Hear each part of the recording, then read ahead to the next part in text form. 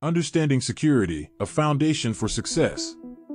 Security is a multifaceted process that involves a continuous cycle of assessment, implementation, monitoring, response, and deterrence. To effectively contribute to a security team, it's essential to grasp the fundamental concepts that underpin security functions. This includes understanding the importance of compliance factors and best practice frameworks and guiding the selection of security controls, as well as how different organizations implement security measures across their departments, units, and roles. Building a strong security foundation.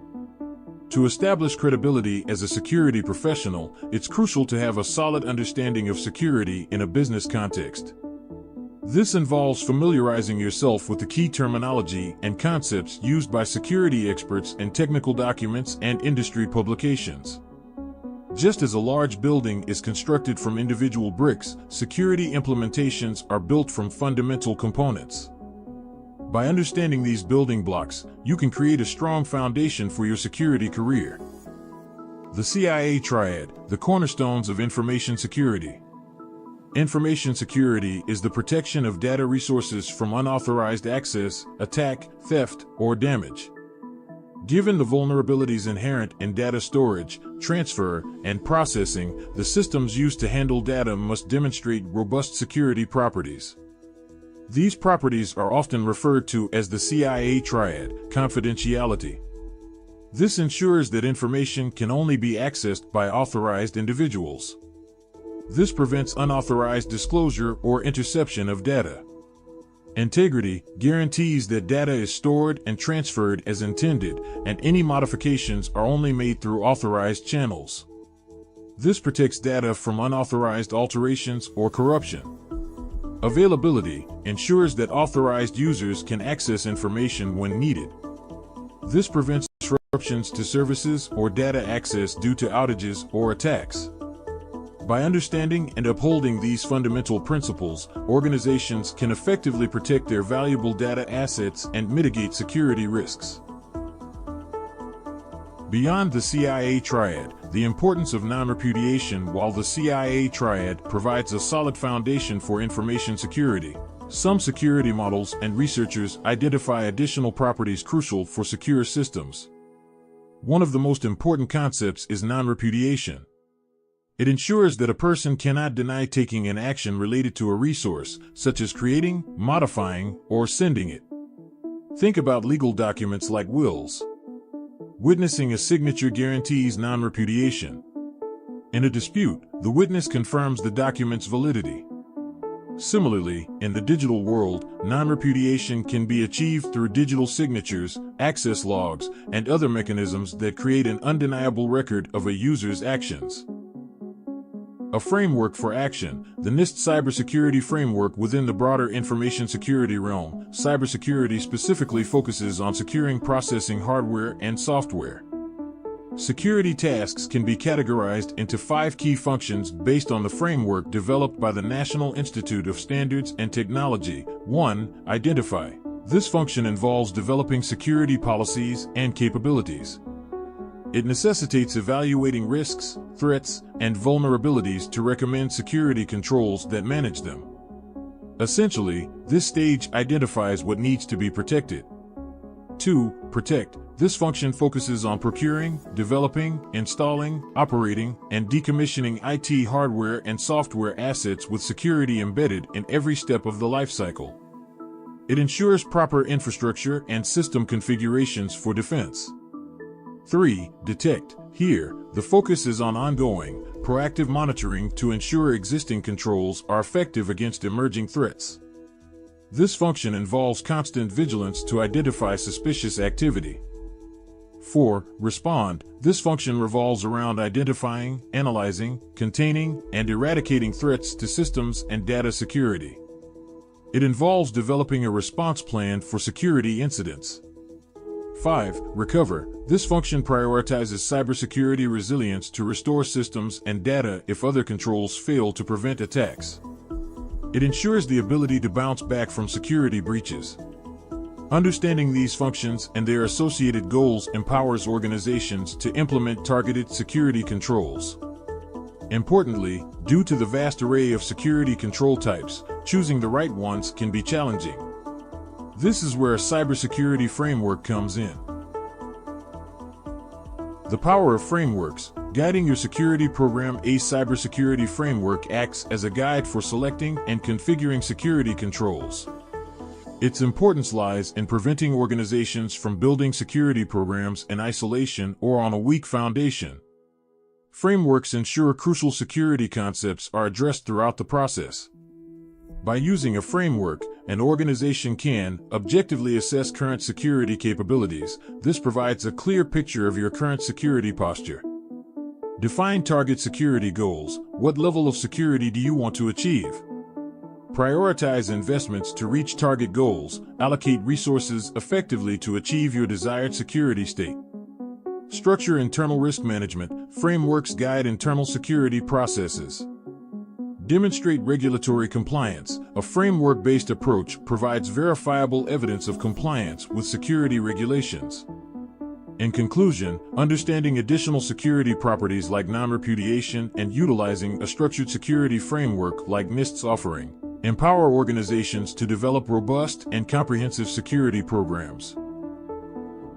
Gap analysis is a crucial process that identifies discrepancies between an organization's existing security systems and the requirements or recommendations outlined in a security framework. This analysis is typically conducted when initially adopting a framework or when aligning with new industry or legal compliance standards.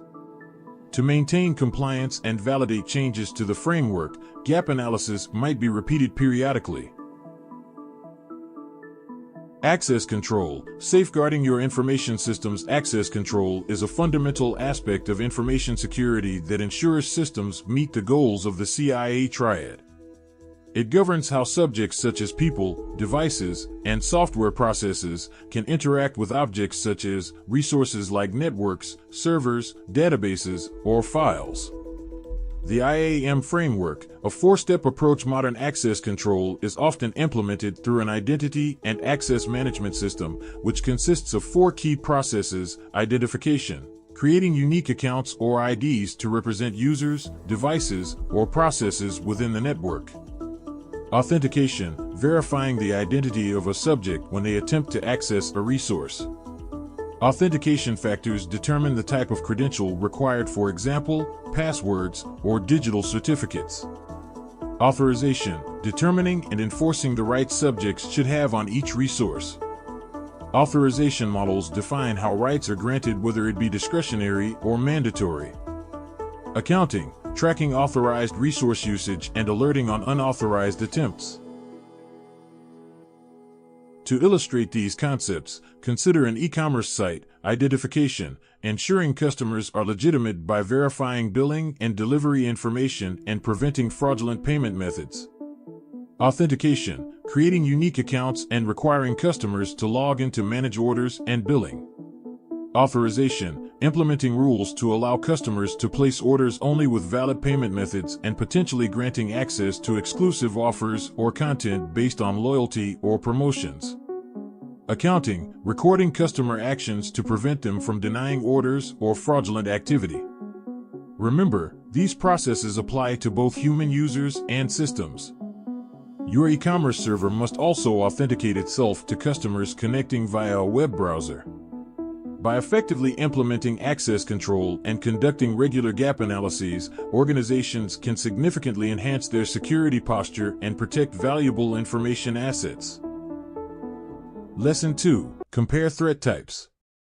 In this lesson, we're going to be suiting up and diving deep into the world of cyber threats.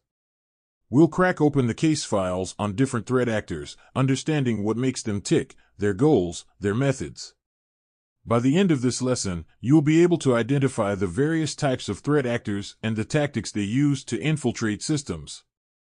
We'll also be going over common threat vectors, which are basically the paths these actors take to launch their attacks. Think of them as the doorways they try to sneak through.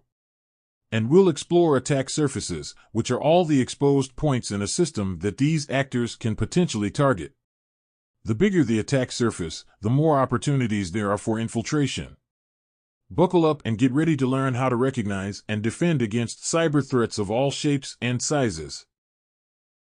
Consider threat actors to be malicious agents, individual or collective, who actively seek to compromise systems. Their motivations can range from financial gain to disrupting operations or achieving political objectives. A vulnerability is a flaw or weakness within a system, application, or network. These weaknesses can be technical, such as software bugs or misconfigurations, or non-technical, like human error or lack of awareness. Vulnerabilities create openings that threat actors can exploit. The threat represents the potential for a threat actor to leverage a vulnerability and launch an attack. The existence of a vulnerability alone doesn't guarantee an attack, but it creates the possibility. Risk is the confluence of the likelihood of a threat occurring and the potential impact of a successful attack. Even with a vulnerability present, the risk might be low if the likelihood of exploitation is minimal. However, a skilled threat actor finding a critical vulnerability significantly elevates the risk of a successful and damaging attack. Threat actors continuously search for and identify vulnerabilities. Once identified, a vulnerability becomes a threat, and the risk intensifies based on the exploitability of the vulnerability and the capabilities of the threat actor. By understanding these concepts and prioritizing vulnerability management, organizations can significantly reduce their cybersecurity risk posture. In the world of cybersecurity, understanding the why behind an attack is just as important as understanding the how. This lesson will delve into the motivations that drive threat actors and explore the methods they employ to achieve their goals through extortion, fraud, and political agendas. Threat actors come in all shapes and sizes, and their motivations can vary greatly. Here are some of the most common. Threat actors may target individuals or organizations to steal financial data or extort money through ransomware attacks. Deception is another key motivator. Threat actors may use stolen data to commit identity theft or create fake accounts for fraudulent purposes. Some attacks aim to cause chaos and disrupt operations. This could be motivated by revenge, competition, or a desire to sow discord. Nation-states may also use cyber attacks to sabotage critical infrastructure or cripple government services. Hacktivist groups use cyber attacks to promote a political or social cause. This could involve leaking sensitive information, defacing websites, or launching denial-of-service attacks to overwhelm a target's systems. Now, let's explore how threat actors achieve their goals through various means. Threat actors may exploit a vulnerability and steal sensitive data. They then threaten to expose this data publicly or sell it on the black market unless a ransom is paid. This is a common tactic in ransomware attacks, where attackers encrypt a victim's data and demand payment for the decryption key. Stolen data, such as credit card numbers or personal information, can be used to make unauthorized purchases or open fraudulent accounts.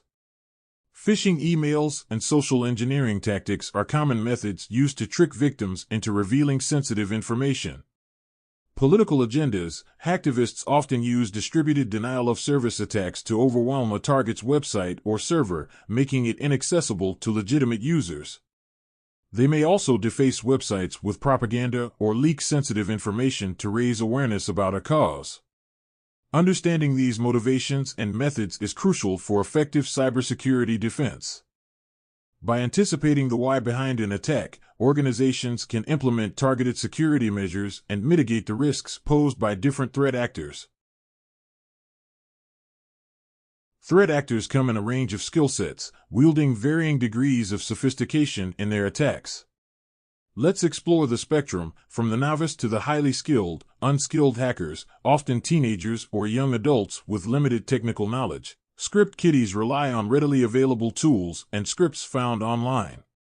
These tools often exploit known vulnerabilities, and script kiddies typically lack the understanding to customize attacks or evade sophisticated defenses. While the damage they cause might be limited, they can still disrupt systems and cause headaches. The hacker term encompasses a broader range of individuals with more technical prowess than script kiddies. Hackers can write their own scripts and exploit vulnerabilities, sometimes even discovering new ones.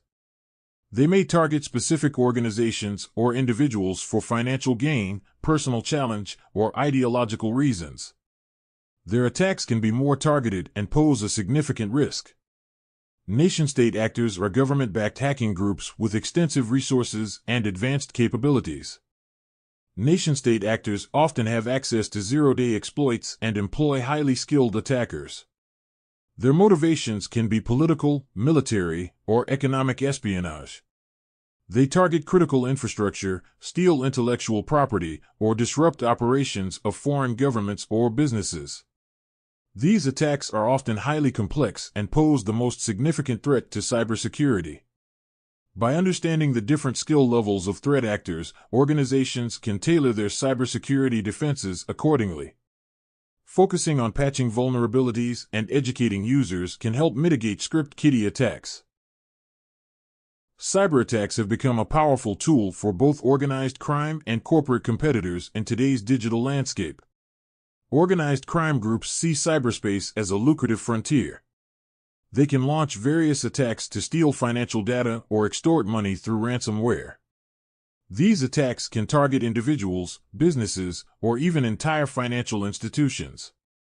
Cyber attacks can be used to disrupt critical infrastructure or businesses controlled by a rival. This can give them a competitive edge or weaken their rivals' operations. Businesses may use cyber attacks to steal intellectual property from their competitors. This stolen information can give them a significant advantage in the marketplace. Attacks can be used to disrupt a competitor's operations, hindering their ability to deliver products or services. This can damage their reputation and market share. Also, competitors may launch attacks to deface a rival's website or leak damaging information about their practices. This aims to tarnish their reputation and sway public opinion. Let's address the threats that can lurk within an organization itself, also known as internal threat actors. We'll explore how their actions, intentional or unintentional, can pose security risks, and delve into the concept of shadow IT, which can create vulnerabilities. Not all threats come from outside the organization. Internal threat actors are employees, contractors, or anyone with authorized access to an organization's systems and data who misuse that access. Some actors are malicious. These individuals deliberately misuse their access for personal gain or to harm the organization. Disgruntled employees or those facing financial difficulties might be more susceptible to malicious actions. Meanwhile, some employees who unknowingly compromise security due to negligence or lack of awareness. Clicking on phishing emails, falling victim to social engineering tactics, or using weak passwords are all examples of unintentional insider threats. Insider threats can be particularly damaging because they already have trusted access. They may have knowledge of security protocols and can bypass controls more easily than external attackers. Additionally, detecting malicious insiders can be challenging, as their actions may appear legitimate at first glance. Shadow IT refers to the unauthorized use of technology within an organization. This can include employees using personal devices for work purposes, downloading unauthorized software, or subscribing to cloud services without IT department approval. Shadow IT creates security vulnerabilities because these devices and services often lack the proper security controls in place. For instance, an employee using a personal device for work email might not have strong password protection or encryption, making it vulnerable to attack. Additionally, unauthorized cloud services may have lax security measures, putting sensitive data at risk. We can combat against this by regularly educate employees on cybersecurity best practices, including identifying phishing attempts, using strong passwords, and reporting suspicious activity. We can also implement strong access controls to limit access to sensitive data and systems based on the principle of least privilege. Data loss prevention solutions can help monitor and prevent the unauthorized transfer of sensitive data. Different attacks exploit various weaknesses in your system's defenses, known as threat vectors. Here's a breakdown of some common attacks and the threat vectors they target. First, there is malware. This malicious software can infiltrate systems through various means, including infected email attachments, malicious websites, or physical media. Once installed, malware can steal data, disrupt operations, or even lock you out of your system entirely. Maybe the most popular is phishing. Deceptive emails or messages try to trick users into revealing sensitive information like passwords or clicking on malicious links that download malware. Phishing is a form of social engineering. This manipulative tactic uses psychological tricks to gain a user's trust and convince them to take actions that compromise security, such as revealing passwords or granting access to systems. As a security professional, it's important to know about zero-day exploits. These are attacks that exploit vulnerabilities in software before a patch is available, making them particularly dangerous. Now, let's talk about attacks targeting network weaknesses. Man-in-the-middle is an attack that intercepts communications between two parties, allowing the attacker to steal data or modify messages. This can occur on unsecured Wi-Fi networks. Denial-of-service attacks overwhelms a system with traffic, making it unavailable to legitimate users.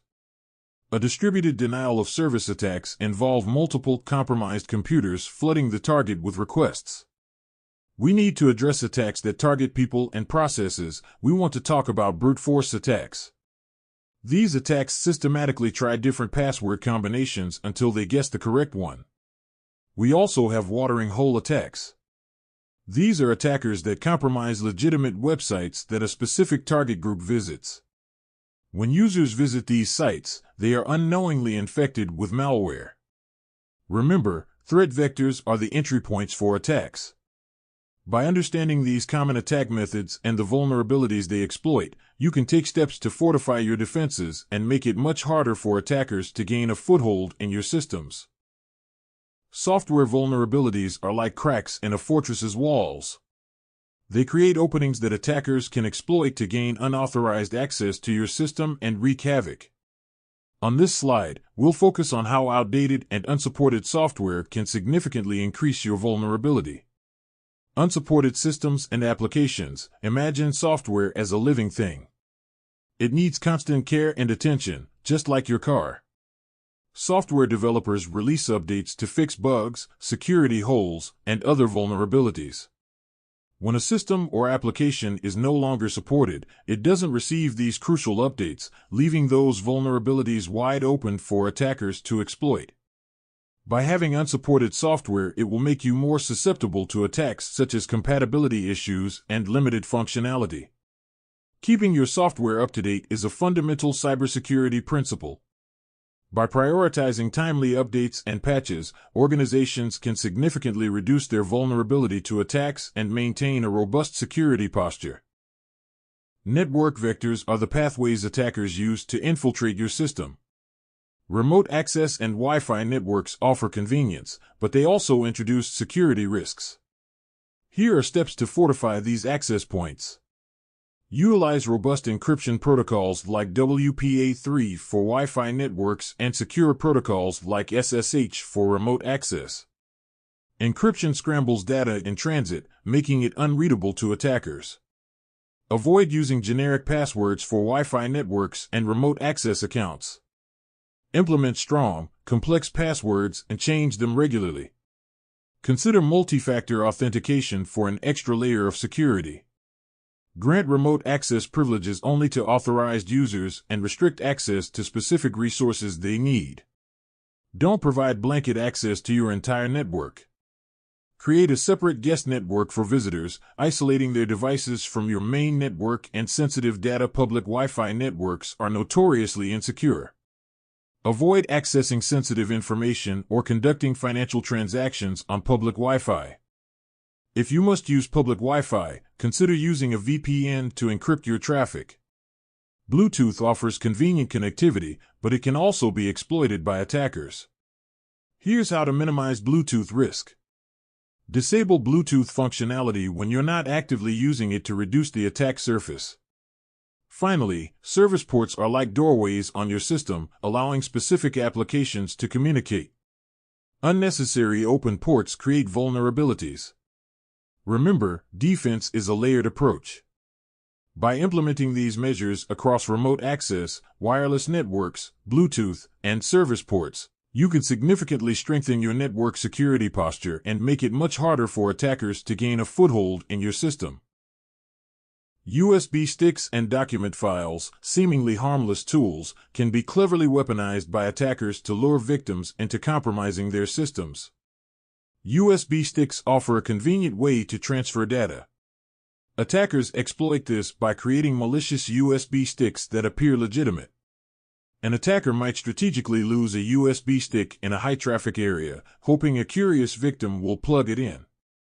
The USB stick might have a label hinting at enticing content like confidential files or top-secret project.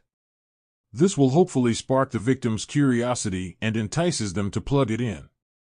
An attacker may also use documents attached to email to lure victims to open them. Documents like spreadsheets or presentations might contain embedded macros and automated scripts. When the victim enables macros, these scripts can download malware, steal data, or manipulate the system. By understanding the tricks attackers use and remaining vigilant, you can significantly reduce the risk of falling victim to these deceptive ploys. Remember, a healthy dose of skepticism is key.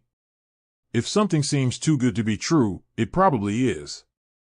In cybersecurity, message-based vectors refer to communication channels that attackers exploit to deliver malicious content or manipulate victims. These messages can take various forms, but the core concept is that they act as a carrier for a cyber attack. Phishing and spam are both unwelcome intrusions in our inbox, but they have distinct purposes and techniques. Phishing is a targeted attempt to deceive victims into revealing sensitive information like passwords, credit card details, or personal data. While on the other hand, spam is an unsolicited bulk of email messages, often promoting products, services, or scams with a low level of personalization. Phishing can be targeted or generic. Some phishing attempts personalize emails with your name or other information to appear more convincing. However, mass phishing campaigns might use generic greetings and templates. By understanding the key differences between phishing and spam, you can be more vigilant and protect yourself from these cyber threats. Always be cautious of unsolicited emails, don't click on suspicious links or attachments, and be wary of emails that create a sense of urgency or pressure you to act. A supply chain attack refers to the potential weaknesses in the various stages a product or service goes through before reaching the end user. Attackers can exploit these vulnerabilities to gain unauthorized access to a target organization's systems or data. Attackers can tamper with software during development or introduce malware into updates. A famous example of this is the SolarWinds supply chain attack of 2020. Attackers can infiltrate a vendor's system and inject malicious code into software updates, products, or even physically tamper with hardware. Once in the system, this code can then be used to launch attacks on the vendor's clients. Imagine a fortress of firewalls and encryption guarding our digital treasures. Social engineering, however, possesses a master key. It's our inherent desire to be helpful and our ingrained trust in authority. It exploits these chinks in our emotional armor, tricking unsuspecting users into granting access or spilling secrets that no firewall can prevent. Think of it this way: security is a chain, and social engineering preys on the weakest link, which is people. A single manipulated click on a poisoned link can render the most formidable security system powerless. Social engineers are the chameleons of the cyber realm, constantly adapting their tactics. They morph into familiar figures, donning the masks of IT personnel or colleagues to gain our trust. They weave urgency and scarcity into their tales, creating a sense of panic that clouds our judgment. Imagine frantic warnings of compromised accounts or fleeting offers that vanish like smoke. Fear itself becomes their tool, wielded like a serpent's hiss, threatening job security or legal retribution to force compliance. This ever-evolving serpent sheds its skin, constantly refining its methods. It devours current events and social trends, spinning them into believable narratives. It may target specific individuals or tailor its approach to the unique culture of an organization, like a master mimic blending into its surroundings. Typo squatting, also known as URL hijacking, is a deceptive trick in the digital world that preys on our misspelling mistakes. Imagine you're on a quest for buried treasure online, but instead of a map, you have a website address. Typo squatters take advantage of common typos and register domain names that are slightly misspelled versions of popular websites. Before setting sail on your online adventure, take a moment to double-check the website address you're entering. Make sure it matches the intended website exactly, letter for letter. While typos happen, being mindful of your typing can help avoid falling into the typo squatting trap. Slow down and pay attention to the letters you're hitting on the keyboard.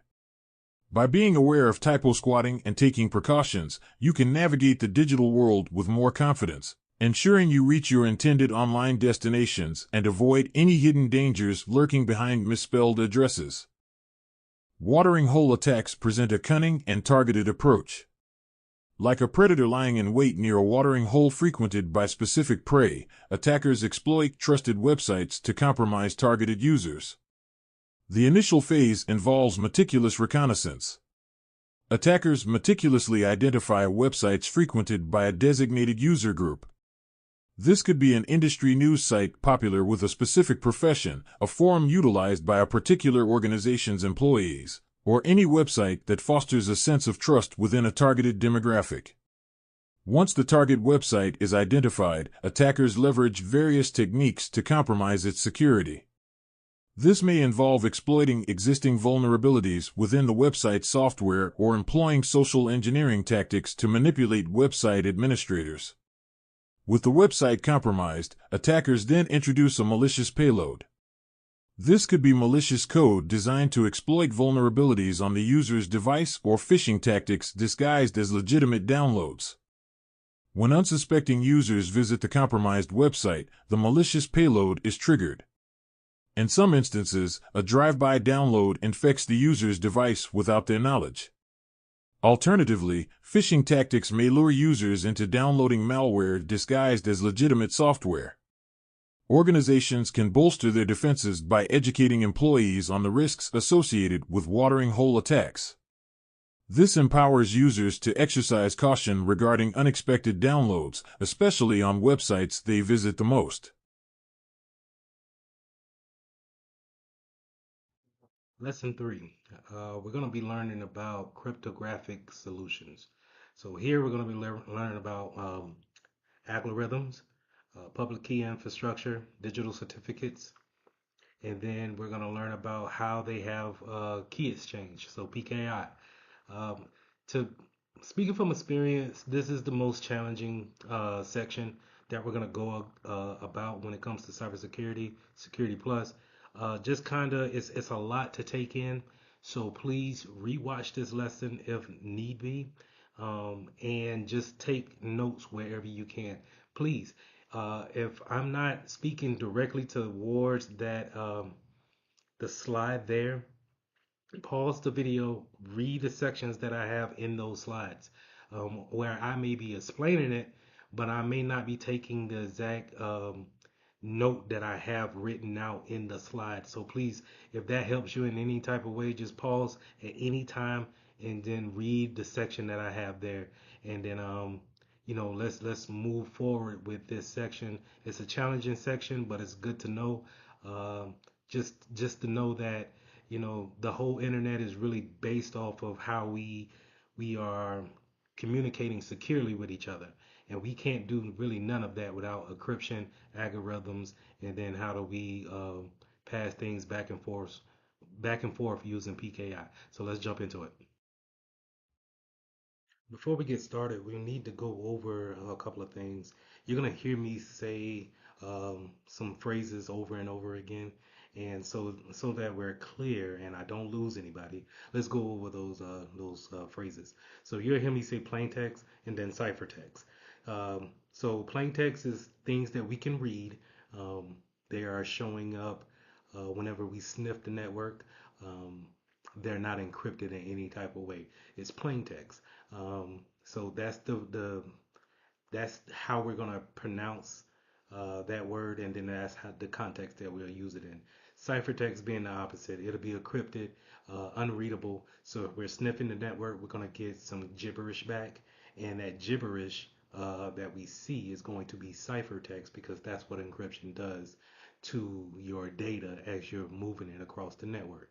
So to go back to plain text, if we're moving that same data across the network and it's plain text, then I should be able to sniff that network and then see it. So if you're moving your password across the network in plain text, I should be able to see that password. Same thing as if you were to move a certain message in plain text, I should be able to see that if I'm sniffing the network. Ciphertext, not. It has an encryption to it, and it's encrypted to the normal sniffer. All right. When I say normal, it is possible to take that same encryption, and then if I had the algorithm and then the key, then I can reverse engineer it and then change it from ciphertext to plain text. Okay. So I already said the word algorithm. Algorithm is a mathematically a mathematic problem that allows us to take plain text and change it into ciphertext. So the algorithm could be nothing like your average algebra that you learned back in high school. It's more sophisticated than that, and it's already pre-done for you. But we have different algorithms that are applied to different data sets, and then those algorithms are either um, used to apply encryption or used to decrypt uh, to change out of the encryption back into plain text. And then cryptanalysis is just the analysis of cryptography, just the kind of the breakdown that we'll get into the block size, the bit size, um, being able to know the key length, the algorithms used, how many times are we going to repeat certain algorithms over and over again. This is the analysis of it. So just know that whenever I use the word cryptanalysis, it's just pretty much this is the in-depth um, study of cryptography. In addition to those terminologies, um, in encryption, you also hear these characters brung up in a storyline, and they want to communicate securely to each other, but you have a adversary kind of sniffing the network, and I want to bring them to your attention as well. They're going to be named Alice, Bob, and Mallory. So Alice and Bob is co-workers, and they want to send some type of email towards each other, and they have sensitive information in that email. And in order to do that, they want to securely transport keys from one individual to the next. Alice wants to send her private key, or will use her uh, private key to encrypt something, and then Bob will use her public key to decrypt something. And we want to keep that message away from Mallory, who is attempting to observe the traffic, um, without them knowing. So, just wanted to bring that up to you.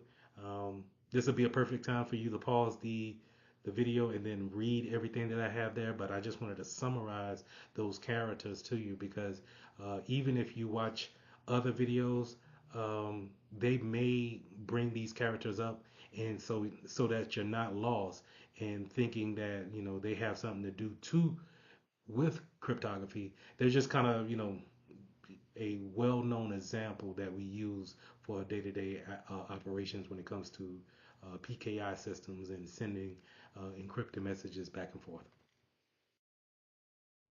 When talking about encryption, you're going to have two of them. You're going to have asymmetric encryption and then symmetric encryption. So here we're going to talk about symmetric and the different types of symmetric that we are going to use. Symmetric is normally a faster encryption. So that process that we're going to use to take that plain text, turn it into an encrypted text, and then send it across the network, is typically faster with a symmetric encryption. It's going to typically use one key where we encrypt it with one key and then we unencrypt it with that same key. So that's easy to do and it's easy to transport. Uh, Now, with the two that we have here, we have substitution and then transposition. And what that means is that within that algorithm, um, substitution means that we're going to change different uh, elements of that process. So substitution, we're going to take, if it was, let's say, uh, a B within the algorithm, we're going to take that B and substitute it with the X. And, so for anyone who may be snooping or trying to break and do crypto analysis on that particular algorithm, they'll see that we not only had a algorithm that, you know, they thought it was a B, but we substituted it, and they're not familiar with the new algorithm that we put there because we're using something different, totally different, which is just a substitution. Transposition, on the other hand, is that we keep that process, we keep that algorithm, and we may shift um, elements from left to right, but we're not replacing the element altogether. So the best way I can really put this into a visual is when you think about I think about a algebra problem where it has a plus b equals c. Um, in substitution, we're going to take that b out and we're going to say a plus d equals c. And so now it changes up that whole problem, right? Whereas transposition, we're going to say A plus B equals C, and we're going to use a transposition algorithm where they're just going to shift that A to the B and shift the B to the A, but it still equals C. Okay, so I hope that was a good breakdown of how we're using symmetrical encryption. Remember, symmetric encryption is going to be a faster encryption, something that we use for streaming in the real world, streaming videos, things of that nature, and over a encrypted network. So it's a quicker encryption versus asymmetric, and we'll get into asymmetric later. In this diagram here, you see what I was explaining in that last slide is that in symmetric algorithms, we're going to use that same key. It's just the problem is that when Alice wants to communicate with Bob, she's going to have to give him that key. Um, and then when you think about it in the real world, how am I supposed to give you a key securely? You understand? So do I walk down to your office and give you that key? Yeah, that's possible. That's plausible, right? But say if you live in a different city, a different county, do I call you over the phone and give you that key, and then encrypt it and then let you unencrypt it once I give you after the phone call? Is that so secure? Mallory may be listening on the outside of my office, copying down the phone call that we're having. So that could be it's feasible, right? It's just not efficient. And so when we're thinking about on a one-on-one scale, it's easy to have one key and then we share that key however we want to share that key. Um, but a lot of times when we're working with um, hundreds of people, if not hundreds more of external people, we need to have more keys if we're going to and talk securely. Okay, so this is where asymmetric could come into play, where asymmetric is more secure and it's more scalable than symmetric keys. Symmetric algorithms. So just keep that in mind. That's going to be very, very. I'm pretty sure that's going to come up somewhere somehow. That symmetric is good and fast, but it's not scalable. So it's not necessarily one. You don't want to use that for, let's say, 100 people, because when you think about it, everybody's going to need a key for every message that they will want to send out, and then you will need to make sure that you have a process to give those keys out in a secure manner as well. So every algorithm is going to use a key in order to make that algorithm more secure. So a lot of times you'll hear me say um, that we have algorithms, but then they have keys within them that make them unique. And that's an important part when it comes to making sure that we have some type of security and that other people know what type of algorithms that we're using, but they don't need to know the keys on which we are making those things secure. So think of it like, it's what makes your algorithm unique to your business. So it's it's a often practice that the key length be lengthened as well as salted, having variety of things put into it in order to make it even more unique. And the reason why we want to make these things unique is because we want to increase the factor of it not being guessable. So whenever someone is trying to hack that encryption, that algorithm, they can know the algorithm. That's fine. If it's a RSA algorithm, that's fine. But if they don't know the key, such as did we use a three length key in order to we ran that algorithm 3 times, or did we run it 16 times? When we add that key, it then brings on a more longer period for them to actually crack it. Okay. And so the more we lengthen our keys, the more we put on a factor of it being unguessable.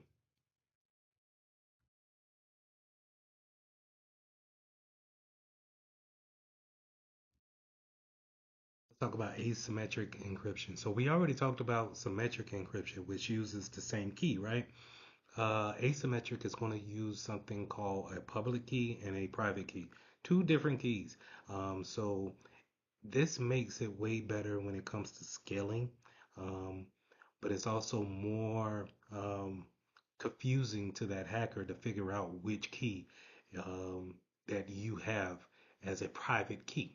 Okay, so we're able to send messages out securely using our public key. Using our public key, but then we're able to decrypt any type of thing using our private key. And the reason why these keys can actually talk to each other, similar to the symmetric key, is because they're mathematically related. Okay, so they take very large prime numbers and they put those into the algorithms, and then they come up with a public key and a private key, um, and they name them accordingly. So that private key is meant for you only, and then that public key is something that we can put out there for anyone to see. And the prime, your more best, the best example that I can give you is on a certificate that you go onto a regular website, you look at those certificates, and you can see the public key of that website that you're going to. So that public key is there for anybody to um, take and then know that if I wanted to encrypt something, that I can use their public key and communicate with them securely. Okay, so um, it's a way better way to scale. We don't have to give everybody two pairs of keys. We can give you one pair of key, one key pair, and then we are going to take that and tell people to use your public key whenever you want to send something to you securely. So remember that is that symmetric keys, we're using two keys of the same key, right? I use my key to encrypt as well as decrypt, but in public keys, we're gonna have two keys, two different keys in there, public and private. So you can see here on this diagram that this is exactly how uh, key pair works, PKI. So they're going to, Bob's going to create his own public key and then give it to whoever who wants it, right? But then he's going to create another private key. And whenever you want to send something encrypted to him, you will use his public key in order to encrypt it. Once he receives that encrypted message, he will use his private key to unencrypt it. The reason why they talk to each other is because they're mathematically combined. They're drawn to each other that way, right? So I can give you my public key. That's no problem. And Mallory cannot decrypt it because in order for her to decrypt it, she just can't use my public key again to decrypt the message that was encrypted by my public key, right? She has to use my private key. So out of all of this, just remember that we never give away our private key, but in order to have people encrypt things for us, we give away our public key. Okay, and the name suggests it all, and just keep those things in mind. So whenever you want to talk securely to someone, you're going to use their public key in order to encrypt that message. Once they get it, they'll decrypt it with their private. Hashing. Hashing is similar to algorithms and encryption, but it's not. Okay, so what we're going to do is we're going to take a sliver of data and we're going to apply an algorithm to it, and we're only using this for integrity reasons only. So we're going to use that and we're going to make something similar to a fingerprint, something that's very unique to that particular data. Okay, so whenever we are taking a hash of something and we want to verify if it is truly what it says it is, then we're going to take a hash and compare those hashes.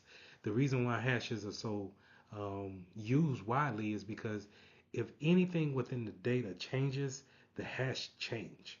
Okay, let me say that again because maybe I mashed everything up with my words. If anything within the data, the document changes, I don't care if it's a changing a capital letter to a lowercase letter, adding a 3 where there was a 2, putting in a comma, a space. It doesn't matter. Whatever you change on that particular document, if you make any minor change, it will change the hash that is um, computed on the other end of the algorithm. Okay, so that's great for whenever I want to send you something and you're looking at it and you're comparing the hashes and you're saying, wait a minute, this is not the same document because the hashes are vastly different. And and what I like about hashes is that that's what they are. They're not like the hash will come out and it will be one value change. No, it's a complete different hash. So it would look nothing similar to the original hash. And so we use those things as fingerprints to identify if any changes have been made. And they really support the integrity pillar when it comes to the CIA triad. Um, Hashes that you need to be familiar with are here on the slide. The SHA algorithms are very widely used, as well as the message digest. The message digest is going to be that the output that you see, and I should have some a lab that you can go to a website and we're gonna take some documents and throw them in there and make some hashes so you can see the output of taking one large document and throwing it in there and getting a 16-bit hash a hash value out of that, where you could take a 42-page document and get that same 16-bit hash value, or you could take a sentence and get a same 16-bit hash value. So they're very good to use when it comes to supporting integrity, and you need to be aware that it's not an algorithm, it's not encryption, but we do use it for the identification part of a data set.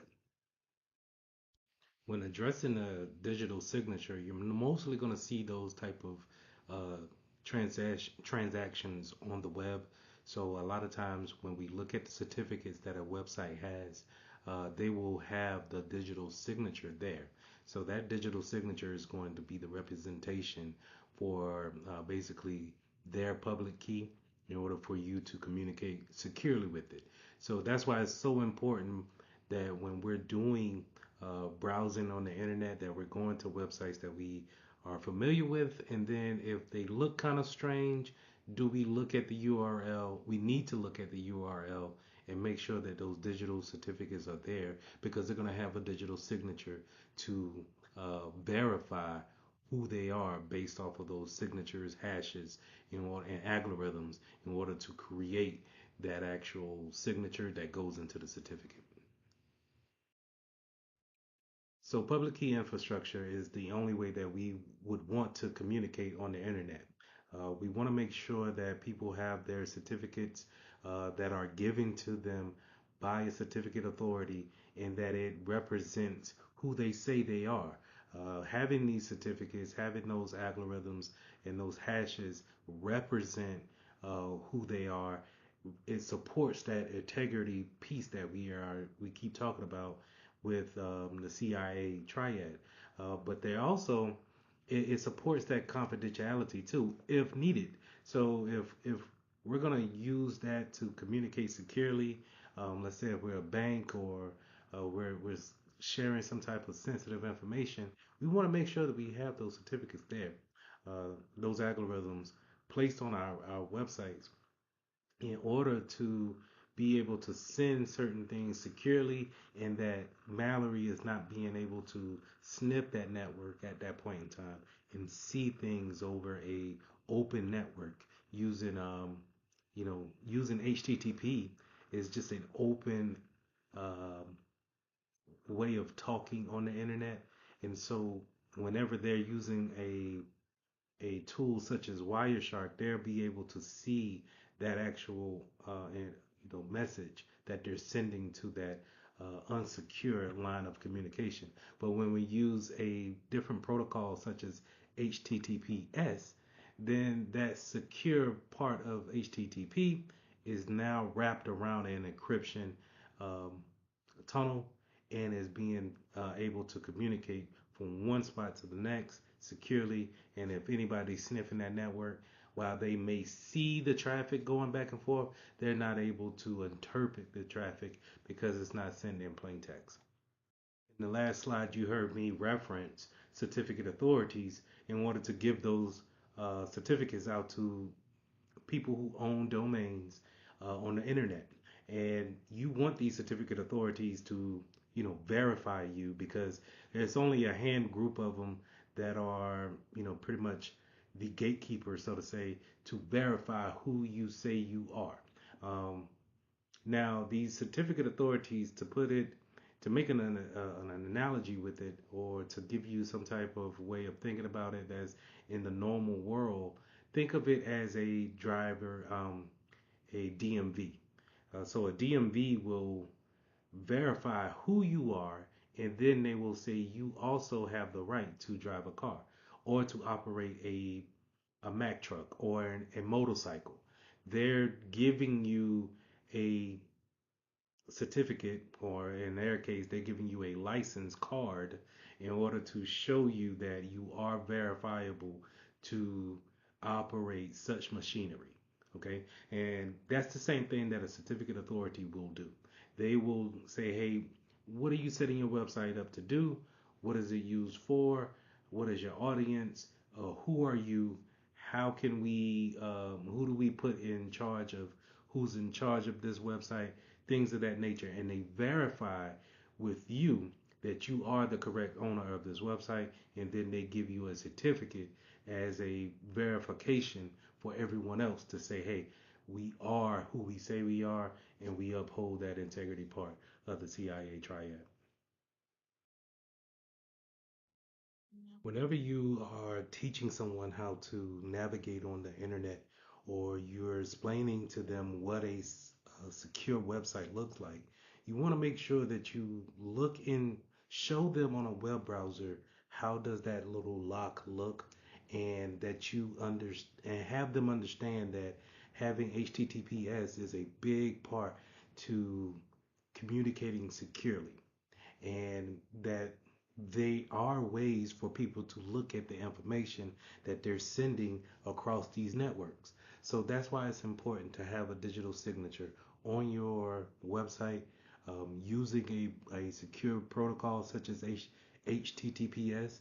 And when you dive into deeper things such as sending packets, not packets, but documents over a website, we want to make sure that they're using other secure protocols such as SSL encryption, and making sure that those things are wrapped up in that tunnel as well. But it all starts with that digital certificate, making sure that it's stamped by that certificate authority, verifying who they say they are. So just when we, as security professionals, we just want to make sure that we relay that to our clients, our peers, we relay that to our family members, whoever's getting on this internet, and then they're actually conducting business or just having fun. We just want to make sure that they get that understanding. Throughout your career, you're going to realize that they're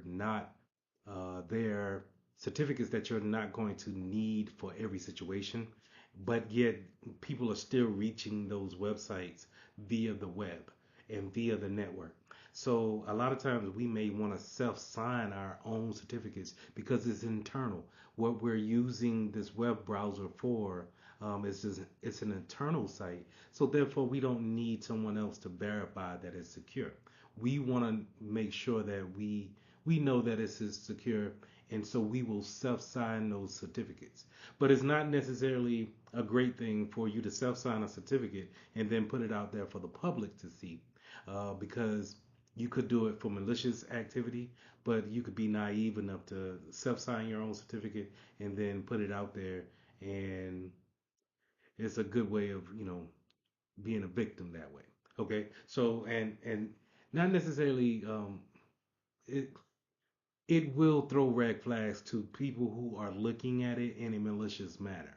Okay, so I don't want to trip over my words and say that it's going to not be hacked or be attacked in any type of way.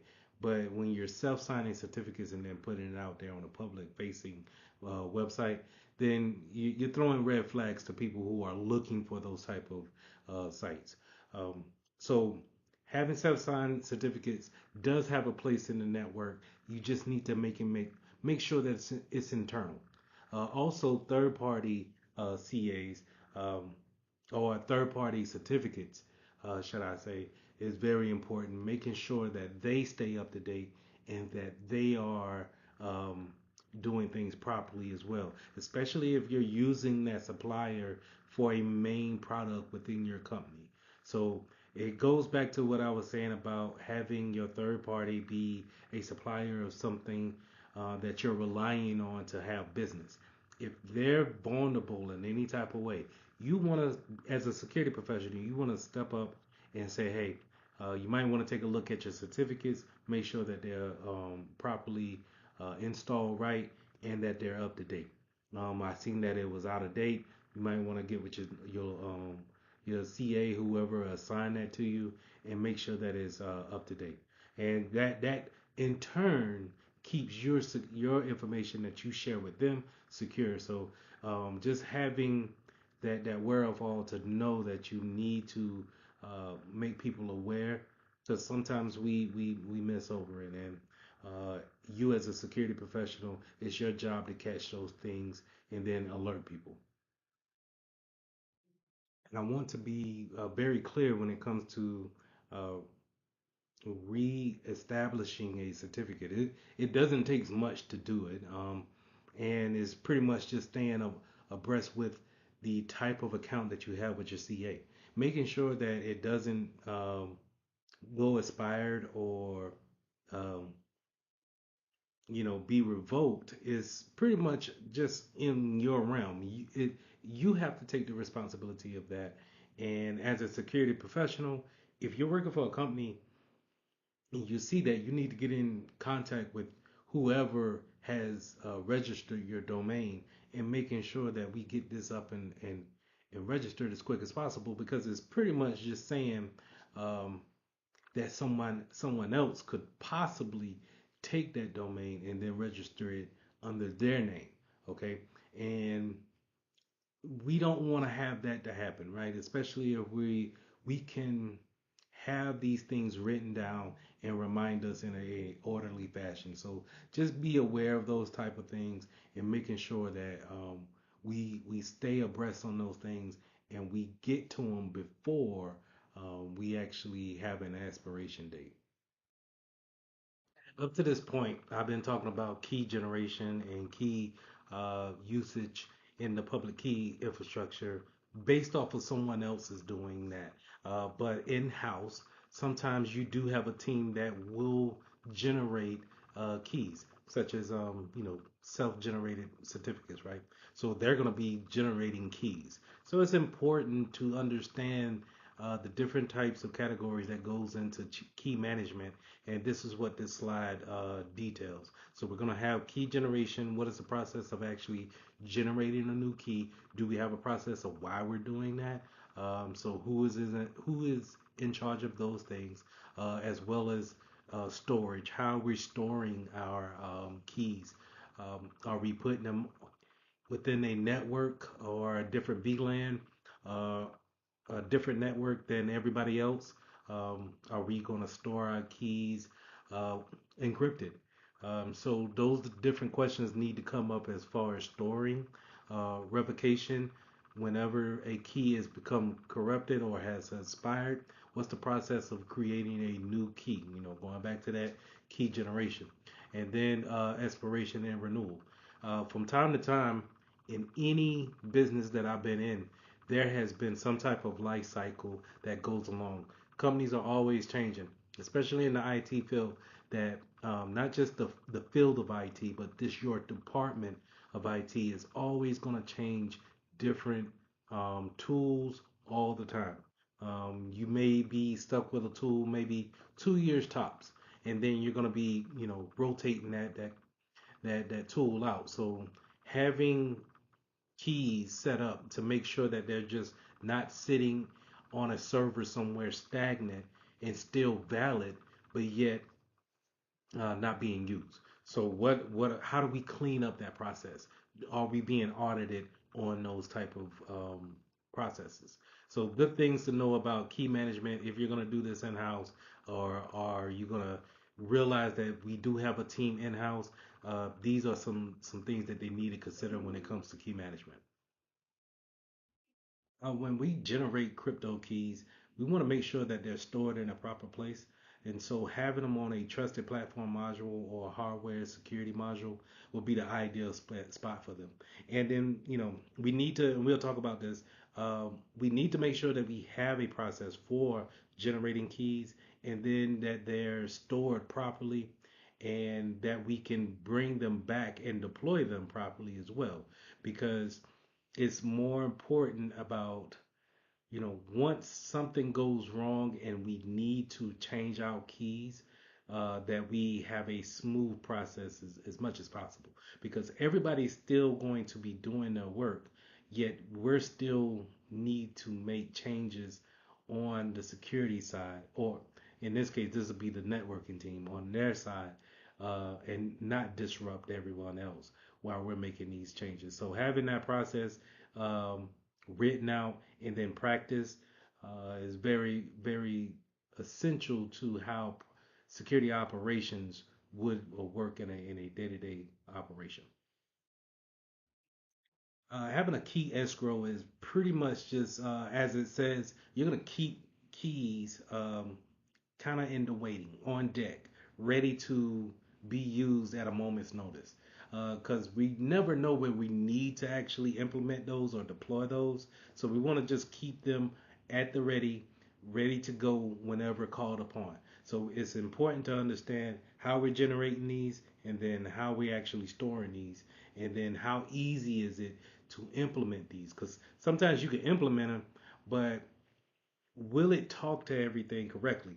Will it when you make changes in the network or to the yeah in the network or in production, there's a lot of is a good chance that you're gonna break something that's already been working.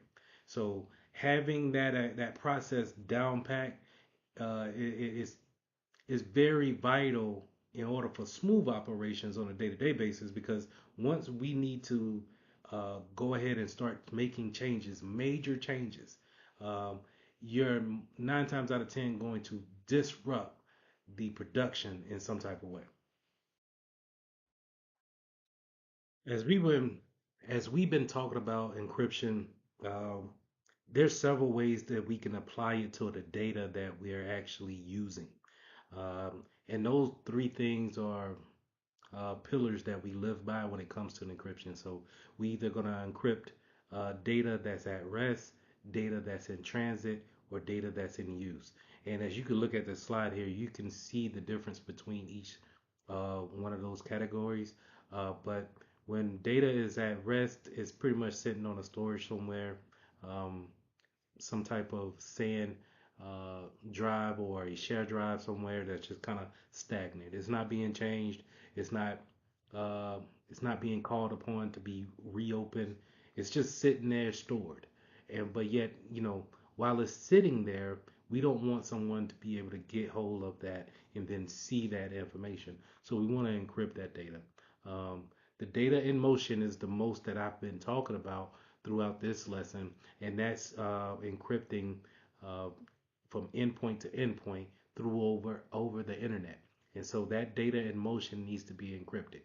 HTTPS, SSL encryption, those type of things creates that tunnel that allows us to keep prying eyes from seeing plain text traffic. And then data in use is when we're actually opening that document up and we're changing things as we speak. We want to make sure that, even if someone is able to see the changes, that they cannot see the actual plain text. So we want to make sure that that data in use is encrypted as well.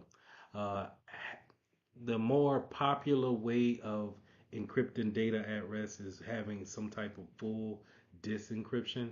Um, you see a lot of, excuse me, you see a lot of this on your mobile devices, but you also have it on a Windows machine and Mac as well, where you can encrypt a whole hard drive. For Windows, I know for sure it's called BitLocker. And once you encrypt that whole hard drive, it's going to ask you to log into that encryptor every time you log into your computer. And before it actually gives you the profile page to where you log into your profile, you're going to always need to log into that that BitLocker piece. And then it's going to allow you to log into your profile. So keeping those things in mind for the exam is going to be important. But the one thing that I want you to take away from this slide is those three pillars: data at rest, data in transit, and data in use. We all want to use encryption on those factors. To reiterate the things that I've been saying in the earlier slides of this lesson, um, having encryption on your data traffic is so important to have, and it is something that you always need to bring up if you don't hear it. Just to kind of, it should be taken as granted that we're using secure methods in order to have a secure network, but you want to check with your networking team if you haven't heard anything. Maybe you want to ask a question, hey, what type of SSL encryption are we using? What type of TLS encryption are we using? Um, are we using IPsec? Are we using a VPN connection? These type of things. And maybe you don't have to word it like that, but maybe you say, what version are we on? And in order to spark the conversation to see if there's something that we're actually using. And if, if you'll be surprised if you're not using something. And then you want to, as a security professional, you want to coach them in the right direction of saying, okay, since we're not using this and this is how we're operating, the more secure method is to provide a VPN concentrator in here. So I'll go and look up a vendor that offers that service, and then we'll look at the pricing on how much to bring them on. Okay, so but it's always important to have those things in place. We just don't want to assume that we're automatically using it. We do, as security professionals in this field, we want to know for sure what are we using, and then how are we using it, and what is our plans for the future. Are we gonna keep it, or are we gonna go with a different vendor? Are we gonna go about it a different way? Because maybe we might change the model of the business model, and we may not need a VPN access anymore. So those are things to keep in mind when it comes to encrypting that data over the network. Another interesting fact about creating keys is the process of salting and then stretching the key. These processes, while you don't need to know how to conduct them, it's important to understand that it's being done, so you can ask the proper questions to make sure that we're doing those type of things. So salting and then stretching the key is pretty much putting randomizations into our key process in order to create a a random key more than a straight processed key. And so when we're throwing that extra bit into that, we're keeping it a guessing game for our hackers to not be able to say, okay, they're using a SHA algorithm, then it should be the keys can only be, a certain amount. If we're gonna throw a salt into it, or we're gonna stretch that key out, then it creates a randomness that you know you would just have to be playing lucky to get it within a certain time frame. Okay, so having these two elements placed into a known algorithm that we have creates a randomness that is going to work for us as far as defending against a brute force attack, where it may take 3 4 days for them to crack an encryption code. It may take them millions of years now because we have added that extra randomness to it.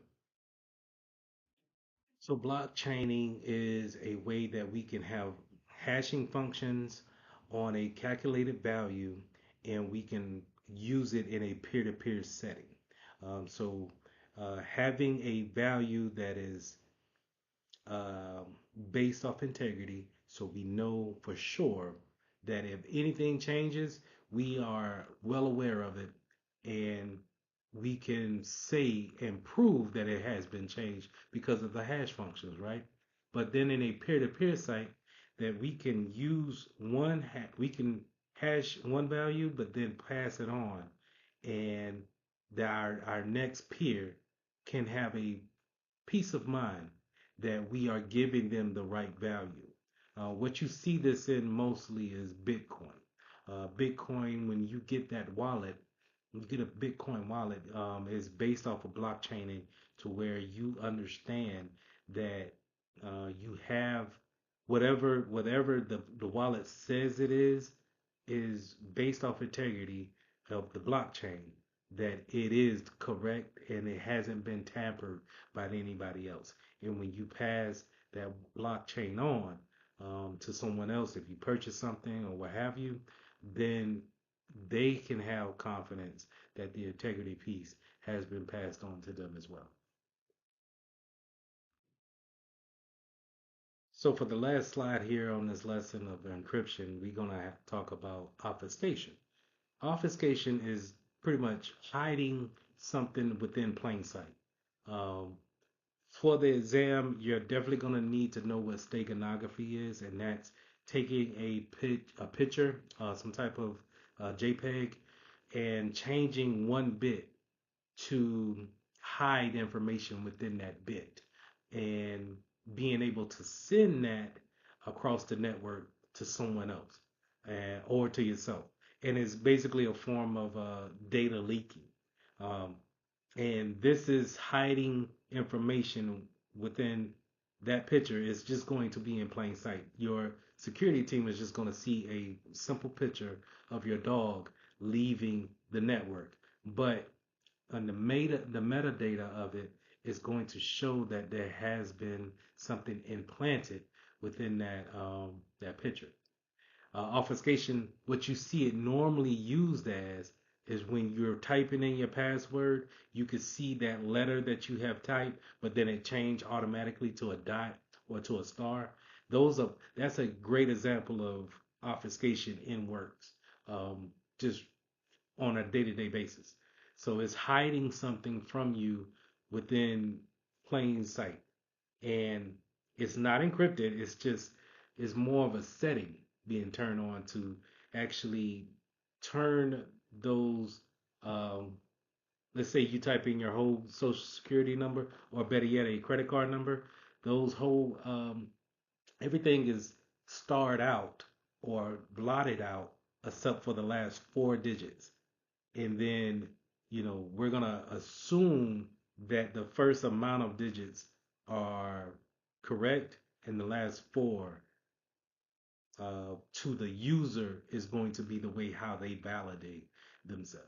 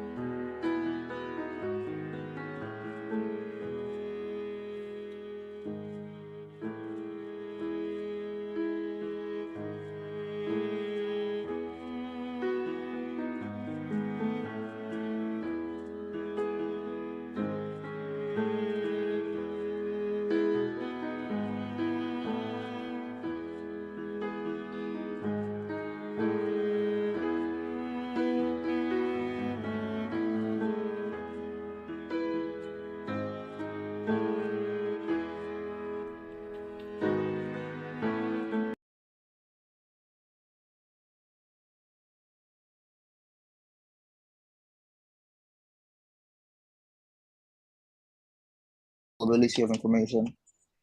Sorry, go ahead.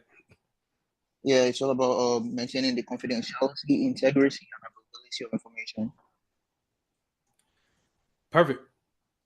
All of those things are true, and it's not just that though. That's a small part of it, and sometimes the worst hackers can be ourselves.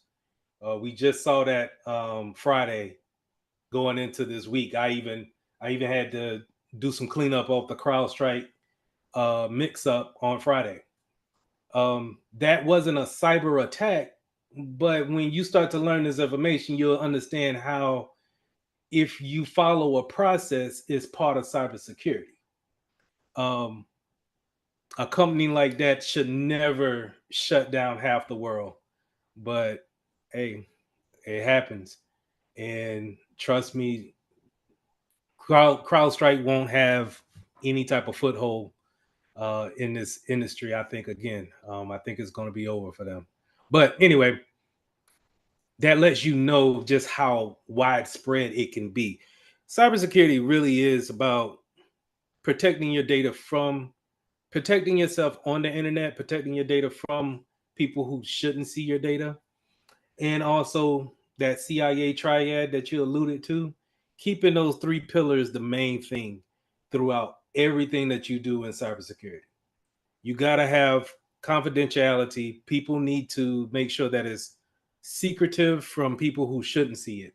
But then you need to have that integrity that if you put $20 into your bank, that bank knows that you put your $20 in there, and it has the integrity of keeping that data the same until you want to take that $20 out.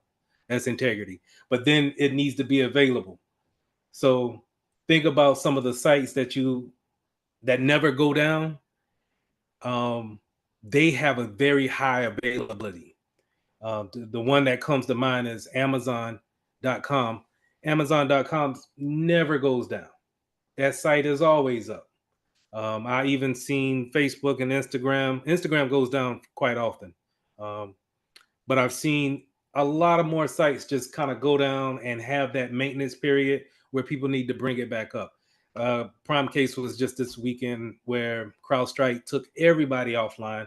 And that's that part of the availability that while it was CrowdStrike's fault, us as security professionals, we needed to have another thing in place in order to keep the business running.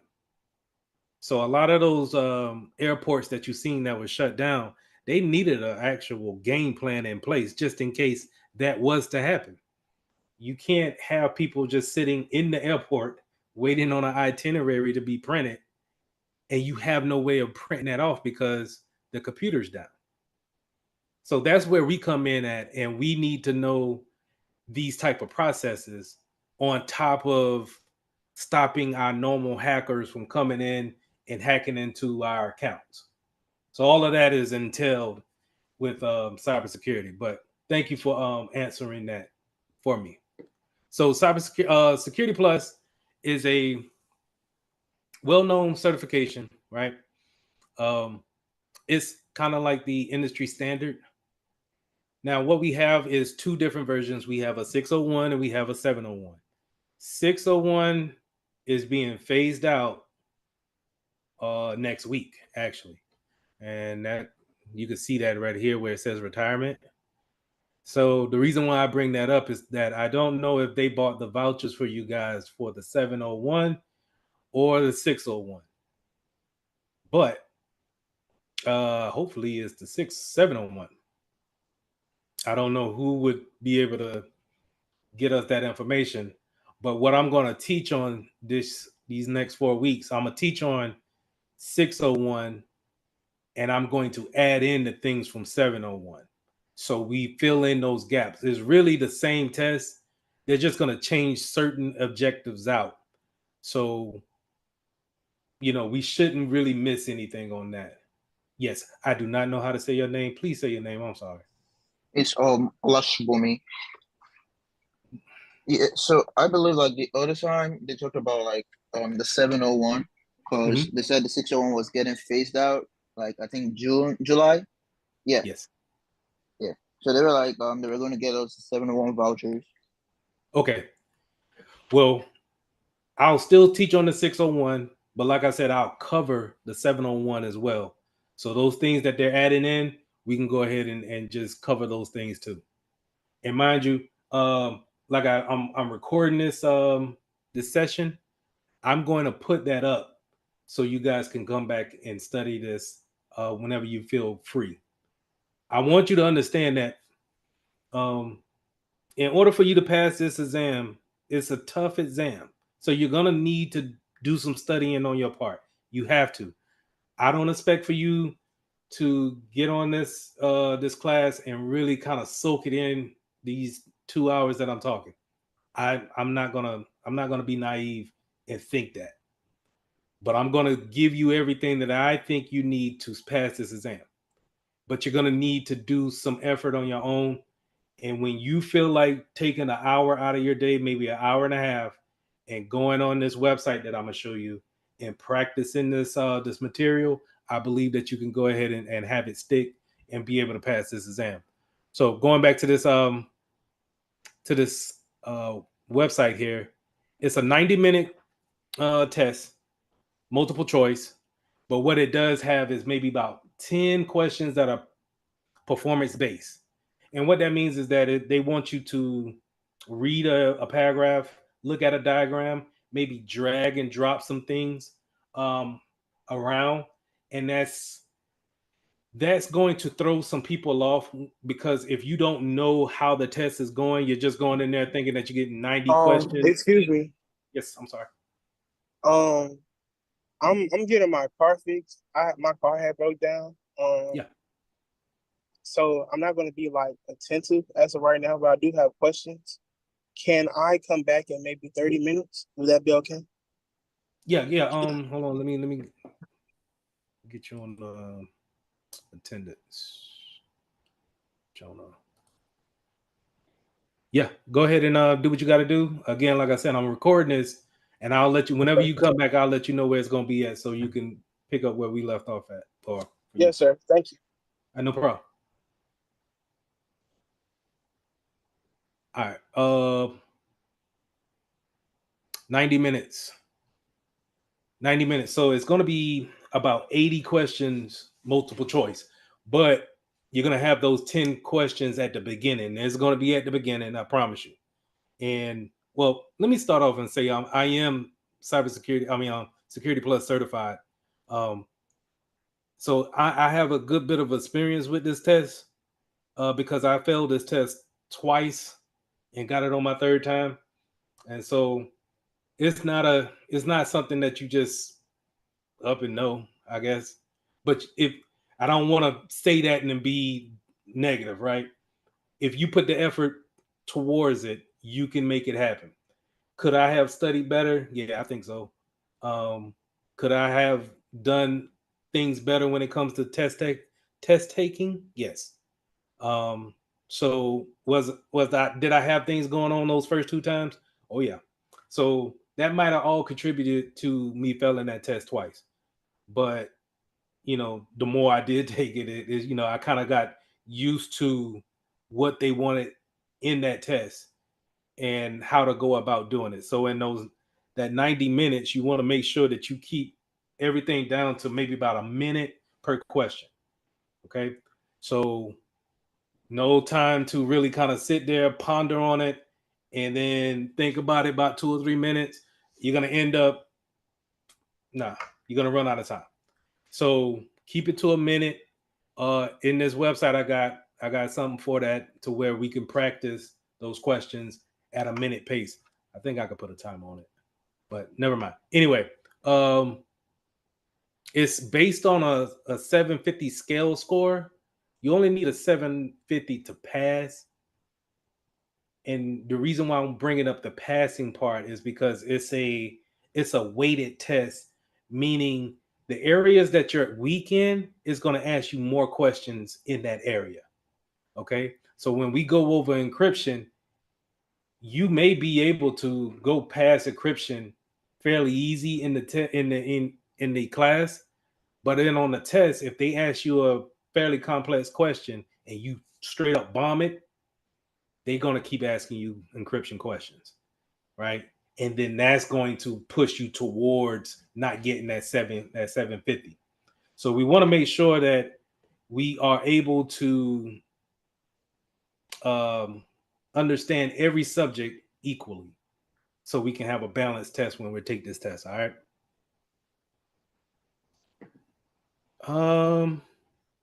Okay, so 601, 607. Okay. So when you guys get your vouchers, I want you to go to CompTIA. This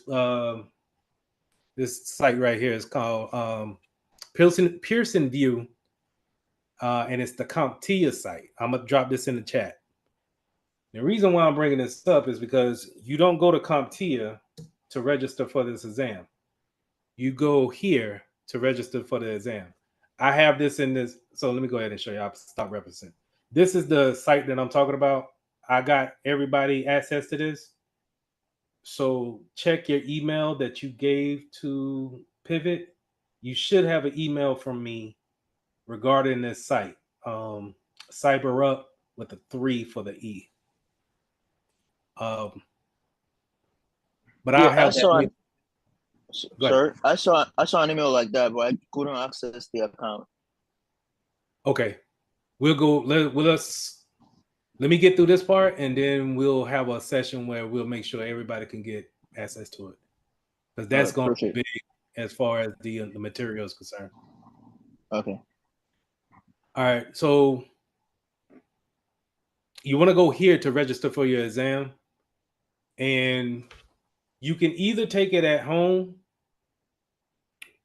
or you could take it in one of their testing facilities. You choose and decide on that.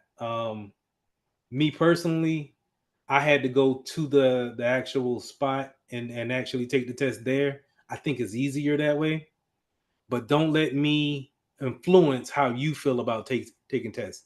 In today's world, you might have you might feel better just to take it at the house. The thing about having a proctor exam, which taking it at the house, right? A proctor exam, they're gonna constantly watch you like that. So you gotta have your camera on, and then they want you to spin your camera around the room, make sure you have everything off your desk, no doors are open. They're trying to alleviate any aspect of you actually cheating. So I don't like that. I think that's an invasive way of privacy, and you don't even really get to see you don't see their face, so you don't know who you're showing that stuff to, in my opinion. But I might be a little paranoid on that. But it is an option. So if you guys want to go ahead and do it at the house, that's fine too. But this is where you'll put in that voucher code, and you'll be able to set up your exam. I would say after our last class, I would say go ahead and schedule the exam. Just go ahead. If you feel halfway decent about the material, schedule the exam, commit to it, and go ahead and take it and see where you're at. Try your best on it. Make sure you study as much as possible.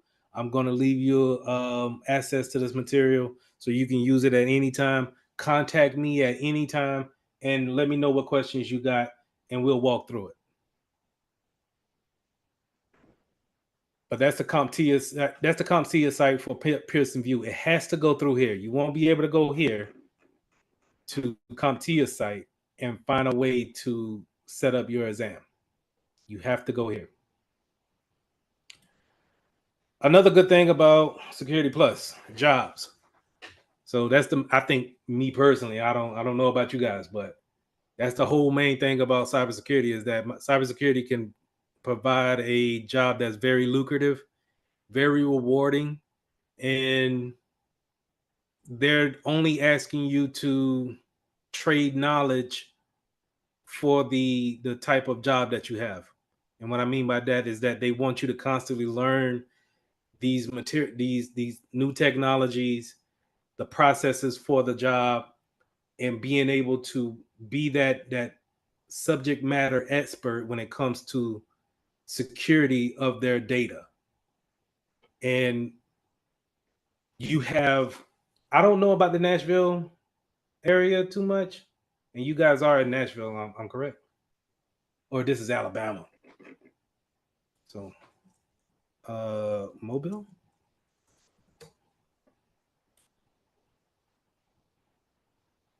My bad on that. I was thinking about the other cohort. So I like to come and find jobs all the time. I did the same thing here.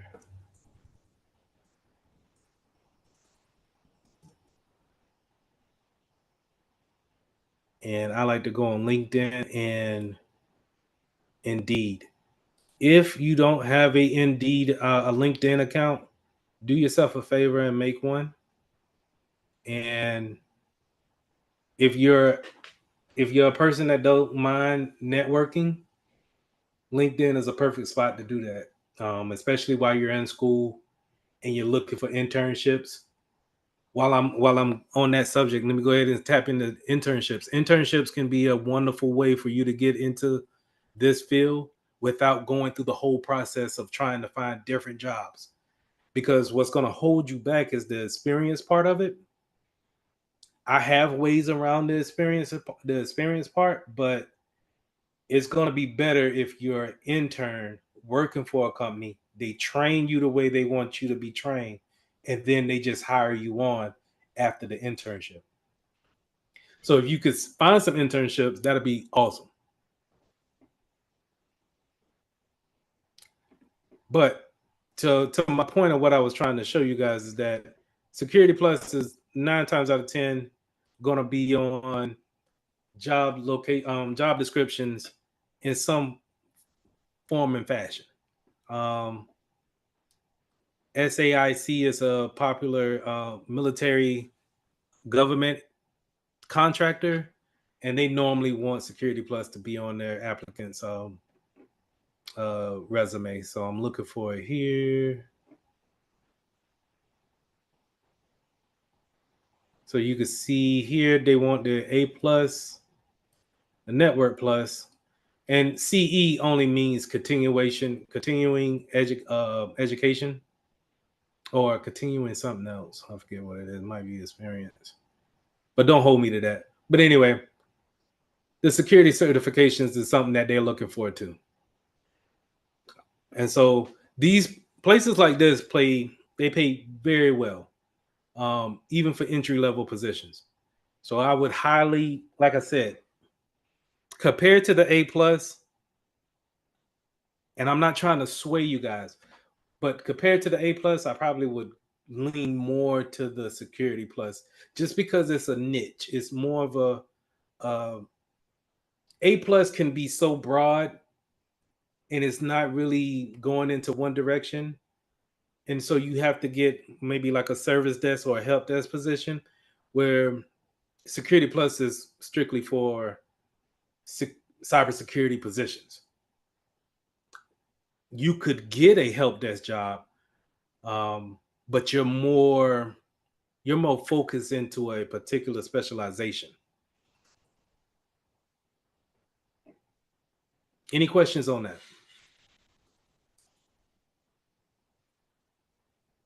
So like I said, LinkedIn is a wonderful spot. Create a LinkedIn and reach out to me, and let's connect. I'm not great at networking, but I mean, I know y'all, so I'll put it in the chat too. So if you want to just go ahead and just make one, and just, if you want to have a connection, hit me up. I'll go ahead and connect. There's no problem. But I think this is also great ways for people to look at others in that field and have direct conversation to them. Let's say this young gentleman, he contacted me the other day, and I don't know him, but if I see something maybe in his biography that I wanted to necessarily talk to him about, or maybe if I wanted to get in the governance and compliance area when it comes to cybersecurity, maybe it's somebody that I can ask, hey, what do I need to study? Who do I need to talk to? Things of that nature. So networking here on LinkedIn is built for that type of networking. whereas other social media sites is more sociable, not really geared for any type of career building. Okay. All right. Did anybody else join since then?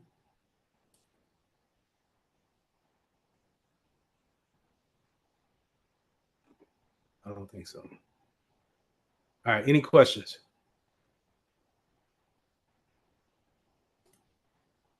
Give me 1 second. Let me go ahead and switch over to CyberUp, and then let's get y'all in there.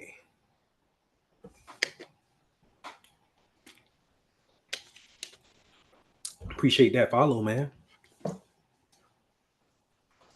All right.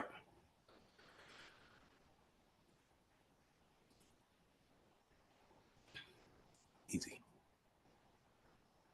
So CyberUp, let's go here to, I need to log out. Who doesn't have access to this site?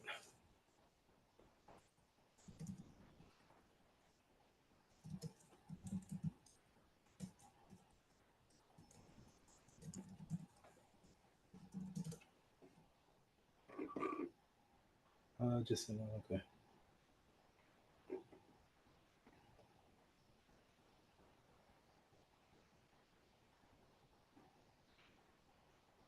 Keith.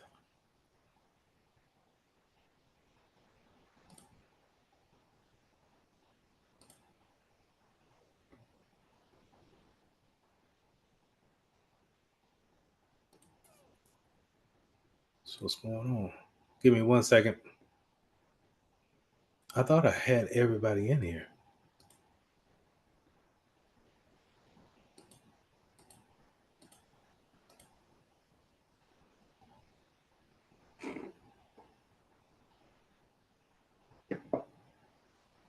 Keith, you see this email right here? Can you check that Gmail account and make sure you didn't see anything come in there?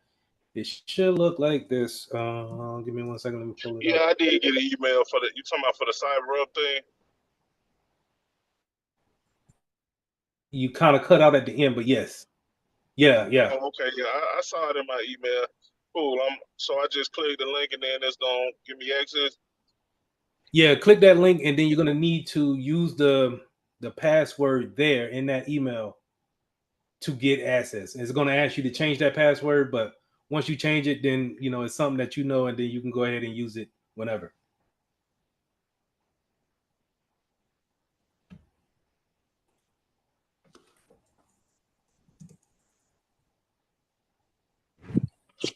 So for the Security Plus, are we eventually gonna get CompTIA as well, like the or are we just gonna stay on CyberUp? I don't know, but I and the reason why I don't know is because I had a login for that, but it didn't really give me the class, if that makes sense, in order to have the material for you guys to follow. And so I was kind of confused on that, and I probably need to get with Dr. Blair about that and ask her, what are we all going to? What is the preferred method for us to use? What did y'all use for the A plus course? CompTIA for Core 1 and Core 2. Can someone show me that? Can they share their screen and show me? Or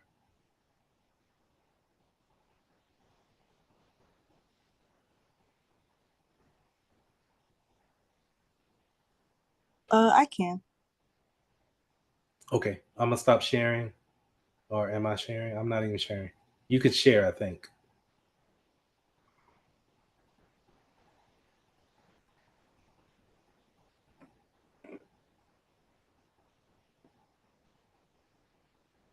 Just give me 1 second. I'm logging in.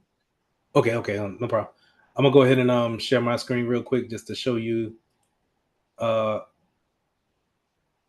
If you got that email from CyberUp, it's gonna look like this.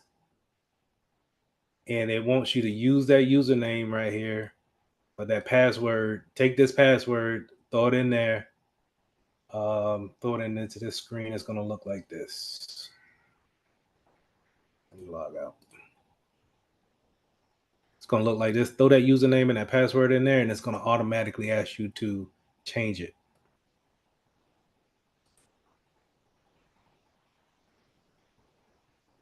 Let me know if I need to send that back to anybody. I just logged into CompTIA. We actually do have the Security Plus on there as well. So yeah. Okay. Do you mind sharing your screen real quick just so I can take a look at it? Yeah, no problem. Thank you.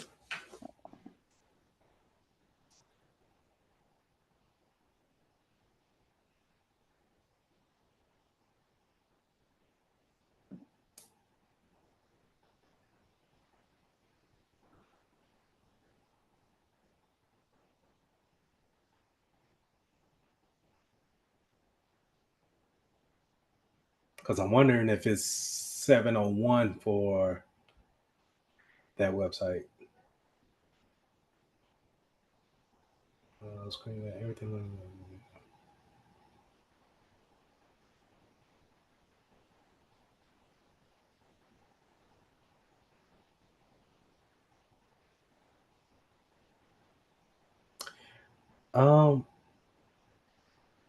Go to lessons.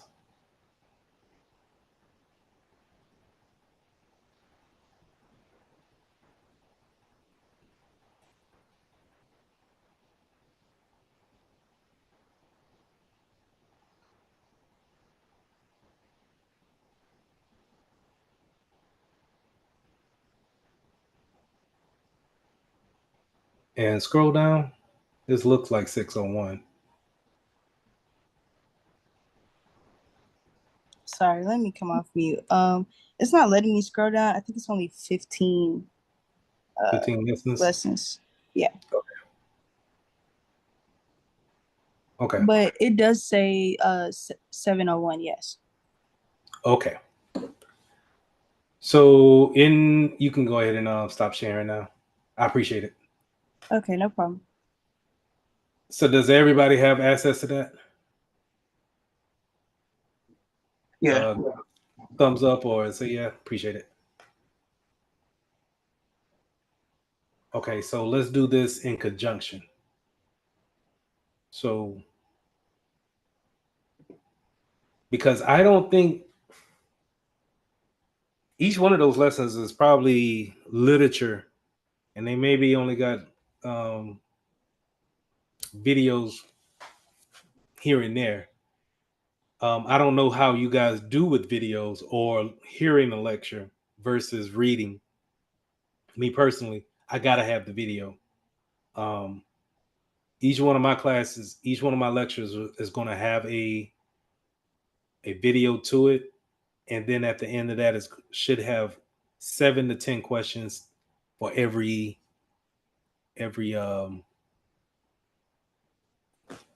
lesson. Let's go back to 15.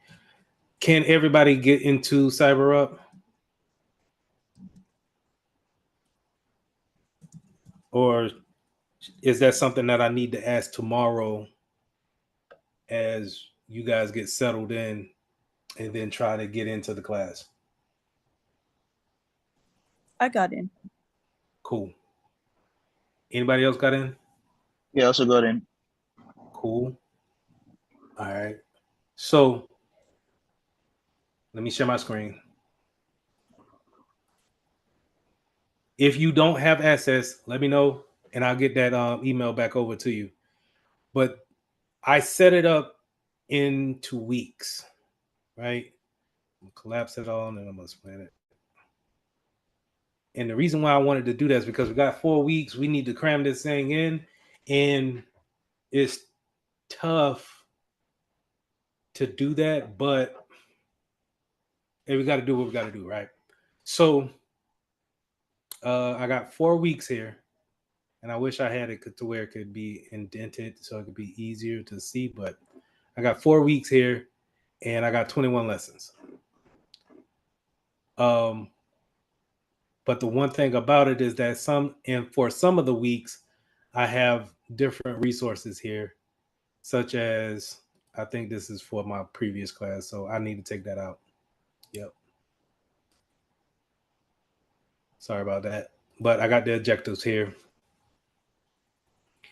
And this is straight from CompTIA 701 objectives. This is everything to cover on that exam. And so a study tip is that if you take these objectives, and it's really only just definitions, if you're able to do the definitions on these types of words, you have a good chance you probably are going to pass this exam. Not saying that this is all about remembering definitions. It's more about, if you know the definition of, let's say, a digital signature, that when they ask you a multiple choice question, you'll know the difference between a blockchain. And so you won't get confused when you're reading the problem that they have. Because the thing about a CompTIA test is that they're gonna fluff this up so badly. They're gonna give you a paragraph, maybe 2 paragraphs to read, and it has nothing to do with nothing. All right, and it gets on my nerves. And they're gonna give you 2 paragraphs and maybe ask the question in 2 sentences. And then that might be that, and by it being 90 questions, it wears on you over time to where you start to try to fly through the exam. And that's where they kind of catch you up too. So, but having these objectives, knowing that, you can look at what a nation state is and how it differs from a hacktivist, or if they're in a nation state, if you can understand what I'm saying on those, then you probably stand a good chance of probably passing this exam. So keep those things in mind. So going back, and I have those in like some of the weeks to week points where I have different resources. I thought I did. Guess I didn't. Well, I'll be putting them in there. But I know for sure each lesson has a video to watch, and then after that video might have some reading to do.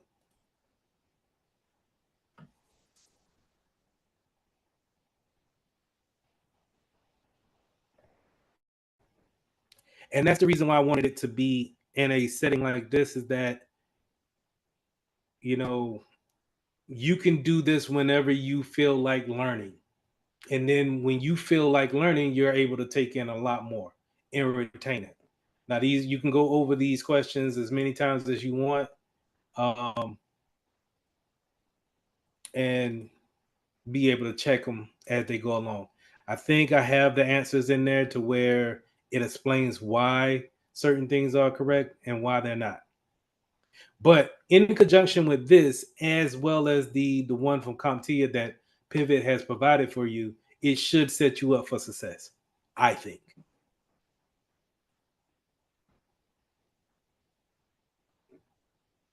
And then at the end, when we get into week 4, or I'll say into week 3, I'm going to start putting some practice tests out there. And you can use the practice tests from here as well as CompTIA to help you with that, getting used to 100 questions, multiple choice. And the good thing about the CompTIA part is that they have those performance-based questions in there ready to go too. So any questions?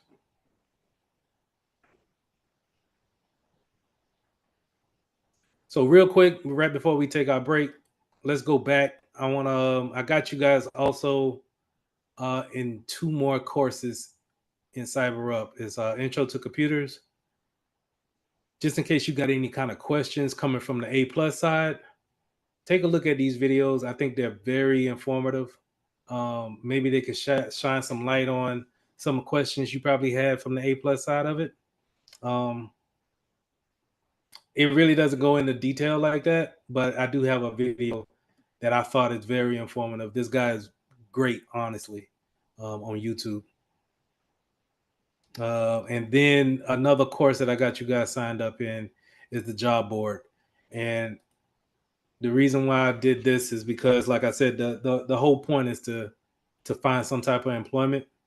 And if you guys, even though you're in school or what have you, you can still try to look for internships. I got cybersecurity companies, government companies that are very lucrative when it comes to government contracting, the medical field, and I try to focus these around remote jobs. So I work remote. I'm a big component of working remote, and I think that it shouldn't go away. And so I try to get companies up here that they are remote friendly. And if you want to take a look at them, the only thing you got to do is just, click on that. It should open up in a different window and go straight to their job board. And the reason why I do this is because going to Indeed and LinkedIn all the time, it will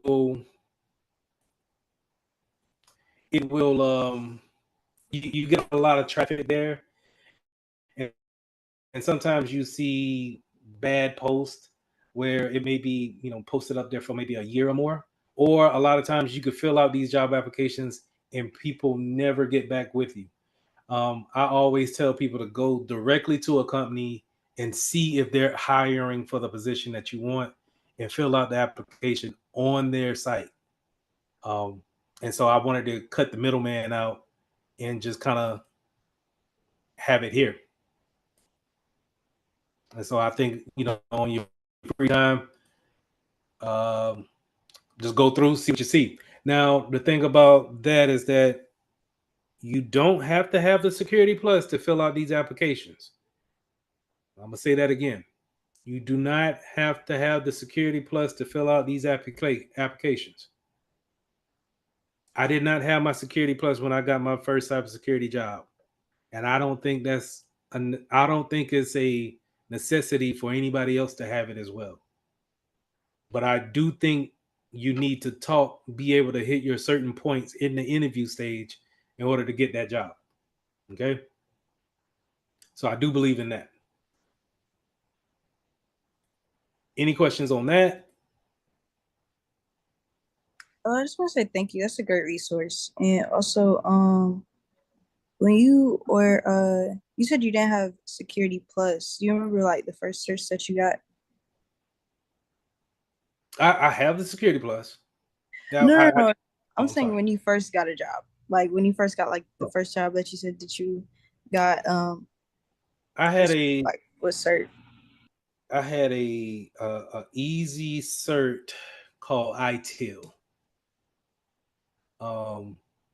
I was able to knock this out in about a weekend. I crammed this one, right? Didn't know what I was talking about. But this is for help desk. I had this, and I had a degree. And we can get into that, let me make sure I pick that up after this break. Let me take a break. Let y'all get up, do what y'all got to do, and let's pick up from that point of certifications and degrees. And I'll tell you other certifications that you might want to look at that'll help you out in your journey. So remind me of that when we come back in about 15, okay? Okay, cool. All right. So let's take 15. Let's be back at what is it? 6 for y'all? 6:50 for right now. So come back at 7:05. I don't have a timer, but I'll see y'all then. Appreciate it.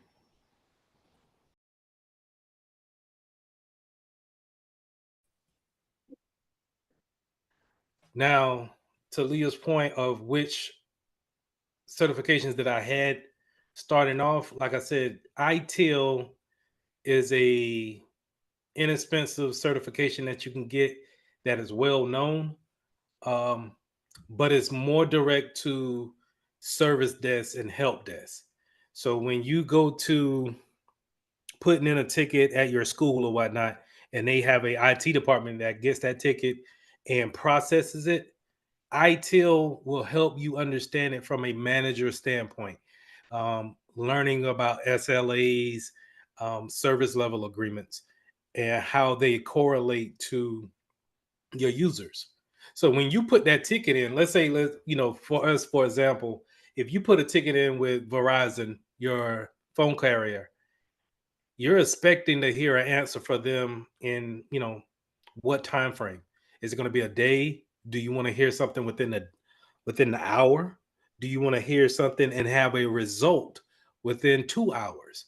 Those things is what ITIL will bring your attention to, and then help you strategize and become better at within your field. That's one. And I was able to get my cybersecurity job with that, just that one. But I had experience on my side because I was already out of the army, and I did computer work in the army, and then I was able to get with a TV company and do help desk for them. And so it was kind of like, I used my resume as a heavy on the experience side until I got my certifications up. Now, for you guys, what I would suggest, if you want to get another certification, you can go and you can look at the ITIL one, but then you can also look at this one. And I think this one goes under the radar, but it's a nice one to get and really pass it. I want to say within like 2 weeks of learning it. It's the AWS Cloud Practitioner courses. And the reason why I say this is because everybody's moving to the cloud now. If you don't understand the cloud, then you're kind of missing out on the technology that we're taking a part of. And you all have something to do with the cloud, even to where we're meeting in a Zoom classroom, which is in the cloud, right? I'm recording this to the cloud. And so if you understand how the cloud works, and trust me, this certification does not break down the every little thing about the cloud, but it will give you a overall view of how the cloud works, and then how we actually using it on a day-to-day basis.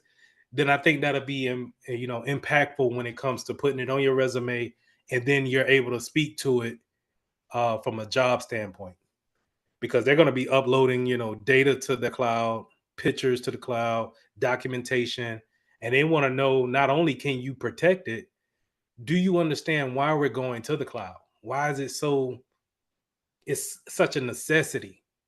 Because a big thing that I preach is that technology is only convenient. It's convenience. I'm sorry. It's convenience for us. It doesn't necessarily mean that we need to have it, but it's convenient to have. Um, if you got if you got an iPhone and then an iPad, then what's the difference between the two, other than one is more convenient than the other when it comes to certain tasks, right? And so that's why, having these type of certifications, I think it shows that you are up on the different changes that's going on in the real world, and that you understand what they are facing when it comes to different technology, because they're going to constantly bring in new stuff all the time. So I would definitely say look into ITIL. Maybe it's like I think $99 for this one, and then look into Cloud Practitioner. I for sure know it's about $99 to take this one. Any questions on those? I do not have classes on these yet. I need to find some free time to actually make a class on both of these, but I would like to have some made out and actually provide them. But any questions on that? Do you guys are for the ones? Hold on. Everybody's in school, right? Thumbs up on that. Yes, sir. So, are we all taking cybersecurity as a degree, or is it kind of like, do your school offers that? I'm going to school for computer information systems, and like during like some coursework, they have like we do go over like cybersecurity. Okay. Yeah, Anybody? I'm in school for computer science, but I could concentrate in cybersecurity. Okay. Yeah, I can do that as well. And that's at this point is just we need to catch up, and I'm particularly talking about HBCUs now, is that we need to catch up with other institutions that are offering cybersecurity as a degree. Not everybody does that. They do it as kind of like a specialization, and I believe that's because schools really don't know exactly how to put it as a program. Because I think they look at it as a technical degree and not necessarily a I don't even know, an academic degree or something like that. It's definitely not on the same par as American literature or African American studies or history as a major, but it's more technical, and I think they don't understand the business side of it, of how security professionals are built to just understand business, and then we think about the security side to the business. But I think that'll change over time. Maybe after you guys get your degrees and certifications, and um, y'all are seniors at your jobs, maybe then your alma mater will probably have a degree program um, offering it as a associate's or a bachelor's of science. But I'm pretty sure that's probably in the long future. But in the meantime, you know, while you're doing that degree work, I say get your degree, but also get these certifications too on while you're learning. Um, I'm assuming everybody's out on summer break right now. And so if you can knock out a couple of certifications, do that, please. I'm gonna just give you another one real quick. It's called Qualis. Forgive me on my spelling. Qualis training. So check this out, right?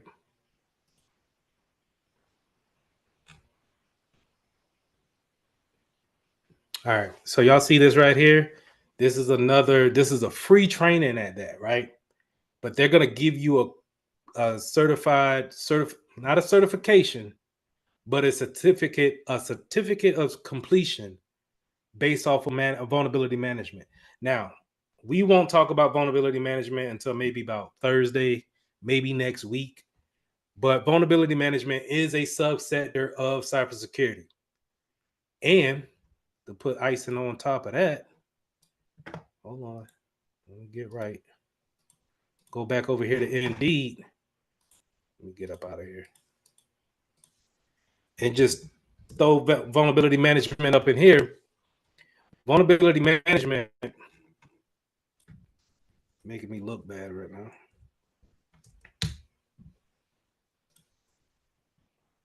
Jesus. Do y'all understand why they do stuff like this? But vulnerability management is also a particular position that companies pay for. And when I say pay, they pay. And the thing about it is that you're not doing what I do at work. What I do at work is I make sure whatever tools we bring in corresponds with what we need for our business. Vulnerability management is going to look for any type of risk or what type of issues we may run into, and then they report it. Once they report it, it's up to the IT team to remediate it and fix that issue. It's only meant for the vulnerability management to find the issue and to report the issue. So keep that in mind as something to take a look at. This I'm put this in the chat. I'm sorry, man. I'm gonna butcher your name. Can I get a nickname for you or something? Yeah, you could call me Ola. Allah? Ola. Yeah. Ola? Okay, gotcha. Um. Yeah. So is your job like governance and compliance? Say that one more time. Is your job related to like compliance and governance or something like that? It could be.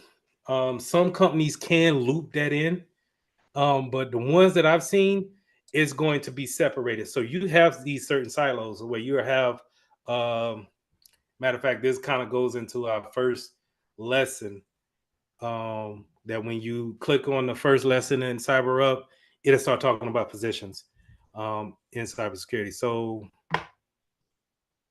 you will have something like Jesus, incident response. But then you will have something like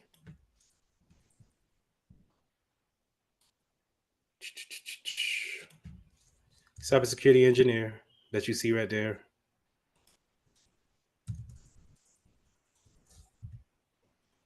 And let's just say analyst for right now. But the analyst, see, the cybersecurity analyst is going to be very related to the incident response analyst. And I'll explain why in just a second. So I'm going to say engineer. And then after that,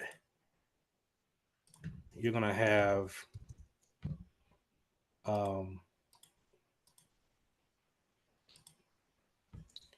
you can have vulnerability management, right? Then after that, we can have what we call GRC. That's what you're alluding to, Ola, when it comes to governance, risk, and management. GRC. Then you got one that nobody really look at, and it pays just as well, and that's audit. Now, the reason why I didn't bring up the CISO or IT directors or information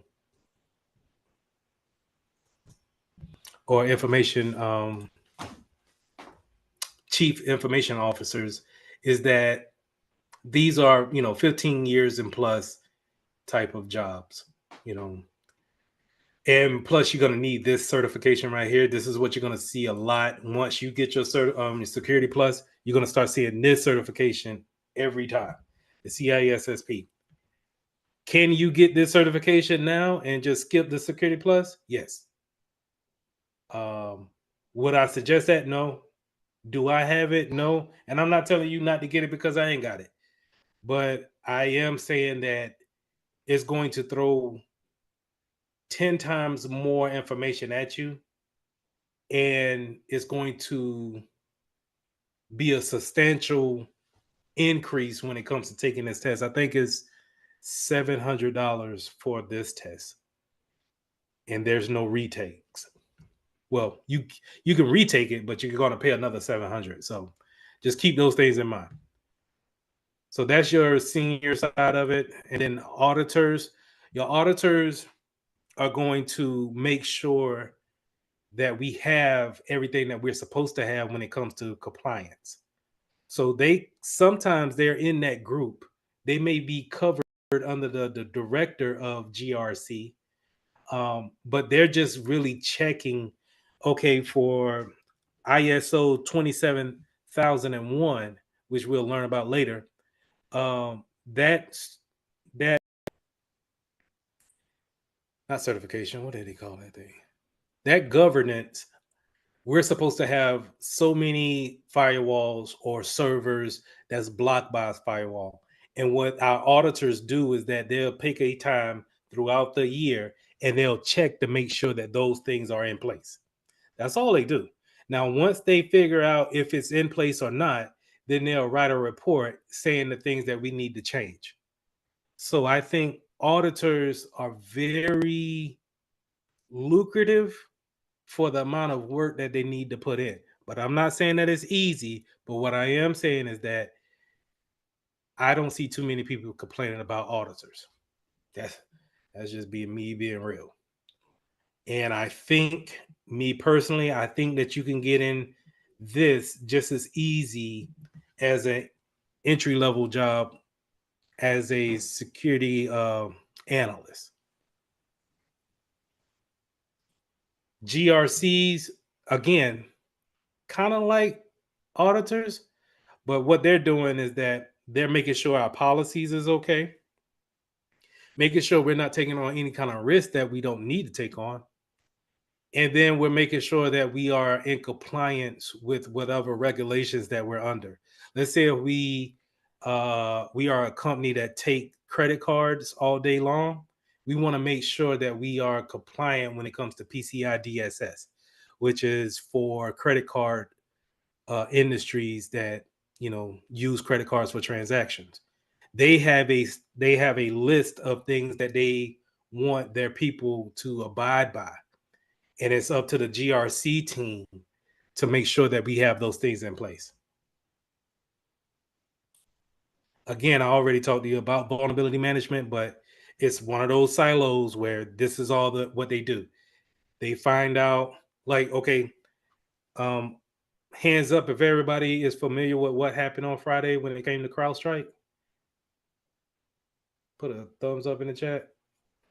So if we're familiar with it, then vulnerability management, that person was supposed to warn everybody that, hey, we got something coming down the pipe and it's going to be big, and we need to get ahead of it before it affects us. So when you think about all those people sitting in that doggone airport, they either didn't have a vulnerability manager to see that coming, or they didn't have another way of really fixing that. I just really find it to be bad. But anyway, vulnerability management is that where I'm going to see what's the problem of what we have in store. It's kind of like looking at updates. So if you got a Mac or if you have a Windows and you have that time where you need to update your computer or your phone, that vulnerability management manager or analyst is going to look at that update once it's primed to come out and see if we actually need to push this out to everybody. See, the problem that happened with CrowdStrike is that it was a lot of people who updated the CrowdStrike agent because it was automatically set to auto update. And when it auto updated, it looked for a piece of file in your system 32 for Windows, and it kind of fought it and just kind of really deleted it, which caused the blue screen of death that everybody was just showing. And so now it just creates a headache for everybody else trying to get everything back online, because now you got to figure out ways of how do you put hands on that computer when it's not able to get back on the internet. And it's just a pain, especially for us, for my company that's remote, where I got things in China, Indonesia, Africa, and I can't put hands on them, but I have to work with people who maybe don't have that much great English and try to walk them through the blue screen of death to get them back online. But a vulnerability management could have stopped this before it got out of hand. Going back to cybersecurity engineer. So like I said, this is where I'm at, where I'm looking at the tools that we bring in, and I'm determining if that's something that we actually need. You can end up spending millions on these different types of tools, and they all do different things, but that doesn't necessarily mean that you need them.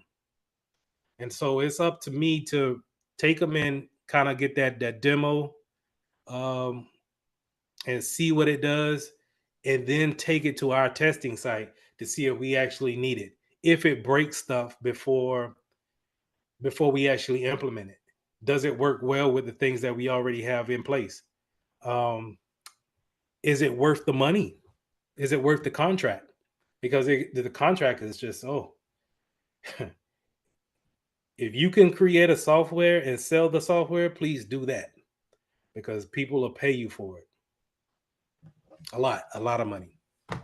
So that's engineering. That's above the incident response. So incident response and cybersecurity analyst is probably going to be your entry level points.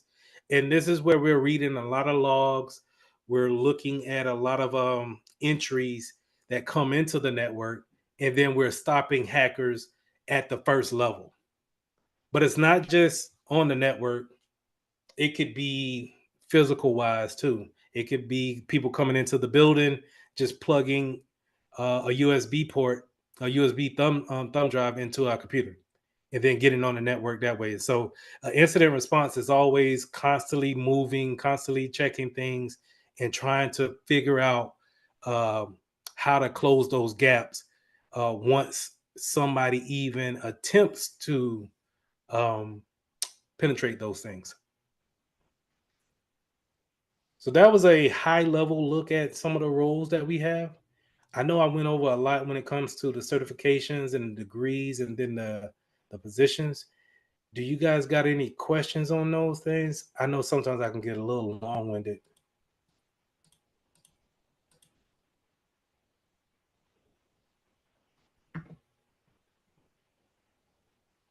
All right.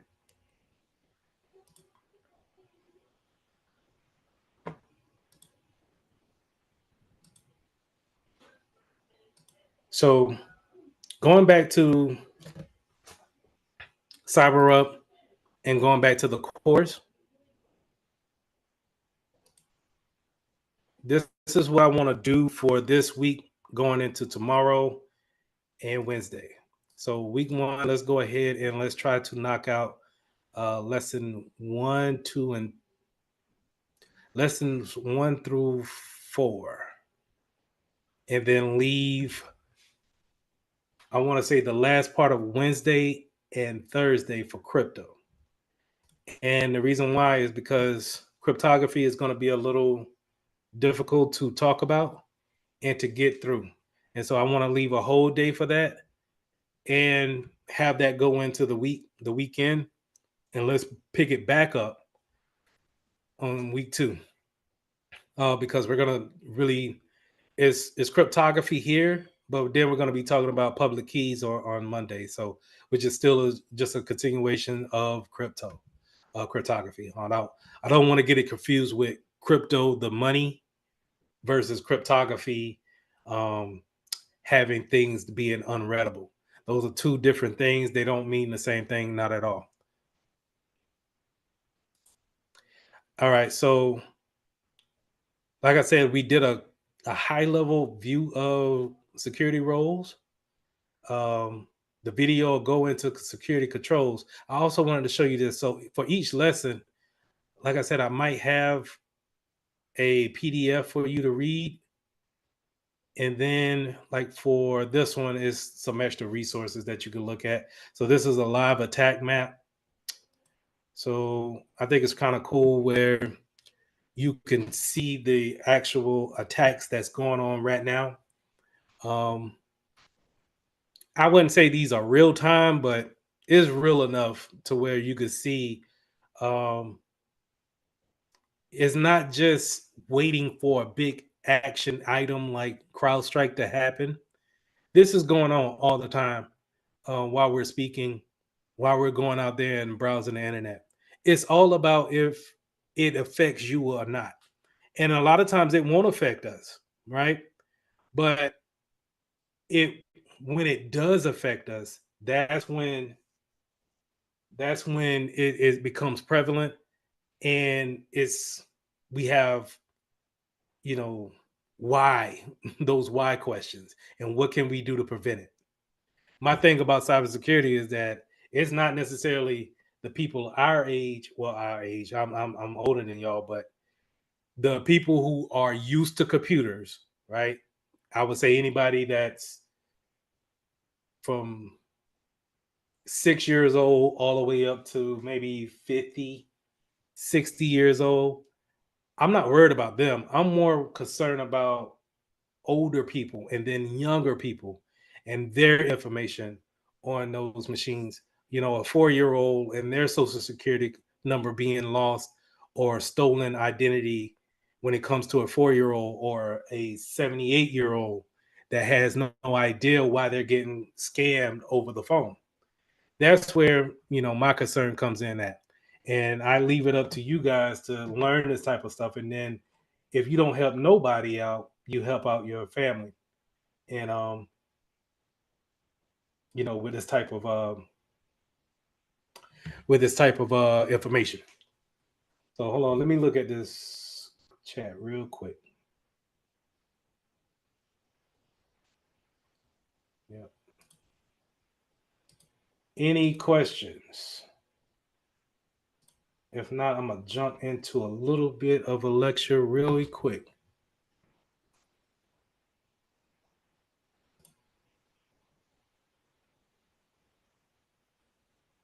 So I'm gonna talk about security controls from a high level, but I still need you guys to go through and look at these videos, and then what we'll do on tomorrow, I'll review these the first hour, and then the second hour we'll put some hands to looking at some different websites, looking at some different tools, and trying to marry these things up. Because the thing about Security Plus is that you can learn everything in these videos, like social engineering, but until you see it, then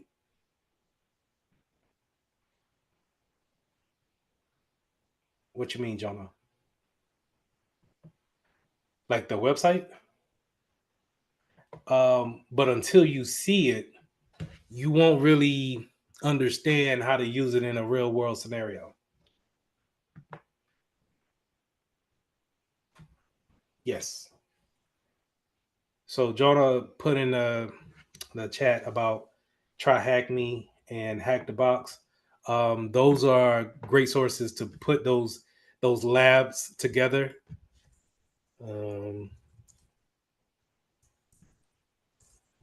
My only thing about these is that I don't. It might just be prevalent to me. I don't necessarily use this type of stuff in the real world. Mine is more built off of tools like this, and I have some stuff when it comes to VirusTotal.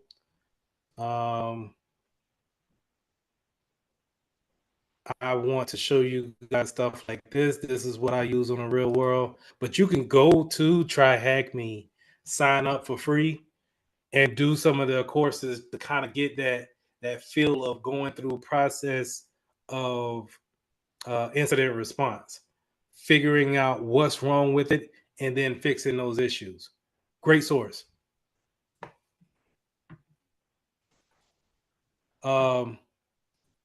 With VirusTotal, I like to go through, like if I'm having issues at work and someone is unsure about a website, so I'll take my website and matter of fact, yeah, I think that was good. Throw a website in there and we'll see what does it come back with. So VirusTotal is a repository that checks with the major vendors in the cybersecurity realm. And if they deem this to be a malicious site, you'll see entries like this. And so this helps me out, wonderful when it comes to doing tickets at work and someone's unsure about what's going on with a particular site. And so I could throw it in here real quick and figure out if it's malicious or not. Now, you may be saying to yourself, well, some of it's clean and then some of it's malicious and suspicious. Which one do you go with? Well, I say play it safe always. Always play it safe. Never really kind of go off of the fact that Acronis said that it was clean. I would, you're better safe than sorry, and probably reach out to this vendor and ask them why are they, why are they seen as a malicious site? Which in this case, for this particular site, this is a malicious site, sort of, kinda. So let's take a look at it real quick. So when you go to this site, it's actually, oh yeah, I forgot. Give me 1 second. Take that off and just go to, I'm a Google.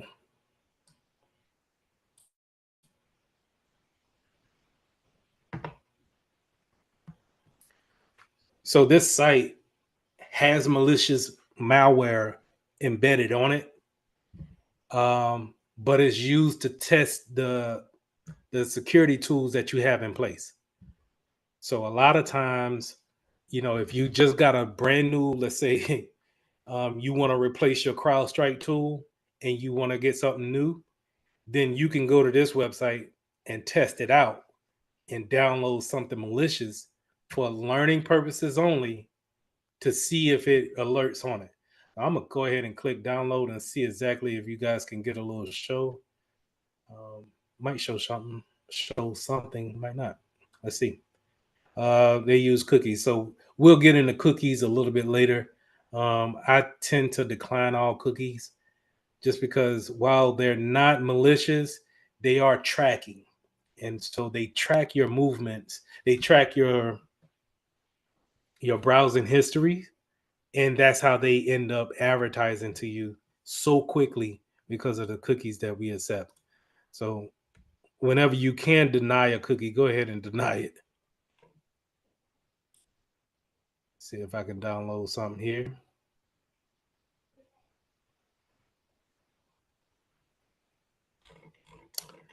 Oh, what's down here? Let's see.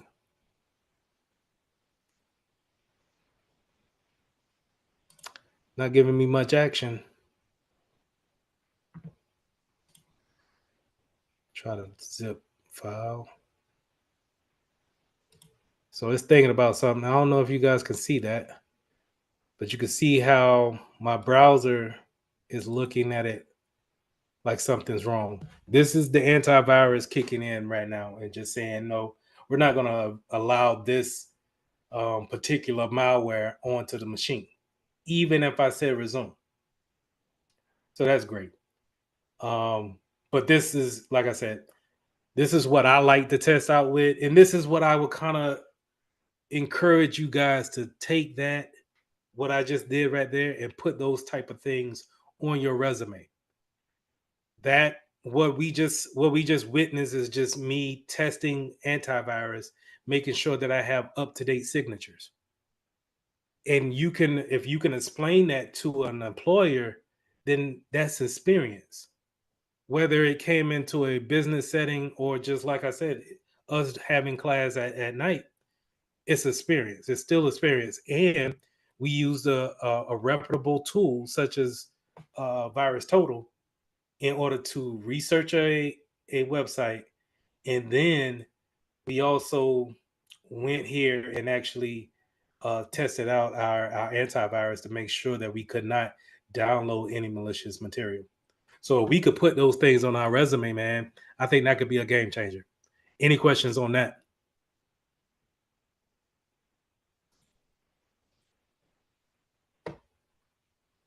Am I losing y'all?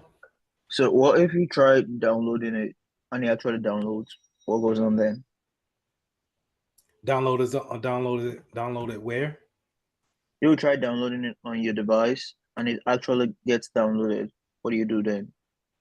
If it actually gets downloaded, then we're probably going to be looking at our antivirus that we should have on our PC. Are you a Mac guy or are you a Windows guy? Windows. So check this out. Even if you have a third party, you should have a antivirus on automatically installed on your PC called Defender.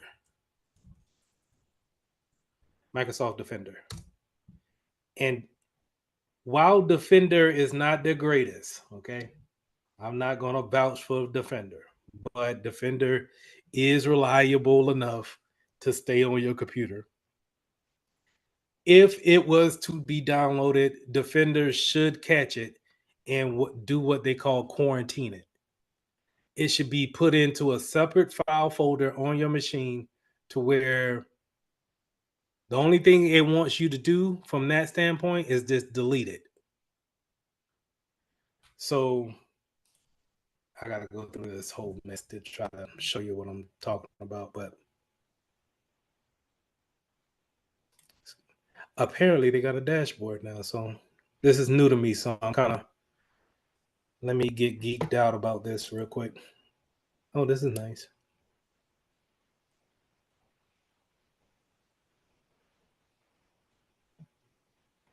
Okay.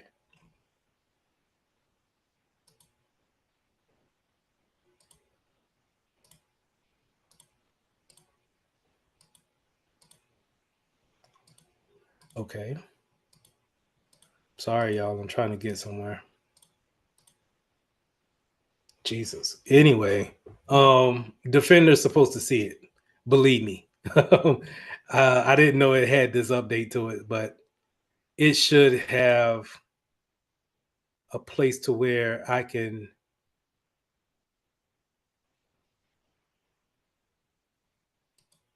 So all my update, my your virus and your threat protection is on, and it should be on your computer as well. And so, like, to answer your question, if it gets to your computer, if it actually gets to your downloads folder, this is supposed to kick in and quarantine that device, quarantine that file immediately. If it doesn't, and then you start to see weird information or weird activity going on, then what you want to do really is come to your start menu in Windows. Mac, I'm not familiar with Mac that much, and I'll explain why in just a second. But you want to go to Task Manager. If you see any kind of weird activity, what I mean by weird activity, things are opening up on their own, things are going really slow, and you want to check on your Task Manager your percentages here. And 9 times out of 10, if you see your CPU hitting like 99%, 100%, your memory is up on 85, things are moving slow, more than likely that fan is going to kick on into your computer and start making some noise and work intensively. If that's the case, then you probably want to come here to the task and stop it. And that's simple as, highlighting it, right clicking, ending the task. You can end the task and it should shut it down. Now, some applications come back automatically because they're built like that. More than likely, a virus is built like that to not just stop at the task manager, but task manager is a great way to stop any unwanted processes that's going on. Now, I hinted at not being a Mac guy because it's really only because I would say maybe about 70% of the workforce is Windows based. And a lot of Mac operating systems are it's hard for people to understand how to use the operating system in a computer setting. They can use it as a phone and maybe as a tablet. But when I'm talking about older folks, 60, 70 years old, they don't want to try to the they're not trying to do the computer scene as a Mac. And I might be stepping on some toes, but I really believe that. And so I just chose to learn Windows, and Windows is continuing, like you just seen with Friday with the CrowdStrike thing. It shut down Windows. If you had a Macintosh in there as a backup system, you could have still kept the business going. And see, that's what I'm talking about when it comes to cybersecurity or informational security, is that you got to be able to look at every different aspect of it and say, hey, you know what? We don't need a Mac, but maybe we should put one over here just in case Windows goes down. And we can still have the print the itineraries, and the planes can still move. Because it didn't stop the actual cloud from being able to work. It just wasn't able to work with the Windows local machine. So unnecessary issues on Friday and today. But I got winded on that. Did I answer your question? I'm pretty sure I did. Yeah, you did. Okay. So that's embedded automatically on a Windows machine, but you can also put different antiviruses on there. So like I got another antivirus up here called Exidium, and I'm hoping to get you guys in this too, where this is a platform that allows you to have that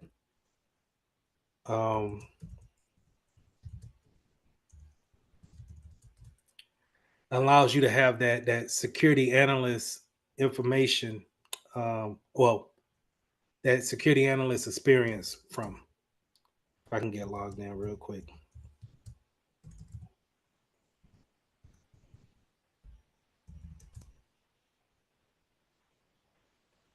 Bear with me.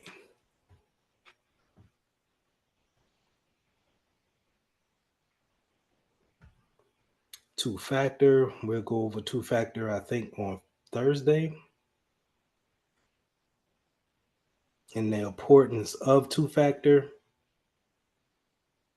If you have an account that offers two-factor, just go ahead and get used to it and just put it on your machine.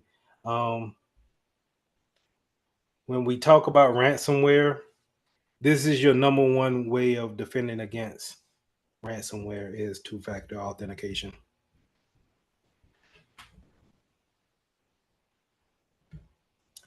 So, like I said, if I can get you guys in here, this would allow you to go into a desktop. A dashboard system and be able to see exactly what kind of like what we do on a day-to-day basis. I go to something similar like this for my job on a day-to-day basis. And what I do is I'll go to see exactly what machines I have on the network, what needs addressing, who needs patches, things of that nature. So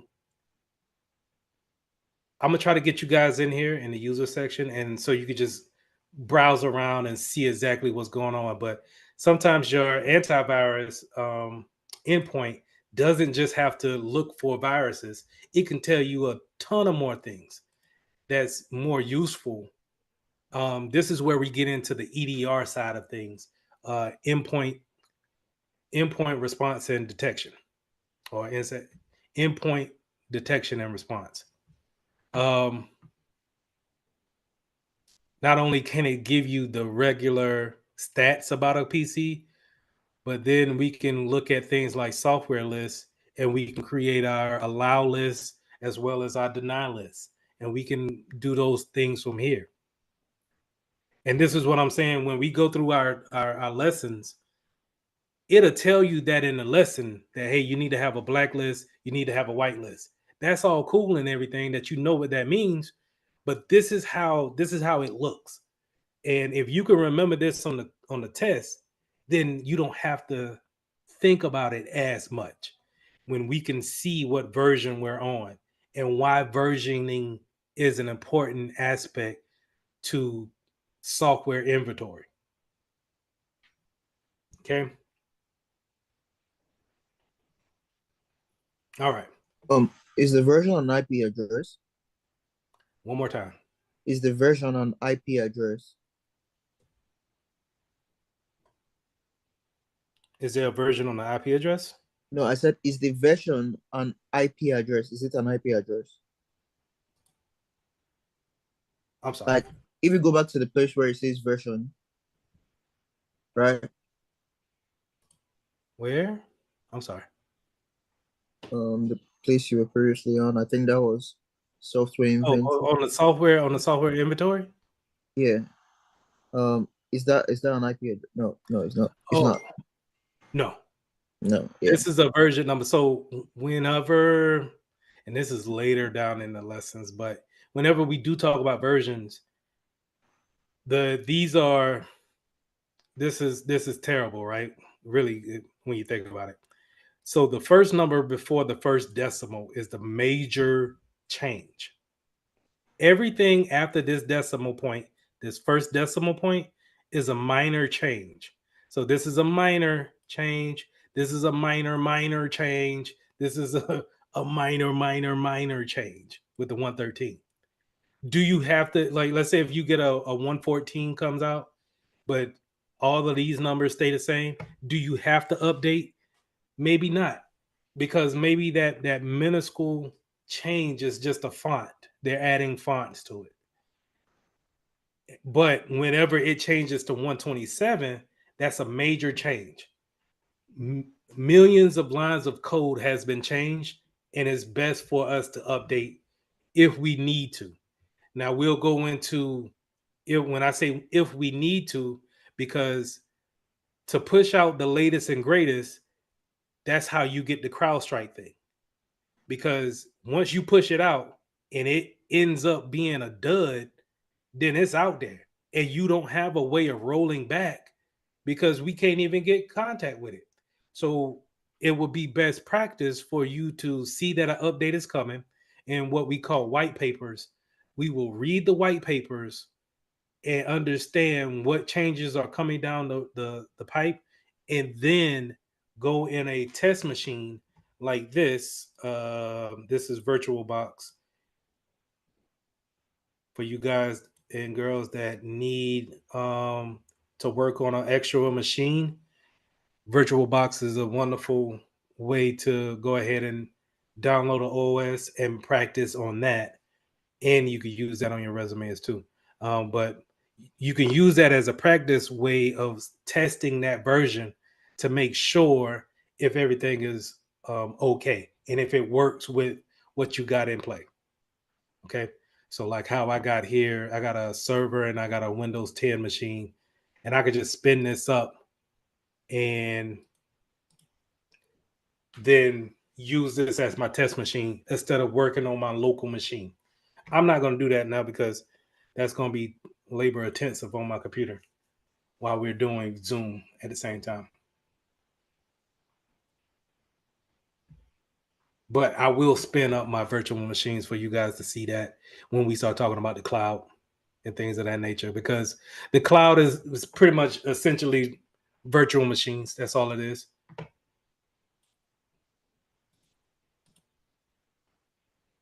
And it's still booted up. Anyway, hopefully y'all can see that and I'm not freezing up. Give me a thumbs up if y'all can see that. Appreciate it. So virtual machines are good. It's a good way to get good experience of creating your own environment. And what I need to do is actually maybe take one of these days and we go over setting up a resume. Maybe I'll give you guys a template and we can use that template as kind of like a basis so you can write your resume. So all these things that we go over and that you're practicing on your own time, you can throw it on your resume. Because I promise you, anybody that's looking at that you worked in a VM and you spun up a 2019 server, that's going to be very different than doing help desk tickets, resetting passwords. They both are important, but they speak very differently as far as volume is concerned. So my VM is taking forever to boot up. I just want to get to the splash screen so I can go ahead and shut it down, but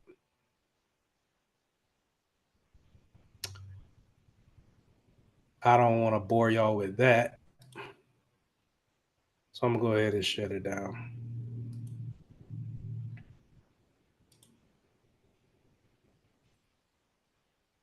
Well, you see that it's popping up. It's probably trying to pull updates, but I ain't got time for that. Anyway, later on, I'm gonna try to get y'all into this endpoint protection platform and let y'all play around in that as well, so you can get some good experience. Now it's at the top of the hour. I promised that I was going to do 2 hours. If y'all don't mind, stay right there while I look at this attendance one more time, and I'm gonna let y'all get back to y'all lives after this. But while I'm doing that, please let me know if you got any questions, or what did you think about. Do you think that this is a good way that we can go about this class, or do y'all want to see something different? Let me know while I'm doing this attendance real quick.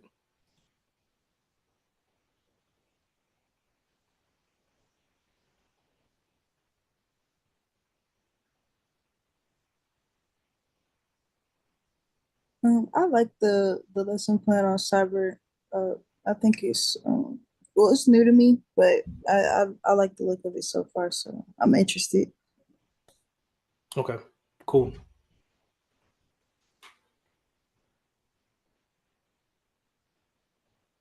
Well, if nobody got anything else, I appreciate your time.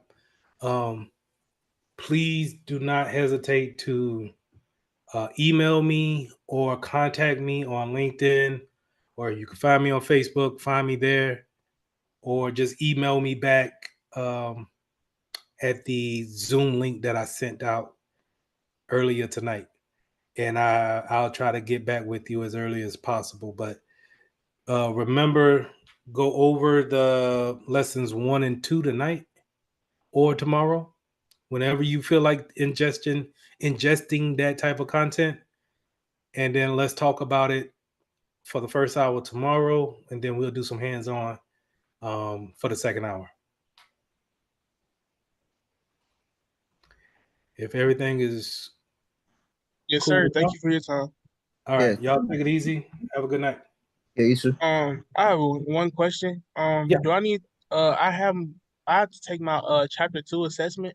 However, I had got an email saying that it was from somebody by the name of Brian with the program, but basically it said, let me go to it. Give me 1 second. Mm-hmm. Uh, one. They said yes, right here. Uh, Below is the voucher access code for your Core 1 test. Please plan to take your Core 1 test at your earliest convenience. The requirements from the Alabama Collective state that you must complete and pass the Core 1 and Core 2 exams. We will issue your Core 2 voucher once you complete it and show us that you passed the assessment. We will begin the Security Plus portion of the class Monday, July 22nd, 2024. To schedule the exam, click the link login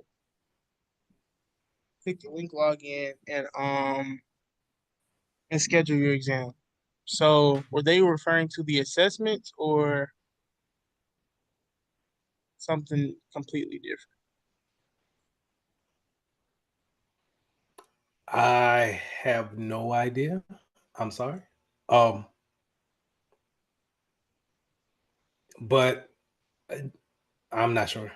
I The only thing I have an excuse that I was just really last week told that I was going to start this week. So Yes, sir. Yes, sir.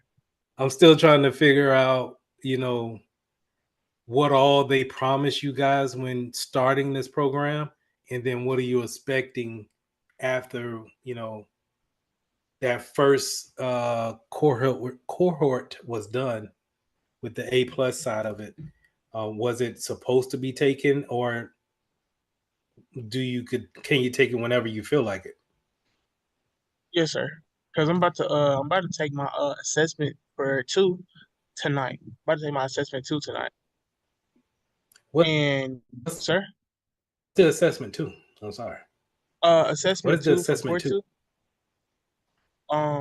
2. It's the last big test covering all of the core that we just finished. It's the core 2 exam.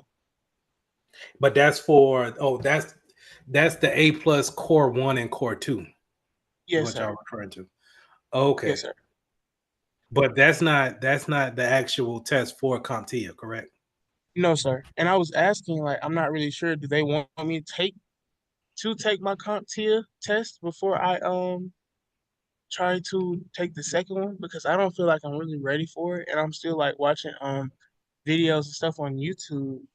And I really like there's some principles that I kind of don't really grasp all the way, but I also I'm not sure because what does the test like even look like? Does it look like the assessment? Does it look like it's really just like not knowing? If I knew better, I never took the A plus, but I think the A plus would look like the Security Plus, where and if you have that access to that website uh, to do the lessons for CompTIA, they should have a practice test in there, and that's how it should look. But I'm not told. I'm not 100% sure. So I would reach back out to who sent you that email and ask them if they want you to take that CompTIA exam, or when can you take it? When because there's no need for you to take it if you feel like you're not going to be ready. That's not the point, in my opinion. Yes, sir. Thank you. No problem. You have a great night, sir. All right, y'all too. Anybody else got anything? Y'all there?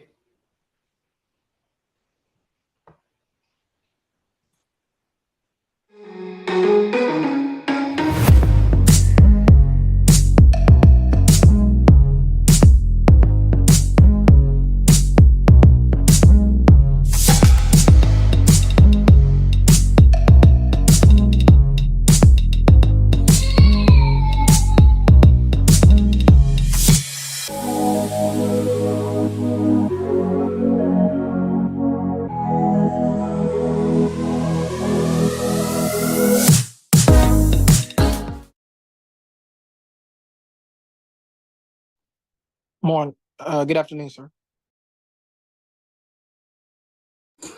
Hey, how you doing? I'm doing well. Doing well. Blessed, That's good. That's good.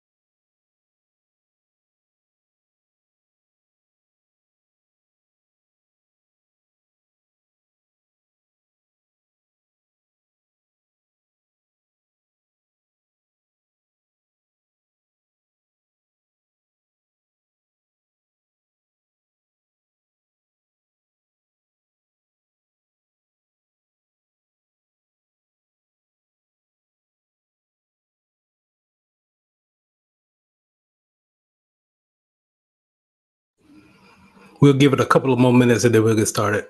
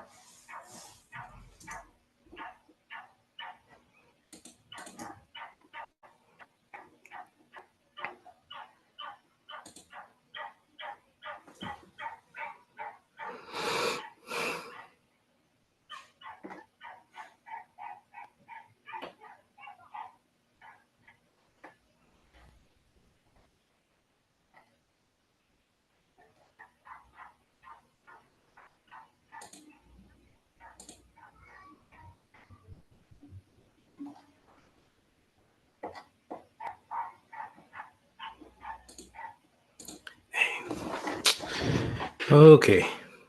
I can't find what I want. All right. Good evening. How are you guys doing? I'm doing well. How about yourself? Doing good.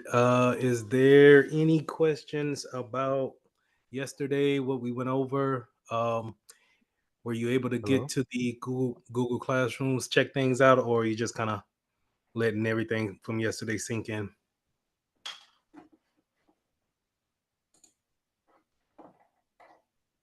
I was able to get into I do have a question. So I know Google Classroom has an app as well too. Is there a way to sync that Google Classroom into the app itself so it'd be a lot easier? Or would it only be within like a desktop setting? Or would it be able to, you know?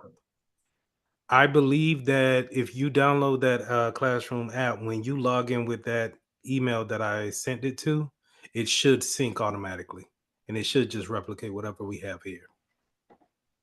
Okay, thank you. Mhm. So, just real quick, for whoever is signed in as iPhone, just throw your name in the chat so I know who you are for attendance.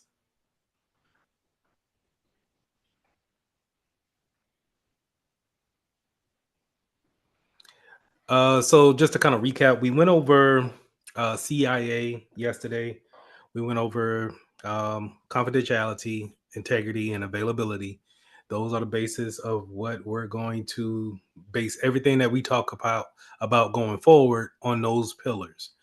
Um, we also talked about security controls, how we could put things in order to um, defend against any type of threats, risk, or vulnerabilities that we may face. Those security controls may be managerial, operational, physical, or technical. And it's on you guys to understand what type of items fall in each category. We also went over some title roles, security analyst, SOC analyst, vulnerability management analyst, or CIOs, CISOs, um, security, cybersecurity managers, cybersecurity engineers, and then we kind of touched on the domains, but as we go along, we'll dive much deeper, or it'll kind of become clear of the domains that everybody is in. Um, Everybody pretty much falls under the same domain of the umbrella when it comes to IT, right? We fall under that umbrella, but we also kind of fall under the domain of uh, business and business operations because we have to know what we are dealing with when it comes to business. Um, I have already put the lecture from yesterday into the Google Classroom here. It's uncut, unedited. So I think this is right at 3 hours. So you can go ahead and click on this and be able to, I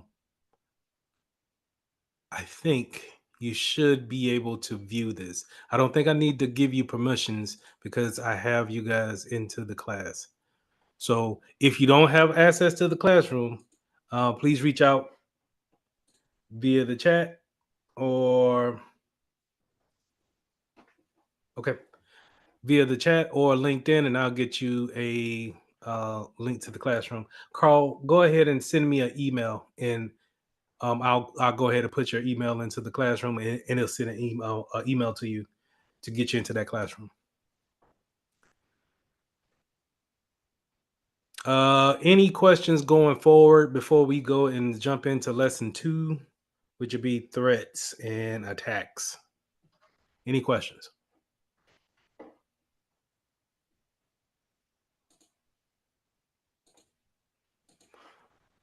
All right. Give me a couple of minutes, seconds.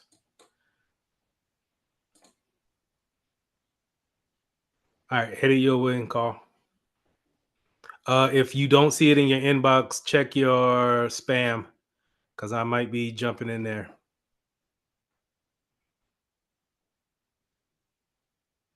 All right. So hopefully we can get into a good bit of stuff. Hopefully I can show you some stuff you've never seen before, and we can have a good session like we had yesterday. I was very, very happy with how things went yesterday. I was very pleased with that. So let's keep it moving and let's jump into lesson 2. Recording is going. Comparing threats types. So in lesson 2, we're going to talk about the different threats, attacks that we can come across.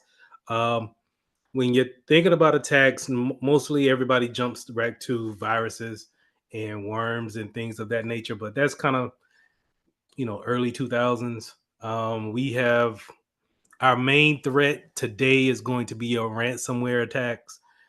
This is where someone uses social engineering to try to really kind of get that link in front of you to click on it, and then once you click on that link, it uses encryption to lock everything up on your computer, and then they will ask you for a ransom in order to get your valuable information back. Ransomware is tough to defend against because we have to, as security professionals, we have to teach the clients how to be more mindful of what to look for when it comes to ransom or phishing emails, or like how we talked about yesterday, someone dropping a USB and plugging it in and then clicking on certain things that you have no idea what you're clicking on. The thing about a ransomware is that once it's started, once it's kicked off and it encrypts everything, um, it doesn't erase your information. It's just blocking you from seeing it. Only thing they're really doing is just basically putting a password on it. If you ever, so like if you look at my screen and I go to the file section, hopefully it won't freeze up on me, and I go to save as a copy. I think no, hold on. Let me get right. Info. Okay. So if I go to protect presentation, I can protect this presentation with a password. And once you put that password on your document, it encrypts it. And when it encrypts, obviously no one else can get into that document unless they have that particular key, which is your password, to open that file. That's the only thing they're doing when it comes to ransomware. They're locking your whole computer down with one particular password. And they'll say, hey, give me 14 Bitcoins and I'll give you the password to give your files back. That's great. But if you pay that 14 Bitcoin for that, there's no telling that that person will not just reactivate the ransom again. So, I always teach, if you get attacked by a ransomware attack and your files are encrypted, just go ahead and count your losses, charge it to the game, and wipe the machine clean. Do not pay the ransom. You should always have backups. Always, always, always have backups. In order to beat ransomware, backups is your number one thing. In order to beat ransomware, backups will be your answer. In order to beat beat ransomware, you got to have the backups, because it's just, it doesn't make sense. We had a up in Charlotte, we had the school district was attacked by ransomware, and they wanted, I think, the equivalent of 32,000 in bitcoins, and they end up paying it because it was, a lot of students' information that was encrypted, and they pretty much crippled the whole school district at that time. But if they had their backups properly, they just could have, wiped that one or two machines and just restored from backups. Maybe been a day behind, and kept it moving with, regular operations. So let's jump into it. Vulnerability, threat, and risk. Whenever we have a vulnerability plus a threat, it creates what we call a risk, right? So a vulnerability is not necessarily something that you're dealing with, it's something that you're exposed to. So we all have a vulnerability to COVID or the flu, right? Doesn't necessarily mean that we will get it. We are just acceptable to it. And we have a vector or some type of opening to it. Now, the threat would be COVID or the flu, right? And so, how those things combine, if someone comes with COVID and we don't have COVID and we're in the same room, our risk and likelihood of getting COVID has substantially went up. And the same thing goes when it comes to computers or cybersecurity attacks, right? Whenever you are acceptable to an attack, if that threat is present, it could be a big risk that you actually become a victim of that attack.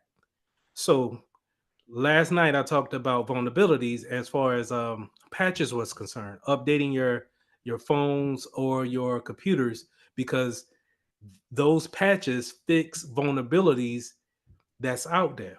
Those vulnerabilities are, mishaps that we have in the codes. On your computer and your phone, you have millions and millions of lines of code that the computer is reading behind the scenes, right? And so they are written by humans, so therefore they could have mistakes.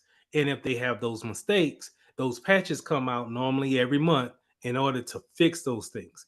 That's why they give you like the big red exclamation point or the big red number in iOS to say, hey, come on, let's go ahead and update your phone, because it's going to fix those vulnerabilities.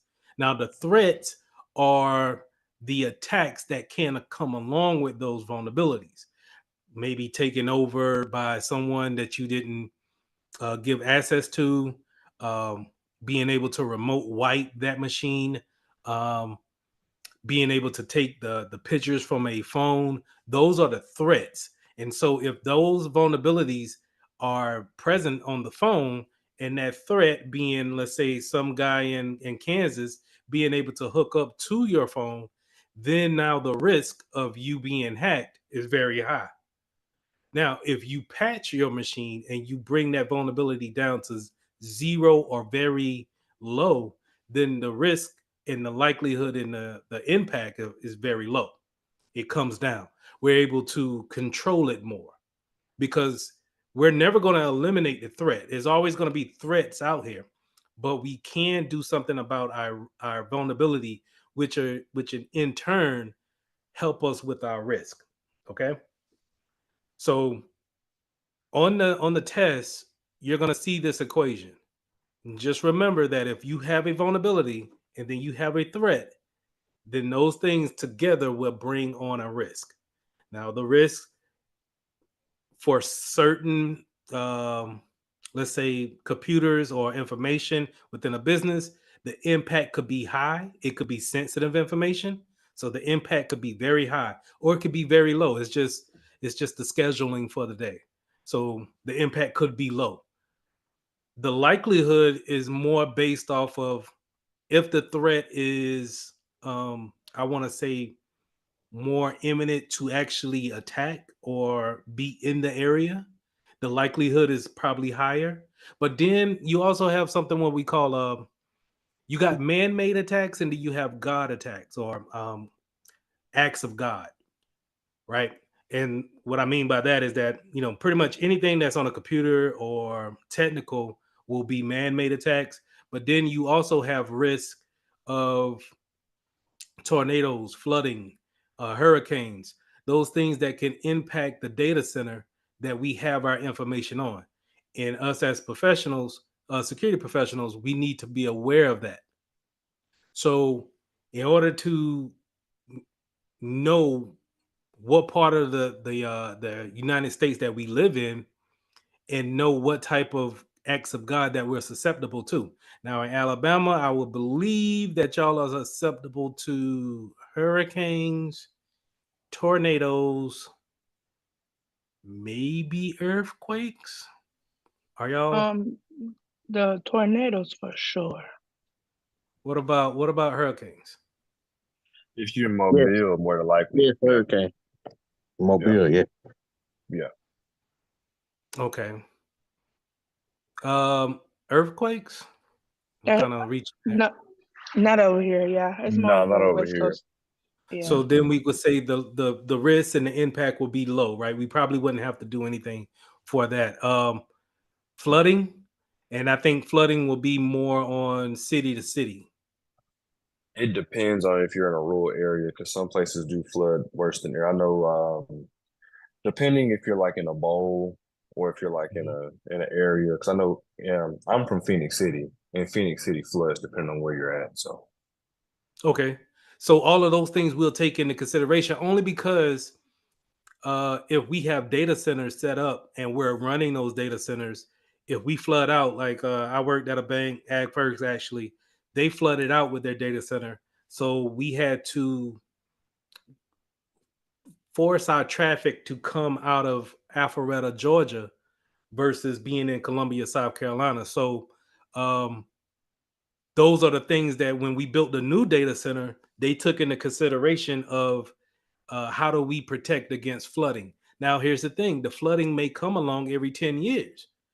So those things have to be in your, in your research. And when you go to your CIO or your CFO and you're looking for that funding for that type of project, you have to have that in mind. Like, hey, we could protect the data against tornadoes, but how often do we get tornadoes? Do we get it every year? And do we get touchdowns every year? Like, does it tear stuff up every year?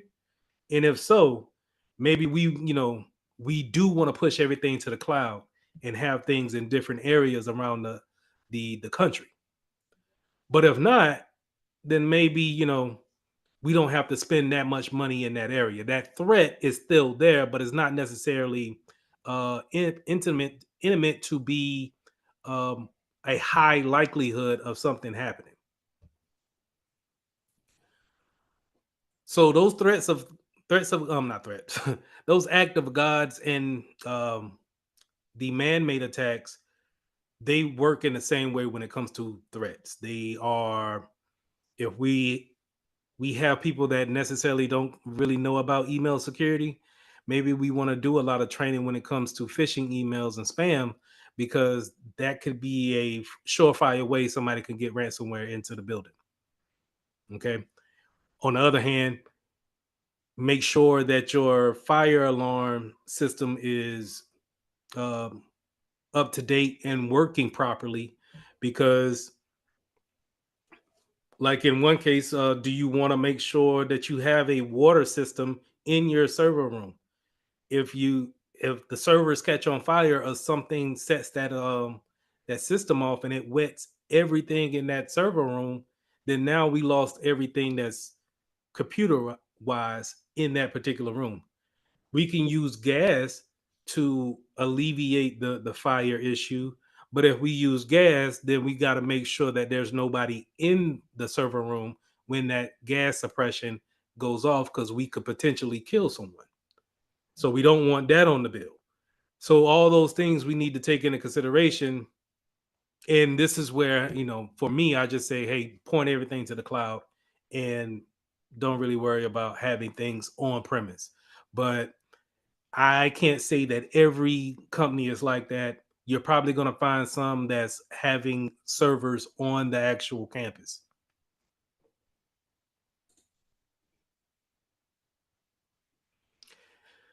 The one thing I want to talk about on this slide is the internal and the external threat actors. We always kind of think that all the threat actors are external, but I would look at the internal threat actors a little bit more, just because they can accidentally leak your information out, or you could have a disgruntled employee that could possibly take something sensitive and then sell that information off to someone else.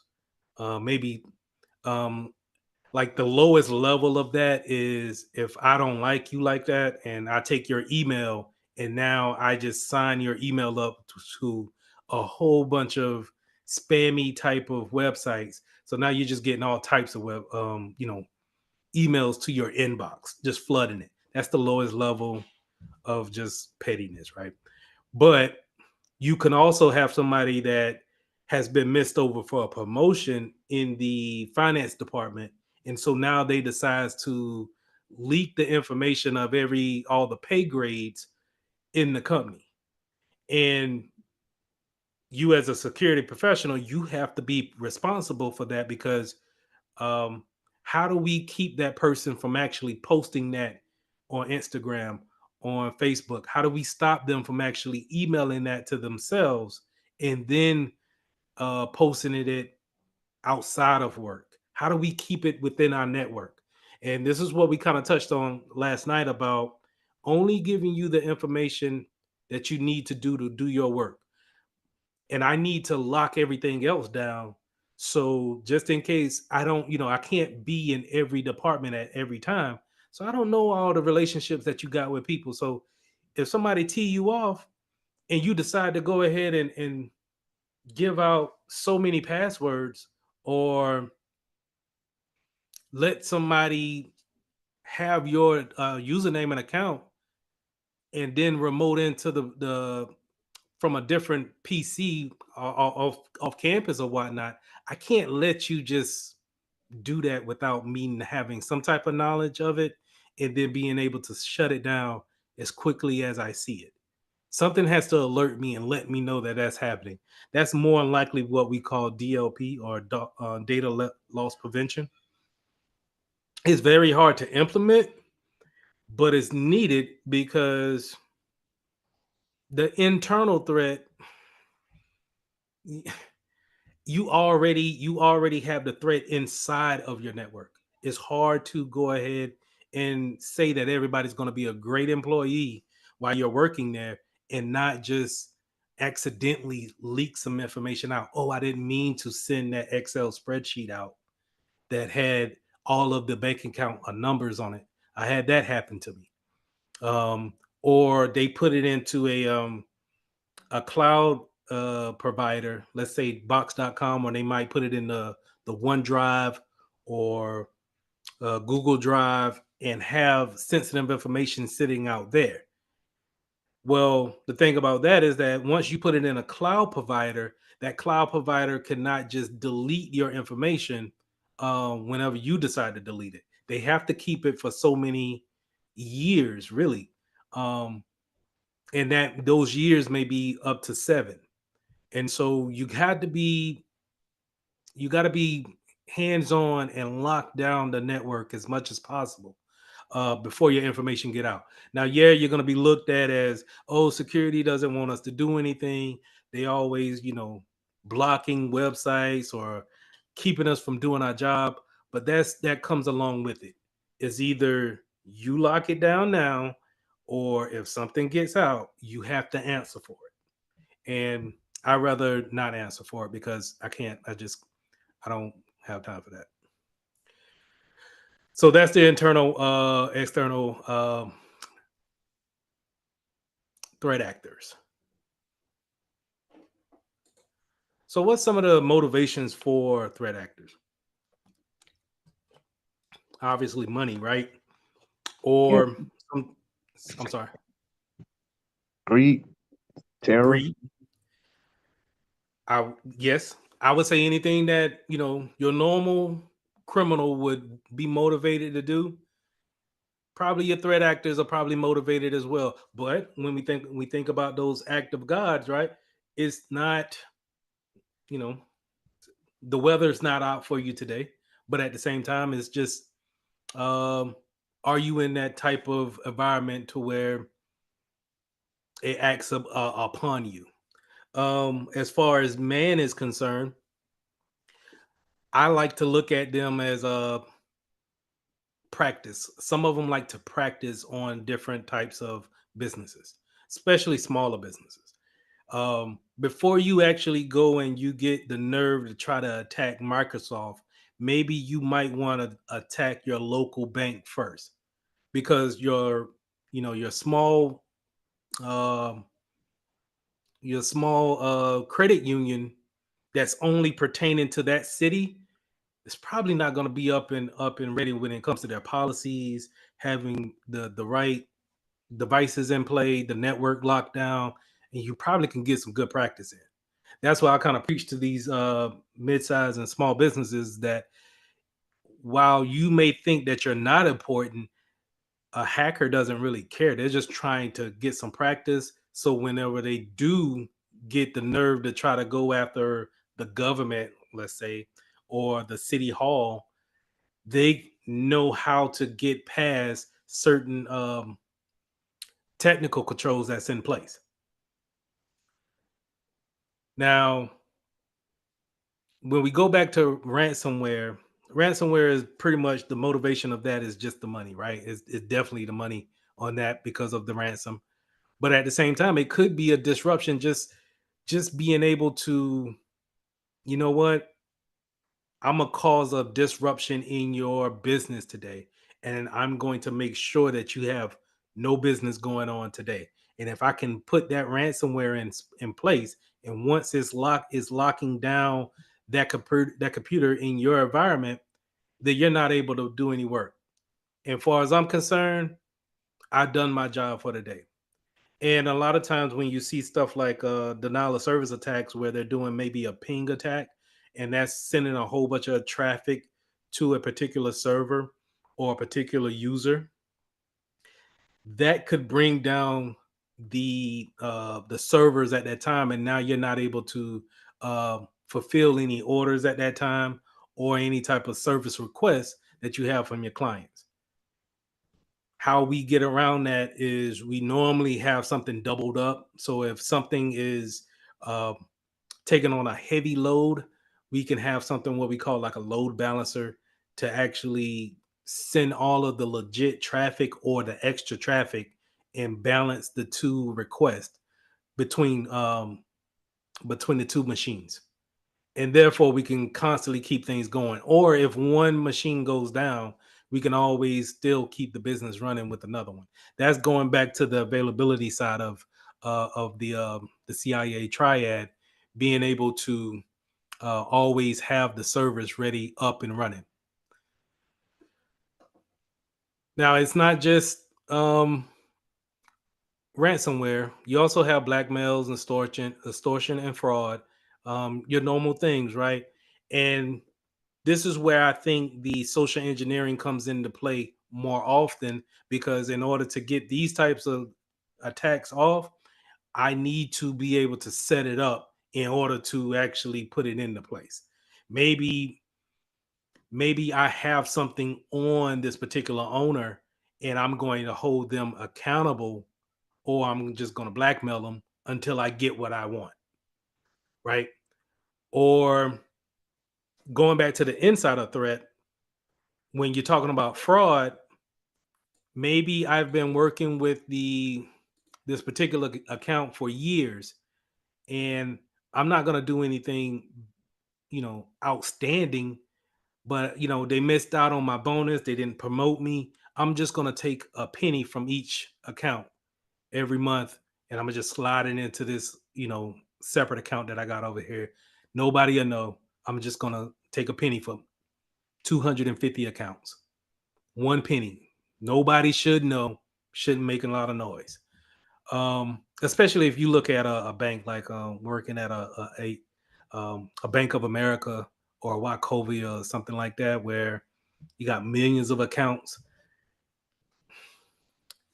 How do we block that? We make sure that those tellers, they cannot have the access to do those type of things, or you put kind of like a dual control in where you can take the money, but now you need your supervisor to actually sign off to say that you can move this money over to this account.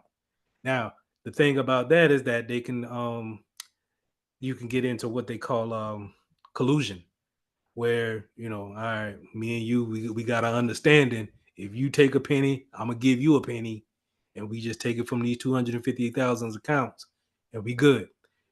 But I got to have my security controls in place so I can see something like that. Now, if you're talking, you seeing traffic like that, which you're probably gonna see some wild stuff when you start seeing what people actually do on a day-to-day basis. It get kind of wild. But you can't don't take your professional advice. Don't take the law in your own hands. You are not a cop unless you work for the FBI or whatever. But don't just go and just say, "Oh, I seen you doing this, that, and the third. You going to jail." No, don't do that. Just take it to their boss. Say, "Hey, they wilding out. They've been taking this. This is what," and have your paperwork straight. Show the paperwork on what they've been doing, and then leave it alone. Because immediately, once you're catching someone doing a crime, it really needs to go to legal almost instantly, right? So just keep those things in mind. If you see something wrong, and you know for sure that you've seen a consistent uh, history of someone breaking the law, do not take the law in your own hands. Just go ahead and send that up to the proper channels and let them deal with that. Also want to talk about nation states, right? So you're going to get this in your exam too. Nation state actors are not necessarily hackers, but they're kind of like marketers almost, where the best way I can explain it is that they have a political agenda when it comes to putting things in your face or manipulating certain campaigns. So we all know it's voting time right about now, and I advise all of y'all to go ahead and vote early if you can. Go ahead and knock that out. But nation state actors normally would have a particular party that they are working with, and now their whole thing is to vandalize or maybe push a certain agenda for that particular party, that particular candidate, whatever they're hired to do. And so these, you've seen it more in the 2016 elections more than ever, and now with Trump and Biden the last time, it was more on the actual stage, and people actually brung it to everyone's attention. And now it's not so much in play right now, I don't think. But I do kind of worry about um, the actual the voting machines being rigged in some type of way. That's kind of sketchy to me. And plus, Trump had his campaign hacked. I want to say about 2 or 3 weeks ago, and I thought that that was kind of weird too. But anyway, the nation state actors they're in high demand as of right now because they have a particular whatever they want to push out. That's what they're going to do. They're going to try to get in front of your particular social media and give you what you want to see. They have the algorithm as far as what you like to see when it comes to each candidate. And so they'll try to push that narrative towards you and against their opponent. You'll definitely see this on the exam as well. Any questions?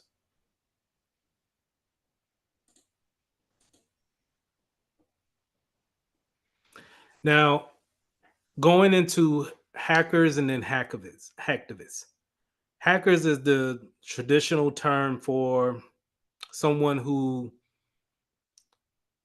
okay, they don't use this term anymore because of obvious reasons. But back in the 80s, what they used to call hackers were crackers. Okay, ease up. Now, they changed that into hackers to, obvious reasons, but it used to be someone who cracked the codes of machine learning, or, computers. They changed it into hackers of, and that's where the name kind of originated from. And so that's where we're getting someone who actually manipulates the configurations of computers or systems.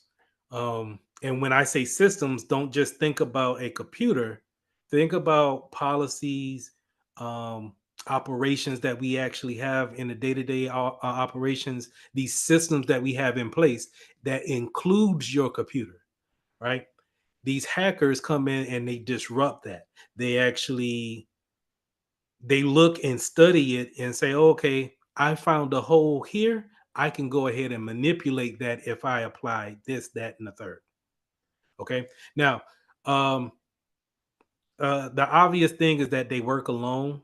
I think that's a stereotype. I don't think that a lot of them work alone, but that's the way we see it on the TV screen, right?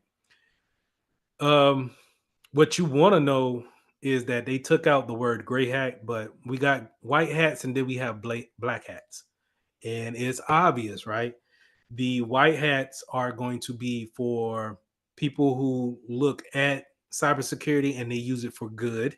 And then the black hats are used for basically hacking things, and they're doing things for own self gains. Now, when I say they took out the word gray hat, is because gray hats sit in the middle, of course, and they decide if they want to be a white hat or a black hat. So they may look at a website and scan it and make sure that everything is okay. And then if they find a bug on that website, the white hat of them may say, hey, I'm gonna contact the owner of this site and tell them to fix X, Y, and Z. But the black hat of that side of that person may look at them and may look at that site and say, you know what? I'm gonna hold this site for ransom and I'll get the money and then I'll let it go. Or I'll tell them, hey, this is what you got wrong with your site. I'll fix it for a fee. And if you don't let me fix it for a fee, I'll just go ahead and tell somebody else to exploit it. That's that gray hat. And so while I don't have it on this slide, I would say still learn white hats, gray hats, and black hats. Um, the famous term that we all hear when it comes to they have a conference in Vegas. That's DEF CON, but they also have a black hat conference where you know I wouldn't say that they're all criminals, right? But they are, I say, a bunch of gray hats that go out there to do conferences, talk to each other, socialize, and then come up with ways of, or tell each other about what they have been seeing out here in what we call the wild. And the wild is just, going out there and browsing on the internet. All right. So this is more on authorized versus non-authorized, is more on the pen testing side of it. Pen testing is actually testing your network to make sure that you don't have anything wrong. Um, but a hacker kind of falls in that same line as a pen tester too, right? Where they're not given a lot of information and they are skilled and trained to look at things from an outside point of view and try to make their way inside of your network. Um, And a lot of times, if they can find the authorized way of doing this, they can find a username and password in order to get inside. The non-authorized way is to find that flaw that you maybe skipped over and then break into that, or they do a brute force attack, and that brute force attack is just trying every possible way to break this password. And then once I break it, then I'm in. I used a non-authorized way to get into that. And just to kind of alleviate on that, or expand on that, every password can be broken, right? It will, if you're using a tool such as Kali Linux, you could use something called Jack the Ripper or Cain and Abel to actually do brute force attacks on passwords. And if your password is weak, then it should take no more than maybe about a couple of hours to break a password. If it's strong, a strong password, when you're talking about 8 characters, 2 symbols, and uppercase and lowercase, and a special character, you're talking about maybe it went from a couple of hours to a couple of years to actually do a brute force attack and go through every, possible digit for each space. That's why people are constantly telling you, when it comes to your passwords, make them longer and then make them more complicated. And I think, not in today's class, one of these classes, I'll show you how to make a password where it's fairly easy, because we're all kind of victims of it, where you got so many passwords for everything you do. And everyone wants you to have a different password for everything you do, but you got maybe 10 just on your phone alone, 10 different passwords for 10 different accounts. Well, that's where I would suggest you use your fingerprints and your face unlock. But a lot of people may not be so hip to want to do that, not want to be, keep that stuff on their phone. And I understand that, but it's less on your part. But I'll go into how to actually make a password that you can use, and you just have to remember a couple of things.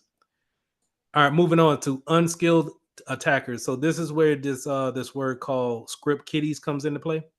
Script kiddies are newbies, um, people who they will Google how to make a ransomware, and when that first that first search comes back, and the only thing you have to do is actually click and download it and then send it to somebody, that's a script kiddie. They're click click and play, or plug and play type of hackers. Just, they don't know how to hide their IP address. They don't know how to hide or use VPNs to jump from different countries and things of that nature. They don't understand the whole inner workings of a network just yet. And so they may be caught faster than what we have when it comes to the lone hackers or your black hat hackers.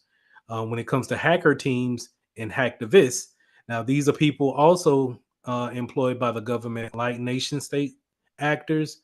But these hacktivists, these are groups of people that that's all they do, is they exploit um, countries or companies to actually get some type of publicity gain out of it.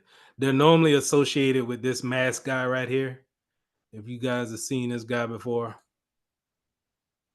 I don't like this mask, but that's pretty much that's their little symbol thing going on. This is where you start getting into the dark web. Um, these are more likely your individuals that are not being held accountable, right?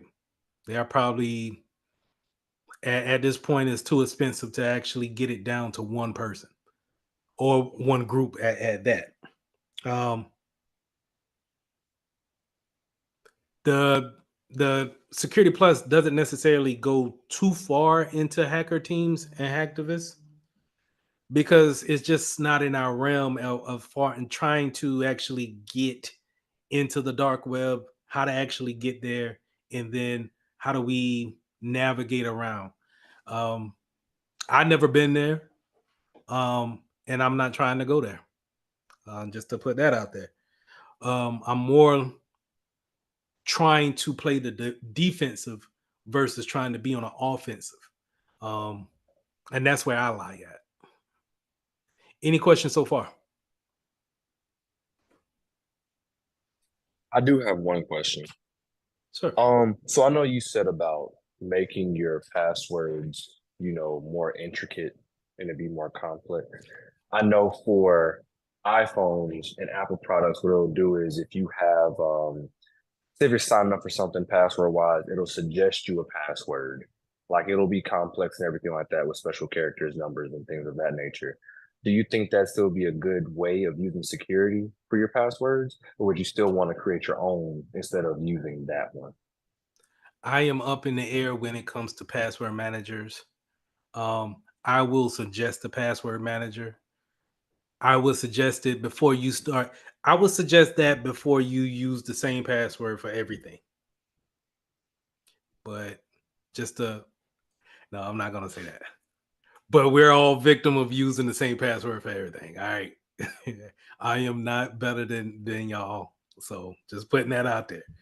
But I know better. I just, I don't do better. But anyway, the thing that I don't like about passwords managers is that if you use a strong password manager, you ain't getting in that joker. And self-inflicting wound. Yeah. Right?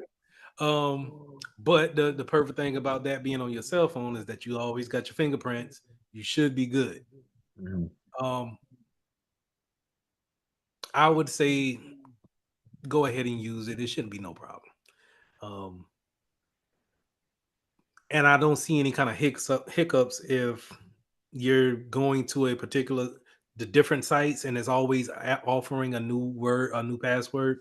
Long as you have that phone, you should be good. Now, here's the thing: when you go and decide to go and get the iPhone 16, are you going to be able to carry that thing over to the new one?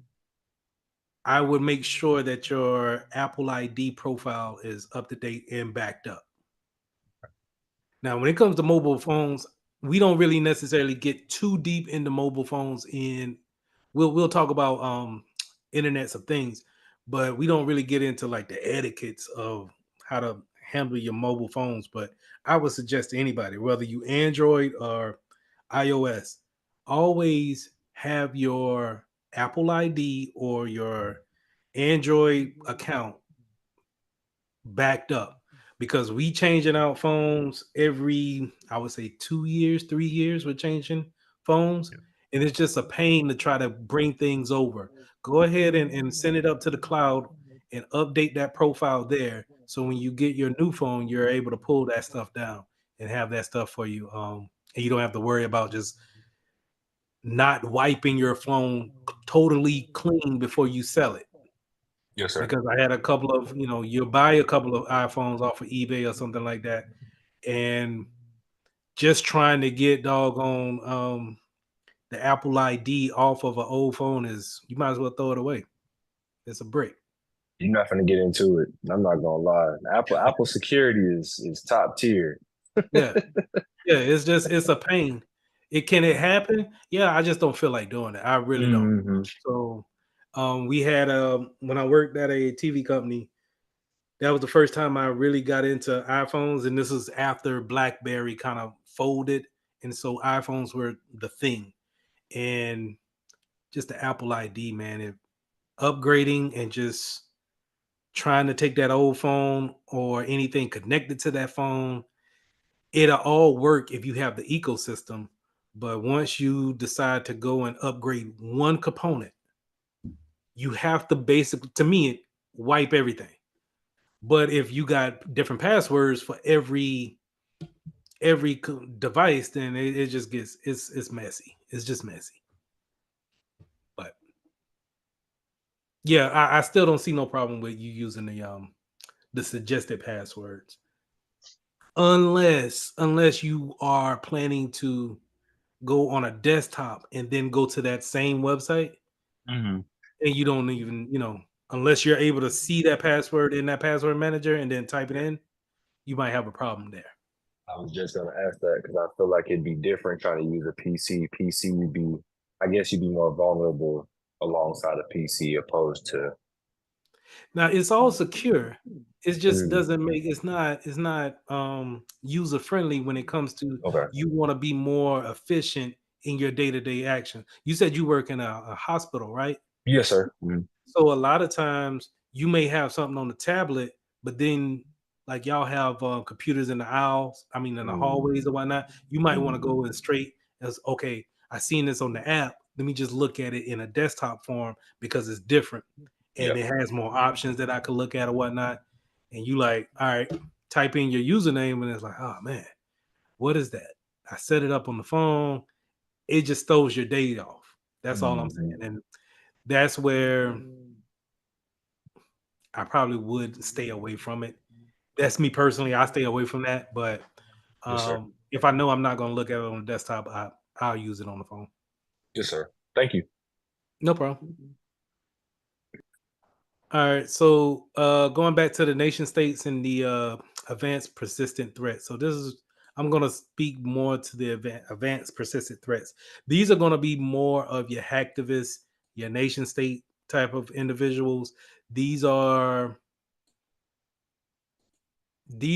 people who are probably already in the network and you don't know that they're in the network. Okay. They're probably infiltrating, taking data slowly but surely. And by it being so many logs coming out of the firewall, you can't really see if there's anything going to a particular site or a particular machine out there in Russia, or if if they're exfiltrating the data at 3 o'clock in the morning out to North Korea. So these advanced persistent threats, they tend to sit low and don't cause any issues to your security controls. They get into your network and then they just slowly keep an eye out on what they want to look for. So if they see any type of 9 digits being created on a Excel spreadsheet somewhere, they'll take a copy of that and they'll send it to their servers because those 9 digits might be social security numbers, or they might be bank account numbers. And it's very subtle. You don't really see it. So whenever you see it abbreviated as a APT, you're dealing with somebody that's very skilled, and yet they don't really want the attention because they may sit there for years. And when I say years, maybe 7 years, 8 years, just collecting data. Um, when I think about something like an APT, I'm thinking more of a government type of threat that just may be sitting on a government server somewhere looking at the traffic go by. That's why it's so important for them to bring in cybersecurity professionals to try to even that out. Um, it's not a losing war, but it is something to be aware of, and we try to put in um, more hands on as far as having 24-hour socks in that case where someone is constantly watching the network 24 hours a day, 7 days a week. We will normally have another company come in and do that for you. Like, you're not more likely when you guys get the job, you're not going to be looking at got you. You're not going to be looking at the firewall logs every day. You're going to be looking at the notifications that may come in that you deem to be important. Um, but a APT is going to have so little movement that you might not just see. You might not see it, and that's just the bad thing about it. But hopefully, you can get a good SOC in there that can look at the logs and say, "Hey, this traffic is going somewhere that we don't think is a good place. Do we want to put a block on that?"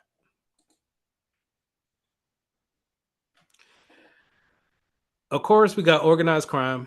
We already kind of touched on that before, where people are doing things for monetary gains or some type of ego trip, or trying to, practice their skill sets. But we also have, believe it or not, competitors. This is where I like to give my example of, would Pepsi actually hire a hacker to hack Coca-Cola? Or let's say if it's someone fighting for actual attention, would TikTok hire someone to go against Twitter and actually, you know, hack Twitter, or maybe bring the servers down just for a little bit? Matter of fact, let's go back to another one. Would PS5 hire someone to hack Xbox? So now we have those servers, those gaming servers, and if we can get majority, we know that if the Xbox servers are down, then those gamers will come over to the PS5 side of it and be able to play on our platform and give us more traffic. Would I hire someone to actually perform those things on a daily basis, on a weekly basis? Is that possible? Of course it's possible, but is it something that is it ethical? Like, would companies actually do that? And I think so. I really do think, like, behind the scenes, yeah, all day. All day. Like, my friend just he sent me a text this morning how the Xbox servers were down when it came to online gaming this morning. And I still don't understand how you could be Microsoft and any of your systems are down at any given time, right? You just, it's too robust for you to be down. So me personally, I just think that that's something external sending traffic to actually disrupt that flow of traffic going into Microsoft. And I like this bullet here where it says combined with the insider threat, right? That collusion that I was talking about. Your competitor might see that you're a good employee, or you have a particular status within that company, and then they hit you on LinkedIn. Hey, I see that you've been working with Nike. I work for Under Armour. Hey, real quick, just see if you send us some prototype drawings of the new shoe that you got coming out for the new NBA season. We'll throw something your way if you can find us some good information. Not saying that it's ethical, not saying that it's right, but I'm saying that it might just happen. Okay.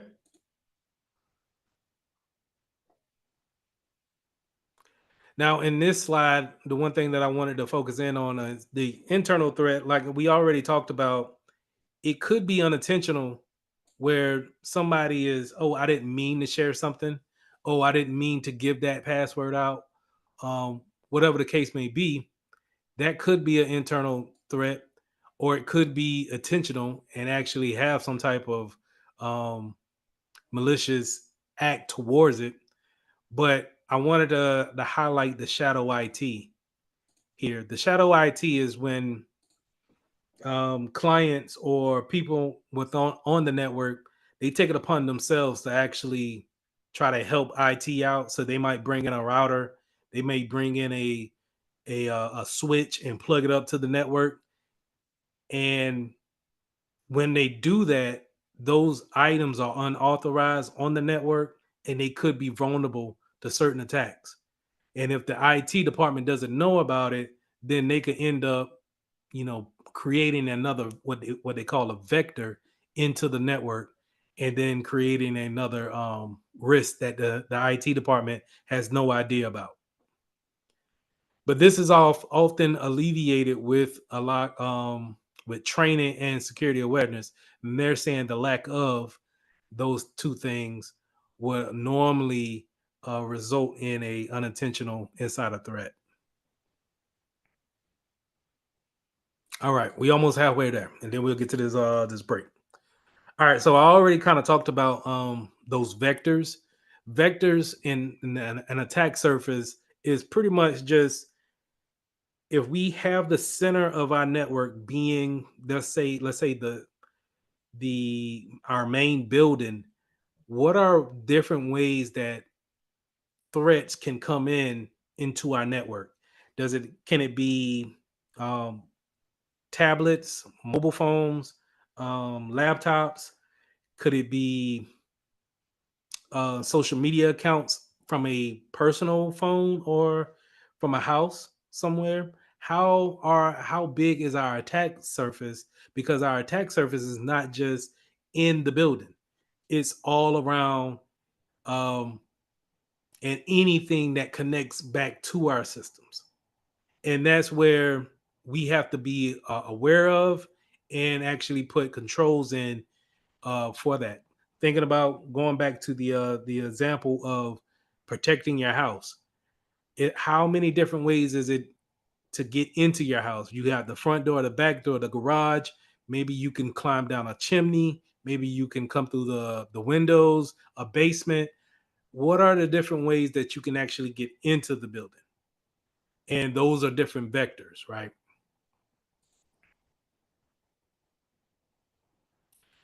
Now, software is the obvious thing when it comes to your computers. Your software is normally going to be vulnerable if they're out of date or they need some type of patching done. And it's on us to actually understand when these updates are notifying us, and then we need to actually put them in place in order to um, bring that risk down when it comes to vulnerability. Now, it's always important to understand when systems are not supported anymore and applications are not supported anymore, because now what that says is that third party or whatever company that you're working with when it comes to that system or application, they're not looking at the code anymore to try to fix it. It's just on you. Whatever we left undone is just undone. And so that's why I highly recommend that if you see anything that's out of date, Windows XP, a little bit of Windows 10, try to stay away from putting any type of sensitive information on that, because you don't know what patches you're missing, because that is not even supported no more by the vendor.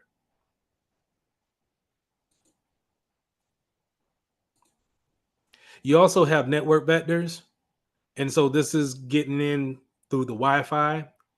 Um, in the second hour, I'll show you guys a tool called Wireshark, where we can look at the traffic going back and forth from different appliances and see if we can actually look at those network packets. Um, this can be done at any place, and is actually a good tool to learn and actually put on your resume. You also have things like Bluetooth, where we can connect to each other's Bluetooth if we have those little pin numbers in order to have that connection. But you want to make sure that your Bluetooth is up to date too, so you're not really bleeding that stuff over. But these are also different vectors that people can take advantage of, right? Normally, um, 9 times out of 10, the Bluetooth on your laptop is probably defaulted to on. So it should be on right now just to listen to, mice or wireless keyboards. But let's say if I have a device that can connect through it via a phone, and if it doesn't ask me for a PIN number, then I can Bluetooth into your computer and gain access that way. Uh, the LoRa based vectors. This is more popularized by the removable device. I said this last night when it came to the USB attack, where I would write an important person's name on a USB, tape it up, and then put it in the bathroom somewhere, or just drop it in the student center, and then have somebody pick it up and see what's on it. Um, that creates a curiosity, that it creates a vector into the network, kind of just based off of the lack of awareness that the client may have. Just real quick, let me talk about Trojan horse malware. So you're going to see this on the exam. Trojan horse are, and it's not as prevalent as it was back in the day. Trojan horse is malware or some type of virus that you think is a good piece of software in the beginning. So it may be some type of like a calculator, or maybe a plug-in to the window, the Google Chrome that you're using for a calendar in plug-in or something like that. Something that you're thinking is going to help you throughout your daily processes. And then when you go to install that application, it turns out to be a virus. And that's simply just a Trojan horse. Going back to uh, the story back in the Greek days, where they're thinking that they got a present, and what it actually was something there to kill them. You also have messaging based vectors. This is where your emails, SMS, which picked up a whole lot lately with the robot calls as well. Um, the IMs. You don't really see IM attacks like that going into like Microsoft Teams or someone jumping into the Zoom chat here. You don't really see that too often, but it happens. Um, I'm starting to see a lot of social media and web takeovers. Getting your social media hacked is still a I haven't really figured that out. Maybe just because I don't do the work at work on social media sites. I don't understand how people have their sites, their profile taken over by someone, and they don't get it back. I still don't understand that. But we see it all the time, right? Um, Now, if you just so happen to have that, maybe a business account hooked up to your TikTok or your Instagram, that may be feeding back into the network. And so that may be a way back in. That might be a vector there.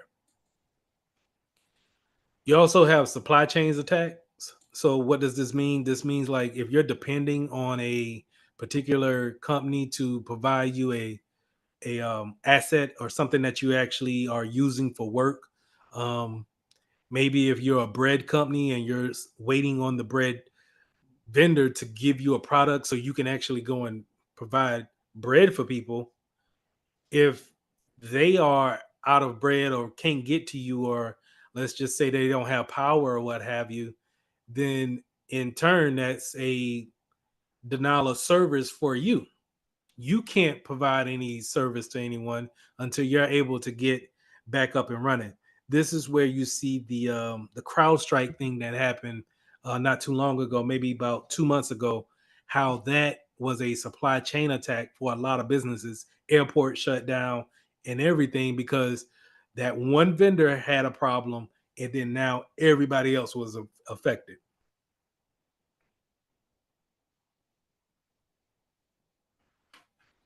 Any questions before we get into social engineering? Any questions?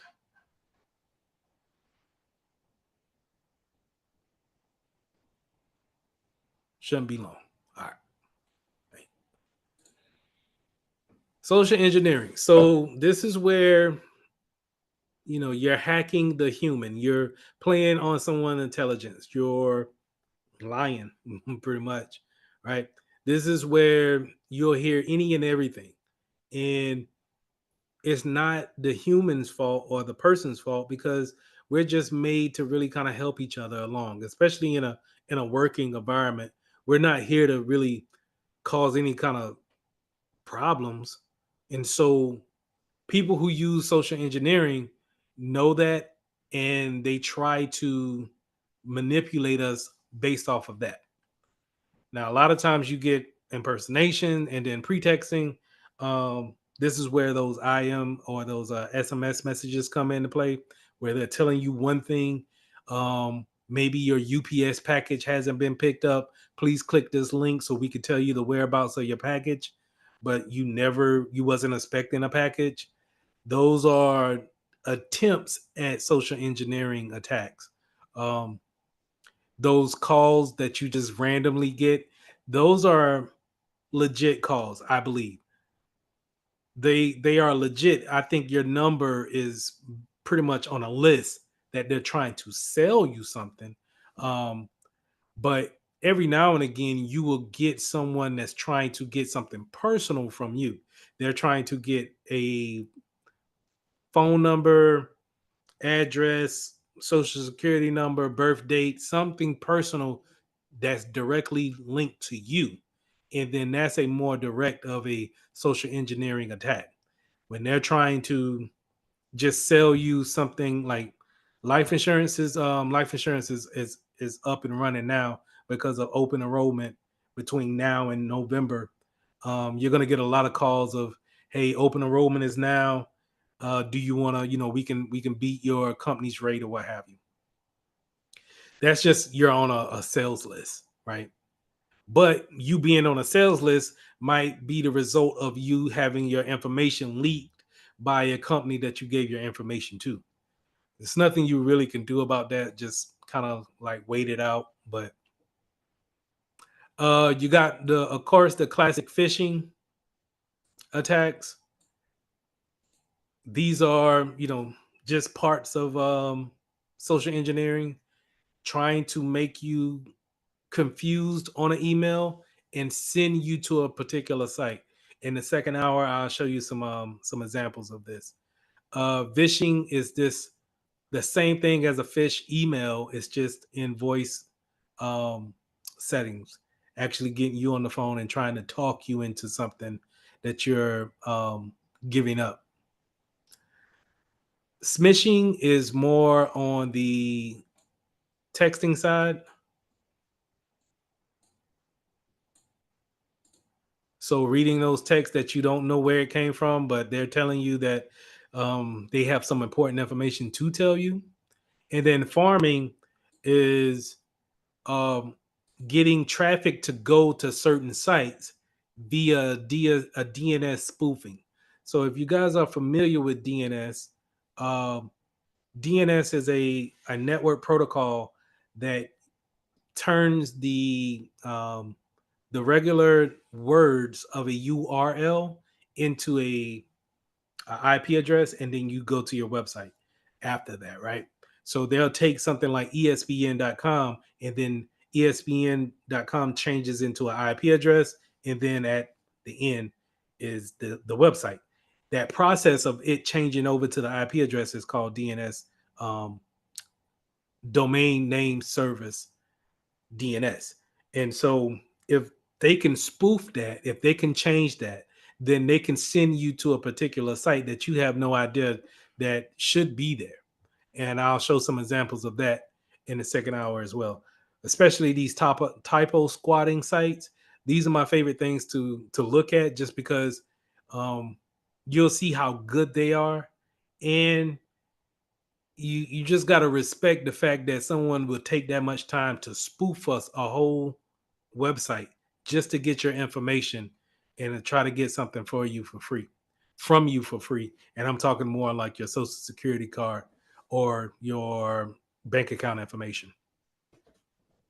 That's typo squatting. Just to give you more of a contextual definition of typo squatting is taking that same URL and maybe changing a word or a letter or two.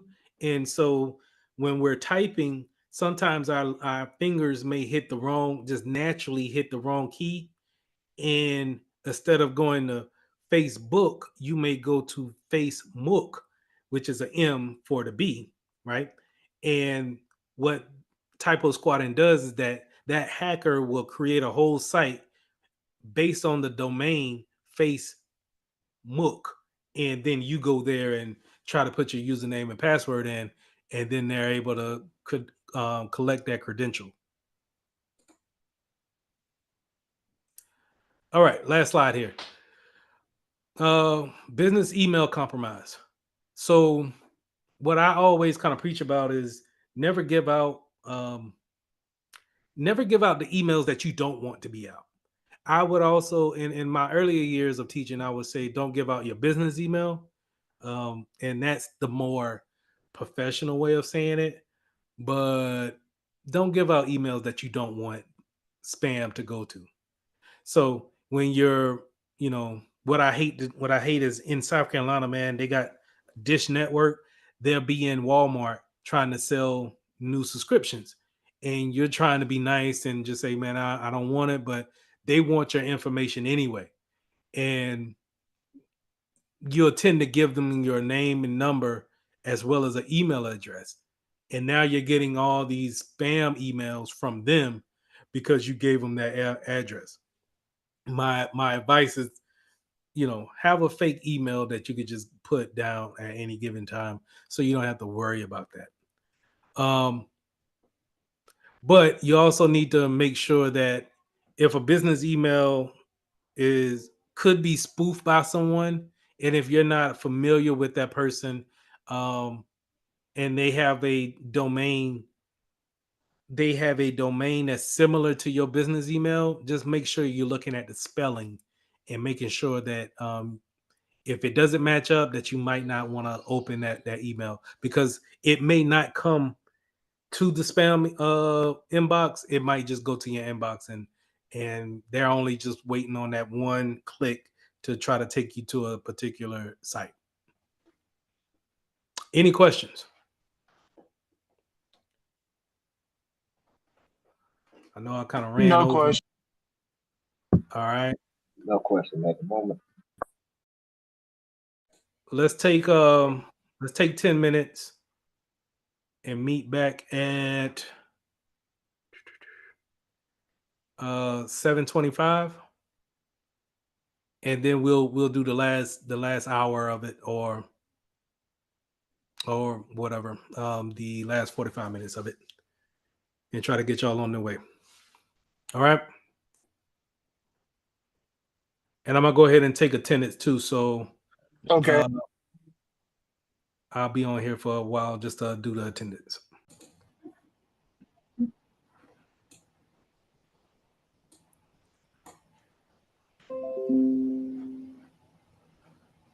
So where I want to start off is a site for email security. And it tells you if you actually had your email hacked before, or if the information has been leaked out, right? So this site, Have You Been Pwned, can tell you if your email has been a victim of a data leak before.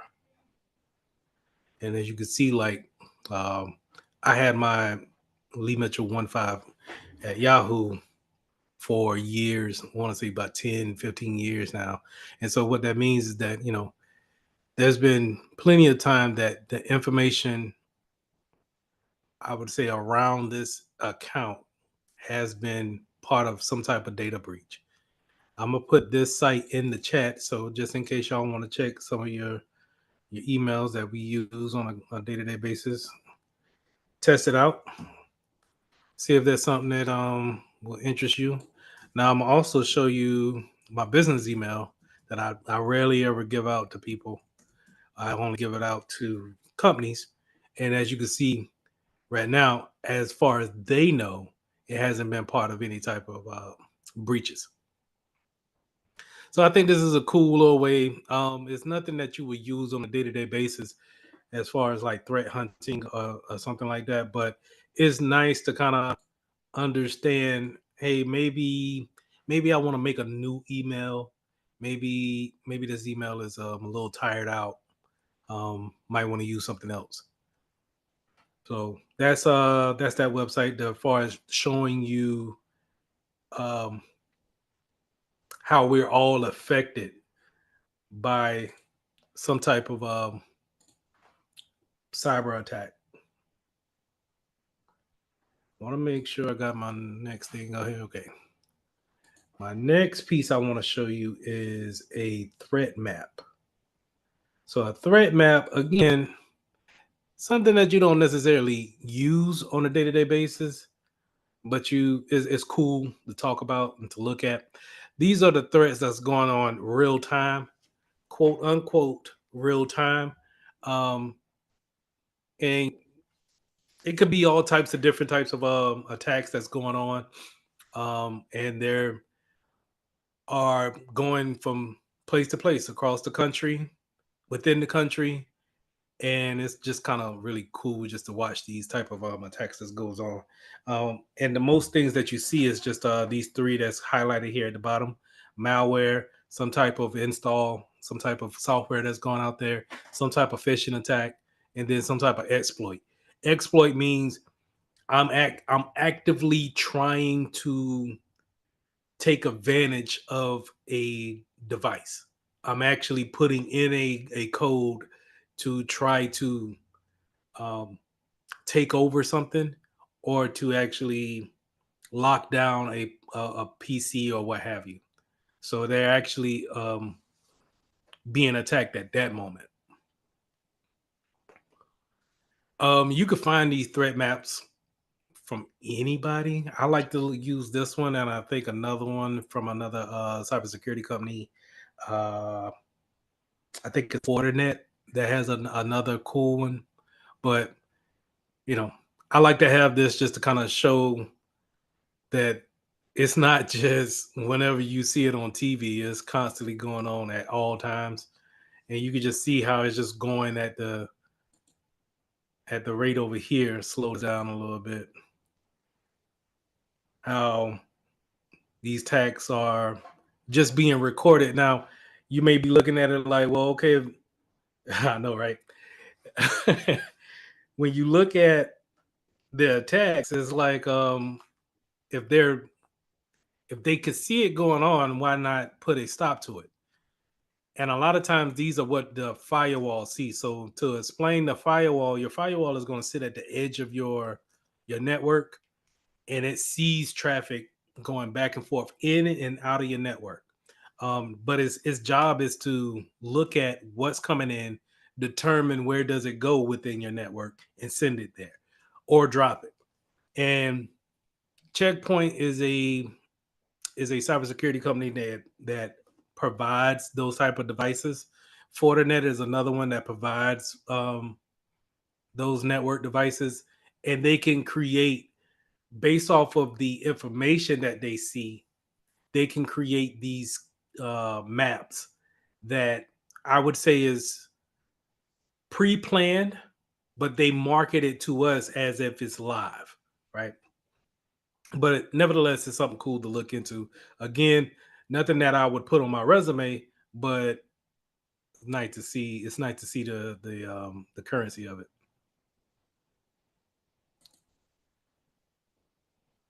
All right, so let's get into the out of date software. Earlier in the slides, I talked about the out of date software, and I wanted to bring it up. I wanted to actually show you Windows XP, but this is Windows 10, right? So Windows 10, I want to say last year became a out of date or not a supported operating system by Microsoft anymore.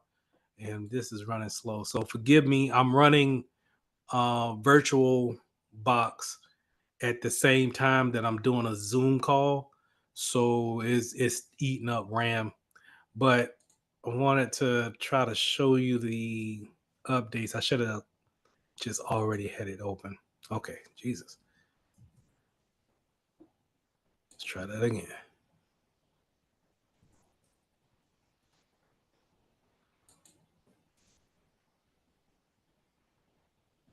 I'm trying to. Okay, Jesus, come on, work with me.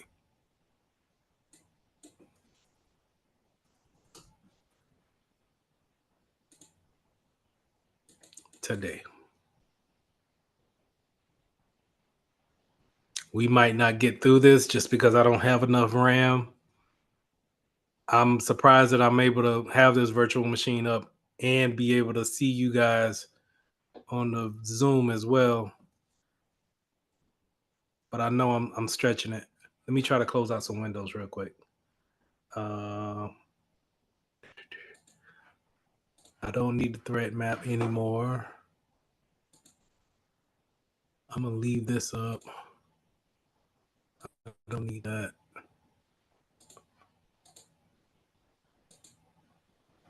I'm gonna leave this up. I'm gonna go there in a minute. And I don't need this. Now let's go back to virtual machine.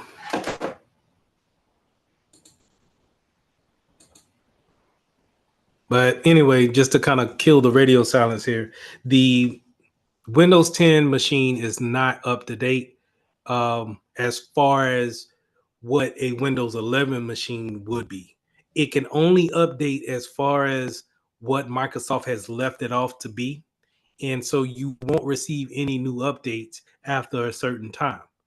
Okay, once you patch everything that you have in there, then you're kind of just leaving it out there for really to be another way for someone to actually get into your system. So I have a vulnerability that's high on my computer because this is out of date software that I should have off my machine. But for learning purposes, I have it on there. And if you guys want to try working with a virtual machine, I would suggest getting something called VirtualBox, and this will allow you to actually load on different OSs on your machine if you have the RAM to hold it, and you can practice with different OSs on your machine. These operating systems that, of course, are updated and to relevance and doesn't have any compromising factors. I would suggest that, but if let's just say if you're trying to really build that resume, you want to make sure that you understand what you're looking at when it comes to like Windows 10, Windows 7, XP, just to kind of get a feel. You can always take it off once you're done with it. Like the thing about VirtualBox is that once you're done, you can always just blow this away by hitting remove once I shut it down, right? Or you could just shut it down and then now you're disconnecting it from the network. So you're kind of alleviating that leaving it open to any type of vulnerability that might be out there. You can shut it down and delete it, or you could just make sure that you shut it down. But that's on you if you're gonna put a old operating system on there like I am. But I pretty much just use this for learning purposes. And in a virtual box, in a virtual machine, it's very hard for a hacker to come into the virtual machine and then jump out of that virtual machine into my regular machine, which would be here. This background here is super hard to do that. Normally, because if I have my configurations right, I should not be talking to my virtual machine at all. Not from my regular desktop. Yeah.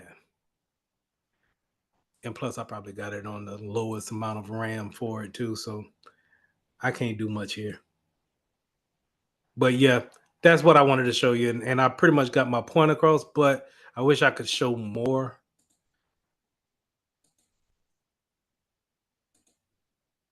But it's not going to let me do it. So I'm going to just exit out. Shut it down and get that RAM back. Shut it down. But definitely want to look out for those. And if you can, go ahead and update them as much as possible if you have to have them. Because in some places, like let's say if you're like me, you have to work in an industrial plant, we have to have Windows 7 in our environment because we have certain power belts or conveyor belts that only run on a Windows 7's machine. And if we take that out, then there's no net guarantee that the Windows 11 machine that we put in will run that conveyor belt. And so we pigeonholed ourselves into just keeping that one particular machine. And so how do we come up with a compensating control to protect against that? Is that we make sure that it doesn't have any type of internet access, and we just kind of keep it to itself. We tell the person to turn it on, but you can't get on the internet at all when it comes to this computer. Its sole permission, its sole purpose is just to run this conveyor belt. And in a lot of places that we go, you're going to see a lot of out of date software, out of date operating systems, and it's up to us to actually try to do something about it. So we saw yesterday when I pulled up my Sophos device, you seen that it was already telling me that it's out of date, and that I don't have a license for it, but in turn it's out of date too, because these things normally update on a daily basis. So if there's a vulnerability for this particular version, someone could possibly take advantage of it and possibly do some harm to my computer. You know what I mean? And when you're talking about giving up access to your computer like that, you don't necessarily need someone to click on a link to give you ransomware. They could just load that piece of software on your machine and be able to kick it off if they have the proper permissions.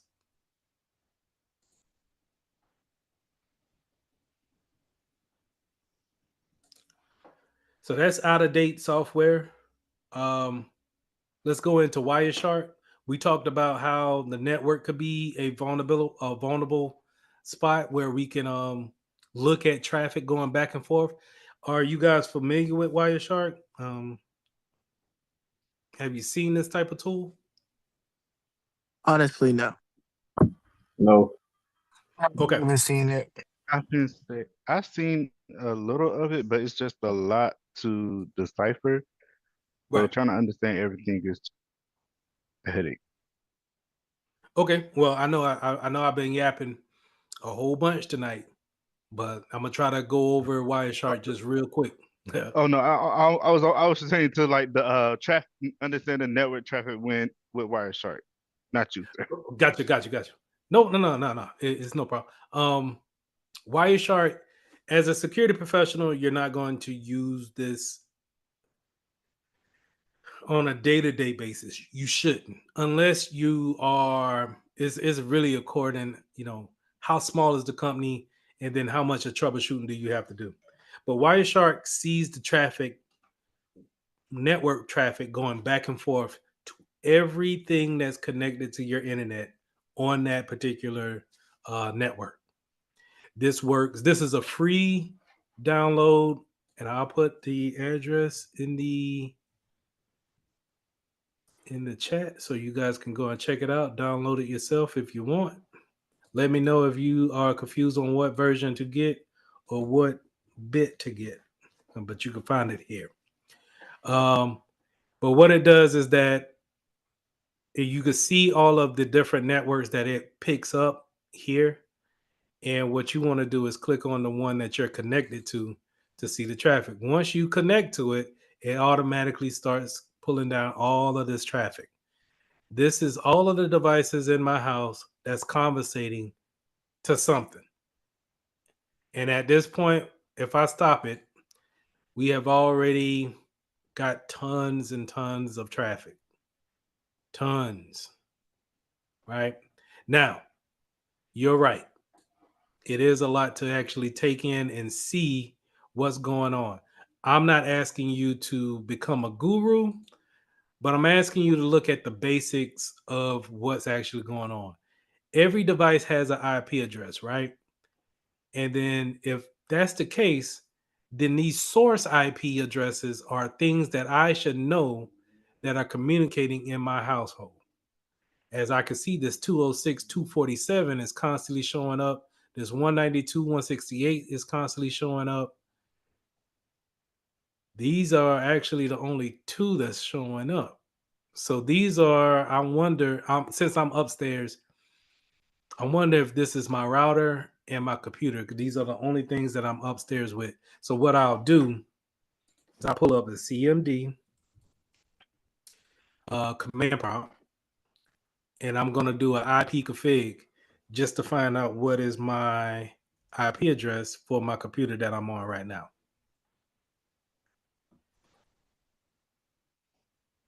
And I can't go off of this one because this is for the wireless network for my virtual machine.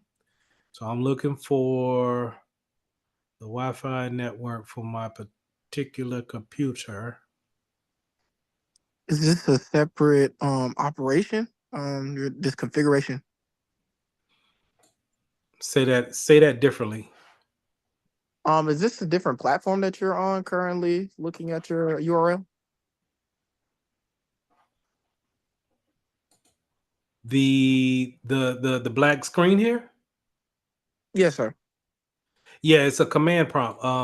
So you go to your start menu and you could type in CMD if you're on a Windows computer. And it should bring up a command prompt that you can open up. Now, this command prompt brings up information about the back end of your computer. So you can look at your IP address, but you can also do things like a ping, and you can ping stuff like Google, right? And what this does is that it's counting how many times it can actually go out to the Google server and check that if it's there and then give you a reply back. Is there more sexier ways of looking at this? Yes, but command prompt is pretty much your basic way of doing these things at a quick glance. It's also a nice thing to put on your resume too, being able to work with a command prompt. So when in a command prompt, I normally will come in and look for my IP address or look for someone else's IP address or see if I'm at work and I need to know if another computer is on the network, I might try to ping that computer to make sure that they're up and running. Does that make sense? Or do we need to go into networking a little bit more? It makes sense in the idea that I'm uncertain exactly what you mean by pinging the Okay. other device. So real quick, so to ping something, the command ping is to actually reach out to another computer and say, "Hey, are you there? Are you on the network? Are you communicating? Can I communicate with you?" That's all, all those expressions are expressed by the command ping. Thank Now, this is it means nothing by itself. I have to add it to something. I have to tell it to actually go and look for another computer. Now, I should be you are only able to ping things within your internal network. So wherever you're at right now, whether you're in a building or in your house, apartment, dorm room, whatever you have in the internal, you can ping those things. So if you got a printer, and if you know the computer name of the printer or the IP address of the printer, you could ping it to see if it's online. Right? Now you can also ping things that's outside of the internet. And that's when I'm saying you could ping something like google.com and see if it's up and running. Now, when you're pinging it, you get a IP address from Google. This IP address is from a Google server. And basically these bytes and times and the time to live is basically telling you that my computer and a Google server is talking back and forth and saying, "Hey, we're both communicating and we have no problem communicating with each other." Okay? Now, I can also do this for any website. So, um, ESPN.com. And you see that I get a totally different address but my ping times are pretty much going to be about the same. Your ping times are pretty much going to be around how fast your internet is. Okay, so you really don't have to worry about that. But what I do want you to know is that you see how I put in ESPN.com or Google.com and it came back with the IP address. Remember when I was lecturing, this is DNS working. This is the DNS protocol is taking Google.com. A computer doesn't know what Google.com means. It knows how to talk the numbers. And so it automatically takes DNS and translates it into the IP address. And it says, oh, you don't mean google.com. You mean you want to go to 173, 194, 219, 101. That's where you want to go. Okay.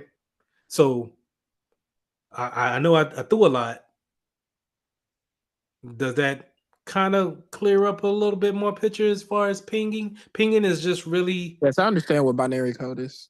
And okay. that aspect of knowing an address, everything's a destination. I can understand that much. Okay.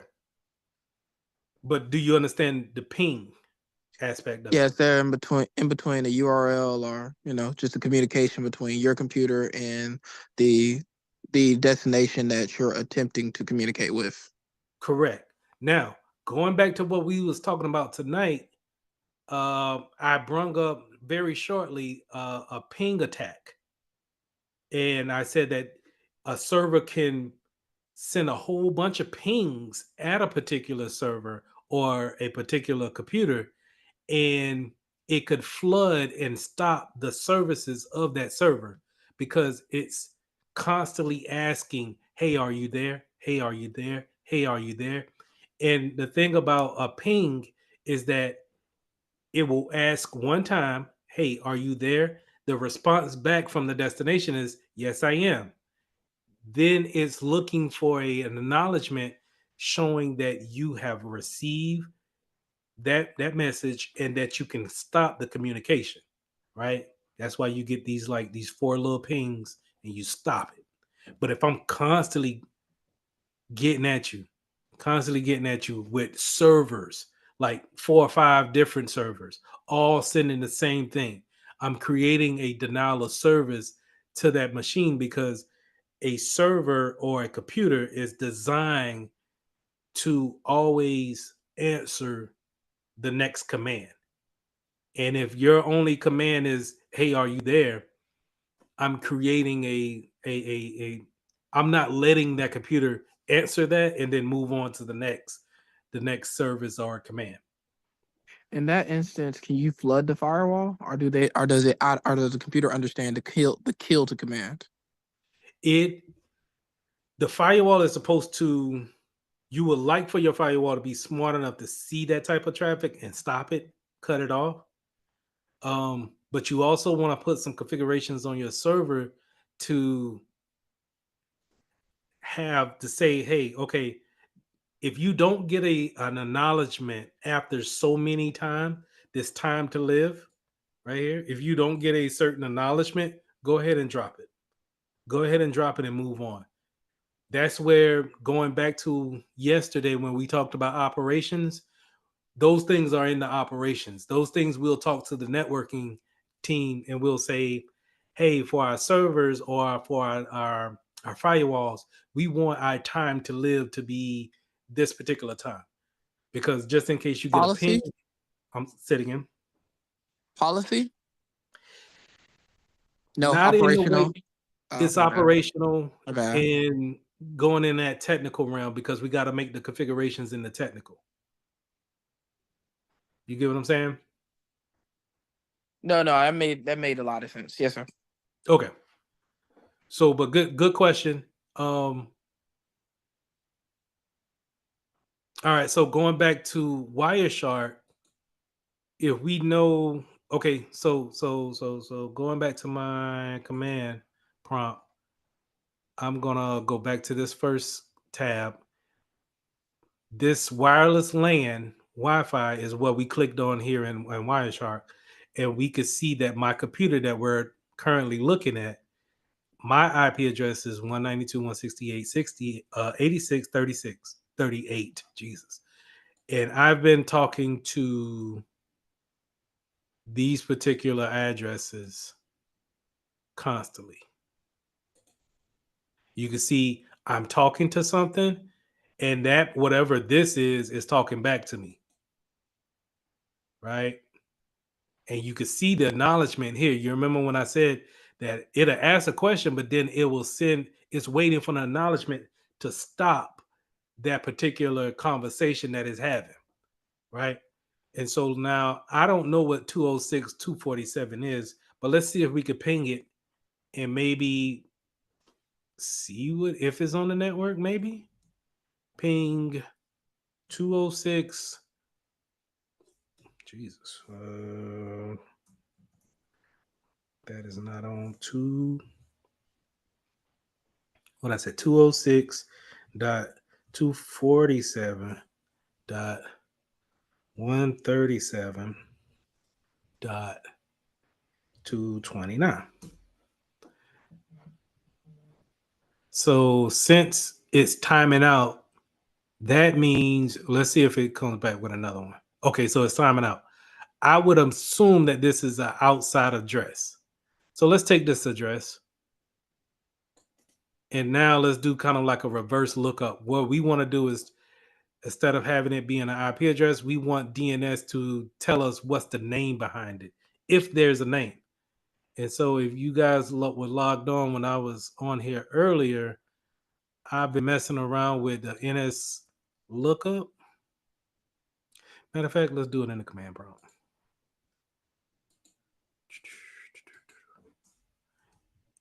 NS lookup is a way to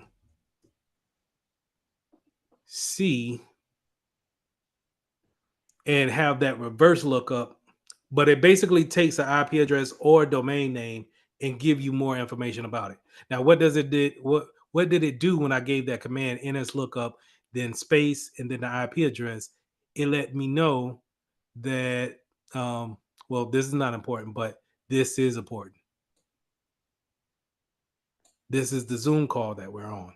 I'm constantly talking to that. And so now, going back to Wireshark, since we did that little bit of investigation, we could see, okay, one computer is talking to something on Zoom constantly. That's all you see. Now, can it see the people that I'm connected to on Zoom? No, it's not that intrusive. But I can run Wireshark from the outside of my house. I can run, this could be my neighbor for all I care. It didn't ask for no password or anything like that. I just have to be on the same network. Okay. And if that's the case, then you can use something like this tool just to kind of get that basic information of what's going on. Okay. If I wanted to be mischievous, if I want to be malicious, I can say, okay, with just that little bit of thing, and I can tell that they're talking about Zoom. Let me see if there's any kind of vulnerabilities for Zoom that I can use on this particular address, the 192.168.86.36.38, which is my computer. Because I know that person has Zoom because he's talking to them. That makes sense? And that's not getting into the whole packet frame here. Wireshark can be way more intrusive than that. You can get into, if you're using HTTP, you could pretty much see what's in the packet. You could see the images going across the network. But that's why we preach on getting on HTTPS, and we'll go over that next week in the networking class. But Wireshark is a good free tool to use, and only thing you need is the basics to understand, and just to know that you're talking from time frames. They give you time frames here, and then you're talking about from a source destination to a source destination and a destination that it's going to, and then the protocol that is using to talk back and forth. Okay. I have a question. Yep. So in cybersecurity, would we be asked to like say look up look through packets for certain destinations if somebody was to get like malicious emails? In the time that I was using Wireshark, we were basically given different projects as to where we had to sift through all the information and see, look at the destinations, find out where they came from, the sources, and basically who was sending them. Would that be a task that you would think that we would be doing if we were on a cybersecurity team, or would that be more like a data forensic scientist job? Do you? It would be both. It's how intrusive do they want the information when it comes to a regular cybersecurity team? If you're in that threat hunting field, that category, they're going to be, they will have more sophisticated tools than Wireshark to actually perform those tasks. You'll get something like at work, we use a tool called Abnormal, and it's just for email security only.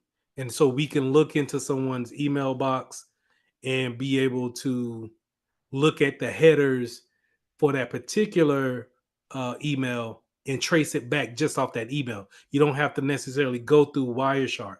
Wireshark is a good open source tool if you're working for a small company and they have certain, you're trying to figure out why certain things are not talking, or maybe you're blocking something and it's not really showing up in the tools that you have.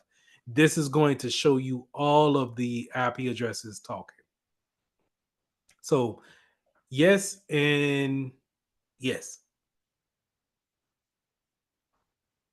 Good question. As we go along, we'll go more in depth with Wireshark, but I just really wanted to show you how when it comes to what we talked about tonight, the attack vectors are all over this place. Well, and this is just talking about my computer. What is that? Ooh, I think I know what this is though. But anyway, okay. Oh, that's nasty. Okay, let's jump into it. All right, Wireshark, spam emails. Let's go into the typo squatting sites, and then we'll finish up with these. So these sites that I'm about to show you, I don't want you guys to go to them. I just want you to be aware of them and how they look. So this is a site called OpenFish, and OpenFish is sites that are compromised and are actively looking for your information to take advantage of and actually steal information from you. So again, I don't want you to go to this site, which you could, and click on these and get taken for it, right? I just, watch me on this and just don't partake into it, because I just don't want you to, I don't want something to happen and then I feel bad because you were trying to learn, and nah. So what we'll do is, I already got this one site open, and this is for a TikTok wholesale. And I think this came off this one right here, www.tiktok59.cc. Maybe. Is there another TikTok? So it probably did a switch over. But anyway, as you could tell, Google Chrome is already telling and yelling at us that this is not a safe site. Beware. And that's mainly because this has already been reported. And so it's already yelling at you to not do anything. But I just want you to look at how good this looks as far as a website looks. And so for a person that's really not looking at this URL up here, it could look like a legit website. And I'm assuming you can click on certain things and it could bring those items up. But it's all about when they want you to put something important in, then that's when they're going to take that information and run with it. So now for that $93 for this Fire tablet, they're not going to give me a purchase order. They're just going to take my credit card information and leave, or not even, follow up on it. But you could tell that they put time and effort into it to where they even put the reviews on it. This is a good one. They even got everything down to the details down here for all rights reserved. Very good website in my opinion. As far as this is where typo squatting comes into play. This is where a phishing site comes into play. This is what they're looking for. And as a security professional, I want you guys to pay attention to the URL and the obvious that Google Chrome is telling you not to go here. The thing about that is that it's confusing when you're looking at it on your mobile device. Let's try to get to another one. Let's try Adobe. See what they got. So nice and simple, right? This will be a nice little link that you could put into an email saying, hey, we enjoyed your business the other day. Here's the receipt from the invoice or whatever on the services that we provided you. Please click on it to make sure that everything's fine. Now, Google Chrome doesn't tell you anything here. Doesn't even, tell you that anything is dangerous.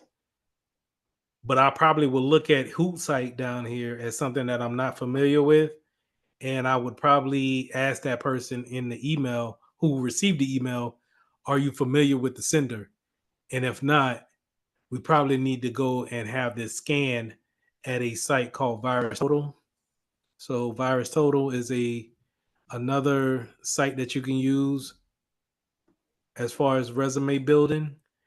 You can take certain files and throw it in here and get a check among the industry leaders as far as if it's safe or not. So a lot of times I'll go in here and I'll check for Morris EDU, which is my alma mater, and you could see all of these cyber networks saying that this is a clean network. If it had any type of malicious activity, it would obviously show something different. But we could probably, just to kind of go in on that, we could take that and let's put this in here, a known phishing site, paste that in there and see if we can come up with something different. And as you can see, Virus Total will let you know that, hey, this is a malicious site. Don't put anything in there. And you can find out some more things on the details tab. So I'll put Virus Total in the chat as well. Always keep that in your back pocket as far as a threat hunting tool. Let's look at one more and then we'll conclude for the night. Let's try eBay.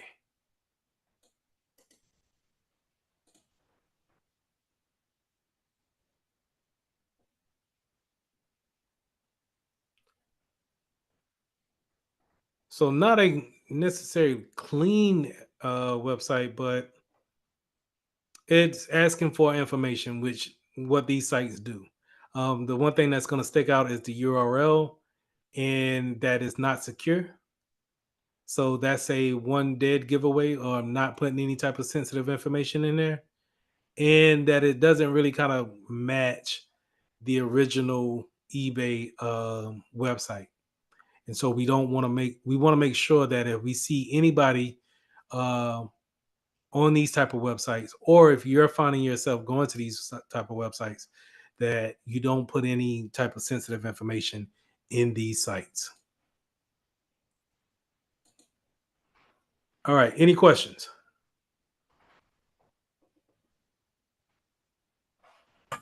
Is there subnetting in cybersecurity or on the No. security? No, not at all. That's Network Plus.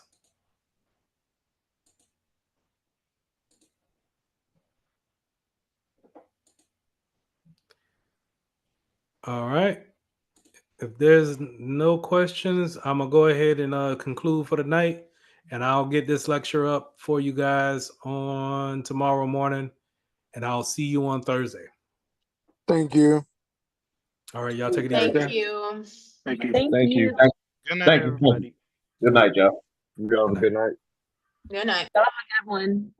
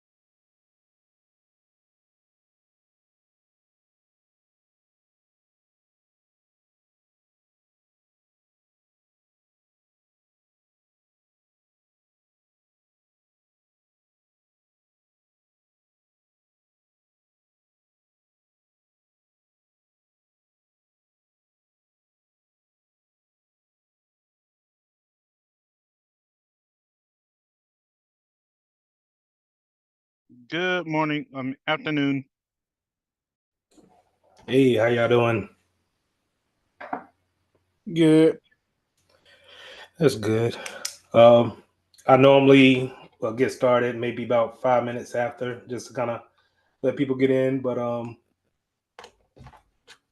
yeah, we're gonna try to shoot for maybe 2 hours and some change tonight. Hopefully, I can share some good information with you guys. Okay. If you don't mind, can you go ahead and put your emails in the chat? I need to sign you guys up for LMS so we can share some resources, and you can always use that as a place to get worksheets and stuff that I sign out.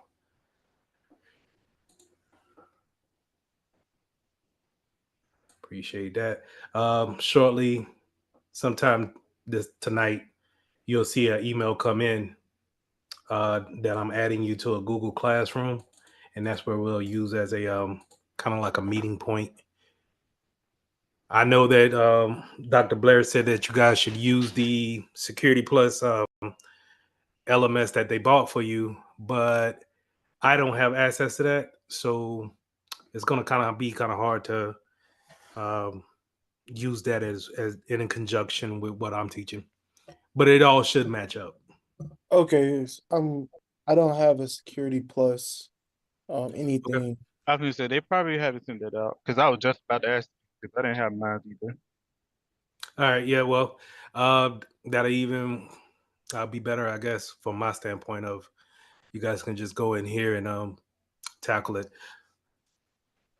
Give me 1 second. So on top of this, are y'all are currently in school right now? Yes. I am not, Okay, but I will be in the spring. not a problem. Hey Joshua, how you doing? Good afternoon. I'm good, and you? Doing good. If you can, go ahead and drop your email in the chat. I want Okay. to get you added to a LMS real quick.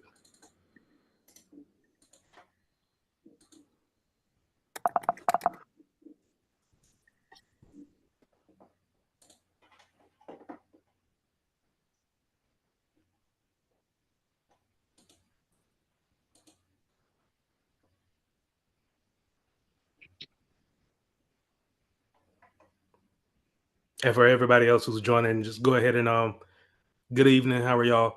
I just want to let you know, please drop your email in the chat. I want to get you guys signed up for a Google Classroom so we can all share information there.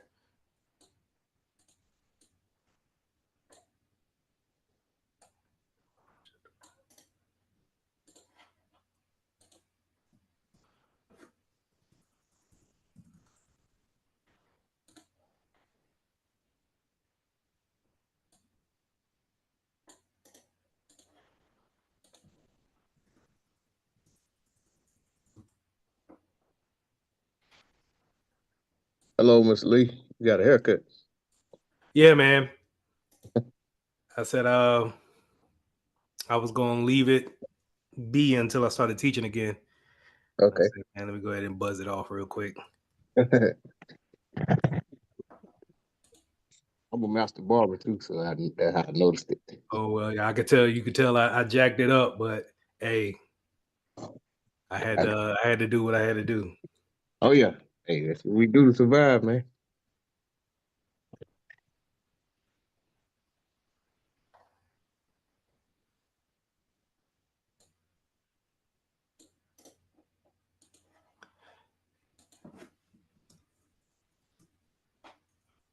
Seems like everybody got a Gmail, which is great. I'm gonna be sending out an email very shortly to the emails that y'all putting in the chat, and it's gonna go to inviting you to go to the classroom, and there we'll have the syllabus, and I'll put some resources in there. I think.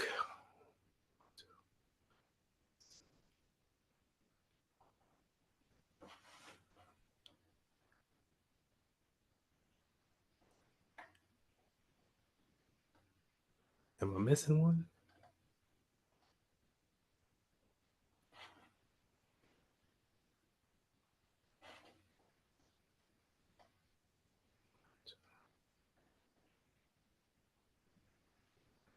Did everybody put their email in the chat? Calvin, did I get one from you? In the Slack? In the chat. Oh, in the chat. Oh no, sorry. No, you good.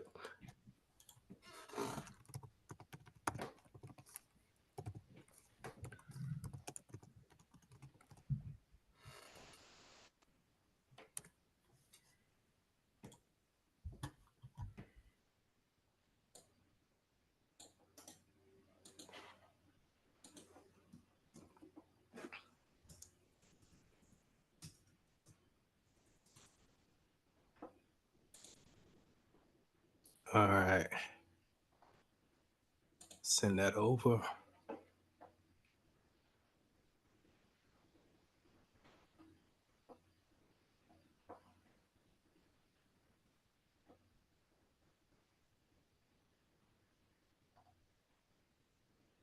Okay.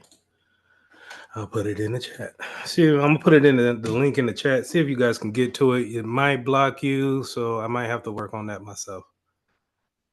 Let me know what it says.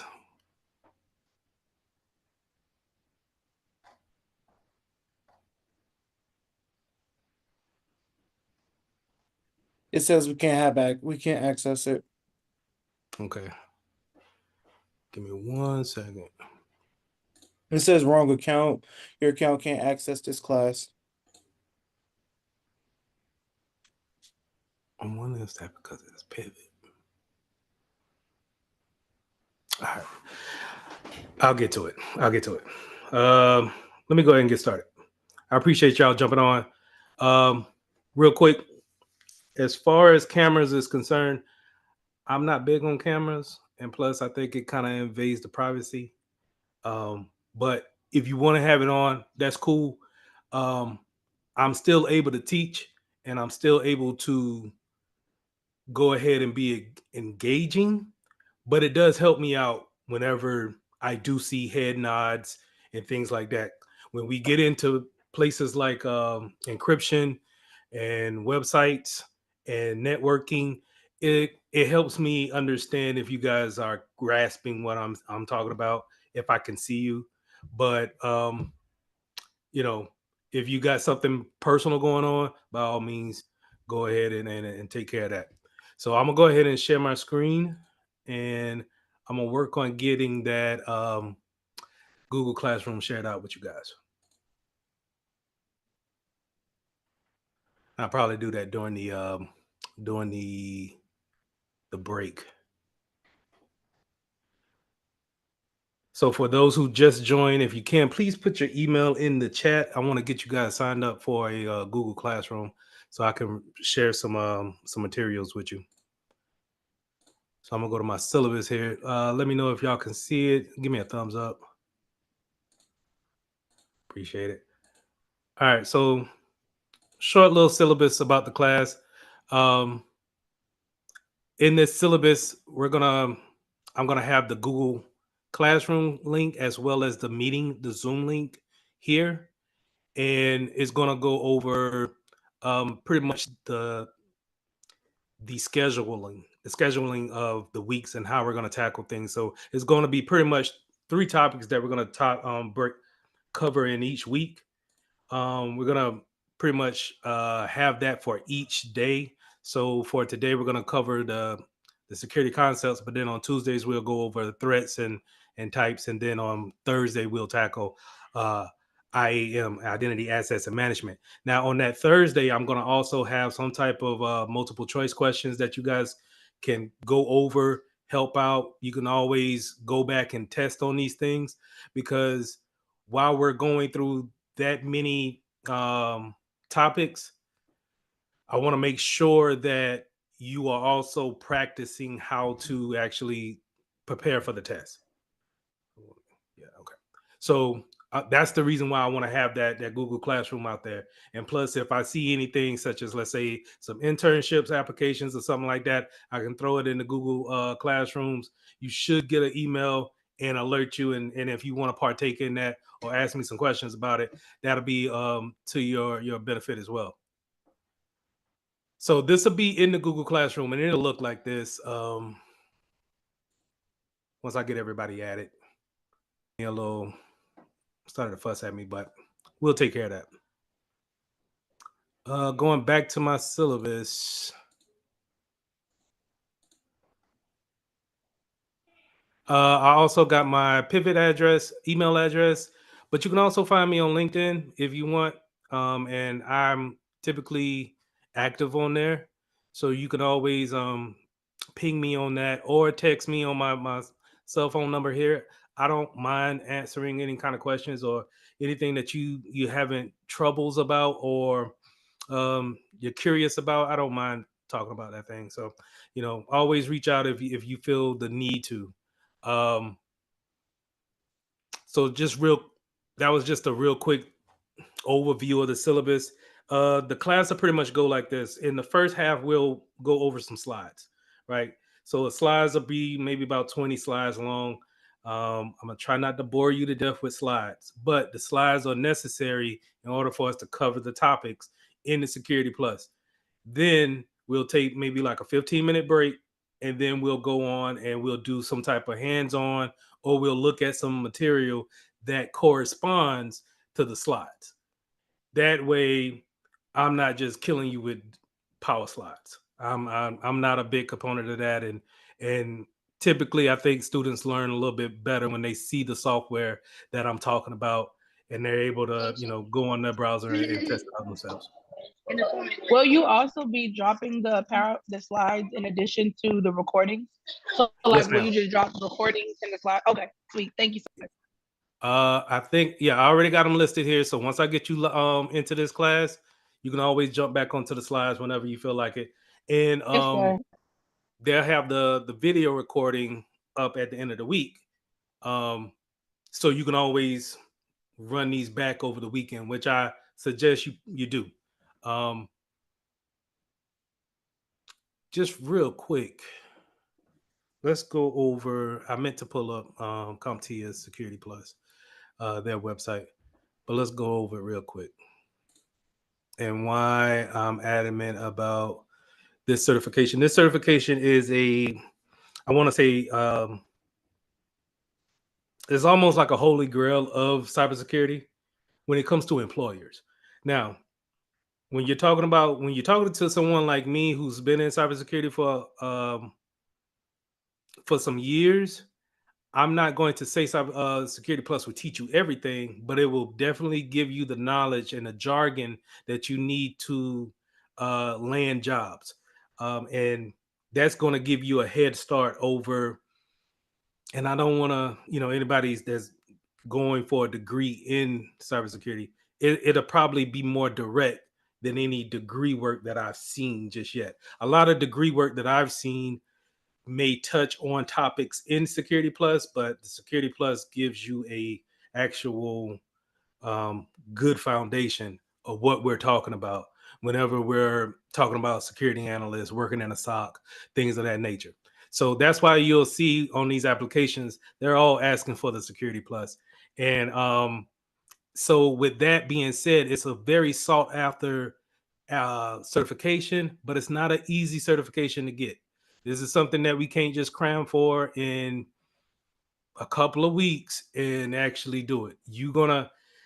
I would suggest, in order to gauge yourself, if you can take the topics in the Security Plus and explain it the same way that I'm explaining it to you throughout these different weeks, then you have a good understanding of the test. And when they throw little questions at you to confuse you, you'll be able to see through the fluff, as what I like to call it, in order to pick the right thing. So it's not just remembering these definitions. You have to understand why they're talking about PKI versus symmetric encryption. You have to understand the difference between each one of those. You just can't say that public key infrastructure is that, and that's the only things to it. It's people build their whole careers off just knowing PKI, right? So it can get a little bit murky at time. I say all that to say that this is a very critical um, certification, and if you actually pass the certification, you set yourself apart from a lot of those applicants that are putting in for the same job, right? And then if you got the degree work and everything that goes along that, then you further set yourself as a better candidate for these types of jobs. Cybersecurity is a hot topic. A lot of people are hiring for it. I would also say that the remote sessions of it, where a lot of people were working remote, are probably dwindling now, and a lot of people are going back to the office. Uh, I was able to get out of that, and I have a job that's 100% remote, but I can see I can see how some people are wanting people to come back to the office. I say all that to say this. Um, the Security Plus can bring you into a realm where if you land one of these jobs, it can be very life changing, especially for students coming out of college, dealing with whatever issues that you may have coming out of college, right? Student loans, what have you. It can set you up for good things. A way for you guys to get an early jump on it is to look for these internships and try to get those internships while you're in a program somewhere and get your foot in that company then, and then just transition into actually working for that company. I've seen that work time and time and time again. So I would put that in, into you guys' ear as well. And you don't necessarily have to have the Security Plus to do so. Okay. So it's not necessarily a make or break thing. If you feel confident about the topics that we're talking about, you should be able to at least land an internship and then get in there and start to reap the benefits. For anybody else that's now just showing up, if you can, just please put your email in the chat so I can get you signed up for the Google Classrooms. Any questions on the Security Plus so far?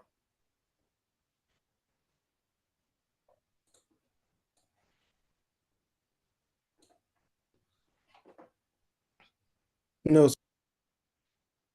Okay. All right. So, quick thing about me.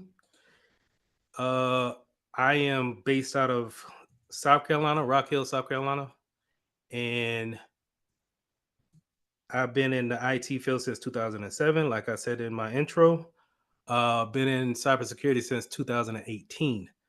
LinkedIn. This guy. And I got into cybersecurity with a bank that not necessarily cared about if I had my certifications or not. I had a guy that took a chance on me, and I was grateful for that. But this is my LinkedIn. I'm gonna throw this in the chat for you guys that want to get in contact with me. And the only thing I do on this LinkedIn is I just post cybersecurity content all the time. I'm showing this because I want you guys to create a LinkedIn profile and start filling in the things that pertains to cybersecurity here. Because when you're putting in these applications, they're going to try to do kind of like um, a lookup of you and see what kind of, what type of social profiles you got.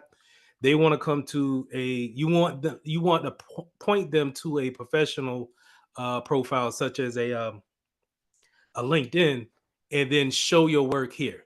So if you see here in this feature session, you can actually post, some of the things that you're working on. I'll show you a site that you can record yourself and actually post those things. Or if you're working on things for other class and you feel like um, it's a good project to actually show and put on display, you can always post it and tag it here in this feature section. And so whenever someone comes to your profile, you can always just scroll down and see what they're actually working on here. So I want you guys, and you don't have to do it. It's not necessarily necessary for the Security Plus or for Pivot, but it would benefit you if you were to go ahead and just make a professional profile, and it kind of gets you already having those bullet points for your resume, because I do want you to build your resume as well for those who don't have a resume or you need to spruce up that resume. Where is mine? So right here, you can always just put the things that you put here and just directly translate it to a resume, right?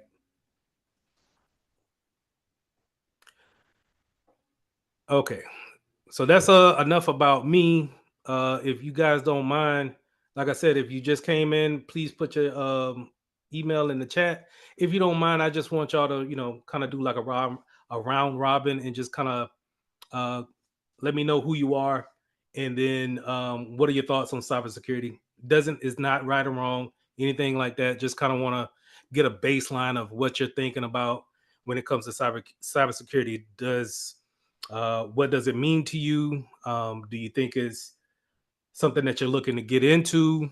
Are you nervous about it? Just your initial thoughts is all I'm just asking for. So I'm not gonna call anybody, and whoever feels like they want to go first, just come off mute and just let me know a little bit about yourself. I'll go I'll go first. first. It's all right. All right, I'll just do it. Hi, my name is Caleb Walker. I'm a senior computer science major at Alabama State University. My thoughts on cybersecurity, what it means to me actually is just something that's very important nowadays that we're living in a life full of technology. Then it's like you see every day on the news, like most of the time on the news about data breaches, lawsuits against big companies, and then like just recently they had a data breach with some information about missiles that was going to be launched in Israel. So it's like it means a lot to me, and it's something I want to get into and I want to learn more about because I am a computer science major. I thought about cybersecurity, but I said I thought about software engineering, but then I said I got this class. So I'm like, let me try cybersecurity out. So what I think about it, cybersecurity is just most definitely like per se protecting information, like encryption, and then also trying to defend from others, if that makes sense. Yep, totally. I understand it. We'll get more into uh, those people who are actually committing crimes and why you never see any kind of arrest that happens to them. They just kind of do whatever they want to do. And next. Ryan Edwards. I am a senior mathematics major at Miles College. I am interested in cybersecurity because the welfare of our United States secrets, classified information, and thus for with the current time that we live in, information is a must that we keep it in discretion and secrecy. And like he said, many things such as missiles being launched or just different information that really shouldn't be led into the public is a major concern, not only for us as the public, but in mainstream with the government and what have you. So I think I can see it as a tool that I can use to propel me in the future and promote change in my life and impact of my families. Also, a quick note. I also wanted to ask, as it pertains to the national security of the country we live in, what skills we're going to learn at this classroom. It's going to, and this is just not just a security plus certification. This is just overall. I'm going to tell you about any and everything to protect information. That's not just changing your password, using two-factor, using your face unlock. It's not just that. Those are basics. Those are nice to have, but you have to think like and I don't want to use hacker because hacker is so cliche, right? Scammer. People who scam don't care about how they scamming you. They just want the end result. And then however they trick you is how they trick you. So now it's my job as a security professional, and it will be your job as a security professional to understand every avenue that could be taken in order to protect it. So what does that mean? If you work for Under Armour, right? How do I protect Under Armour's design of its new Steph Curry shoe before it gets over there and get bootlegged, even though it's going to get bootlegged anyway? How do I put that in a safe spot? And then when I put it in a safe spot, how do I protect it? And another way to think about that is think about where you all are at right now in your house or outside or wherever your car is at. Whatever you deem to be possessive to you, how do you protect that? Am I going to put a lock on the door, lock on the windows? Do I got an alarm system? Or maybe do I need to go and I put cameras up? All that pertains to, now we say cybersecurity, but it's another word they also use for information security. And it's just, it can go a long way, man. And that's why it's not just one or two jobs that you can get. It's tons and tons of jobs that you can get. Great question, though. Thank you for that. Yes, sir. No problem. Next. Alrighty. Go ahead. Okay, sorry. Hi, hello. My name is Sydney Fleming. I'm a sophomore computer science major at Alabama A&M University. Go Bulldogs. So currently, I'm looking to further. So I already work for the school's IT department. I have 2 years in help desk experience, kind of being exposed to a little bit more of the help desk, working on tickets, resolving student issues, working with a little bit of the system in I guess Active Directory. I want to take this course to really further myself and get my foot into the door because currently I have an internship with a cybersecurity department for Land O'Lakes, and I'm just kind of hoping to use this knowledge to further my path when I get there, so I can get my foot in the door and continue to come back as a full-time worker. Awesome. And then what it means to me, making sure my customers are happy. Ultimately, at the end of the day, I like the customer service aspect of working in cybersecurity, knowing that I can give somebody else the assurance that whatever I can do pertaining to your safety, I can help you with. So, and then all the other stuff with the world. But yeah. And I'm with that, and I'm cool with that, right? And this might be a little bad influence on my part. Be selfish, because if don't pigeonhole yourself to the help desk. Everybody who's listening to me, don't pigeonhole yourself to the help desk. Learn your craft and get a particular thing that you're specialized in. And you'll see what I'm saying as you go along, but you're in a great spot. I appreciate that. So what about systems administration? Because ideally I want to be a CIO or a CISO, Chief Security Information Officer. That's where I'm at the end of the day, that's the real goal. So I can work in my own department and We'll run jump it. into that in the second hour.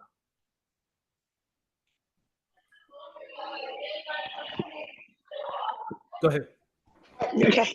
Hey y'all. Okay, so I'm Delasia Kirby. I am a master level social worker, and I'm currently getting my master's in system and material engineering. And okay, I'm gonna be honest. I took the course transparently because when I think of cybersecurity, I think of Penelope from Criminal Minds. And so I've always loved the way she handled things, the way she was able to help and attack. Like you said, don't use the word hacker, but coming from my naive background, how she was able to protect people utilizing her knowledge against hackers. And so I recently got married, and my husband's best friend is in cybersecurity. He didn't have any degrees or anything, and he's flourishing. So he always told me to do this. And I'm just like, coming from where I'm coming from, that's not something that I've ever heard of anyone just in my area or in my neighborhood doing that. So when the opportunity was presented to me, I was like, this is my chance to be like the 2024 Penelope. So I'm not sure where this will take me, but I know that my next step is to utilize this in potentially helping, especially in the area of children.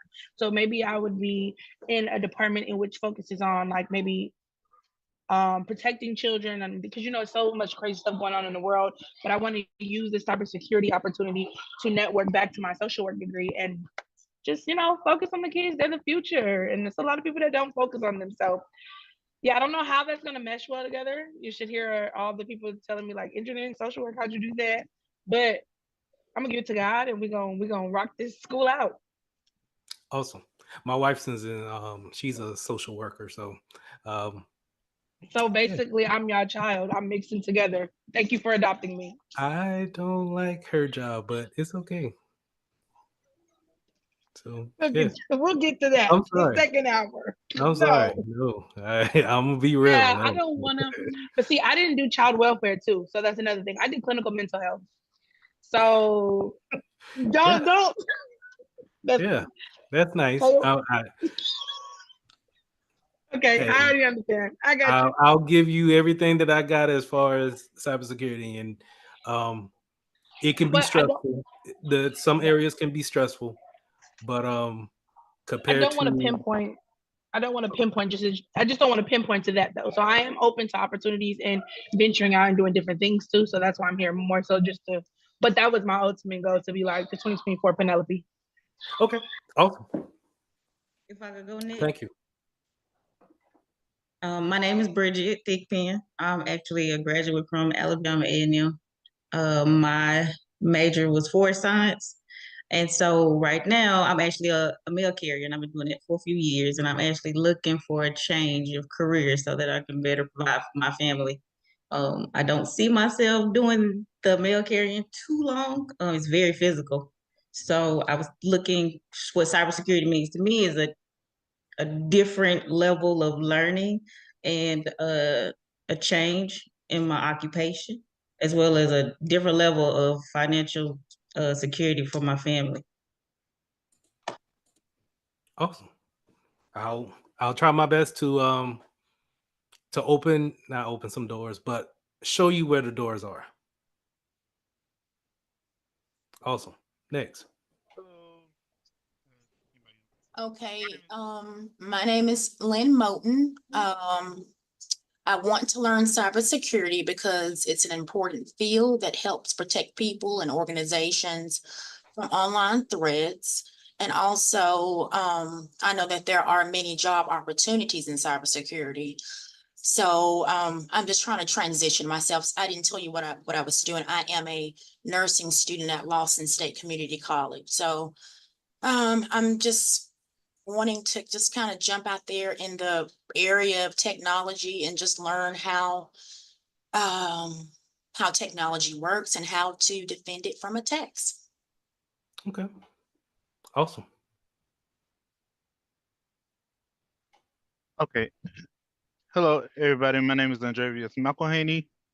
I am a graduate of Talladega College in Alabama. And currently I am working at my college as the IT specialist, just touching on all basic areas.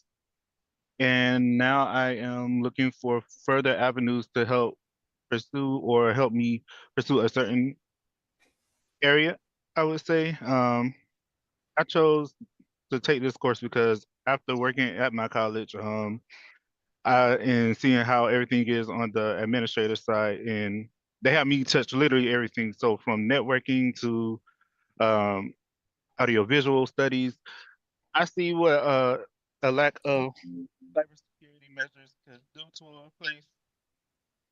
And I also dealt with a lot of scammers in the past, such as ones from Cash App scammers, and uh, I also got interested in cybersecurity from things such as DEF CON, in which I was able to learn how people are able to get through to you and things like that. So my question would be, would we be also learning about like social engineering skills and stuff like that?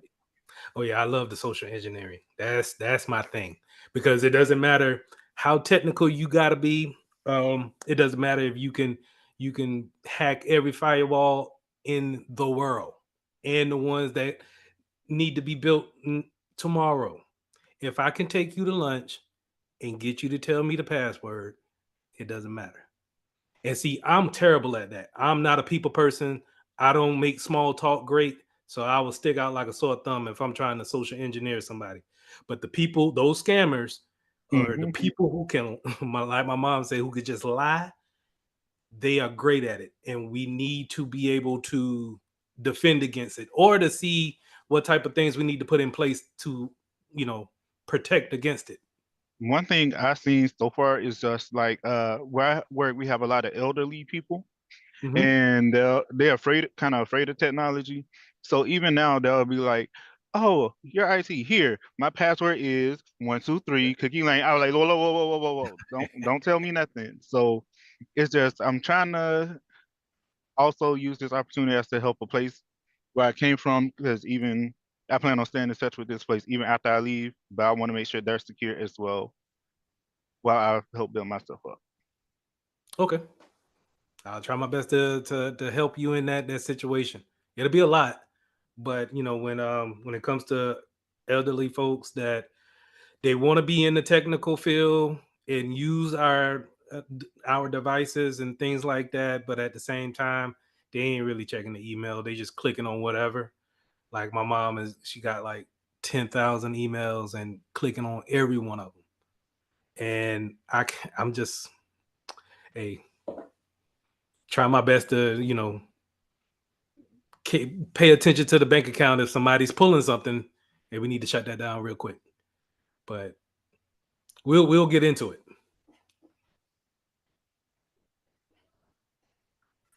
Anybody else? Hey, my name is oh, go ahead, bro. You got it. Okay, my name is Albert Lee Clark II. I am currently a police officer at a community college in Mobile, Alabama. I'm sure y'all watched the first 48. I used to work as a police officer for the city of Mobile. I just feel like I need to gain a new skill. I have a passion for the cybersecurity. I figure if I could secure a campus, my area, keep crackheads out of school and off people's homes, I can do that with the cybersecurity stuff. Also, I'm an Air Force veteran, and the InfoSec you were talking about, Mr. Lee, they were big on that. Like, Oh yeah. and it's a demand for it. The Space Force is all cyber now, so that's another branch of the military. And I just want to gain that skill to stop policing and as well as make enough family for myself, make enough money for my family and my kids. Yeah, the government is very big on cyber because um, all of their information is sensitive. Any bit of their information that gets out could be grave danger to some part of the United States. So they're gonna, they're paying the most, and they're gonna be more susceptible to bringing in people to this field.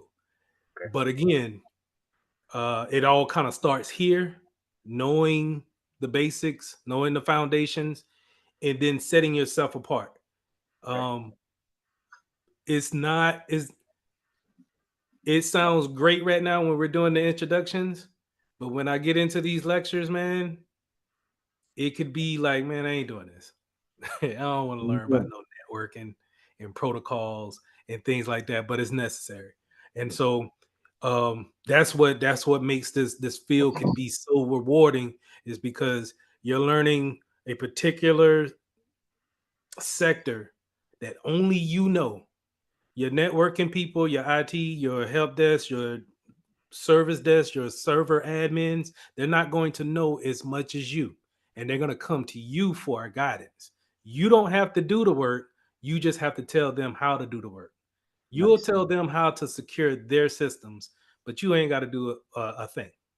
Nice. Now, if it's not secured, that's your fault. I told you what to do.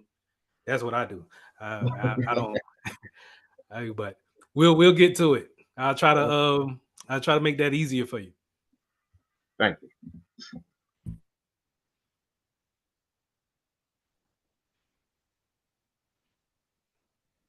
Good night. My name is Shosha Gardner.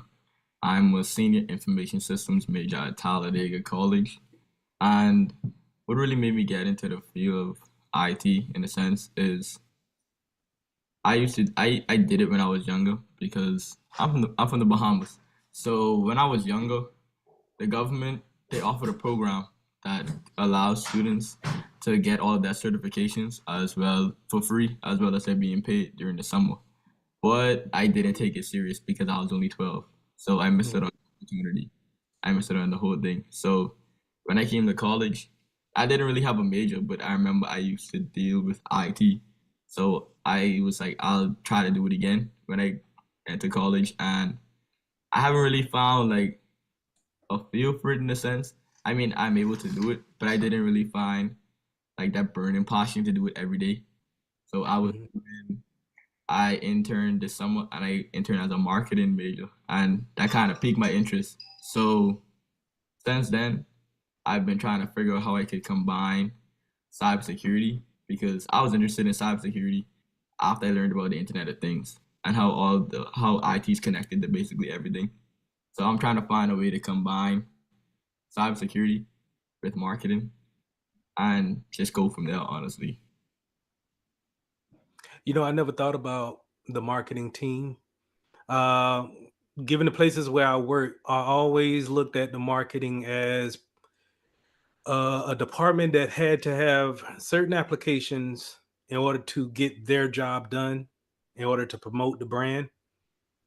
But I never thought about how cybersecurity can be intertwined with it, other than they do a lot of businesses with third parties. and we'll go over third party vendors and how we should check their credentials before we bring them into our network. But I'll think more on that. That's interesting. Let me think more on that and see if I can get something more insightful for that. Yes, sir. But I appreciate that. Yes, sir. Anybody else? Hey, my name is Calvin Hilliard. I'm a systems engineer candidate at Alabama A&M as well. I have some IT experience working for Facebook or Meta at their data center location. Then I kind of transitioned out of it. Now I'm back circling around. The reason I kind of circle back was your answer to my question in orientation, Mr. Mitchell, as far as when I was asking about Python and things of that nature, because I always thought you had to know, Linux and some kind of Windows scripting language or stuff like that. So when you said, you've been doing what you're doing for this amount of time and it's different, it's not just one thing as far as cyber goes, it's not like a one track mind thing. So that kind of helped me wanted to gain more knowledge about, okay, so what side does he know about the field, which made me way more interested. So yeah. Awesome. Yeah, man. If you leave it to these commercials will make you feel like you got to have the hoodie on and a basement and just be going at it with the codes all day, all night. And man, I'm not coding. No, that's software development. That's building websites. We will tell, like again, like I said, you will tell those software developers how to be more secure, but it's up to them to actually put the code in. Now, if the website gets hacked, that's not your fault as a cybersecurity analyst or a technician or engineer. You told them, no, whenever you write code, make sure someone else checks behind you to make sure that you're writing the right code.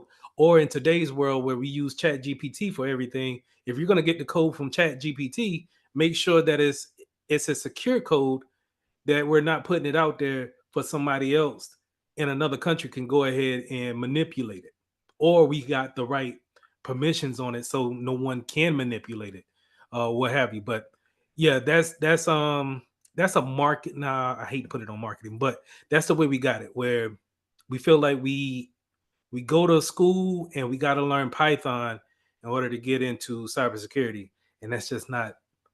We'll look at some applications tonight. They're not asking for Python. They're not asking for a scripting language unless they want you to work in some type of software development. But then you're not a cybersecurity analyst, you are a developer. So a lot of things can go along with those titles. And you'll see that I got a handout that has those titles names on there. So we can go about that later on. Anybody else need to do an introduction? Just for clarification of that question, again, you can walk into this classroom with very little coding experience and have a successful tenure. I do not know how to code at all. Thank you. I will not. Now, the Security Plus won't. They ain't gonna ask you nothing about that, man. They would. The thing that I just said, you have to check behind someone when it comes to coding. That's a topic that we'll go over in software development, but I don't know the first thing about it. I lied. I do, but this is all about picking up a YouTube video and I'm following that. Do I know what I'm doing? I have no idea. That's just straight up and down. And I don't expect for you to know it. And I don't think anybody interviewing you would ask you that either. So, I'm sorry. Does So anybody else need to do an introduction? yes. The background is weird. Sorry. But nice to meet everybody. My name is Majesty Milligan. I am a sophomore computer science major at Alabama, the Alabama A&M University. Um Yeah, we do have a classic this week. But yeah, so what cybersecurity means to me, so it kind of piggybacks off of what you said. I myself actually am a budding software engineer and or like software developer. And that's kind of the way I think is that I feel like being able to have cybersecurity underneath my tool belt adds more nuance and depth to my availability as a potential asset to a company. You know, like you said, when people are coding, what they don't think about is cybersecurity. And I feel like me having that knowledge when it comes to my code and those two things being able to interact with each other is going to be helpful for me personally. And I think just overall being able to add that as because at the end of the day, you know, it's easy to code, but not let me not say it's easy to code because that's difficult. But just picking up code is one thing, but being able to apply that code to systems, to applications is another. And I feel like a great tool in helping you understand systems, especially when it pertains to coding, is things like cybersecurity. So I think that's what it means to me. Awesome. Yeah, I wouldn't. Now, in your particular case, it will separate you with the other software developers, where for those who don't have that skill set, it will put them on par with every other cybersecurity analyst. You get what I'm saying? And if you were to go for a cybersecurity job, you would still stand out because you have that skill. It's like speaking another language, literally, but you know, it is.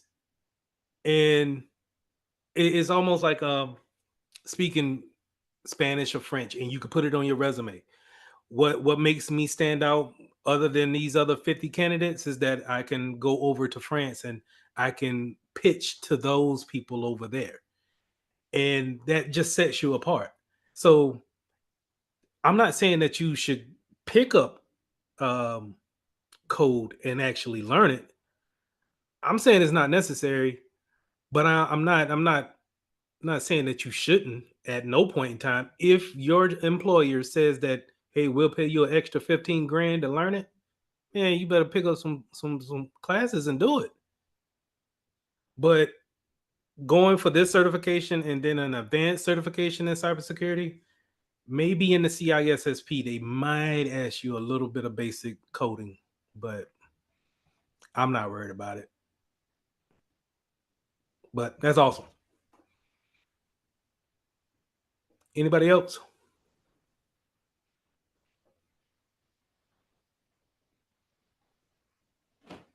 Going once? All right. Awesome. Did did the lady drop? I think so. Okay.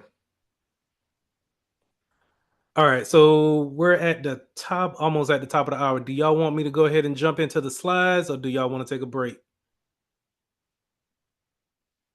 Keep it going. Keep it going. Keep it going. All right. Let me go ahead and share the screen.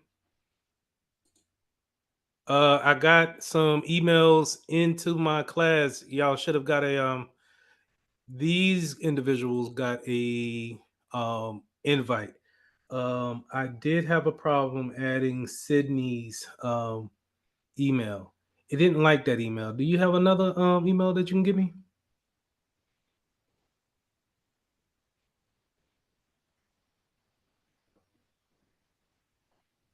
I do, sir. Give me 1 second. I'll type it in chat.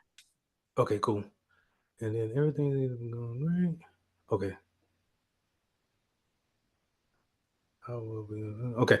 All right. So I'm already adding things to that classroom, and I'll get it looking more prettier later on today or later on tonight. But anyway, this is where we'll be putting things at for you guys to actually jump back into. Let's go ahead and jump into this first these slides real quick.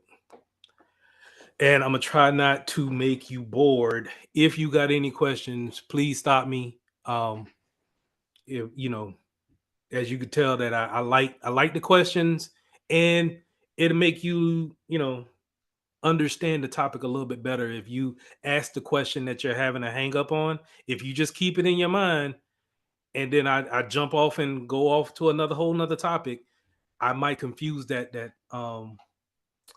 idea that you had. So please just let me know. Sydney, I got it. I appreciate it. Hold on for 1 second. Let me try something. All right, lesson 16. This is not lesson 16. Jesus Christ, please don't tell me I got the wrong thing. No. Bear with me, y'all. Jesus Christ. Lesson 1. Summarizing fundamentals and the security concepts. In this course or in this lesson, we're going to go over the basic security concepts. We're going to go over security control types, and then we'll go over that illustrious security roles and then the responsibilities that some of them have. But we'll go a little bit deeper than what the exam wants. But let's go ahead and jump right into it. When we're talking about the basic concepts of cybersecurity, is always built off of the CIA triad. Any course you see me teach, I'm always going to start off with the CIA triad. And it's a triangle. Let me see if I can put it up real quick.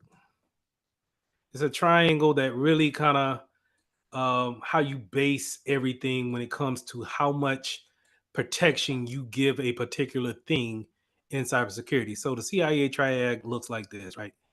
And get a better one. So you see how confidentiality is at the top, you got integrity, and then you got availability. Now, confidentiality is for hiding that information from someone who doesn't want to see it.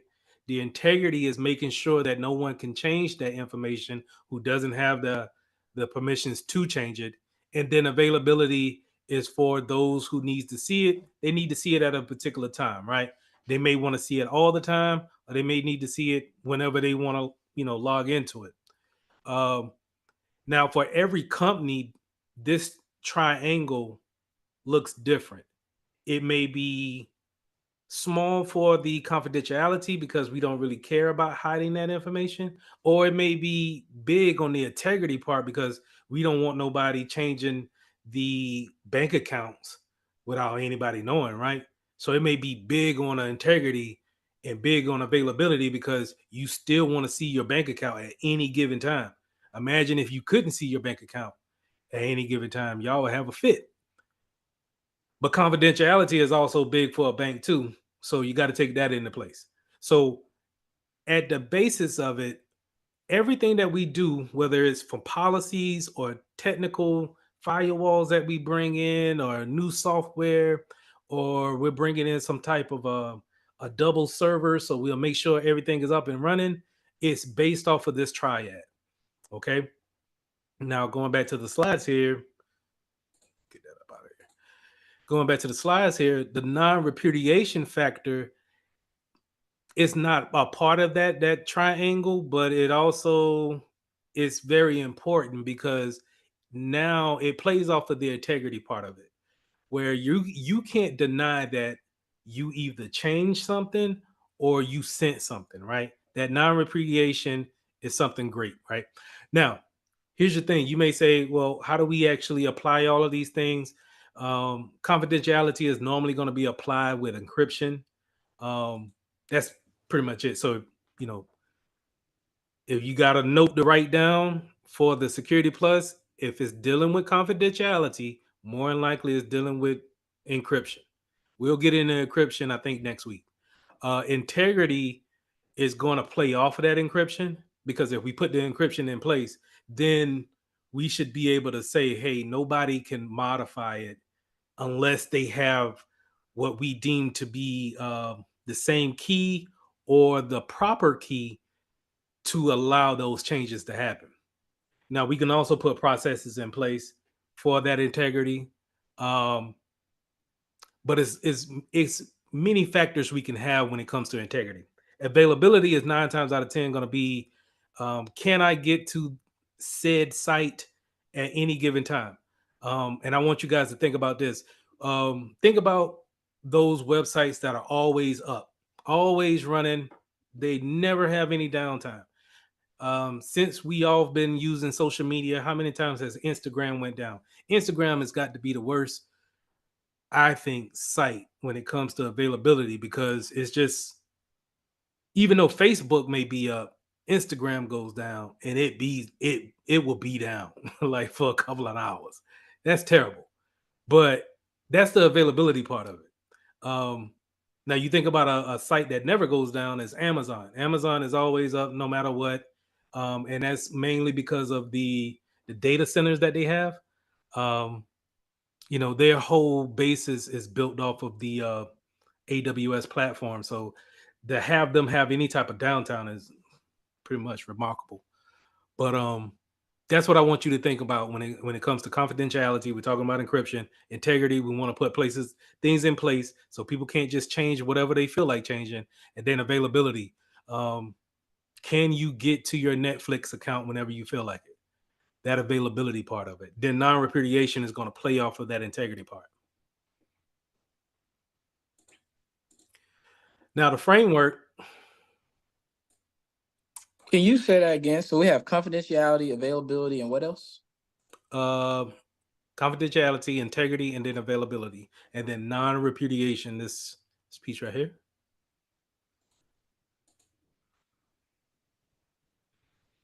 So this is your CIA triad. You're going to base everything off of this. Now, in the real world, once you get your job, are you going to, have something that you always checking back on the CIA triad? Nah, but it's something that you're going to have in the back of your mind that, okay, this is very important to Nike. These files that we need to have, I want to make sure that I encrypt them. I'm putting that confidentiality on them. I want to make sure I share it with the legal department. That's the integrity part of it. And then I want to make sure that I put it on the backup server so it's always available to those people. That way I covered all of my CIA triad with just those three simple things. And then now, if I put that integrity piece on there, I put the right permissions on it, then I can't worry. I won't worry about anybody coming to me and saying, "Oh, well, you let Ricky change it because of whatever, y'all are friends or what have you," right? The politics. You can say, "No, that's impossible because I have these things in place." That's the non-repudiation. You can't put that on me. Okay.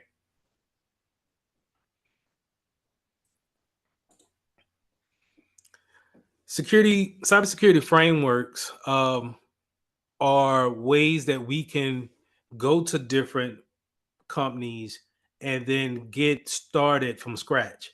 Now, a lot of times when you guys get into your fields and get those first jobs, you're going to be already under a framework, probably ISO 27001 or NIST 853.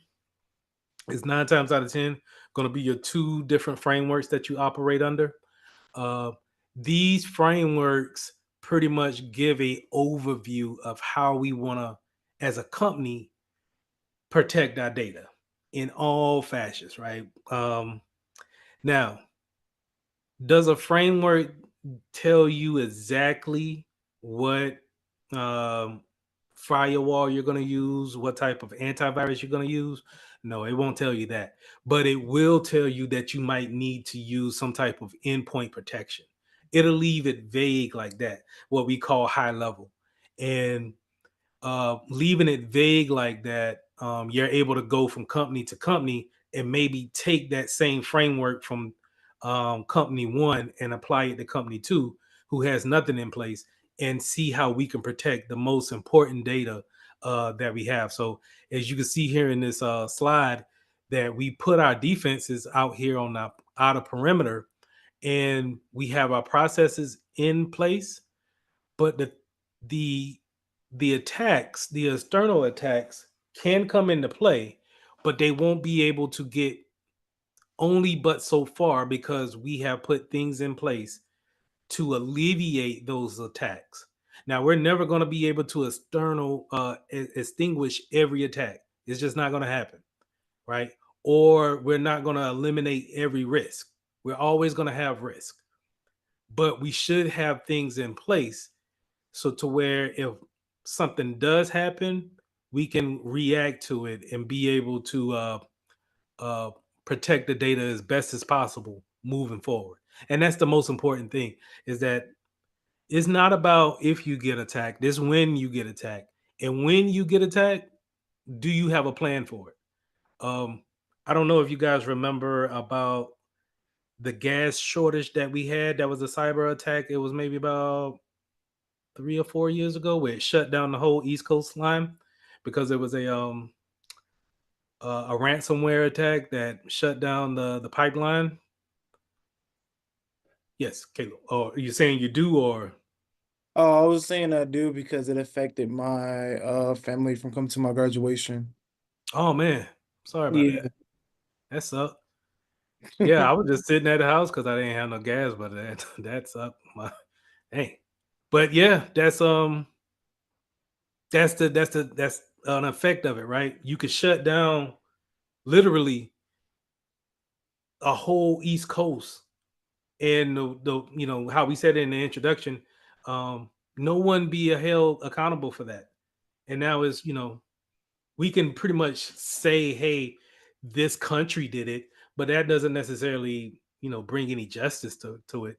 Um, and just to touch on that, just real quick, the reason why you don't really see a lot of people going down for cyber crimes is because it costs a lot of money to put that research in to research and catch those IP addresses going back to who actually sent what, right? So if I go right back here, this same concept can be used by the hackers. If I'm a hacker and I use encryption and I use integrity, then what? I can't say for sure that Steve sent the doggone ransomware out because it's non-repudiation. How can I say it's him? It that's the way it works at this point in time. And so that's where you'll see a lot of people saying, hey, we got attacked and your information may have been leaked, but we ain't gonna do nothing about it. And we just want to give you a heads up. Um, your credit score may be affected. Our bad. But that's just, the nature of the beast right now is just kind of you got to throw your hands up at it because even though like the latest one you seen was with CrowdStrike, and it wasn't really a cyber attack, it was just it was a self-inflicting wound where they didn't follow a process and then they end up shutting down pretty much all of their customers. It even shut down our company. Um and you just had to clean that stuff up. But there's nothing you could do about it. And I'm pretty sure the person even at CrowdStrike they're still working there. It's just right now at this point, that's why I think cybersecurity is such a growing field. They're trying to get more minds into this field so we can be able to have solutions for these type of actions that's happening. But as of right now, it's kind of dim. Mr. Lee, will we Yes, be sir. learning the PCI DSS skill? I will bring it up, Okay. but as far as going in depth with what that policy, um, what that governance is, Mhm. no. But you need to know about it if you're doing any type of credit card transactions. We Uh-huh. need to make sure that we are PSI DSS compliant, and just like how, so when you're talking about that, and I it's kind of in this field, but it's not. It's really in the governance side of it. When you're talking about different regulations, it's on us to understand what regulation or what type of regulation we fall under. It's easy in the government, right? The government is going to tell you that they're going to have you do all type of training and say, hey, this is the things we fall under. Make sure that we have these things in place, because when you have those audits and you have people come behind you and check your stuff, you need to be straight up and down. But in for your local veterinarian shop, and you're the IT guy there, or you're the cybersecurity person there for your local hospital or what have you, something small, you may not follow every HIPAA law, or you may not even be thinking about HIPAA. And while we're talking about HIPAA, would you say that it was a little bit out of pocket when we first got the COVID cards and we had the strings to go around our necks to show if we were vaccinated? Is that an invasion of privacy to know if you have a shot or not? That's a medical record. That might be in a violation of the HIPAA laws. That's stuff we need as security professionals. We need to dig into those type of things before we let let's just say our college say, hey, now everybody that's coming through the gate, now they got to have the COVID tags on. Maybe not. That's why I'm just like, if you don't want to have your camera on, don't have your camera on. I can't tell you that's why I'm kind of weary of those type of things. The privacy of it is I don't think it's not ironed out yet before you can make those type of demands. Any other questions?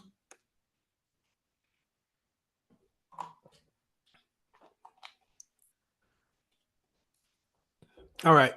Moving on to the gap analysis. So when we have this framework right here, right, we're gonna mitigate a lot of our problems. But when we put these controls in, move the whole thing. You see right here where it says control actual requirements. When we put in our asset management, our governance, our risk assessments, when we put in these different types of controls, they're not going to eliminate everything we have. It's always going to be some type of residual left over.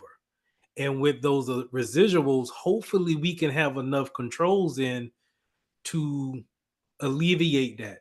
To give you an example, think about your house. I'm going to lock the front door, but then somebody can just break into the window. So you know what? I'll lock the windows. Well, they still probably get in. Okay, I'll put bars up on the windows. Well, they still might, if they really want whatever you got inside. Okay, well, I'll get a gun. Okay, I'll get a guard dog. Okay, I'll get another gun. So you can have all of these things where an attacker may get past that one security control that you have in place, but then you have something in place that can alleviate that. Hopefully they won't get past the first gun, and you can go ahead and alleviate that threat right then and there. But the same thing when it comes to your data as well. Your data is set up to where if they get past your firewall, hopefully we have permissions set up properly to where everybody can't just open up any type of document that they want. We have those things locked down. That's in assets and identity and access management. We have those things. People can't do whatever they want to do because we have the confidentiality locked away. And so even if you get past one security control, we can stop and slow you down here. That's the whole point of having these type of risk assessments and then going after those gaps that we leave open. And I kind of touched on this slide too, that that access control. Just because you work here doesn't mean that you need to see everything that we do here. Especially if I give you a computer username and password, or I let you onto my network, you might not need to see every application that we work with. If you work in the legal department, maybe it's only 3 applications you need to work with. I'm going to give you access to those 3 things. Do your job in those 3 applications. If you want access to another application, you will have a process to ask me permissions for that. And 9 times out of 10, that process will come from your supervisor. They will say, yes, this person needs access to this application. I can give you access then. That way I can hold that type of permissions down and know if someone has more permissions than what they need. Because if their account gets hacked and they have all the permissions in the world, and the only thing they needed to do was just really get on Google Chrome, then I'm doing too much. They're doing too much. As a security professional, I'm going to be held responsible for why does this person have all the access to all the legal documents that's needed, or the HR doc. That's unnecessary. And so you need to lock those things down and only give people enough information or enough permission to do their job. Very important. That rule is gonna, I would say, use that in an interview. Only give people enough permission to do their job. Only. All right, so we went over the CIA triad, the framework, and the gap analysis. We talked a little bit the IAM. Let me jump on this. Well, did we talk about that? The 3 A's here, right? So we talked about IAM, but there's authentication, authorization, and then accounting. Real quick, authentication, I give you permission to actually do whatever you want to do with this application, right? The authorization is you actually applying your username and password to actually do said task, right? The accounting is going to be the auditing or me checking behind you, or not me, but that auditor is going to be able to check behind you and see if those permissions are correct. Because that auditor, when you're talking about having an audit, an auditor is going to hold you accountable as far as are you doing right by your position and by the company, right? They're not going to really worry about if you're doing the most efficient thing, making life easier for everybody to go to work. It's, can you do the most safe thing that's based off of our framework that we talked about here in earlier slides, right? All right, let's jump to security controls real quick. Now we identified the problems. We have a ton of them, right? So how are we going to actually start thinking about putting in different types of controls? We're going to bust them down into these categories: managerial, operational, technical, and then physical. Managerial is going to be more your policies, your account, acceptable account policies, user policies as far as what you're allowed to do on a system, what we don't tolerate, those things that's very high level.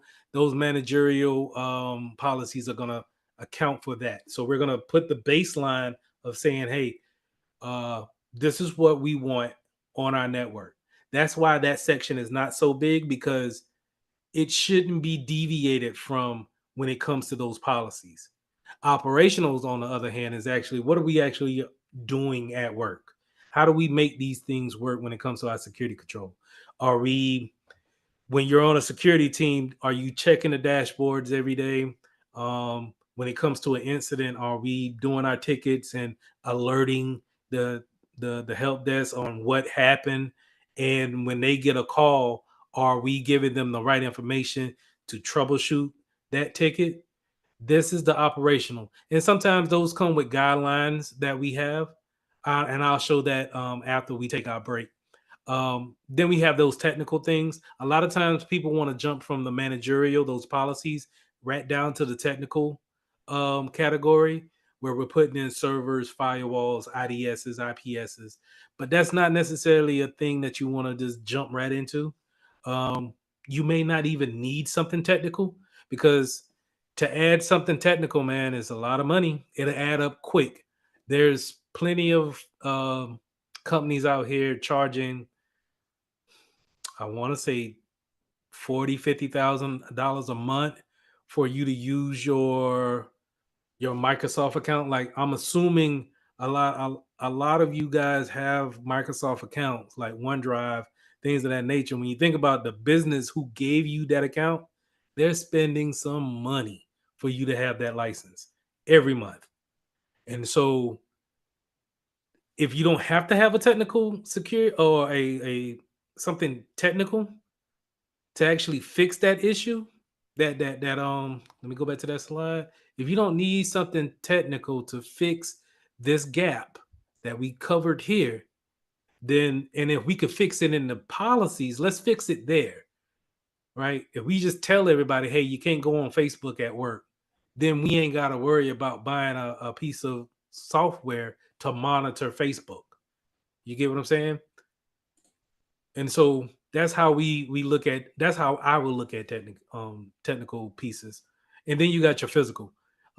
This is where I was saying that cybersecurity is just not on the computer. It could be, can I get onto your premise and actually get to your data center, get to your network closet, take the actual server with me and take it home? How easy is it? A lot of you guys said that you were out of school. Now, I'm not familiar with you guys at school, right? Because I'm here in South Carolina, and y'all HBCUs is different than the one I went to. But the one I went to had a gate, right? Just one gate in and out. That's it. That's the only way onto the campus. I'm assuming that's the way y'all are. How easy is it to get past that guard? Are they on point? Or are It's they kind of, typically like octopus, and it's facial recognition. It's typically really? yes. What? And it's easy to get past them. Only during certain events. Only during certain events we have to like show our IDs just to get on campus. But if you have a decal, that'll be easy but shoes. 3 in the morning, like if you come like around 3 in the morning or anything like that, they be asleep. So you have to blow your horn just to wake them up. So yeah. Can I get on there at 3 in the afternoon? Easy. If I were to come there with No, a, you actually cannot. I'm sorry, say Yeah, that you again. can. Not on our campus. Actually, they go through they go through actually having to scan your ID and making you fill out a full like identification form. I think it's actually after 6 p.m. is when they kind of start letting people go off the basis of their ID. Oh wow. Okay. So if I had, I'm But sorry, you go just ahead. have a decal. You just have to have the decal, student decal, in order to get onto campus. Not during the day, actually. So from I believe the time of 7 a.m., anytime that we can have a possible vendor on campus, that's when they start kind of locking down the access gates. And then I believe it's after 6 p.m. that then they start letting students with decals come onto campus. Oh wow. Can I print that decal out off of Google? No. No, you cannot actually. It's tailed to your car. It's tailed to your license plate and VIN number and your name. It is possible to scan one, maybe steal one. Yes, it is. So DPS moves around campus with their laptops, and every single person that has an A number that is put it into the system, they have it on there. So, like, let's say I drive 2 different vehicles, so they have the vehicle 1 and they have vehicle 2, and then they also pull up from that. They will go to the databases that they're able to go through, and then verify those cars and see if they belong to you or somebody within your family. Joshua, you wanted to say something? I was saying, correct me if I'm wrong, because it's more than me from Talladega on the call. But as far as getting onto our campus, we have an open campus. So like, we're basically, you would drive through our campus from one side and get out through the next.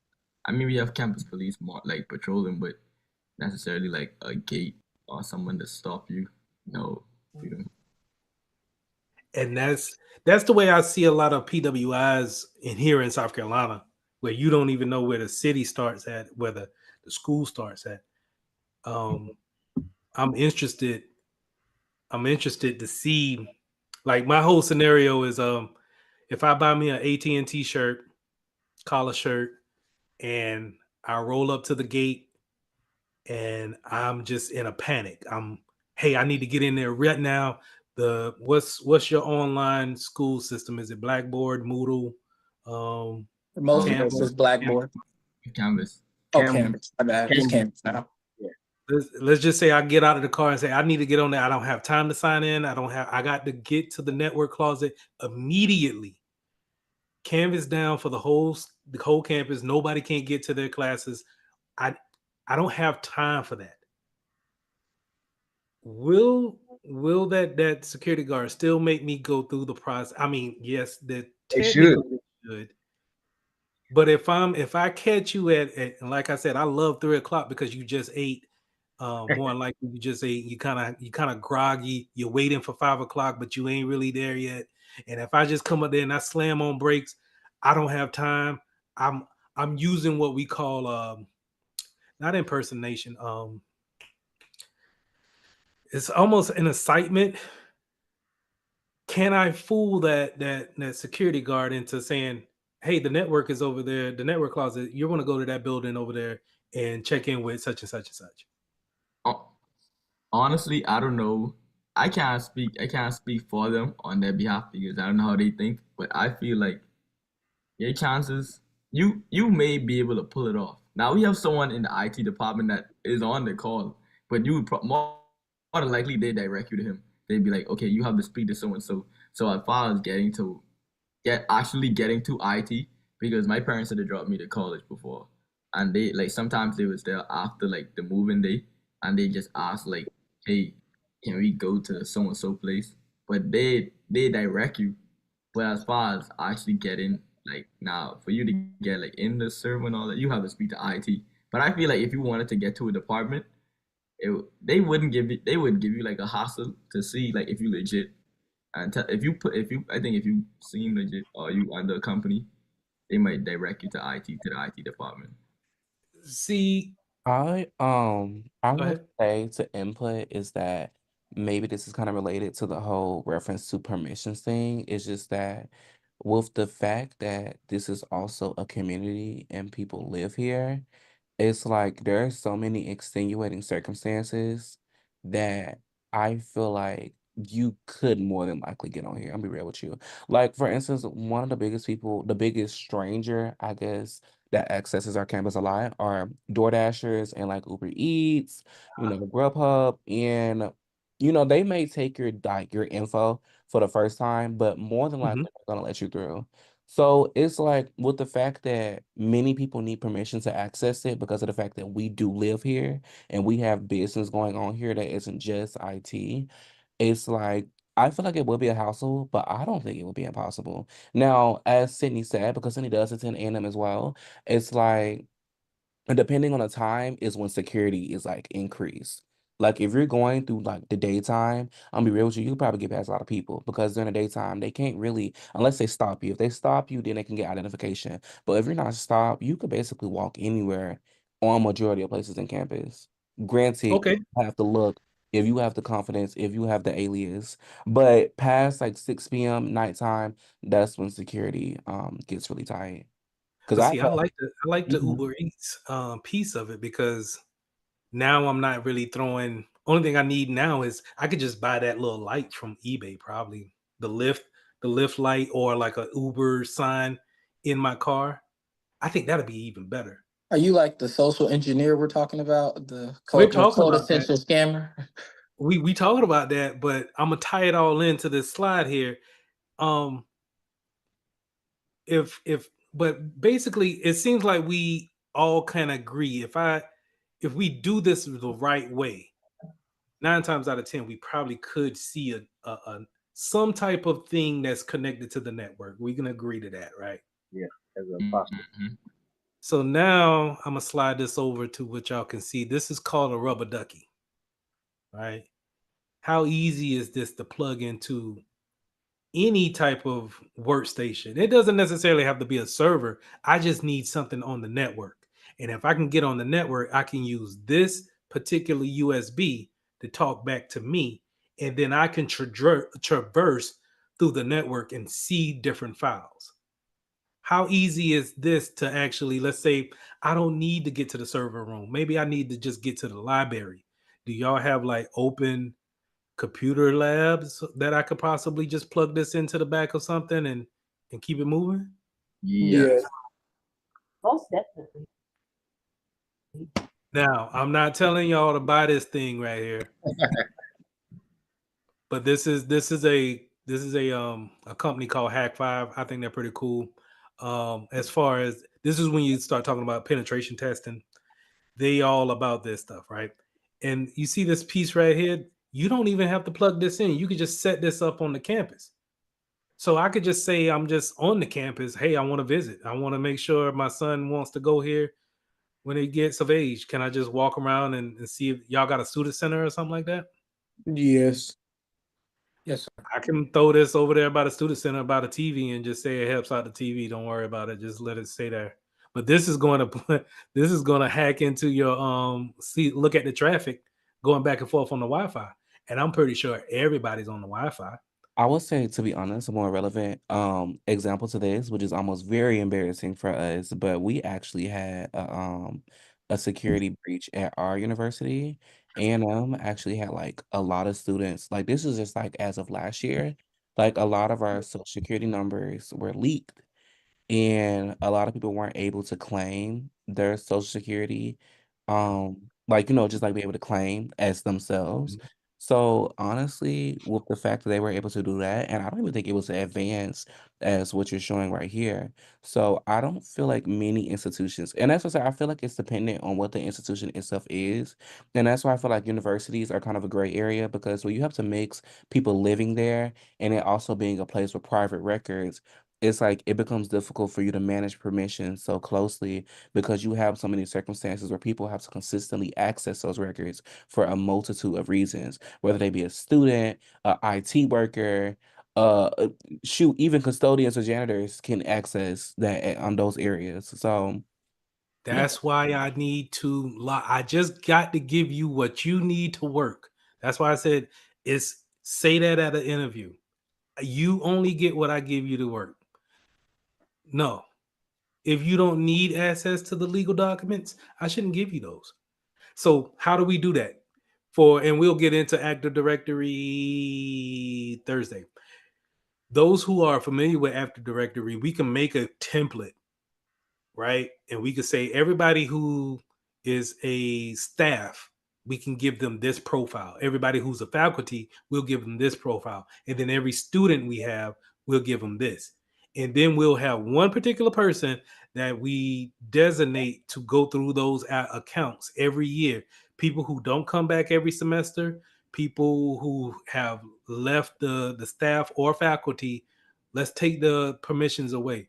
I worked for 2 HBCUs here in South Carolina, and I still have access to their emails. And I'm not going to say anything because they didn't tell me to come back. So I'm going to wait.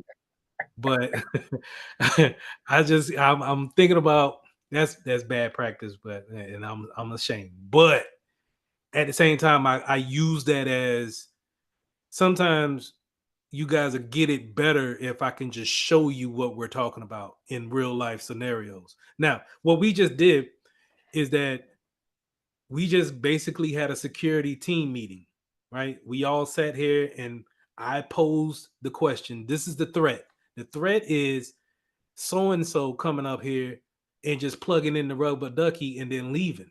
And then now they're just watching that data. They're not doing anything harmful yet, right? They're not taking any money from the school. They're just watching your data go by. And then over, let's say, 6 months, maybe I have some data that I can get as far as Social Security is concerned. And now that I have your Social Security numbers, I can either sell that on the dark web or I can use it and let's open up some credit cards in y'all name and let's go on a spending spree. I have a question, sir. Yes, sir. So, instead of creating the physical that would deter or stop it at the source, simply things like you described, which would be policy that only you get the information. That policy, is that managerial or is that operational? I got a little lost in that. That'll be managerial. All right, thank you. It'll come down from your president and then whoever's under the president, right? But you're basically, and I'm talking about in the school setting, it'll be your managers will come up with the policies. They'll get it signed off by the president, but the president will be like, yeah, this is what we stand for as this university. I don't want anybody hacking our systems. we'll leave it like that. Then it's up to the security manager to be like, okay, we don't want nobody to hack our systems. Let's make sure nobody can put in rubber duckies. I want the physical security guards to make sure that it doesn't matter what time of the day.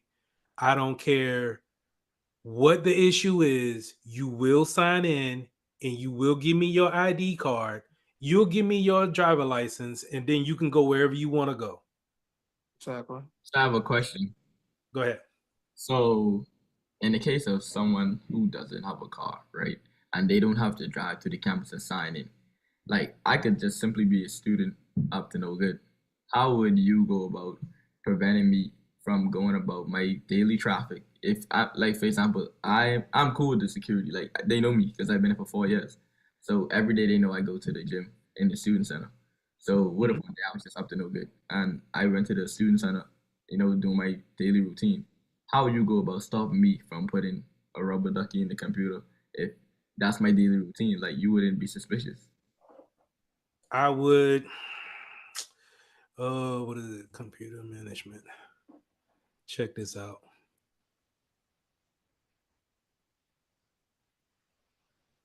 This is a good session too. I wanted to let y'all know. Appreciate that. All right, device manager. This is what I would do. Just the your regular.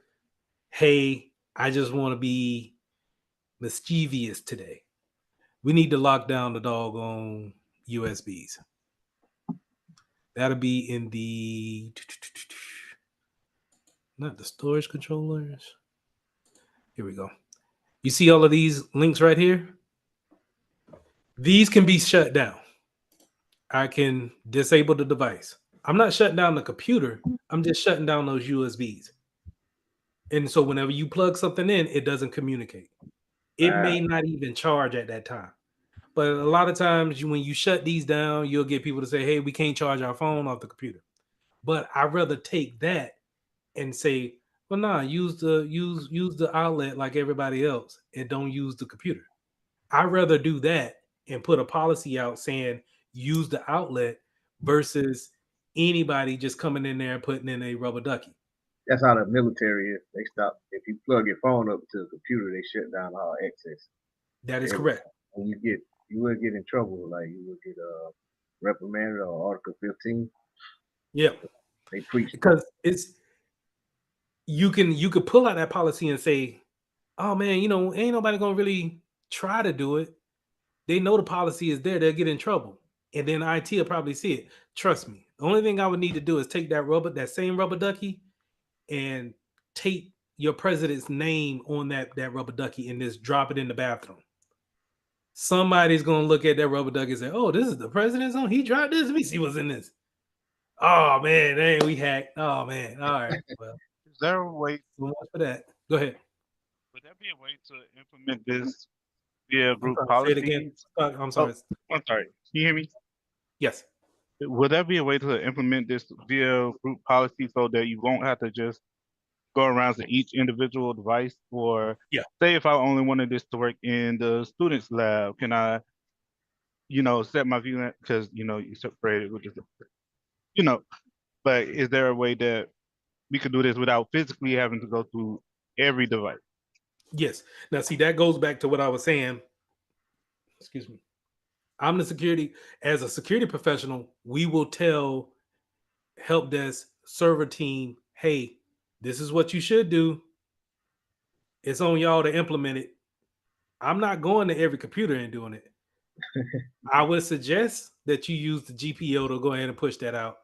It's on the server team to say, if we push it out GPO wise, we may break certain things. That ain't got nothing to do with the security team. I told you, hey, this is a problem. It's a glaring hole into our network. You should fix it this way.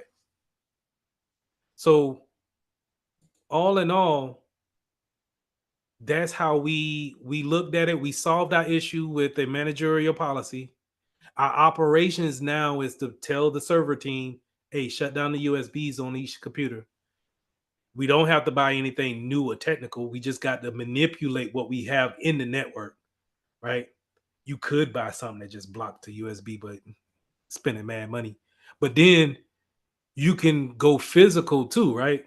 So now, if you don't have a gate, or if you do have a gate, you could tell your physical security, hey, I need you to be more in tune with who you actually signing in, signing out. If someone says they need to get on the campus immediately, they need to tell you who they're coming to see, and only that person can take them to where they need to go. They will not go farther than this check-in station unless someone comes and get them. I don't care if they throw every type of fit. Don't let them in. And you put that in policy so everybody will know. That way, you don't have to worry about them not paying attention and just catching them on a good day. Now, in the case of your case, Joshua, having access to everything, I can put, now I go back to my technical. Can I put an ID checker thing for every building? So only people with ID cards can get in there. Maybe put that.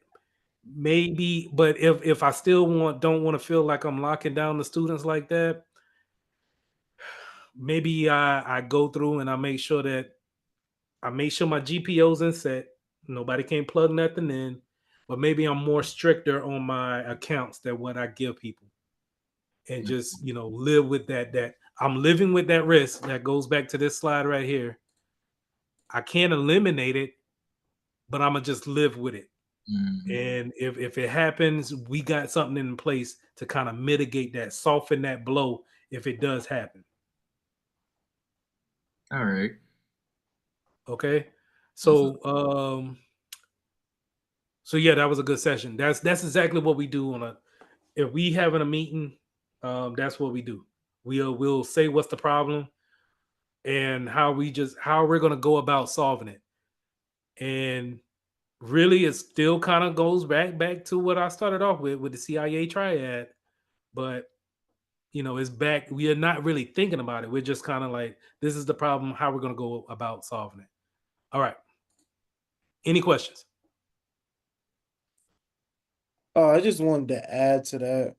Add Mhm. to what you were saying about the accesses, giving access and then preventing access. I actually did an internship with the Pacific Northwest National Laboratory where I did software engineering work with radiation detectors. So, like we said in I believe the security control categories, Mhm. they only gave me access to what I needed. And then also and to prevent anything from getting out that didn't need to get out that's confidential, we had to go through a process in order to do our presentations at the end, just to make sure nothing is like, confidential that's in there. And we don't need Mhm. release to the public. So yeah. Which is the right thing to do. It's not being, snobbish or nothing like that to kind of lock people down, but you just don't know. Like, I think Calvin's cool, but he's seen the rubber ducky up here and he just, I want to try it out. He buys the rubber ducky, he programs it and throws it into your local Starbucks. You know who's good for just leaving stuff out there, man? Supermarkets and hospitals. Just computers just randomly out in the middle of the aisle. And you can just plug the rubber ducky in there and keep it moving. And go back home and see what you got. And that's what I look at on a day-to-day basis. Good stuff, Yeah. man. All right. So when it comes to your security tools, we can either prevent, detect, or then have something corrected. So we can prevent it. We can see the attack coming in. We can put something in place to stop it automatically. When you think of this is your antivirus, pretty much, right? It's not just the antivirus, but it's the example that I can give. Then you got your detective. Sometimes these things, the only thing they do is just they look at it, they look at what's going on, but they don't really take actions. It's just hey, we detected this motion and we're gonna alert you on it, but we're not gonna take any actions to stop it, right? Um, we got something called an IDS, intrusion detection system. Only thing it really does is just looks at it and say, oh, well, it's doing this. Okay. And then keeps it moving. corrective. Now, just in case you do get someone to plug something in and changes the network, or it throws off the kind of configurations that we have. Let's say we shut down all the USBs here, and then now someone plugs in a USB and it changes to have everything up and running again. Well, that corrective can go in, see the change, and then bring everything back to a baseline. This is where your server team is going to come into place. They got something called SCCM or EMCM that it's a Microsoft product that they can push out software and have a baseline configurations. And that can help. That could be a major help. So it doesn't necessarily have to be under the umbrella of security, cybersecurity. It can be the tools that we already have in place that we can use to help us with these three factors here.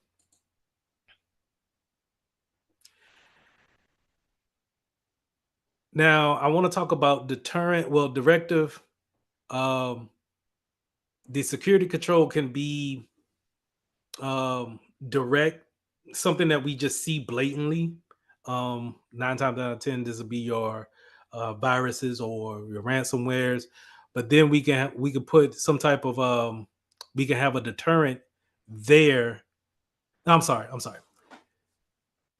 Directive could be, is we're going back to the managerial part, that policy.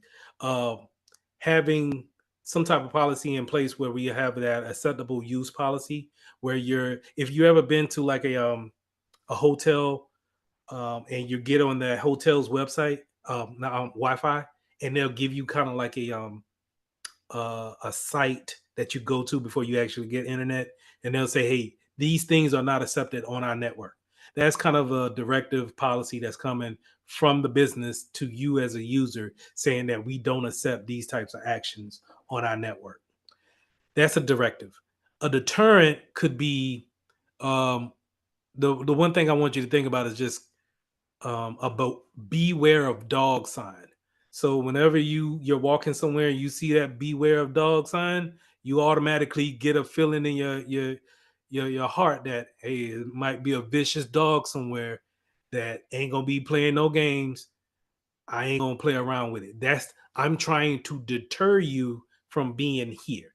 And when it comes to cybersecurity, a lot of times when you log into routers or servers, we not everybody does it, but sometimes you would get these little flag messages saying that if you have no business being on this server or on this network, please disconnect now. This is a deterrent to get people to not move forward. That they're saying, hey, we see you, we're monitoring everything you're doing from this point on. And so you could put those deterrents there. Compensating controls are like how we already talked about, where we put a certain control in, but it doesn't cover everything with the risk. And so we'll have another thing to compensate for what this first control does not cover.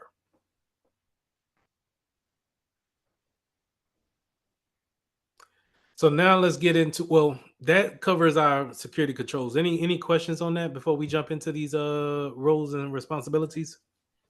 Yeah. Mhm. Would another deterrent be like when you're going to like a new website or something, and let's say it's not secure, and you get that little message and saying that, hey, this website or this Wi-Fi is not secure. Do you want to proceed? It's the same feeling that you get from that, but that particular thing is a warning. It's just a warning that you shouldn't go to this website, right? Because they're using, we'll go over that next week, but you're using a unsecure protocol, and they're telling you, hey, you shouldn't share any type of sensitive information. So it's not deterring you. In a way, yeah, it is telling you to go ahead and turn around and not use it, but you still can. It's just saying that you're running a risk. So I guess let me retract that. Yeah, it's you're right. It's the same thing. I didn't think about it in that way, but when I think about it, yeah, it's a deterrent. Um, I look at a deterrent like, certain people are supposed to be here, and you're not that person. And so I'm going to put this sign up and say that, hey, if you ain't got no business being here, turn around now. In the example that you gave is more, those sites are for everybody to, those are when your scammers are, or your hackers out there trying to get some information off you, or if they forget to update their certificates. But all in all, yes. Okay, like an Area 51 type of matter then. Right. Gotcha. I got people who work here. You don't supposed to work here. So it would behoove you to go ahead and turn around. But if you want to come through, that's, hey, come on through. See what happens. So all right, let's jump into these security roles and responsibilities. When it comes to IT, you're going to be dealing with your CIO, Chief Information Officer. And when it comes to the security part of it, it may be Chief Informational Security Officer, CISO, CISO, or Chief Security Officer. Sometimes it depends on whatever company that you're looking at. They go by different acronyms. But in the hierarchy, your Chief Information Officer is going to rank higher than your security officer. Now, here's the thing. Your security, what you already kind of seen is that we deal with every aspect of the business. Everything. The Chief Information Officer may not understand what we understand. So a lot of times you will have your CEO, and then right under that, of the people who report to them, is your CISO and your CIO, because your chief information officer is going to tell you, yo, this is how we do with servers, desktops, laptops, iPads, all that. But they're not going to tell you what type of encryption to work with. They're not going to go over what we just went over with the rubber ducky. They're not doing that. The security officer should be able to go to the CEO and be able to tell them, hey, this is what's going on with your business. And so I say that to say this: when you get into cybersecurity, it's your job to understand the business inside and out. How do we actually do business? What are we doing on a day-to-day business day? What is my employees doing? Because if you don't know, then you don't know exactly what they're bringing into your network. And the CIO is not going to know. He's going to depend on you. So you got to know this stuff, and you got to be able to talk that business talk to that CEO. Okay. Now, the path up to that, in my opinion, is rough. Hold on, let me get through that, and then I'll jump back into that.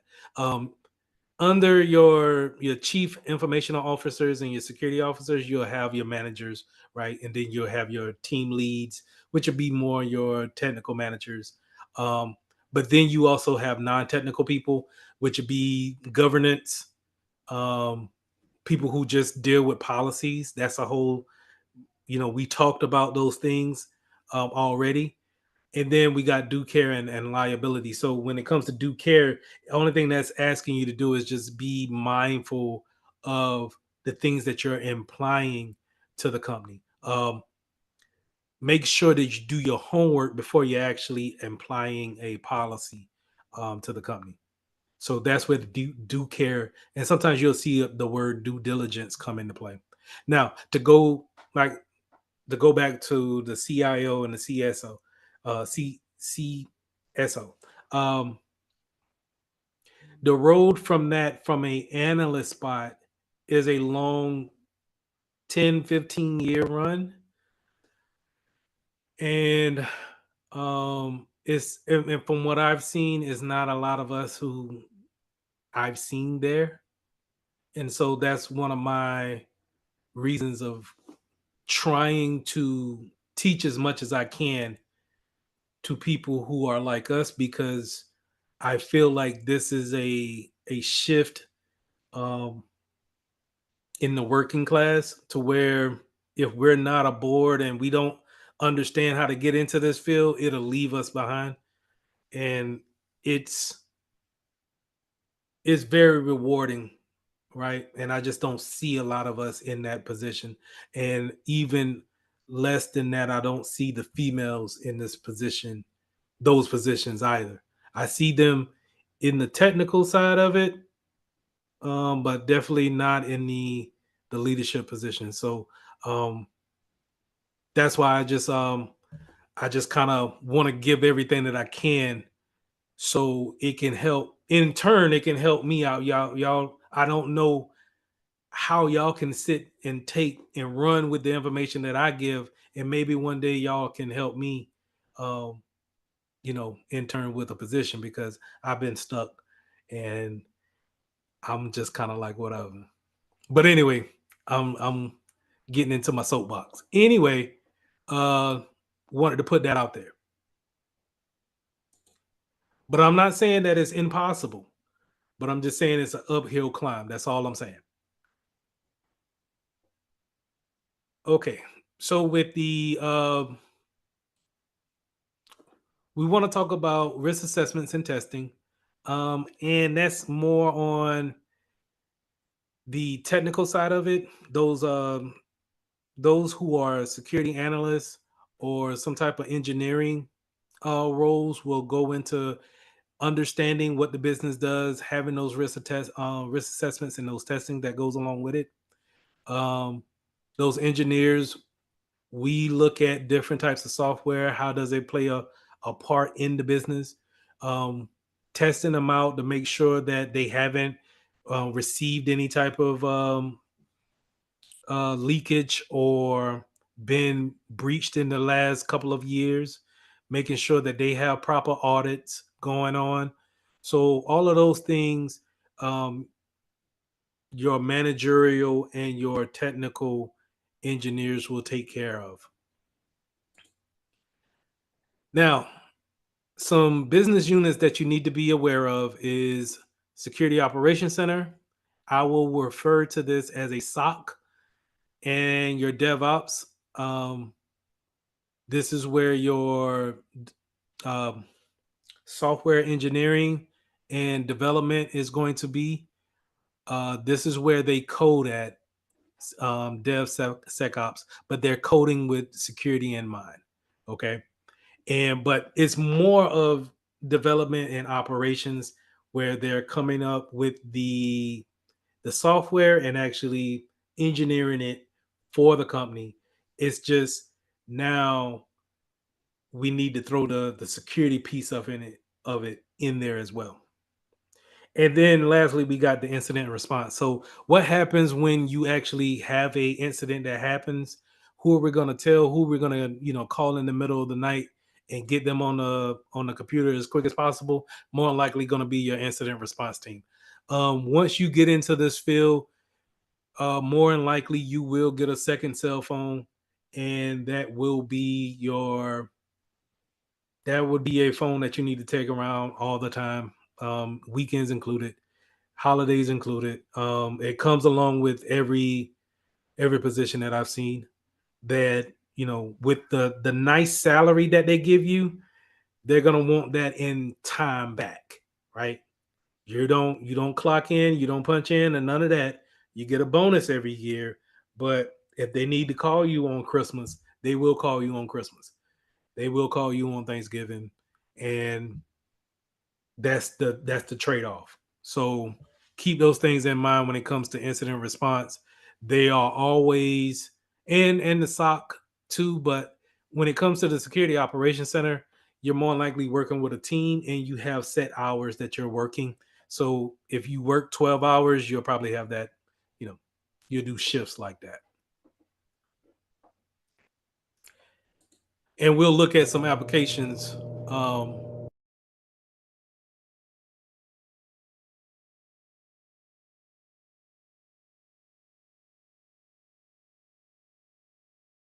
Sorry about that. We'll look at some applications after this break. But that's a review. Do we have any questions before we take this break? Real quick before I let y'all go, did everybody get the invite for the Google Classroom? Yes. Yes. Yes. I need to get. I didn't receive it yet. Give me 1 second.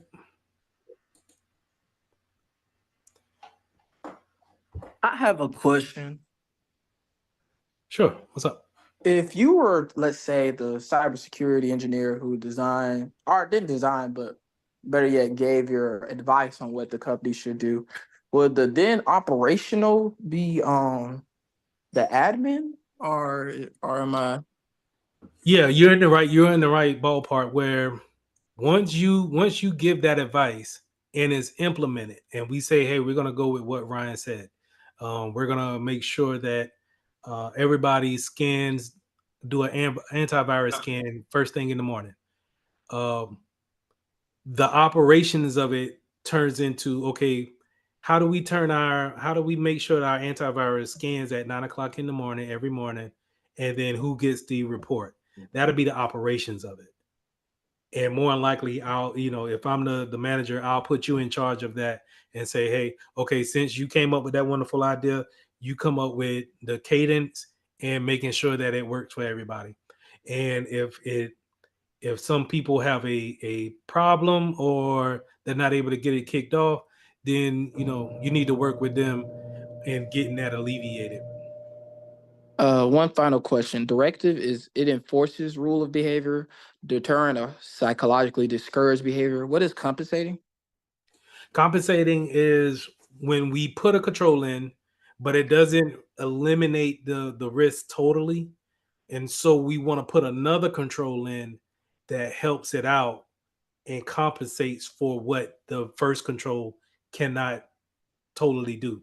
We put the lock on the front door, but it still can, the person can still kick the door in. But if I got a guard dog, then that guard dog is a compensating control for the door being kicked in. Sure. So Yes, sir. I have a question to follow. So would that be like, is that a section that we're going to talk about in this, like redundancy of doing things and Yeah, we'll reinforcement? get into redundancies more in the networking side of it. But when I start showing the tools that we have, so just in case you get past the firewall, we can have a EDR system that's going to be on everybody's PC, and we can monitor that instead of. And even if you were to shut down that endpoint, maybe I have two endpoints on there that you don't know about, and maybe I have a web browser that's looking a web proxying tool that's looking at where you're going at when it comes to web browsing. And maybe I can use all of these things to get a good idea of what's going on with you when it comes to what you're doing on the network.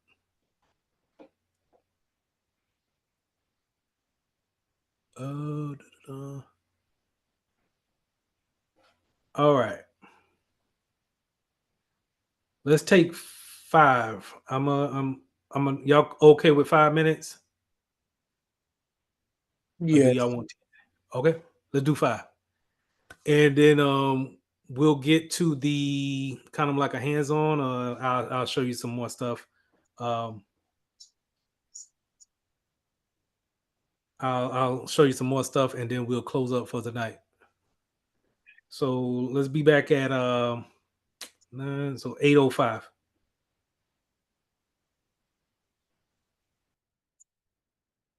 All right.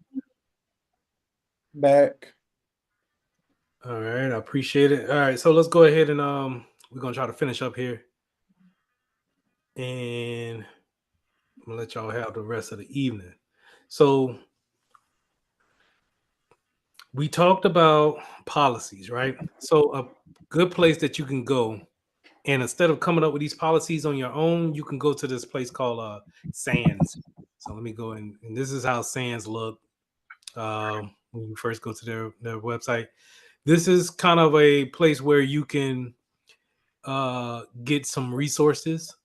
It's not a, let's say, always a go-to place to see if Sands go has the things that you're looking for, but they have a good bit of resources there.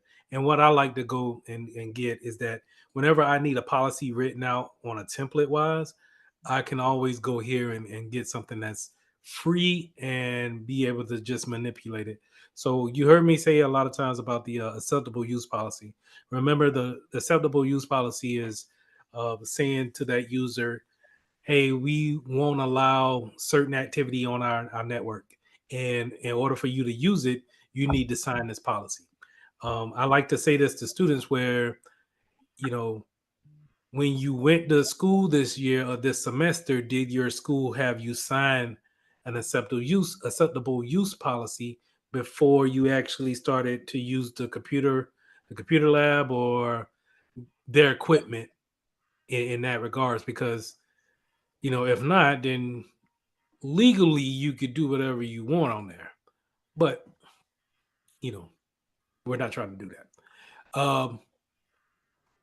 But you can always come here as a security professional and have a template that you can just easily download and manipulate to where, you know, you can put your company's name in here and just put those things that apply here. Now, the wonderful thing about a policy is that it doesn't have to be directly tied to anything at your company, right? It has to be high level. So going back to our slide here showing that triangle, remember we're talking about the managerial part. It's small because at the top of the triangle, we're just trying to make sure that we are putting it out there, but we're not trying to cover everything. We just want to say, hey, don't y'all be doing anything you ain't got no business doing on the internet. Okay. And that's what this acceptable use policy will do. It's just very high level. We won't accept anything. Um, the scope is very broad, but then again, is tackling all the subjects that you want to tackle. So this is what I would use SANS for. I'll put this in the chat just in case y'all want to take a look at it.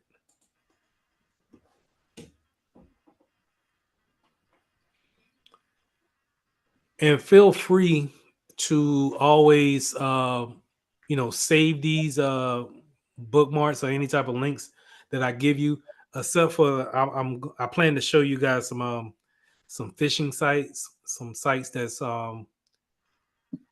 deemed to be not hacked, but they are bad sites. You know, they're looking for victims. I don't want you to save those, but anything else, feel free to save these things.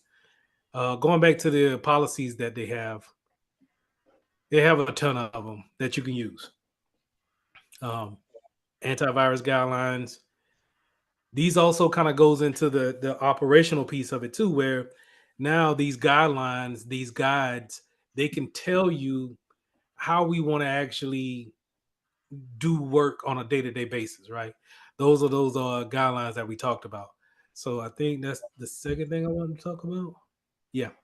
So that's one good example to show is the guidelines here. But I also had the guidelines for an assessment. So let me try to blow this up a little bit. This is sent out by the Small Business Association for cybersecurity for small businesses. And a lot of times a small business won't be able to hire someone to come in and do an assessment for them because now you're talking about maybe $1,000, $1,500 for an assessment. So what they did is that they came up with some guidelines that you would ask a small business owner about the one or two computers that they have in their business. So I want you guys to think about this in this category of, let's say, a small gas station, not necessarily your 7-Eleven, but you know, your local gas station that I don't know. Around here we call there's one called Scotchman. I don't know if y'all got a Scotchman. I don't know if the branch goes out that far, but I'm talking like that, like a small mom and pop shop. This is something that you can take to them, or let's say a local church or some type of community center, and ask them questions here to get a good cybersecurity assessment of where they stand at.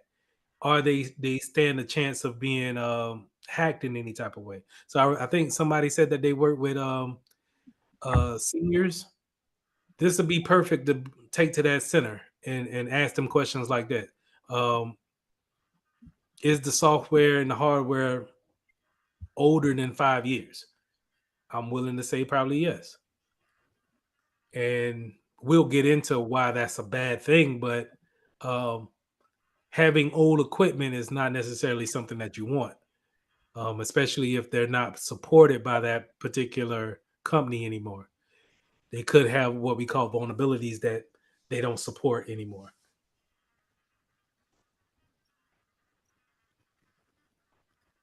Um, but you know, assessments like this have you asking, they will give you questions that you didn't really think about asking, but they're great to ask people and to see exactly where they stand at. Things of such as, do you have a VPN for remote access?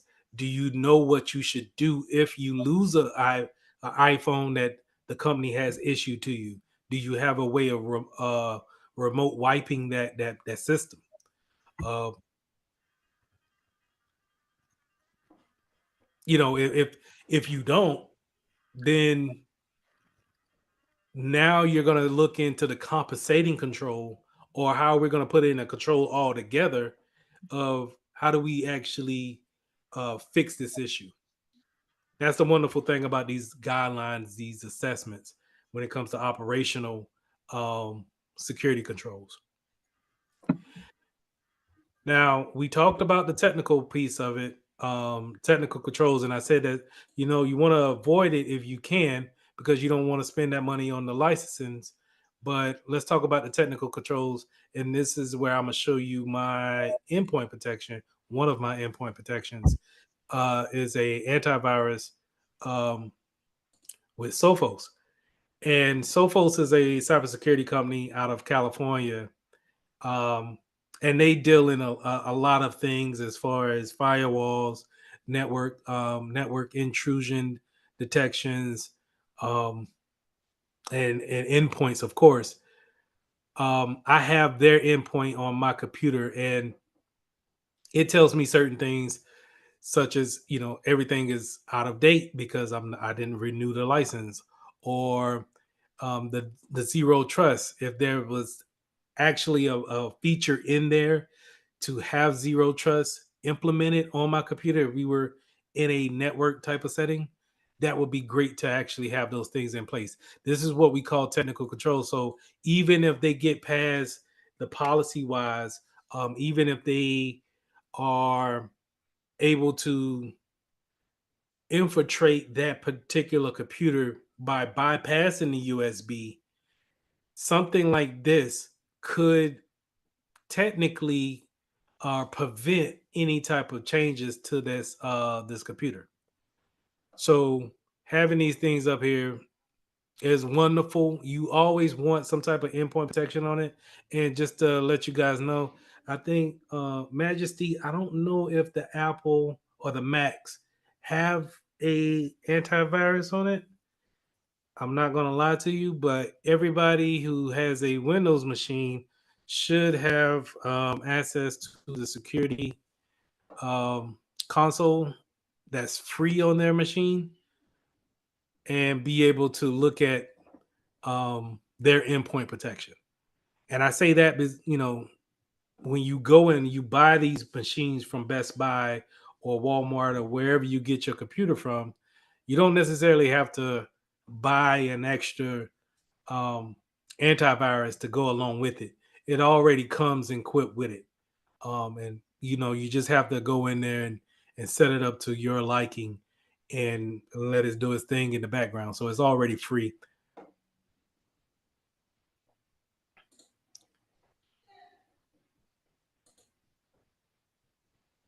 Now we did talk about a little bit with the physical aspect of it. Let's bring my web browser back up. Um, but we were talking more on the fact of having a security guard at the gate, right? And a lot of times that is the security factor of it, a physical security factor of it, having someone, a security guard there. But you also got security cameras, a fence that you may put up, a fence with barbed wire fence around it, lighting for that fence because um, you might want to see things in the back of the building that's dark. Um, Maybe we want to put cameras up, so we put those lightings up so we can have lights for the camera. But I also wanted to bring this up right here. It's off to the left. This man trap door. So with a man trap, a person comes in to the building, but then they're not able to get to the lobby of this building until someone is able to actually let them in physically. And so this alleviates anybody who tries to piggyback way in, or a lot of times just being courteous. If you walk closely to someone will just leave the hold the door for you and not ask you why you're here. They were just trying to be nice for the day, and they'll just open the door, and I could just walk right on in and plug in the rubber ducky and then walk right on out. Because a lot of times in a day-to-day aspect, people are not really just thinking about cybersecurity. Um, and that's where social engineering comes in, because social engineering takes advantage of just people being people. And naturally, we just want to help each other. And so if I'm, like I said, if I go back to my example of, if I have a work t-shirt on, or like I said, I have a Uber Eats sign in my car, then that person is probably just looking at it like, man, that person just want to, deliver some food. That's all. I'm not trying to be a hassle. I'm not going to hold them at the gate. I'm going to let them go through, not knowing that I'm here to cause all types of havoc. And it's not the ideal thing to do, to have people go through a certain protocol.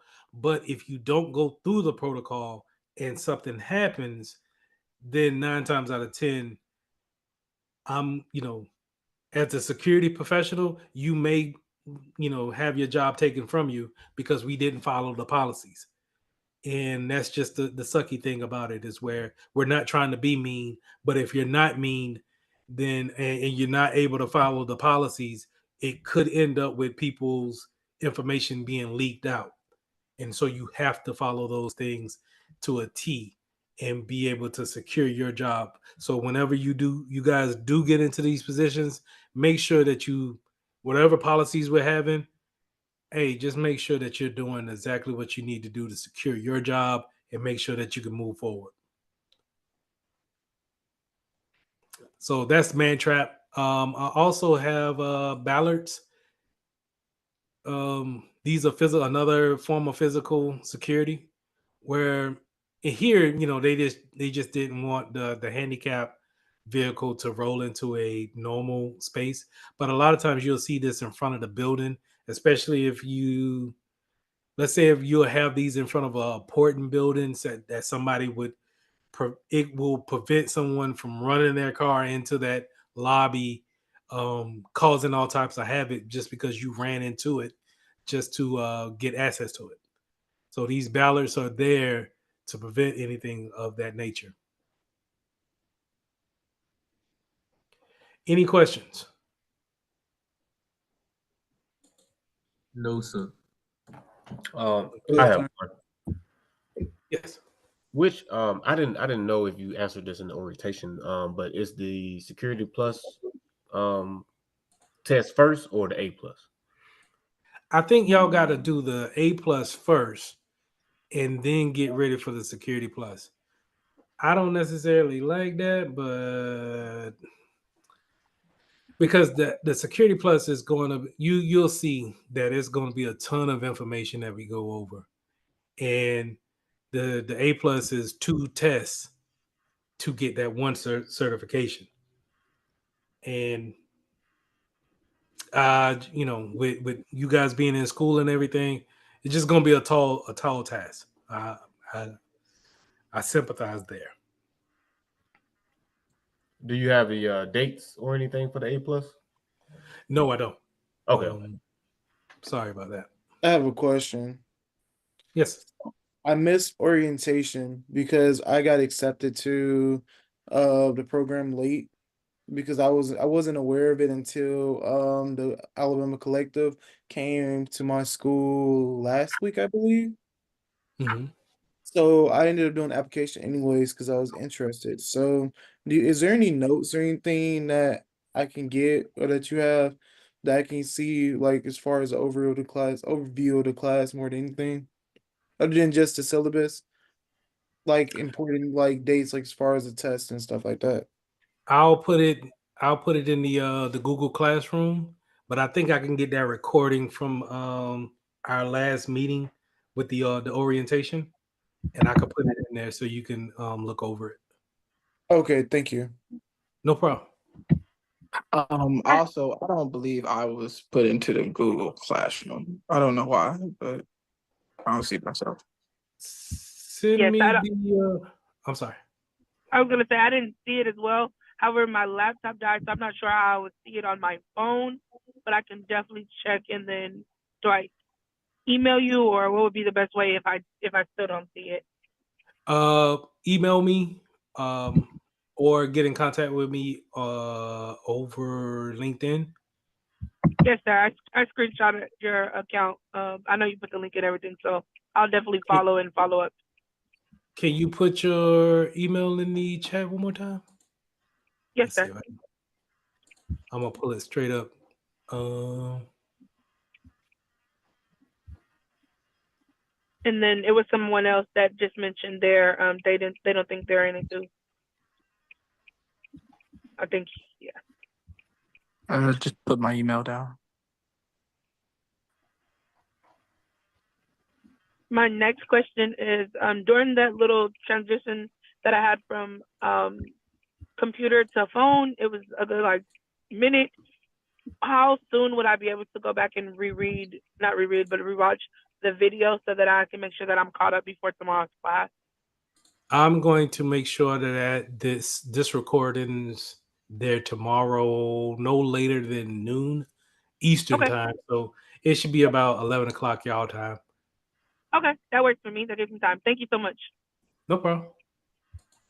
I have a question. So we should have received an email with the Google Classroom. Mm-hmm. I'm sorry. Say that last part. You kind of broke it up.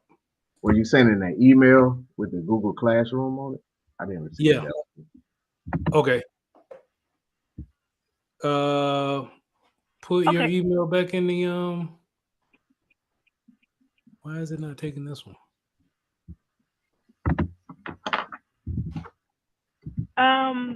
Question. What is the correlation to spam? I mean, maybe I'm thinking too deep, but like the whole, when it comes to spam, how do they dictate what is spam? Like, how a lot of times, for example, your email just went to spam, right? But there's no sense of any confidentiality or anything in that. So is that something we would cover? I've always was curious, or is something you could just answer maybe? Spam is not. So spam is for marketing. So I don't know if y'all still like pay attention to like getting mail in the post office or something like that. So you know how you get junk mail in like for real physical Yes, mail? sir. Yeah, like the coupons and stuff. Yeah, it's the same thing. So the computer will look at it like it's not malicious. It could be malicious, but it's not malicious, but it's just out of the blue. And since it's out of the blue, it's somebody probably marketing. We'll just send it to their spam. Oh, that And makes so sense. that's So just a configuration piece. And that's why they give you the option that if you go into your spam, you can always mark it as not spam, and then it'll show in your inbox.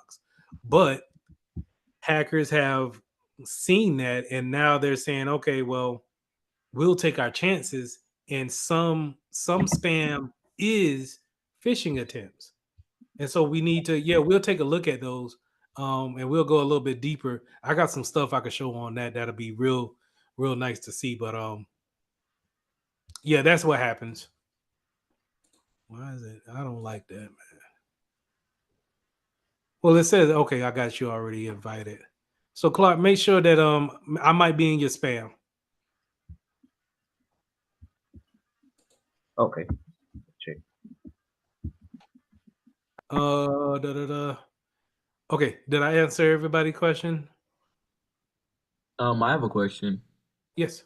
Not about the Google Classroom, but it's about the program itself. Um, I don't know if it was mentioned during orientation, or I may not have heard it, but during the like in college during breaks, will we still attend classes during breaks, like a Christmas break or Christmas Day and stuff? They said that we have holidays the same as the school holidays, so we should not have class. Okay.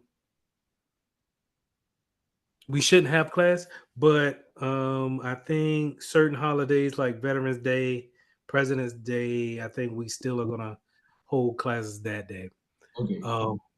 We're not on like elementary or school grade calendars. We're on like college, so you know how college only closes every certain one. We're on the same kind of break. She said. Okay. But that's why I want y'all guys in this. If we can get in, if we can all get to this, make sure we get in this classroom. Everything will be here, and so even when we conclude, I'm gonna always leave this classrooms up, and you can always, even if you're not ready for the Security Plus at the end, you can always come back here and get this information and use it and continue to study on it until you're ready to take it. Plus, if we ever have like a issue where um, we can't meet that Monday or Tuesday or Thursday, I can always record it, pre-record, and put it in here. But I'm gonna try to meet with y'all every time. So just to put that out there. Okay, so how is attendance took? So Maria, I think her name was the lady that was in here at the beginning of class. She already took attendance. And what I would do if she doesn't show up tomorrow, during that first break after the slides, I would ask y'all to go ahead and put your name in the chat so I know that you're here, and I'll go ahead and mark you down. Okay, thank you. No I'm sorry. problem. Can you repeat that last part? I say for that first break, I'll go ahead and before we take that little break after the slides, like tomorrow, I'll go ahead and ask you to put your names in the chat just so I can take attendance of who put their names in the chat. Yes, sir. Thank you. No problem. All right. So last thing, let's go ahead and let's look at some jobs real quick, and let's finish up for tonight.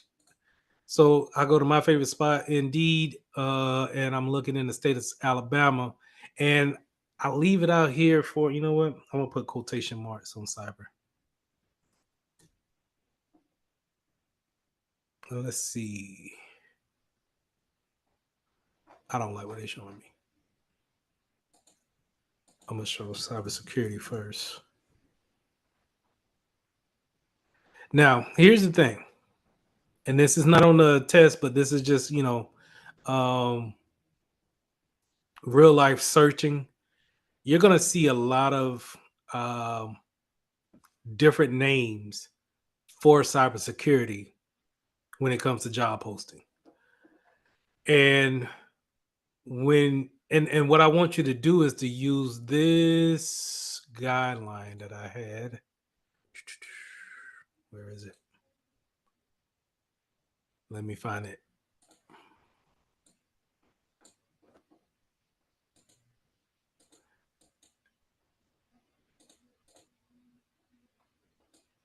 And I'll put this in the Google Classroom.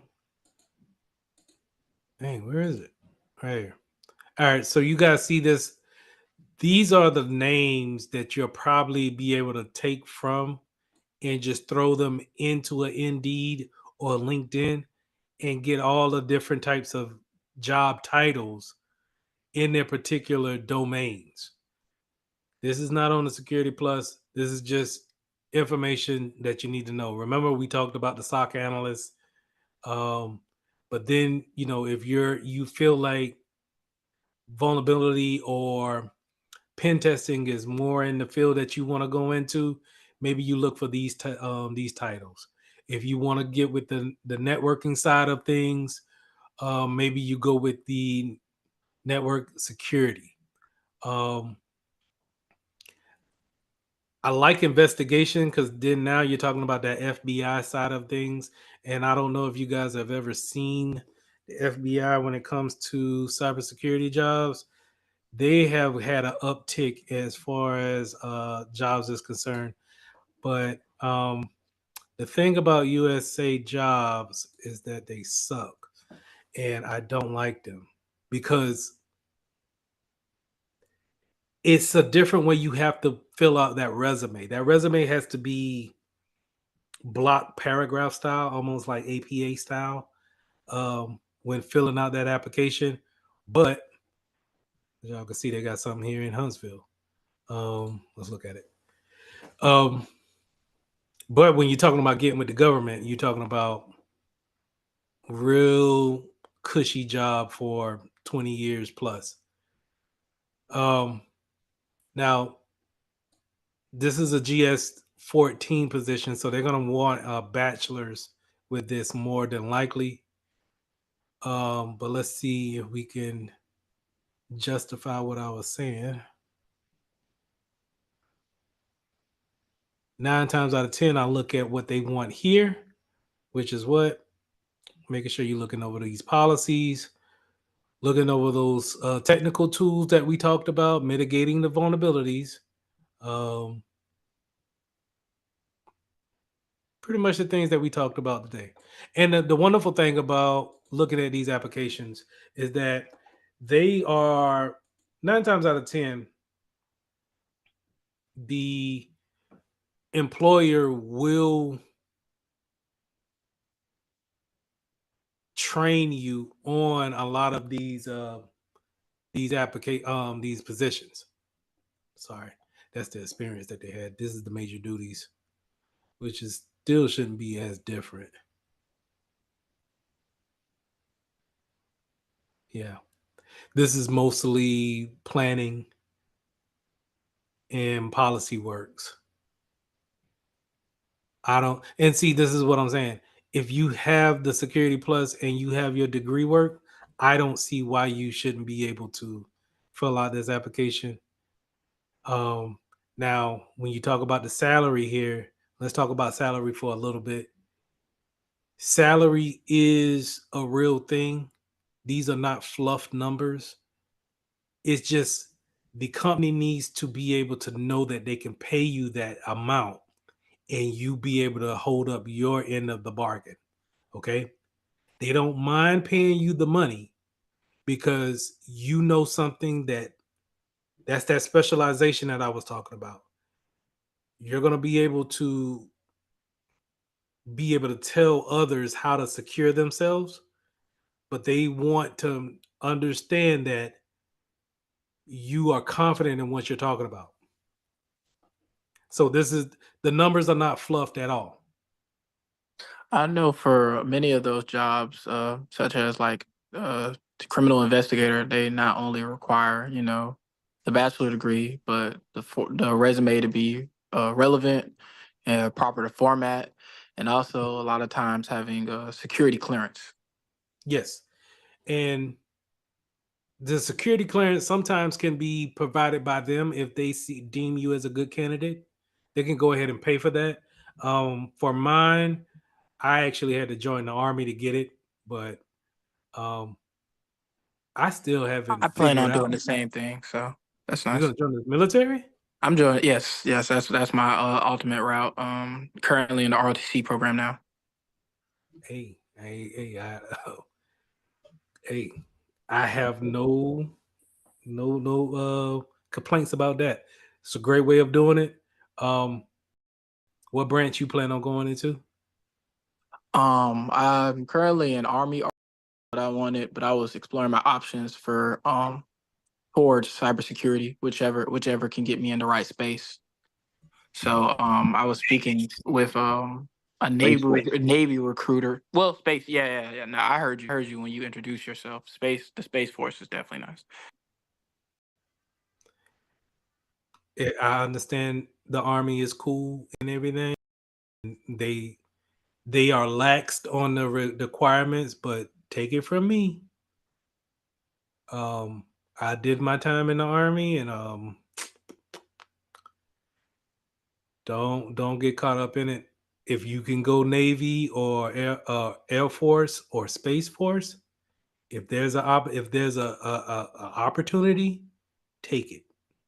Yes, sir. Take it. Don't even think twice about it. Even if the Army say we'll give you a bonus, and they gave me 40,000 bonus, no. And the Navy say we ain't giving you a bonus, we'll just teach you the trade and you'll be an officer, go Navy. It'll when you get out, Army you didn't won't have to offer worry me about it. the Army didn't offer me the opportunity. It was a Navy recruiter that gave the criminal investigative recruitment letter and just told me to put her down as a reference. I don't know the Army aside from having a sector based upon clearance. I don't know them to have any special agents. They will they will tell you probably becoming a warrant officer will probably be their best bet of getting you into that field. But let me just take it from me.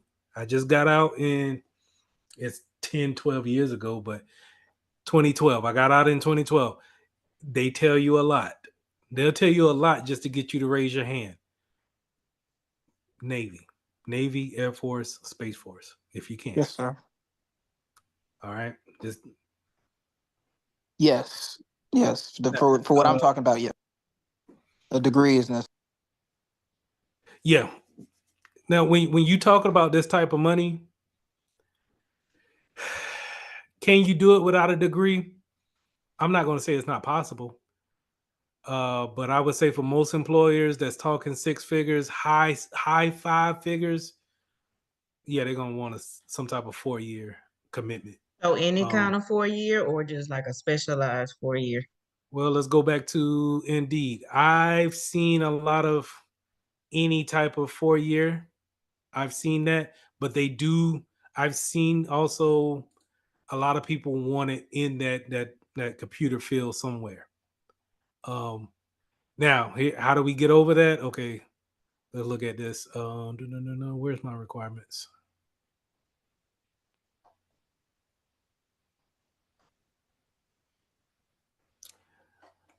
Let me take this off.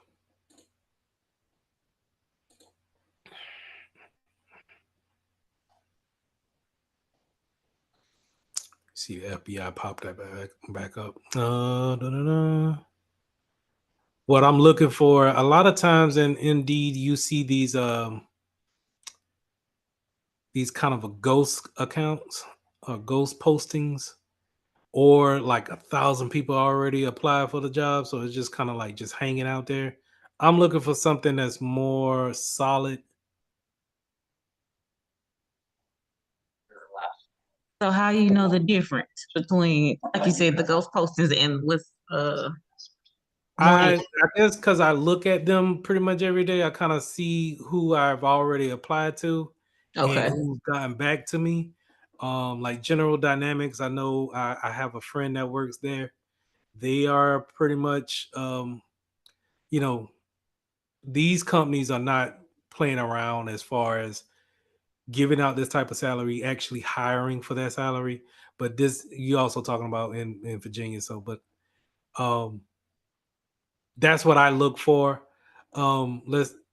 I don't want to get off a track real quick, but like this National Security Agency, I probably wouldn't look at that, even though it's in Maryland.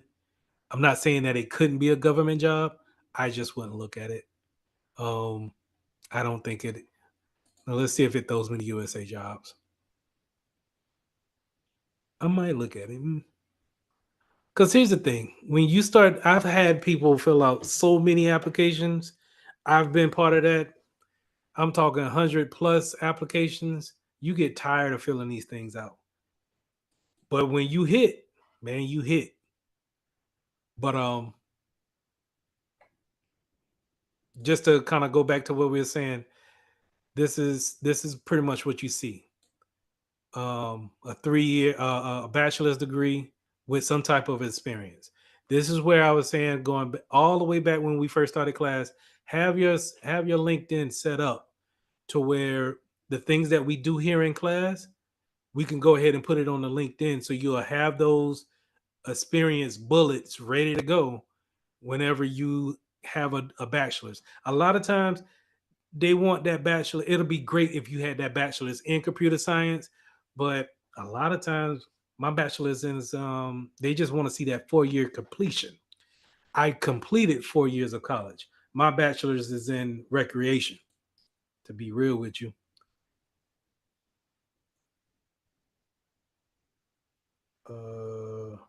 Ryan, what is this? I'm sorry. Threw me off. It was a group me. I was asking the class to join. Oh, for like a study session?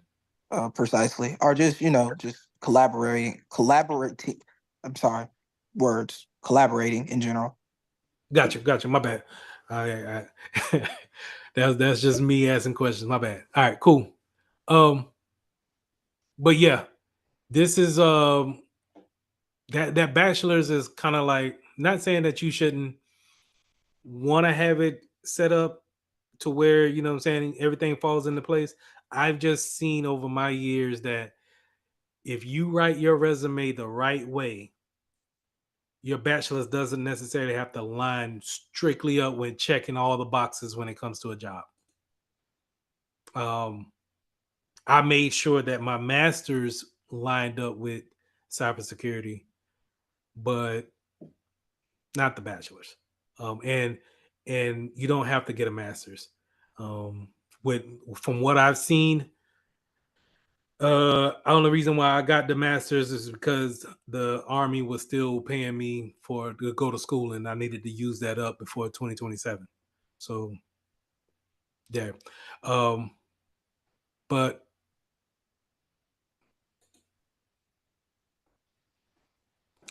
looking for these type of jobs, it could be tiresome, but at the same time, like I said, if you find one, like a lot of times when I come here, I try to make sure I put the date posted 7 days ago, and that I want to put it on entry level. I'm going full time. I'm doing, let's do Huntsville. Y'all let me know if you've seen any type of business like this before. Let's do now let's go back to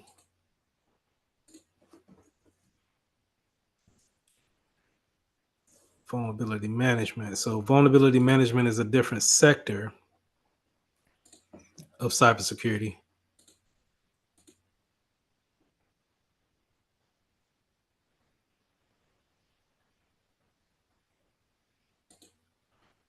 And while you see a lot of people want a senior manager, they're really just asking for experience years, so 5 or 6 years to be a senior.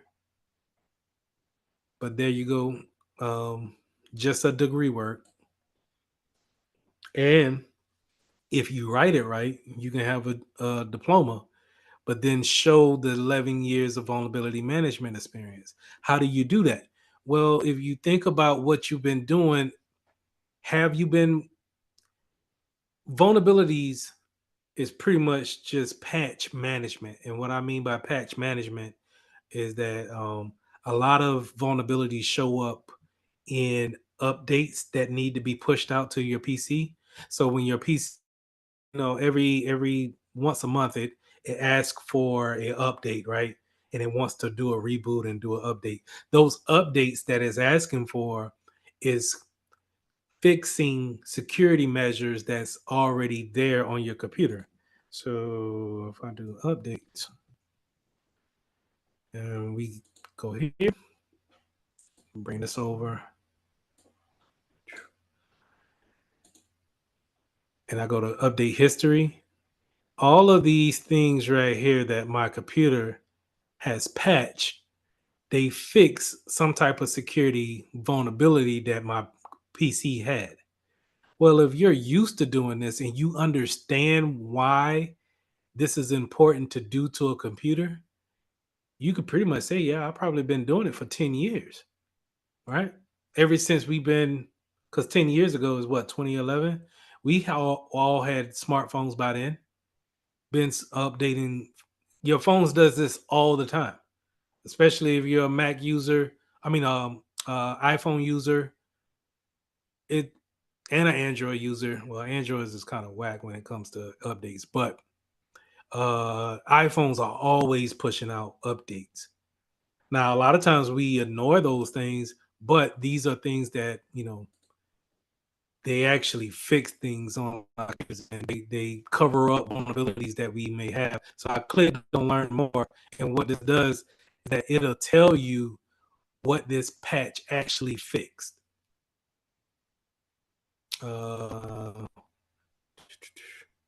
So this is for Windows 11, the version number, the end of service. So you remember when I showed the list of is your computer 5 years of older?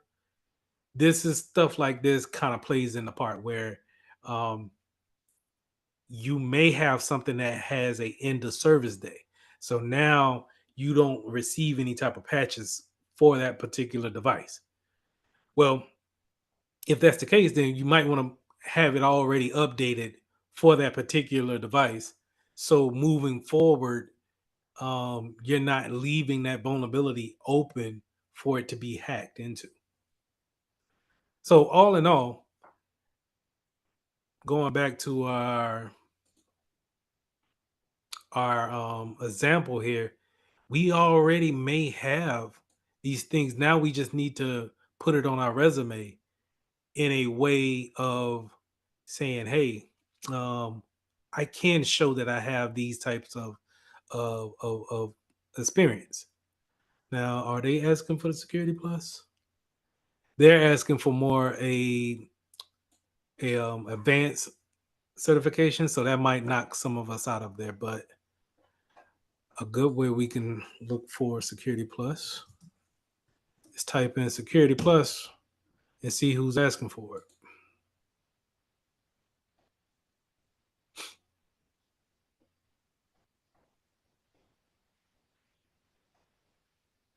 That TSA, they showing a lot of government stuff tonight.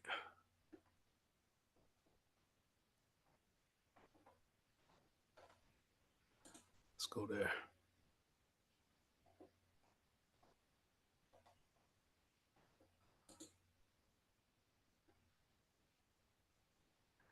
Yeah, so anything government, you'll go to this website here, USA Jobs, and you'll put it on here. Now, this is a whole nother beast. I'm not too keen on how everything works because I'm still trying to figure it out myself. And the thing about USA Jobs is that they may get back with you, they may not. They honestly might just leave you out there to dry. So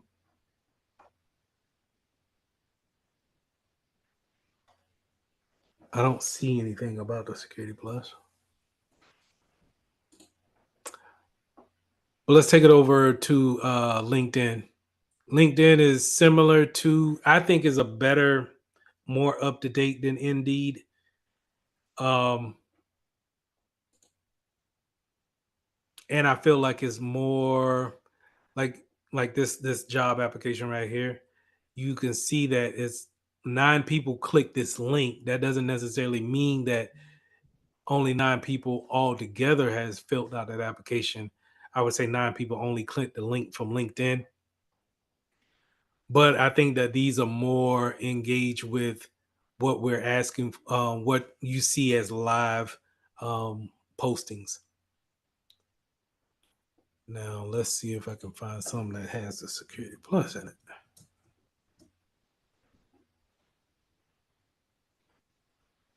Let's go date posted within the last week.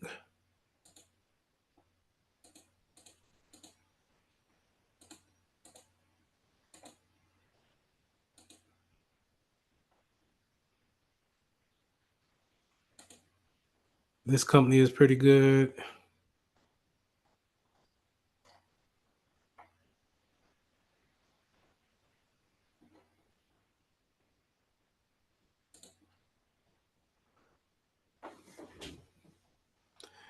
They're not showing me what I want to see.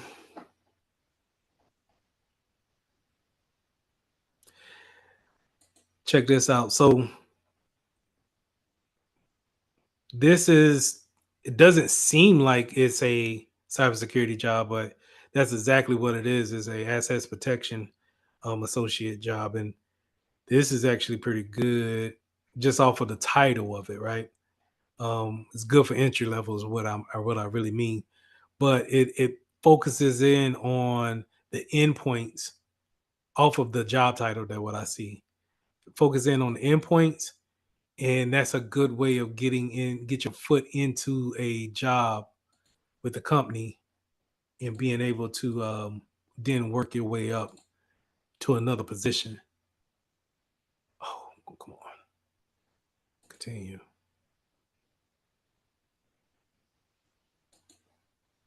Continue. I just want to see the thing. All right.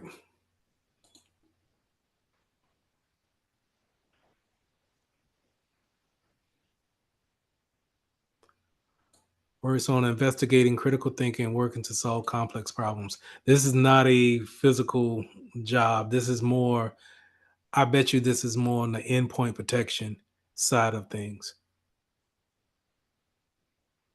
But it being part-time, that's why you see the lower side of the salary. But I still think it's a good posting. What could be the titles of the like non-coding jobs or non-hacking jobs? I would, if I'm looking for coding, I'm probably going to put in software development. Oh no, non-coding. Non-coding. Oh, anything that we've been really kind of looking at it. Okay, so like the vulnerability management and stuff like that. Yeah. Okay. Again, I'll put that. Where's my list? Give me 1 second. Use this. Oh, where is it? Use this piece that I'm gonna put in the Google Classroom. Use these roles to look for things that you want to see as far as the job titles are concerned, because it could be any of these things, and majority of these things are not coding at all, except for the DevOps piece of it. But I would definitely use these job titles to look for certain things. Let's say SOC analyst. Let's look for SOC.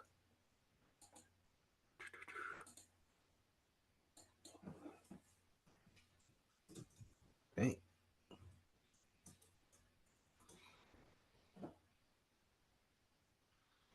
So right here, we talked a little bit about IAM. We'll talk about more about it on Thursday. But this is what I'm talking about. Bachelor's. And we'll get into more specific tools that you can use, but your Security Plus will help you out with job titles like this. This will be perfect.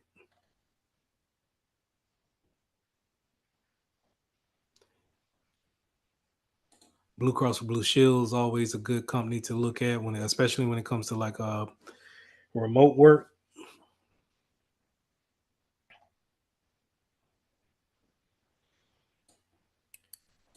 Bachelor's, and I don't see anything with the Security Plus no more.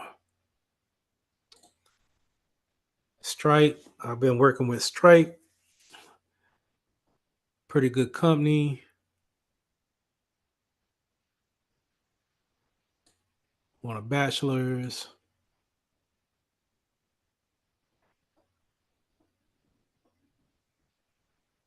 And you know what I should do is I should break down an application like these responsibilities. I'm pretty sure when you guys read these responsibilities, you kind of maybe thinking like, can you do those things? I should break it down on like each bullet and show you an example of what they're asking for, so you can have a better idea if you want to apply for these jobs or not. Maybe I should do that as a kind of like a extra piece. Here it is. So they are wanting some type of certification. It doesn't necessarily have to be the CompTIA Security Plus, but they want you to be aware of them. So that's what I'm saying.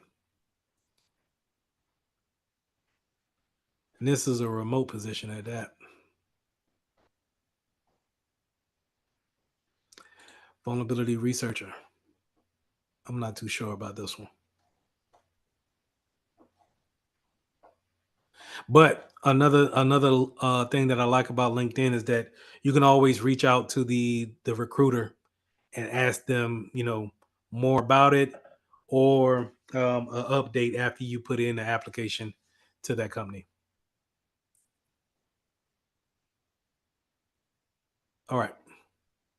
Any questions? No, sir, not for me. No, there's no question. I do have one question though. I'll take that back. I do have one question. What's going on? So it was about the attendance. I'm the student that I talked to last time in the orientation standing. I work at a hospital, so that's probably the reason why you don't see me. I was messaging the group chat a little bit, but I know you were busy and stuff. I kind of came in late. I messaged Miss Mary Cruz to see about the attendance and stuff like that, but I have been attentive and been paying attention stuff like that for sure. But I didn't know how that whole situation with attendance worked. I got you down now. She didn't have you because she left earlier, but I'm glad you said something because I got you now. And Yes, sir. mine, Okay. I'm not sure if Thank she you. just went off of the roster. Can you double check for me as well, sir? Please. Yes, ma'am. Give me Could 1 you second. check Got you. for Ryan Edwards? And yep, got both for y'all. Yep, got both of y'all. Thank you so much. No problem. So the only people I'm missing is Peyton, Bethune, Xavier, and Carl Matthews.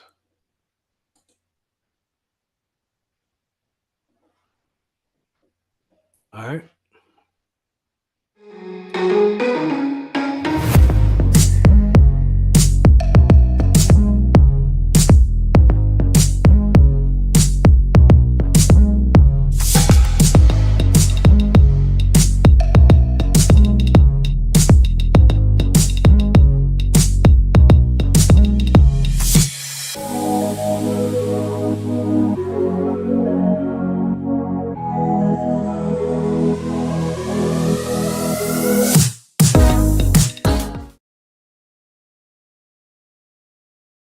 One of them up and then the other one in another tab. So just right click on one and just open it up in another tab.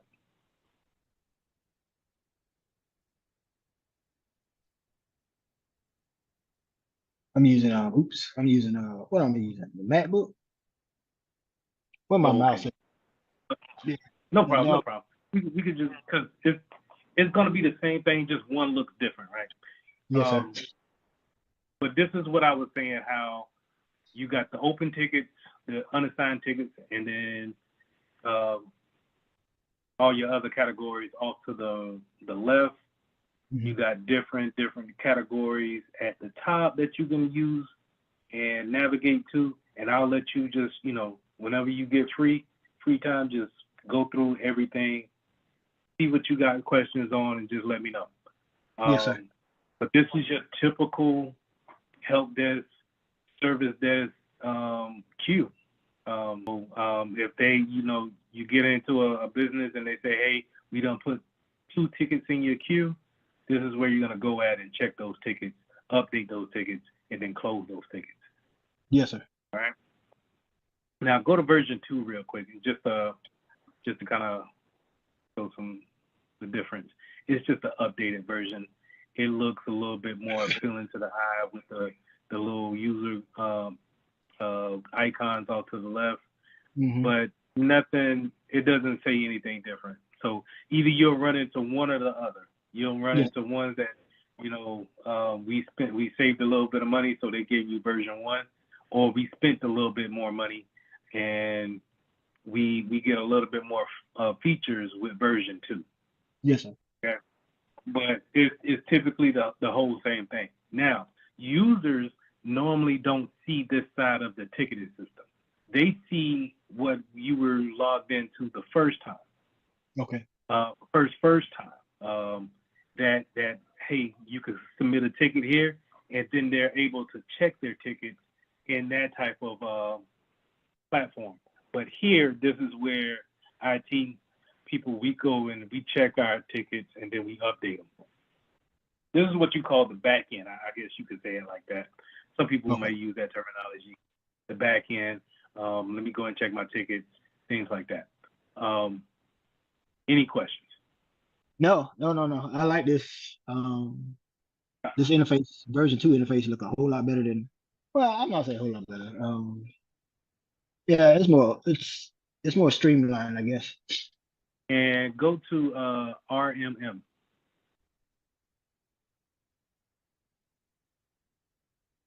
This is the work I've been doing. So I got some clients for us to look at, and these are the agents that I have out there that's actually on machines, and some are running, some of them are already reported issues. And we'll get into this as we go along with these sessions. But you can, I got these there, so now you can click on the ones that I highlighted and just look at it'll let you drill so far into like file locations. Yes, sir. It'll let you remote into them, which I would not suggest. But yes. This is not just me and my household. This is, I think, 2 other households. Yeah, oh yeah. This is real. Whenever I say, hey, we have an application out there, we need to make sure this application is off all PCs that's under our care. You can go in here and we can look in the application part of them and then tell that endpoint to take it off. Okay. So we'll get to that. Yes, sir. Yeah. Whenever those names, those computer names are highlighted, you can click in them and then, drill down into them to see the information that the endpoint has collected. Okay. So This is your typical dashboard. Well, this is my dashboard. Your dashboard is at the top, and I'll go over that in a minute. But this is what I go and look at my agents, see what's actually going on. All right, this is what I'm gonna check every morning to see who's out here wilding out, what I gotta do. I got some mobile devices. You see a couple of iPads in there. I even got a couple of Android tablets in there. And I got geofencing on them, so I know the locations of those tablets, those mobile devices. That's crucial for MDM management, mobile device management. So all those things we talked about in Security Plus, this is putting the rubber to the road here. I like this. All right. Now, if you want to put an endpoint on your machine, let me know, or you can just go ahead and download it. I did put this endpoint on some of my virtual machines as well. So, okay. Because remember, your virtual machines are, even though they're sitting on VirtualBox It may not be turned on. When they do turn on, they're connected to the internet, and they may be up to date and patched. They may not be. So it'll be good if you had an EDR system on it or an endpoint on it to be able to look at it from a high glance, from a high point to see what's going on with it. Okay. What I do then is I use the HP to spin up a virtual machine. Because the MacBook, I don't have enough memory of it. Even with a solid state hard drive, the extra one, I just don't have the extra memory. So I'm gonna spin it up on HP. I think I can create a server and a regular machine. And You as a security professional, you're gonna go through and see, okay, I got 10 alerts. What's going on here? And we'll get to this on why this is wilding out like that. okay. But this is when you look down into it.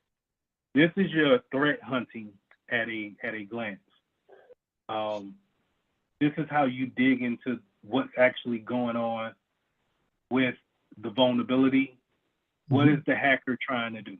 Not saying that this is being actively hacked right now, but this is how you threat hunt. This is how you look through and you see what processes is happening on that computer to Yes, see sir. exactly what is the hacker trying to do.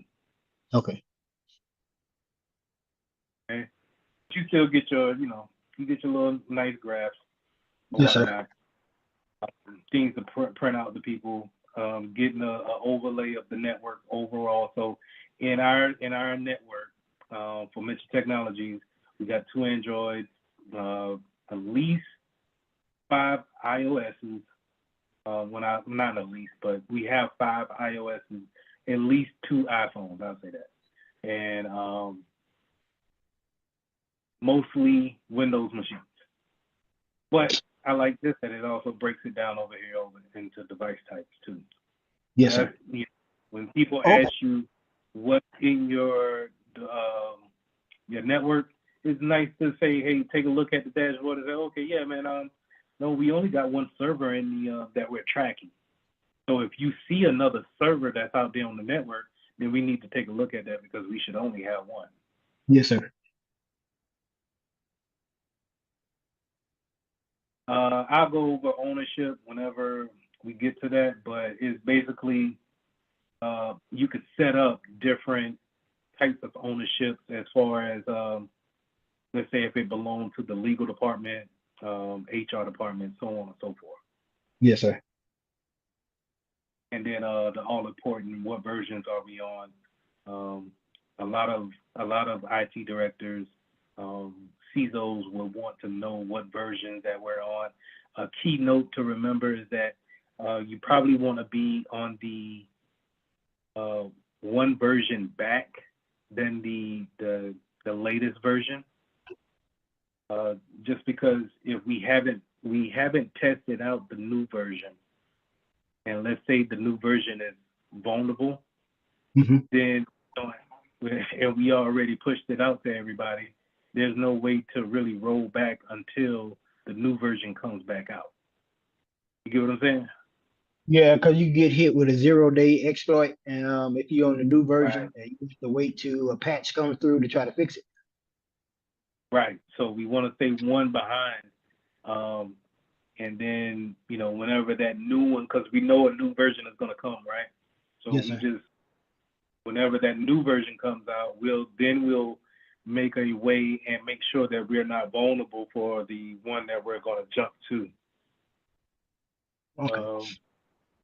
At least have some type of mitigation in place that if we're going to move up, that we can have something in place just in case we become, that vulnerability makes us more risk aware to risk acceptable to what we're comfortable with.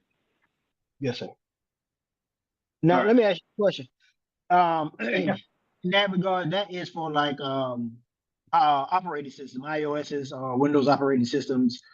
You what I'm looking at here is regarding Android, Windows, and Mac OS operating systems that you want to stay one version behind. Is that what you were referring to? No, no, not in regards to that. But you can look at it. So we'll have a conversation about it, right? So if we're like in our network here, let's say we call this give me a business name. Harmon Enterprise. Okay. So for Harmon Enterprises, we got these clients out here right now, and we're saying that, hey,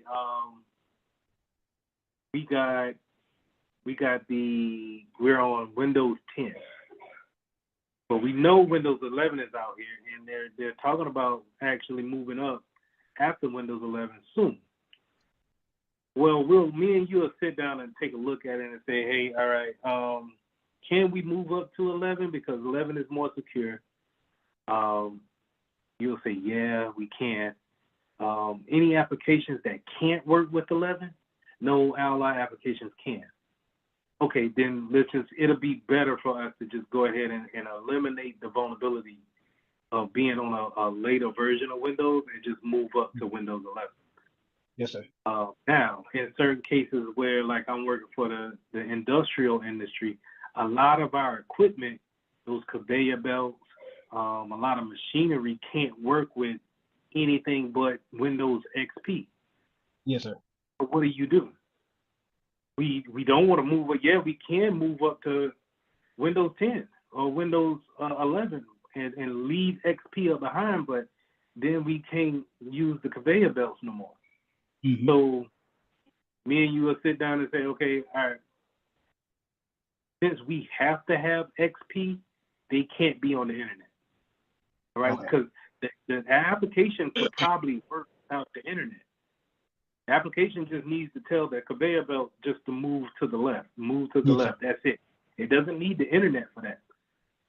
So we could just leave that computer on XP and, cut off the network card for it. Make sure it doesn't have any network connectivity. Or segment it on the network. Put it in its own VLAN. Make sure it can't get out.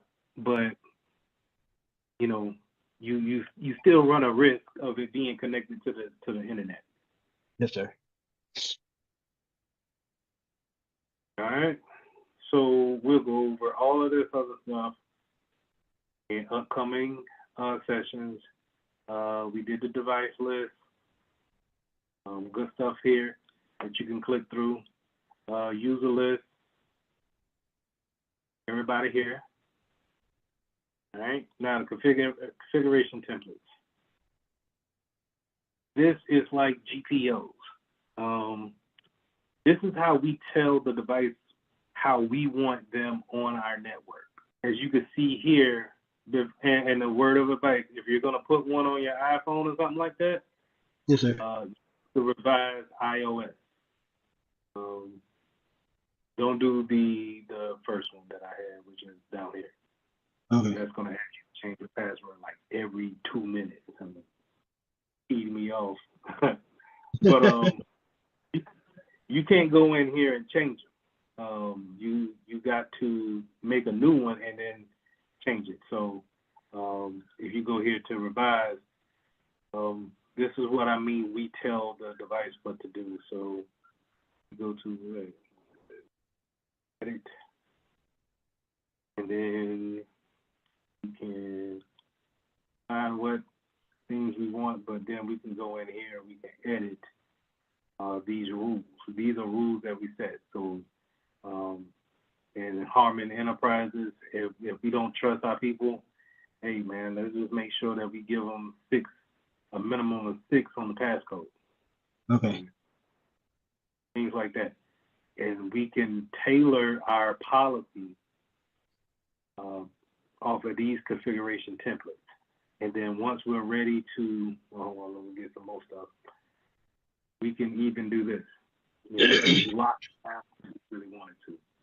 No, you can't install nothing. No, you can't uninstall nothing. No, don't use the camera. No FaceTime, none of that. I don't want no hotspot or nothing. We can do all of that here by editing and pretty much just unclicking. Okay. But then once you do that, the way you get it to go to that computer, that iPhone, you have to download that app. So you have to download this endpoint. We'll go over that in just a second. But anyway, you got to download that endpoint on that device, and then you have to tell that device to look for this profile. And once it goes under that profile, then it acts the way I want it to, because this is the configurations I want it to have. Okay. Okay. So if I didn't want anybody to download Netflix on a company phone, hey, I might have to say, is it just Netflix I don't want? Oh yeah. Well, okay, maybe I don't want to block any and every app from the App Store. Maybe I should go in there and have it look for a particular app in a different section. But maybe, this is a widespread profile here. So this is going to hit everybody. And so if we're just going to say is this certain things we want, we're going to probably manipulate this profile to show that. Okay. Yeah, this is how it works right here. This is MDM. I like good this. things, good stuff right here. Yeah. And so what I would suggest to you, you can go in here to these profiles, and just like how I got this test here, highlight it, and then clone the profile. Clone it, and then you rename it so I know it's you. And then you build your own profile on how you want it.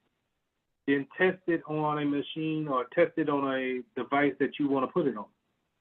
Okay. And see if that's the type of reaction that you want. So if you had a nephew or a niece or something like that you ain't want them to, have stuff on their phones and stuff like that, yeah, throw this on there.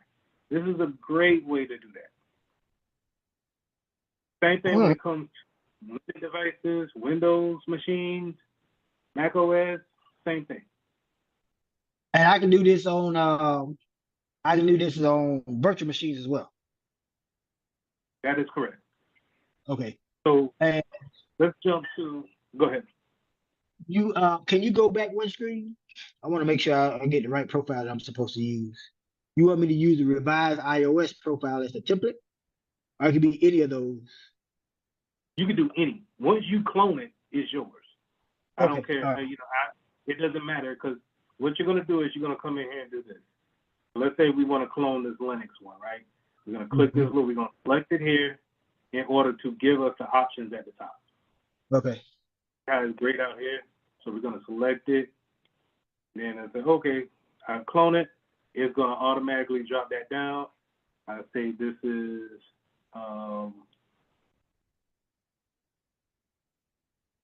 these tests. I probably don't like the apostrophe.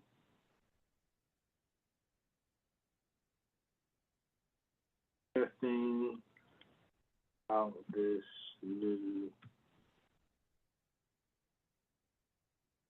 clone it. Now it automatically throws me in, but now I can go through, and if I had me a Linux box that I wanted on this profile, I can go ahead and throw it in here.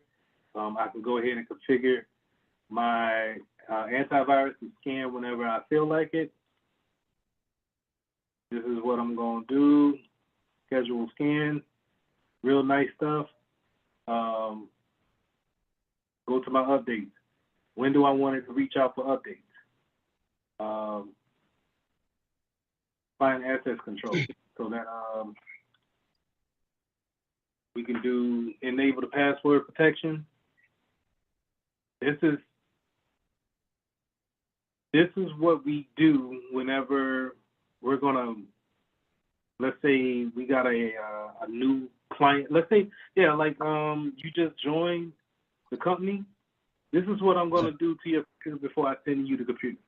This is Okay. why you can't just do whatever you feel like doing once I give you the computer. Yes, sir. Because this is what we call locking down or hardening. I'm going to set the configurations up to what's the standard of the business. And then once I give it to you, and let's say you put in a ticket and say, I can't install iTunes on my my MacBook. Well, yeah, that's because it's not an authorized application for the business. I prevented you from doing that from the get-go. Okay. And it's done all here with these profiles. All right. All right. I like this right here. We'll get into data loss prevention too. This is good too. Yes, sir. But yeah, play around with these profiles whenever you feel like it. Or Okay. you know, if you got a question and you want to go through one next time, let's go through one and then we'll throw a couple machines in there and see how it reacts. See how long it takes for that machine to actually talk back to this server and say, okay, no, I'm not going to allow screensavers to be put on this machine. Then we go test it out and we see if it works or not. So the security part of it, the endpoint, and this is where the antivirus is highlighted here the most. I think this is a highlight of this Exidium platform, just because it's a response tool that not only can it scan and look for a virus, it can also respond to it and isolate the machine and so on and so forth like that. People are paying hundreds of thousands of dollars for companies just to have this type of technology on their machines. So having that endpoint there, man, it's a big thing. I think this is if I can get this into a school system or a small business, and we could see this on a larger scale, you'll really get to understand where I'm coming from when it comes to the value that comes along with it. Let me ask you another question then. I have Trend Micro and Malware Bytes on both my computers, laptops. Now, with this, does it interact with Windows Defender or will it interact with Malware Bytes and Trend Micro? It will treat it as its own separate application. So it's not going to fight with those applications, but it's not going to work in conjunction with it. Okay. So those endpoints, a lot of endpoints can be on your computers at one time. So like here, I got Muninet on here, and it scans, right? But at the same time, it doesn't talk to Exidium. And then the reason why I don't like it is because I can't look at it from any place in the world. It's just like how you're logged into the platform and you could see the endpoint that's on this computer that I'm sharing with you right now. And say, hey, Mr. Mitchell, I think we need to take a look at it. Something's going on in the background. I can't get that much information out of here. It's just pretty much, hey, did you do a scan today? Did you find anything? No. All right. Well, this does that too. It does the scan, but I'm also able to dig like we seen in the earlier listing of it in the, what was it? Your regular EDR, malware bytes, things like that. The company of, whoever works for Malware Bytes or Microsoft Defender, they will see something like this that could be able to dig further into the files. But us being able to see this type of stuff right here, gold, man. And then you can investigate.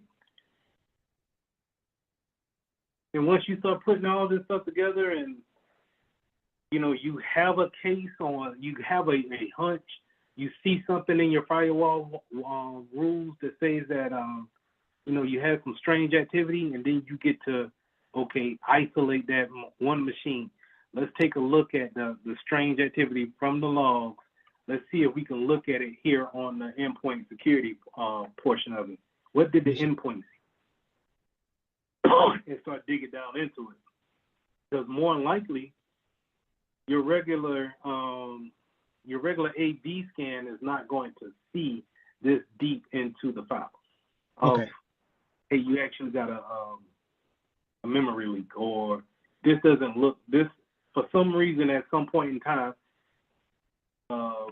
this amount of traffic is always leaving from this directory, leaving out and going to this particular address on the internet, which says that somebody has already infiltrated and telling that directory to send some information out to them.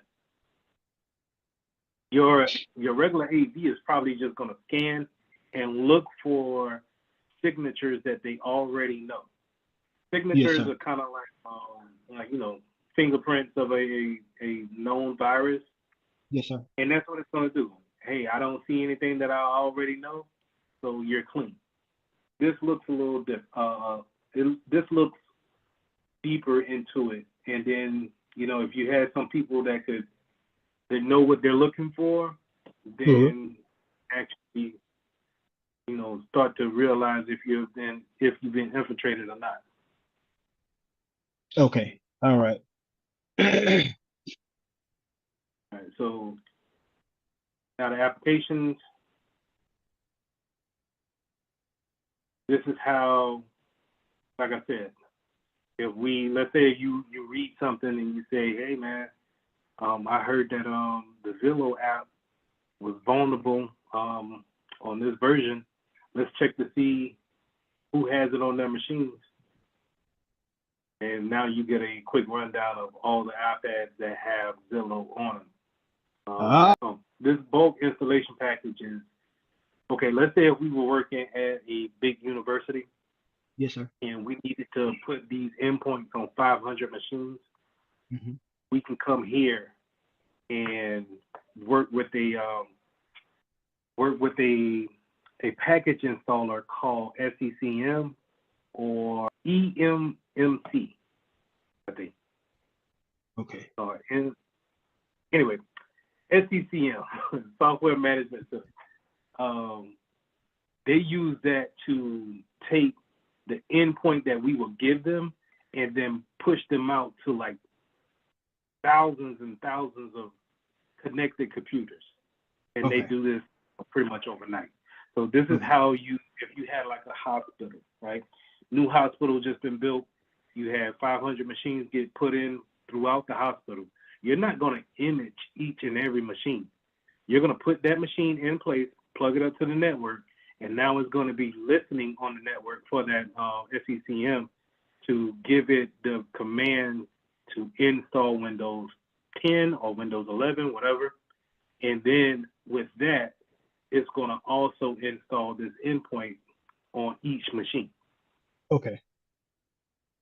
So that's where the bulk comes in. That bulk installation package comes into play at.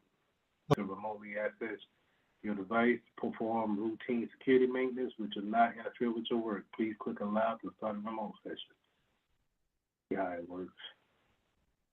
So from here, now I don't see any changes to the desktop, right?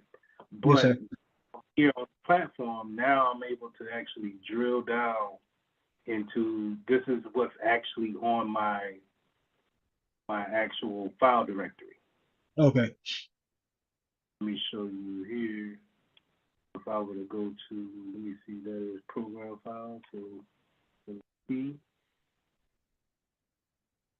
You'll see how these kind of match up with each other. Intel, OEM. Yes, sir. This is how, if I wanted to see those files, but I don't know if I can actually open those files. Okay. But then you go into, do you have something that can read it? All that.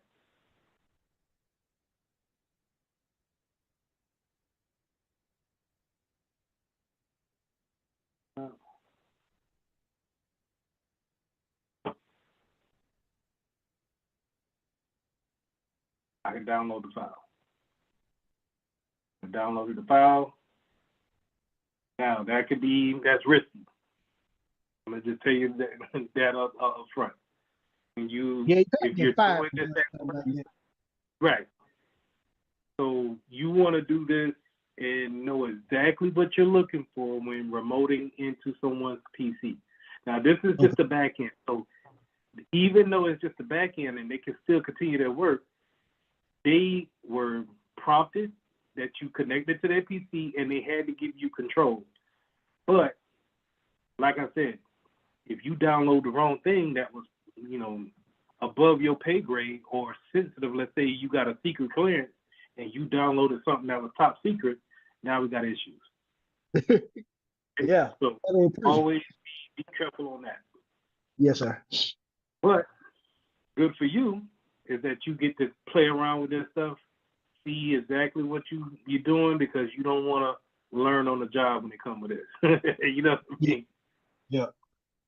Don't want to get started. Right. So you want, you know what I'm saying? And the funny thing is that a lot of companies that I've seen, they don't even have endpoints that can go that far in between, like the remote session of it. They might have what I use, TeamViewer, or they might use Microsoft Teams to share the screen and stuff like that, or Zoom. Yes, sir. But when it comes to like those type of applications, when it comes to executing, installing applications, you're going to need that user to help you along with actually getting things installed. So, yes, sir. But I think there's still good stuff to look at and to learn. Do companies make rules about remoting into computers? Because like at a bank, I used to work at BB&T a long time ago. You couldn't just randomly open up somebody bank account and just be like, yeah, let me see how much money this person. That is an automatic fireable offense. Do companies also make rules like that? Is it like if we catch you just randomly remote into people's computer without express permission, or if you have any like if that customer didn't give you permission to contact them to remote to the computer, that's an automatic termination. Hey, I got this ticket for Emily. Emily she ain't been at work for 2 days. I need to get this thing closed, because the one thing about tickets is that even though Emily put this in, the time starts on these tickets whenever she puts the doggone ticket in. Okay. So if she's not there for you to get consent to remote into a PC, you got to do what you got to do. Okay. Okay. But pro tip now, if you do that, you log all of that stuff here in this response. Or some of them have notes. You'll say user was not in, remoted into her machine, fix the issue, close the ticket. You cover yourself yourself by doing stuff like that. Now, yes, sir. Let's just go ahead and just jump into this one real quick. So this is a ticket, right? Your normal ticket, right? So yes, Emily put this right in, and she put it in on the 26th. So we late on this ticket. The reason why we late is because of SLA time. So SLA is service level agreement. Service level agreement is a agreement that the higher ups have already made on your behalf to open it for users to open a ticket, and then for you to actually work that ticket and then close that ticket. Okay. When you get into this field, you will get to understand that SLA times can be a pain, because they normally don't start once you get these tickets. Okay? Okay. So you're going to be coming in at a higher level than help desk, or service desk. So help desk, normally those guys, they just answer the phone and then they type these tickets up and then they assign them to you. Okay? Okay. That's help desk entry level. Where you're going to be coming in at a security level or more of a desktop support role or what have you, you're going to be one level above that. So a lot of times your SLA time has already started, and when you think you had 4 days to close a ticket, you may have 2, a day and a half, 30 minutes. Good, no. But you cover yourself because you see here, whatever, you know what I'm saying? It's already going to let you know. And before you get out here and start freaking out, just say, hey, I received said ticket at this date. The ticket was opened up on the 26th. I did not receive my account until the 31st. So, you know, you just putting that in there. Is it going to count against you? Yes, it's still going to count against you. But your boss will know that it's not your fault. Okay? Okay. Now, let's see what she got going on. I'm having trouble setting up my work email on my iPhone using the mail app. Okay? All right. Now, that's just troubleshooting it. If me and you working through this issue right now, I would say, all right, Chris, have her call you up on a different phone or talk to her on Teams or Zoom or something like that with the iPhone in her hand. And let's see if we can walk her through actually setting up the email. Okay. But we also, before we call her up, we probably want to go over here to the platform and see if she has the right profile on her iPhone. Because remember, we can set them up with different profiles, right? Yes, sir. And so we may have a profile, let's say,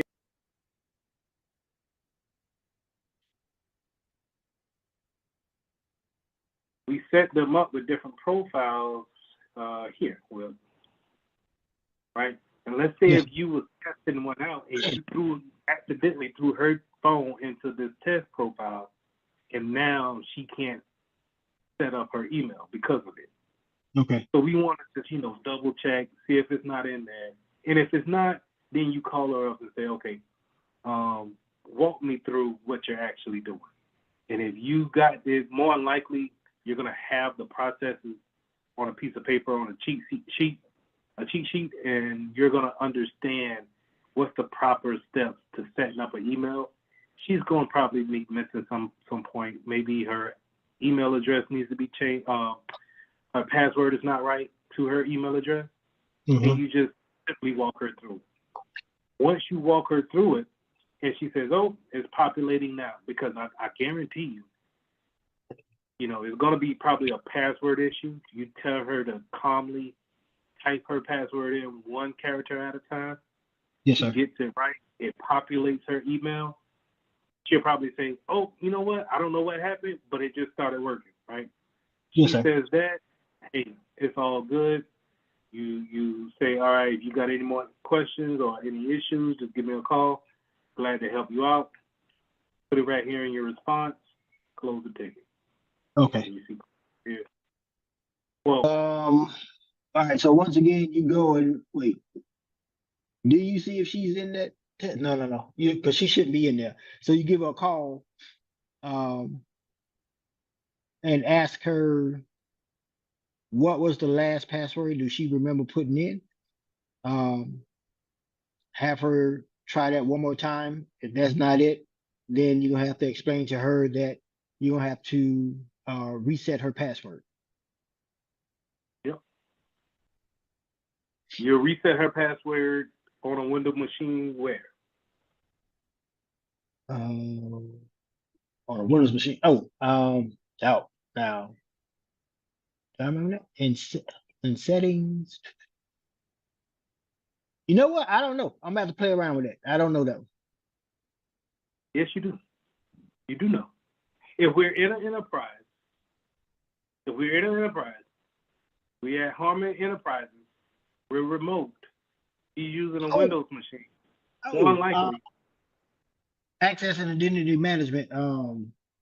In the what's the thing called? We built these things on the thing. I know it. I know it. Do that now. But I can't call it out. I can't call it out of my head right now. But I know where to do it at. Yeah, if you know the application, then that's the only thing you got to do. Okay. Reset her there. You make sure she log in, update the ticket, close it out. I know what. It's on the tip of my tongue. That's gonna bug me right now. Active Directory. Yeah. Yeah. That's Yeah. it. Yeah. There you go.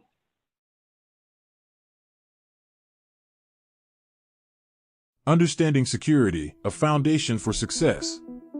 Security is a multifaceted process that involves a continuous cycle of assessment, implementation, monitoring, response, and deterrence. To effectively contribute to a security team, it's essential to grasp the fundamental concepts that underpin security functions. This includes understanding the importance of compliance factors and best practice frameworks and guiding the selection of security controls, as well as how different organizations implement security measures across their departments, units, and roles. Building a strong security foundation. To establish credibility as a security professional, it's crucial to have a solid understanding of security in a business context. This involves familiarizing yourself with the key terminology and concepts used by security experts in technical documents and industry publications. Just as a large building is constructed from individual bricks, security implementations are built from fundamental components. By understanding these building blocks, you can create a strong foundation for your security career. The CIA Triad, the cornerstones of information security. Information security is the protection of data resources from unauthorized access, attack, theft, or damage. Given the vulnerabilities inherent in data storage, transfer, and processing, the systems used to handle data must demonstrate robust security properties. These properties are often referred to as the CIA Triad: confidentiality. This ensures that information can only be accessed by authorized individuals. This prevents unauthorized disclosure or interception of data. Integrity guarantees that data is stored and transferred as intended, and any modifications are only made through authorized channels. This protects data from unauthorized alterations or corruption. Availability ensures that authorized users can access information when needed. This prevents disruptions to services or data access due to outages or attacks. By understanding and upholding these fundamental principles, organizations can effectively protect their valuable data assets and mitigate security risks. Beyond the CIA Triad, the importance of non-repudiation. While the CIA Triad provides a solid foundation for information security, some security models and researchers identify additional properties crucial for secure systems. One of the most important concepts is non-repudiation. It ensures that a person cannot deny taking an action related to a resource, such as creating, modifying, or sending it. Think about legal documents like wills. Witnessing a signature guarantees non-repudiation. In a dispute, the witness confirms the document's validity. Similarly, in the digital world, non-repudiation can be achieved through digital signatures, access logs, and other mechanisms that create an undeniable record of a user's actions. A framework for action, the NIST cybersecurity framework within the broader information security realm. Cybersecurity specifically focuses on securing processing hardware and software. Security tasks can be categorized into 5 key functions based on the framework developed by the National Institute of Standards and Technology. 1. Identify. This function involves developing security policies and capabilities. It necessitates evaluating risks, threats, and vulnerabilities to recommend security controls that manage them. Essentially, this stage identifies what needs to be protected. 2. Protect. This function focuses on procuring, developing, installing, operating, and decommissioning IT hardware and software assets with security embedded in every step of the lifecycle. It ensures proper infrastructure and system configurations for defense. 3. Detect. Here, the focus is on ongoing, proactive monitoring to ensure existing controls are effective against emerging threats. This function involves constant vigilance to identify suspicious activity. 4. Respond. This function revolves around identifying, analyzing, containing, and eradicating threats to systems and data security. It involves developing a response plan for security incidents. 5. Recover. This function prioritizes cybersecurity resilience to restore systems and data if other controls fail to prevent attacks. It ensures the ability to bounce back from security breaches. Understanding these functions and their associated goals empowers organizations to implement targeted security controls. Importantly, due to the vast array of security control types, choosing the right ones can be challenging. This is where a cybersecurity framework comes in. The power of frameworks. Guiding your security program. A cybersecurity framework acts as a guide for selecting and configuring security controls. Its importance lies in preventing organizations from building security programs in isolation or on a weak foundation. Frameworks ensure crucial security concepts are addressed throughout the process. By using a framework, an organization can objectively assess current security capabilities. This provides a clear picture of your current security posture. Define target security goals. What level of security do you want to achieve? Prioritize investments to reach target goals. Allocate resources effectively to achieve your desired security state. Structure internal risk management. Frameworks guide internal security processes. Demonstrate regulatory compliance. A framework-based approach provides verifiable evidence of compliance with security regulations. In conclusion, understanding additional security properties like non-repudiation and utilizing a structured security framework like NIST's offering empower organizations to develop robust and comprehensive security programs. Gap analysis is a crucial process that identifies discrepancies between an organization's existing security systems and the requirements or recommendations outlined in a security framework. This analysis is typically conducted when initially adopting a framework or when aligning with new industry or legal compliance standards. To maintain compliance and validate changes to the framework, gap analysis might be repeated periodically. Access control. Safeguarding your information system's access control is a fundamental aspect of information security that ensures systems meet the goals of the CIA triad. It governs how subjects such as people, devices, and software processes can interact with objects such as resources like networks, servers, databases, or files. The IAM framework, a four-step approach. Modern access control is often implemented through an identity and access management system, which consists of four key processes: identification, creating unique accounts or IDs to represent users, devices, or processes within the network; authentication, verifying the identity of a subject when they attempt to access a resource. Authentication factors determine the type of credential required, for example, passwords or digital certificates. Authorization, determining and enforcing the rights subjects should have on each resource. Authorization models define how rights are granted, whether it be discretionary or mandatory. Accounting, tracking authorized resource usage and alerting on unauthorized attempts. To illustrate these concepts, consider an e-commerce site. Identification, ensuring customers are legitimate by verifying billing and delivery information and preventing fraudulent payment methods.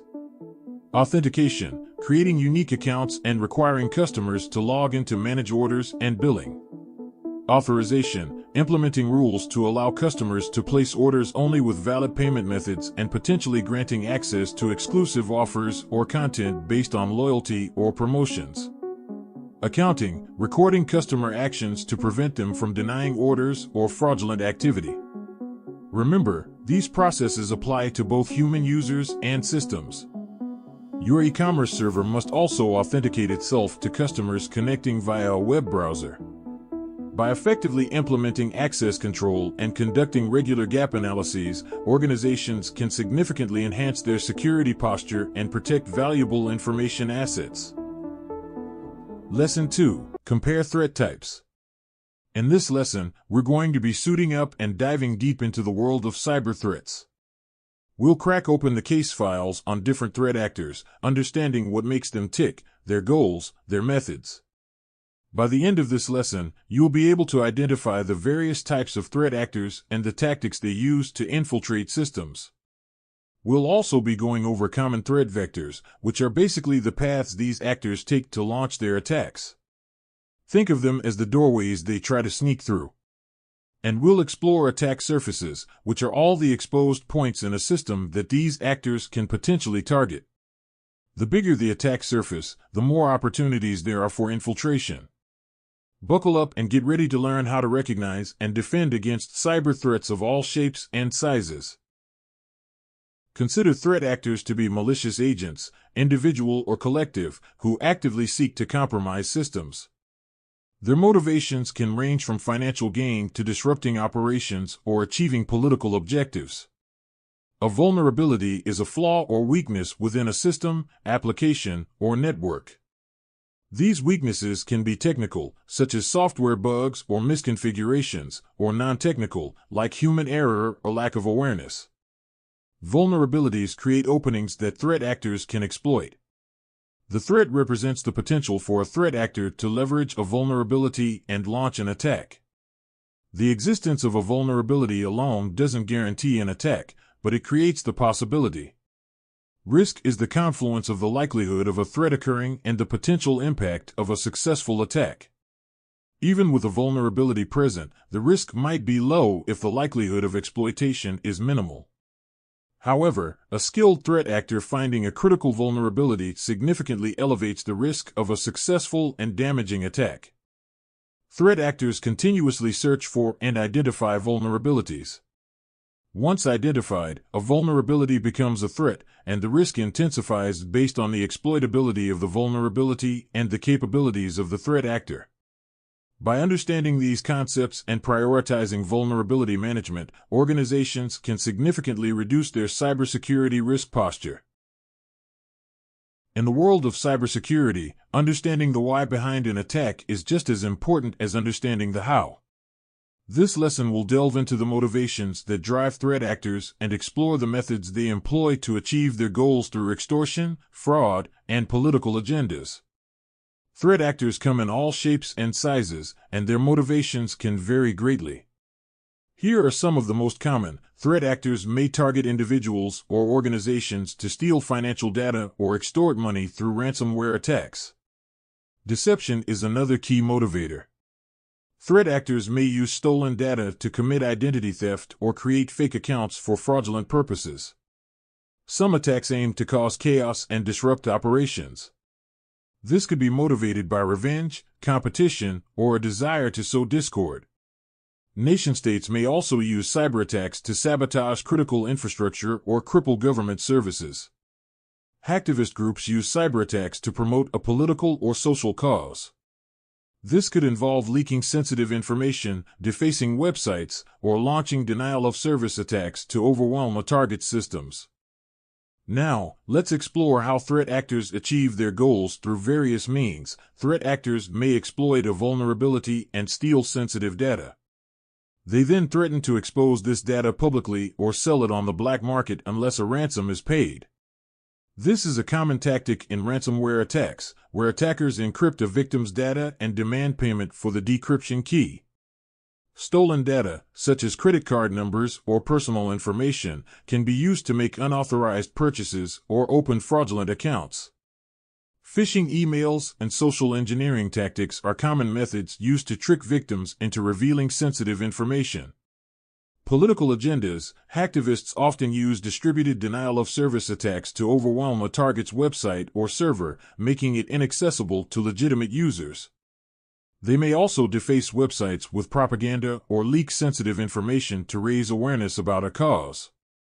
Understanding these motivations and methods is crucial for effective cybersecurity defense.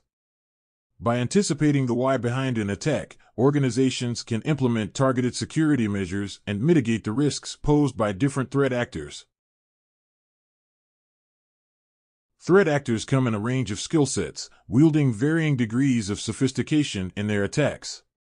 Let's explore the spectrum, from the novice to the highly skilled, unskilled hackers, often teenagers or young adults with limited technical knowledge. Script kiddies rely on readily available tools and scripts found online. These tools often exploit known vulnerabilities, and script kiddies typically lack the understanding to customize attacks or evade sophisticated defenses. While the damage they cause might be limited, they can still disrupt systems and cause headaches. The hacker term encompasses a broader range of individuals with more technical prowess than script kiddies. Hackers can write their own scripts and exploit vulnerabilities, sometimes even discovering new ones. They may target specific organizations or individuals for financial gain, personal challenge, or ideological reasons. Their attacks can be more targeted and pose a significant risk. Nation-state actors are government-backed hacking groups with extensive resources and advanced capabilities. Nation-state actors often have access to zero-day exploits and employ highly skilled attackers. Their motivations can be political, military, or economic espionage. They target critical infrastructure, steal intellectual property, or disrupt operations of foreign governments or businesses. These attacks are often highly complex and pose the most significant threat to cybersecurity. By understanding the different skill levels of threat actors, organizations can tailor their cybersecurity defenses accordingly. Focusing on patching vulnerabilities and educating users can help mitigate script kiddie attacks. Cyber attacks have become a powerful tool for both organized crime and corporate competitors in today's digital landscape. Organized crime groups see cyberspace as a lucrative frontier. They can launch various attacks to steal financial data or extort money through ransomware. These attacks can target individuals, businesses, or even entire financial institutions. Cyber attacks can be used to disrupt critical infrastructure or businesses controlled by a rival. This can give them a competitive edge or weaken their rivals' operations. Businesses may use cyber attacks to steal intellectual property from their competitors. This stolen information can give them a significant advantage in the marketplace. Attacks can be used to disrupt a competitor's operations, hindering their ability to deliver products or services. This can damage their reputation and market share. Also, competitors may launch attacks to deface a rival's website or leak damaging information about their practices. This aims to tarnish their reputation and sway public opinion. Let's address the threats that can lurk within an organization itself, also known as internal threat actors. We'll explore how their actions, intentional or unintentional, can pose security risks, and delve into the concept of shadow IT, which can create vulnerabilities. Not all threats come from outside the organization. Internal threat actors are employees, contractors, or anyone with authorized access to an organization's systems and data who misuse that access. Some actors are malicious. These individuals deliberately misuse their access for personal gain or to harm the organization. Disgruntled employees or those facing financial difficulties might be more susceptible to malicious actions. Meanwhile, some employees who unknowingly compromise security due to negligence or lack of awareness. Clicking on phishing emails, falling victim to social engineering tactics, or using weak passwords are all examples of unintentional insider threats. Insider threats can be particularly damaging because they already have trusted access. They may have knowledge of security protocols and can bypass controls more easily than external attackers. Additionally, detecting malicious insiders can be challenging, as their actions may appear legitimate at first glance. Shadow IT refers to the unauthorized use of technology within an organization. This can include employees using personal devices for work purposes, downloading unauthorized software, or subscribing to cloud services without IT department approval. Shadow IT creates security vulnerabilities because these devices and services often lack the proper security controls in place. For instance, an employee using a personal device for work email might not have strong password protection or encryption, making it vulnerable to attack. Additionally, unauthorized cloud services may have lax security measures, putting sensitive data at risk. We can combat against this by regularly educate employees on cybersecurity best practices, including identifying phishing attempts, using strong passwords, and reporting suspicious activity. We can also implement strong access controls to limit access to sensitive data and systems based on the principle of least privilege. Data loss prevention solutions can help monitor and prevent the unauthorized transfer of sensitive data. Different attacks exploit various weaknesses in your system's defenses, known as threat vectors. Here's a breakdown of some common attacks and the threat vectors they target. First, there is malware. This malicious software can infiltrate systems through various means, including infected email attachments, malicious websites, or physical media. Once installed, malware can steal data, disrupt operations, or even lock you out of your system entirely. Maybe the most popular is phishing. Deceptive emails or messages try to trick users into revealing sensitive information like passwords or clicking on malicious links that download malware. Phishing is a form of social engineering. This manipulative tactic uses psychological tricks to gain a user's trust and convince them to take actions that compromise security, such as revealing passwords or granting access to systems.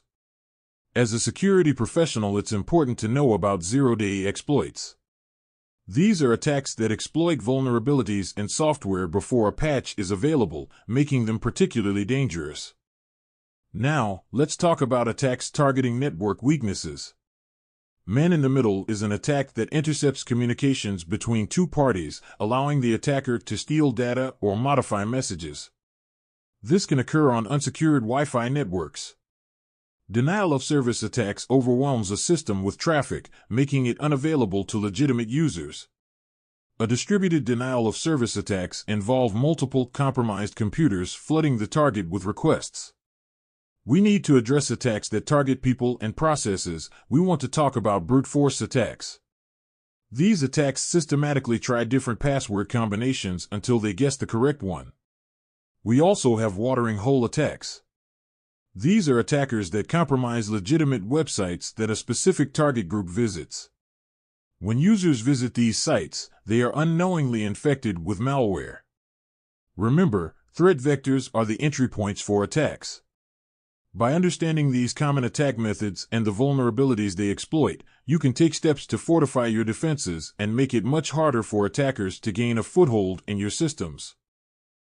Software vulnerabilities are like cracks in a fortress's walls. They create openings that attackers can exploit to gain unauthorized access to your system and wreak havoc. On this slide, we'll focus on how outdated and unsupported software can significantly increase your vulnerability. Unsupported systems and applications. Imagine software as a living thing. It needs constant care and attention, just like your car. Software developers release updates to fix bugs, security holes, and other vulnerabilities. When a system or application is no longer supported, it doesn't receive these crucial updates, leaving those vulnerabilities wide open for attackers to exploit. By having unsupported software, it will make you more susceptible to attacks such as compatibility issues and limited functionality. Keeping your software up to date is a fundamental cybersecurity principle. By prioritizing timely updates and patches, organizations can significantly reduce their vulnerability to attacks and maintain a robust security posture. Network vectors are the pathways attackers use to infiltrate your system. Remote access and Wi-Fi networks offer convenience, but they also introduce security risks. Here are steps to fortify these access points. Utilize robust encryption protocols like WPA3 for Wi-Fi networks and secure protocols like SSH for remote access. Encryption scrambles data in transit, making it unreadable to attackers. Avoid using generic passwords for Wi-Fi networks and remote access accounts. Implement strong, complex passwords and change them regularly. Consider multi-factor authentication for an extra layer of security. Grant remote access privileges only to authorized users and restrict access to specific resources they need. Don't provide blanket access to your entire network. Create a separate guest network for visitors, isolating their devices from your main network, and sensitive data. Public Wi-Fi networks are notoriously insecure. Avoid accessing sensitive information or conducting financial transactions on public Wi-Fi. If you must use public Wi-Fi, consider using a VPN to encrypt your traffic. Bluetooth offers convenient connectivity, but it can also be exploited by attackers. Here's how to minimize Bluetooth risk. Disable Bluetooth functionality when you're not actively using it to reduce the attack surface. Finally, service ports are like doorways on your system, allowing specific applications to communicate. Unnecessary open ports create vulnerabilities. Remember, defense is a layered approach. By implementing these measures across remote access, wireless networks, Bluetooth, and service ports, you can significantly strengthen your network security posture and make it much harder for attackers to gain a foothold in your system. USB sticks and document files, seemingly harmless tools, can be cleverly weaponized by attackers to lure victims into compromising their systems. USB sticks offer a convenient way to transfer data. Attackers exploit this by creating malicious USB sticks that appear legitimate. An attacker might strategically lose a USB stick in a high-traffic area, hoping a curious victim will plug it in. The USB stick might have a label hinting at enticing content like confidential files or top-secret project. This will hopefully spark the victim's curiosity and entices them to plug it in. An attacker may also use documents attached to email to lure victims to open them. Documents like spreadsheets or presentations might contain embedded macros and automated scripts. When the victim enables macros, these scripts can download malware, steal data, or manipulate the system. By understanding the tricks attackers use and remaining vigilant, you can significantly reduce the risk of falling victim to these deceptive ploys. Remember, a healthy dose of skepticism is key. If something seems too good to be true, it probably is. In cybersecurity, message-based vectors refer to communication channels that attackers exploit to deliver malicious content or manipulate victims. These messages can take various forms, but the core concept is that they act as a carrier for a cyber attack. Phishing and spam are both unwelcome intrusions in our inbox, but they have distinct purposes and techniques. Phishing is a targeted attempt to deceive victims into revealing sensitive information like passwords, credit card details, or personal data. While on the other hand, spam is an unsolicited bulk of email messages, often promoting products, services, or scams with a low level of personalization. Phishing can be targeted or generic. Some phishing attempts personalize emails with your name or other information to appear more convincing. However, mass phishing campaigns might use generic greetings and templates. By understanding the key differences between phishing and spam, you can be more vigilant and protect yourself from these cyber threats. Always be cautious of unsolicited emails, don't click on suspicious links or attachments, and be wary of emails that create a sense of urgency or pressure you to act. A supply chain attack refers to the potential weaknesses in the various stages a product or service goes through before reaching the end user. Attackers can exploit these vulnerabilities to gain unauthorized access to a target organization's systems or data. Attackers can tamper with software during development or introduce malware into updates. A famous example of this is the SolarWinds supply chain attack of 2020. Attackers can infiltrate a vendor's system and inject malicious code into software updates, products, or even physically tamper with hardware. Once in the system, this code can then be used to launch attacks on the vendor's clients. Imagine a fortress of firewalls and encryption guarding our digital treasures. Social engineering, however, possesses a master key. It's our inherent desire to be helpful and our ingrained trust in authority. It exploits these chinks in our emotional armor, tricking unsuspecting users into granting access or spilling secrets that no firewall can prevent. Think of it this way: security is a chain, and social engineering preys on the weakest link, which is people. A single manipulated click on a poisoned link can render the most formidable security system powerless. Social engineers are the chameleons of the cyber realm, constantly adapting their tactics. They morph into familiar figures, donning the masks of IT personnel or colleagues to gain our trust. They weave urgency and scarcity into their tales, creating a sense of panic that clouds our judgment. Imagine frantic warnings of compromised accounts or fleeting offers that vanish like smoke. Fear itself becomes their tool, wielded like a serpent's hiss, threatening job security or legal retribution to force compliance. This ever-evolving serpent sheds its skin, constantly refining its methods. It devours current events and social trends, spinning them into believable narratives. It may target specific individuals or tailor its approach to the unique culture of an organization, like a master mimic blending into its surroundings.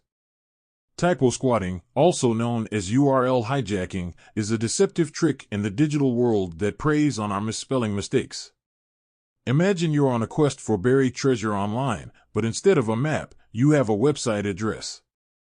Typo squatters take advantage of common typos and register domain names that are slightly misspelled versions of popular websites. Before setting sail on your online adventure, take a moment to double-check the website address you're entering. Make sure it matches the intended website exactly, letter for letter. While typos happen, being mindful of your typing can help avoid falling into the typo squatting trap. Slow down and pay attention to the letters you're hitting on the keyboard. By being aware of typo squatting and taking precautions, you can navigate the digital world with more confidence, ensuring you reach your intended online destinations and avoid any hidden dangers lurking behind misspelled addresses. Watering hole attacks present a cunning and targeted approach. Like a predator lying in wait near a watering hole frequented by specific prey, attackers exploit trusted websites to compromise targeted users. The initial phase involves meticulous reconnaissance. Attackers meticulously identify websites frequented by a designated user group. This could be an industry news site popular with a specific profession, a forum utilized by a particular organization's employees, or any website that fosters a sense of trust within a targeted demographic. Once the target website is identified, attackers leverage various techniques to compromise its security.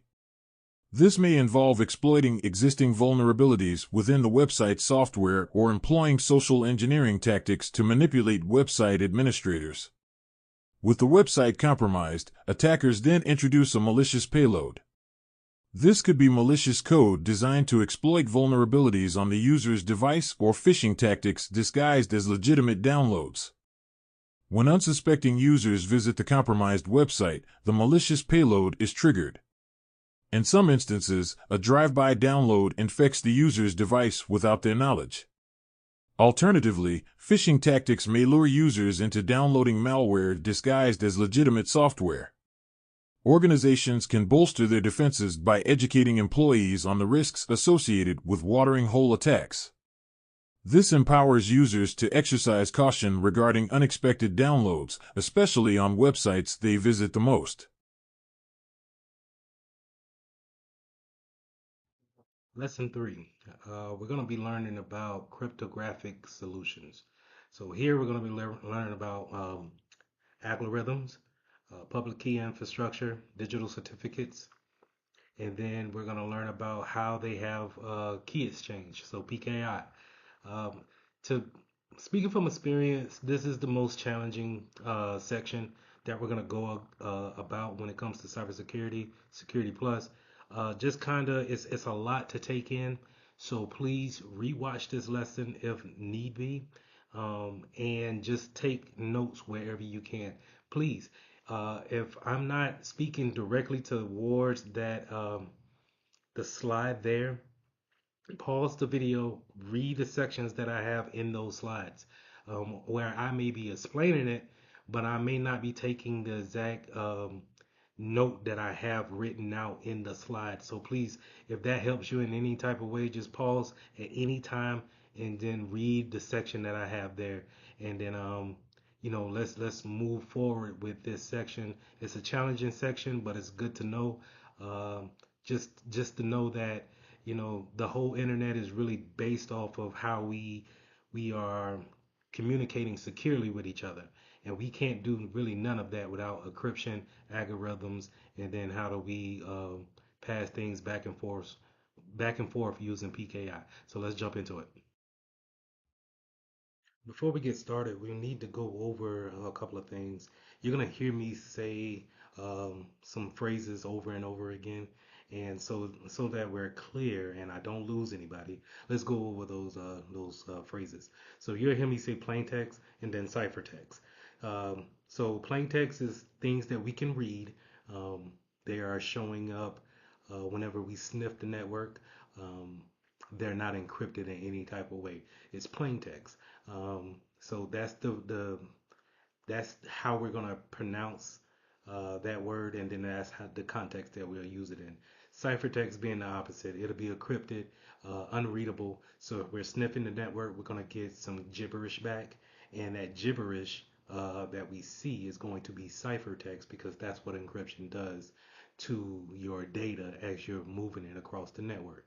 So to go back to plain text, if we're moving that same data across the network and it's plain text, then I should be able to sniff that network and then see it. So if you're moving your password across the network in plain text, I should be able to see that password.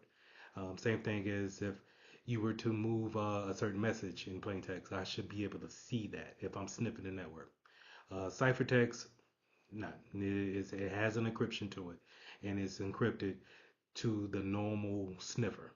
All right. When I say normal, it is possible to take that same encryption, and then if I had the algorithm and then the key, then I can reverse engineer it and then change it from ciphertext to plain text. Okay.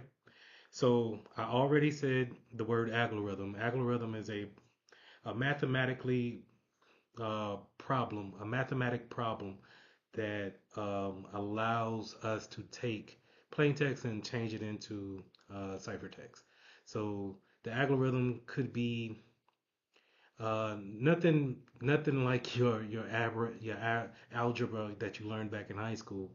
It's more sophisticated than that, and it's already pre-done for you. But we have different algorithms that are applied to different data sets, and then those algorithms are either um, used to apply encryption or used to decrypt, uh, to change out of the encryption back into plain text.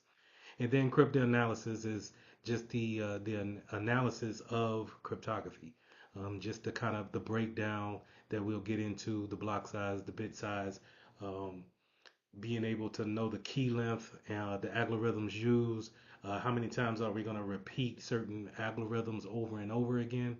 This is the analysis of it. So just know that whenever I use the word cryptanalysis, it's just pretty much this is the in-depth study of cryptography. In addition to those terminologies, um, in encryption, you also hear these characters brung up in a storyline, and they want to communicate securely to each other, but you have a adversary kind of sniffing the network, and I want to bring them to your attention as well. They're going to be named Alice, Bob, and Mallory. So Alice and Bob is co-workers, and they want to send some type of email towards each other, and they have sensitive information in that email. And in order to do that, they want to securely transport keys from one individual to the next. Alice wants to send her private key, or will use her uh, private key to encrypt something, and then Bob will use her public key to decrypt something. And we want to keep that message away from Mallory, who is attempting to observe the traffic, um, without them knowing. So, just wanted to bring that up to you. This will be a perfect time for you to pause the video and then read everything that I have there. But I just wanted to summarize those characters to you because even if you watch other videos, they may bring these characters up, and so that you're not lost and thinking that they have something to do to with cryptography. They're just kind of, a well-known example that we use for day-to-day operations when it comes to PKI systems and sending encrypted messages back and forth.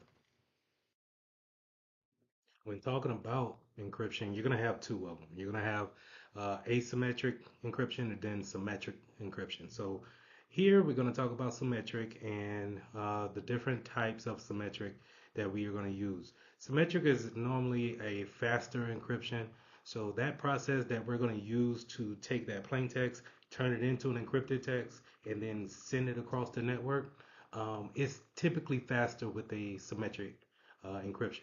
It's going to typically use one key where we are encrypted with one key and then we unencrypt it with that same key. So that's easy to do and it's easy to transport. Now with the two that we have here, we have substitution and then transposition. And what that means is that within that algorithm, substitution means that we're going to change different elements of that process. So substitution, we're going to take, if it was, let's say, a B within the algorithm, we're going to take that B and substitute it with the X. And, so for anyone who may be snooping or trying to break and do crypto analysis on that particular algorithm, they'll see that we not only had a algorithm that, you know, they thought it was a B, but we substituted it, and they're not familiar with the new algorithm that we put there because we're using something different, totally different, which is just a substitution. Transposition, on the other hand, is that we keep that process, we keep that algorithm, and we may shift um, elements from left to right, but we're not replacing the element altogether. So the best way I can really put this into a visual is when you think about I think about a algebra problem where it has a plus b equals c.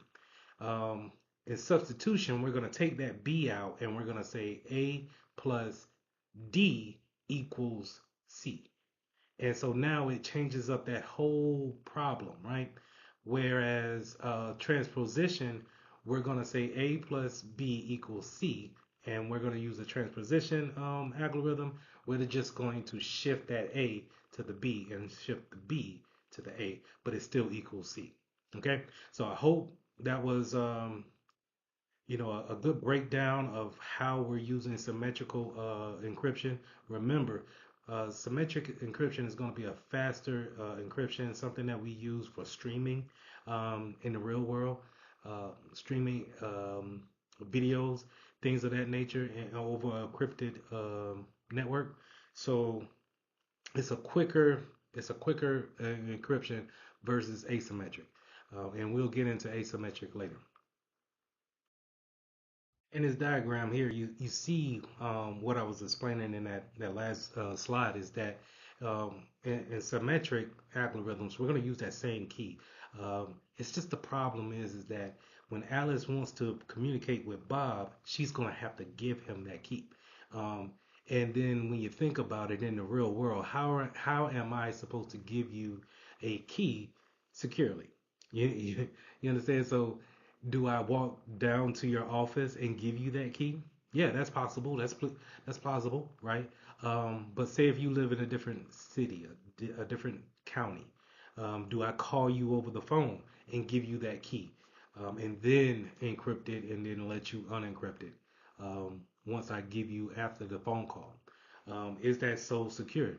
Mallory may be listening on the outside of my office, copying down the phone call that we're having.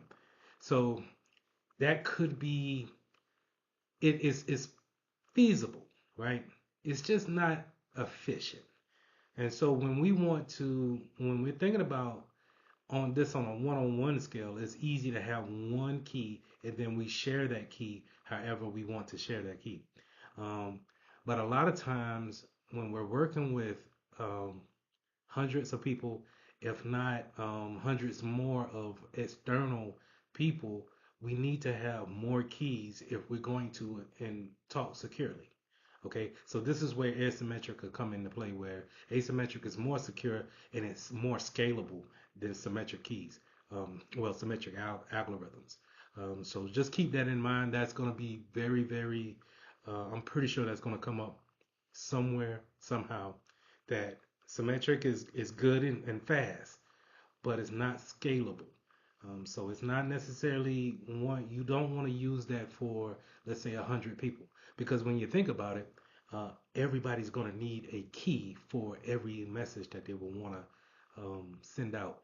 And then you will need to make sure that you have a process to give those keys out in a secure manner as well. So every algorithm is going to use a key in order to make that algorithm more secure. So a lot of times you'll hear me say um, that we have algorithms, but then they have keys within them that make them unique. And that's an important part when it comes to making sure that we have some type of security and that other people know what type of algorithms that we're using, but they don't need to know the keys on which we are making those things secure. So think of it like, it's what makes your algorithm unique to your business. So it's it's a often practice that the key length be lengthened as well as salted, having a variety of things put into it in order to make it even more unique. And the reason why we want to make these things unique is because we want to increase the factor of it not being guessable. So whenever someone is trying to hack that encryption, that algorithm, they can know the algorithm. That's fine. If it's a RSA algorithm, that's fine. But if they don't know the key, such as, did we use a three length key in order to, we ran that algorithm 3 times, or did we run it 16 times? When we add that key, it then brings on a more longer period for them to actually crack it.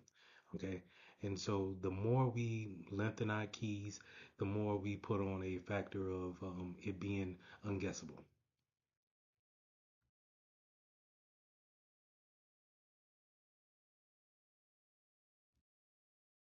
Let's talk about asymmetric encryption. So we already talked about symmetric encryption, which uses the same key, right?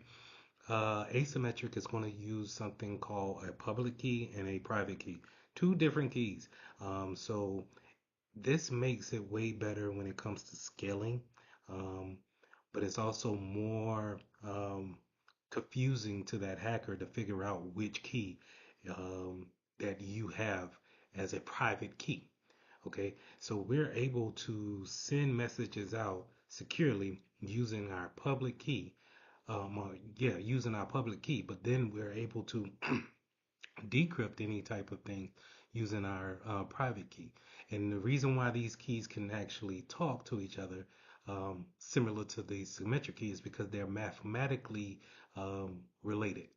Okay, so they take very large prime numbers and they put those into the algorithms, and then they come up with a public key and a private key, um, and they name them accordingly. So that private key is meant for you only, and then that public key is something that we can put out there for anyone to see.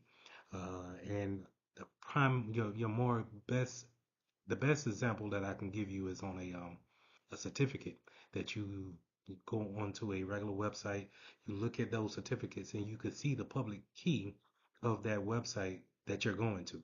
So that public key is there for anybody to take and then know that if I wanted to encrypt something, that I can use their public key and communicate with them securely.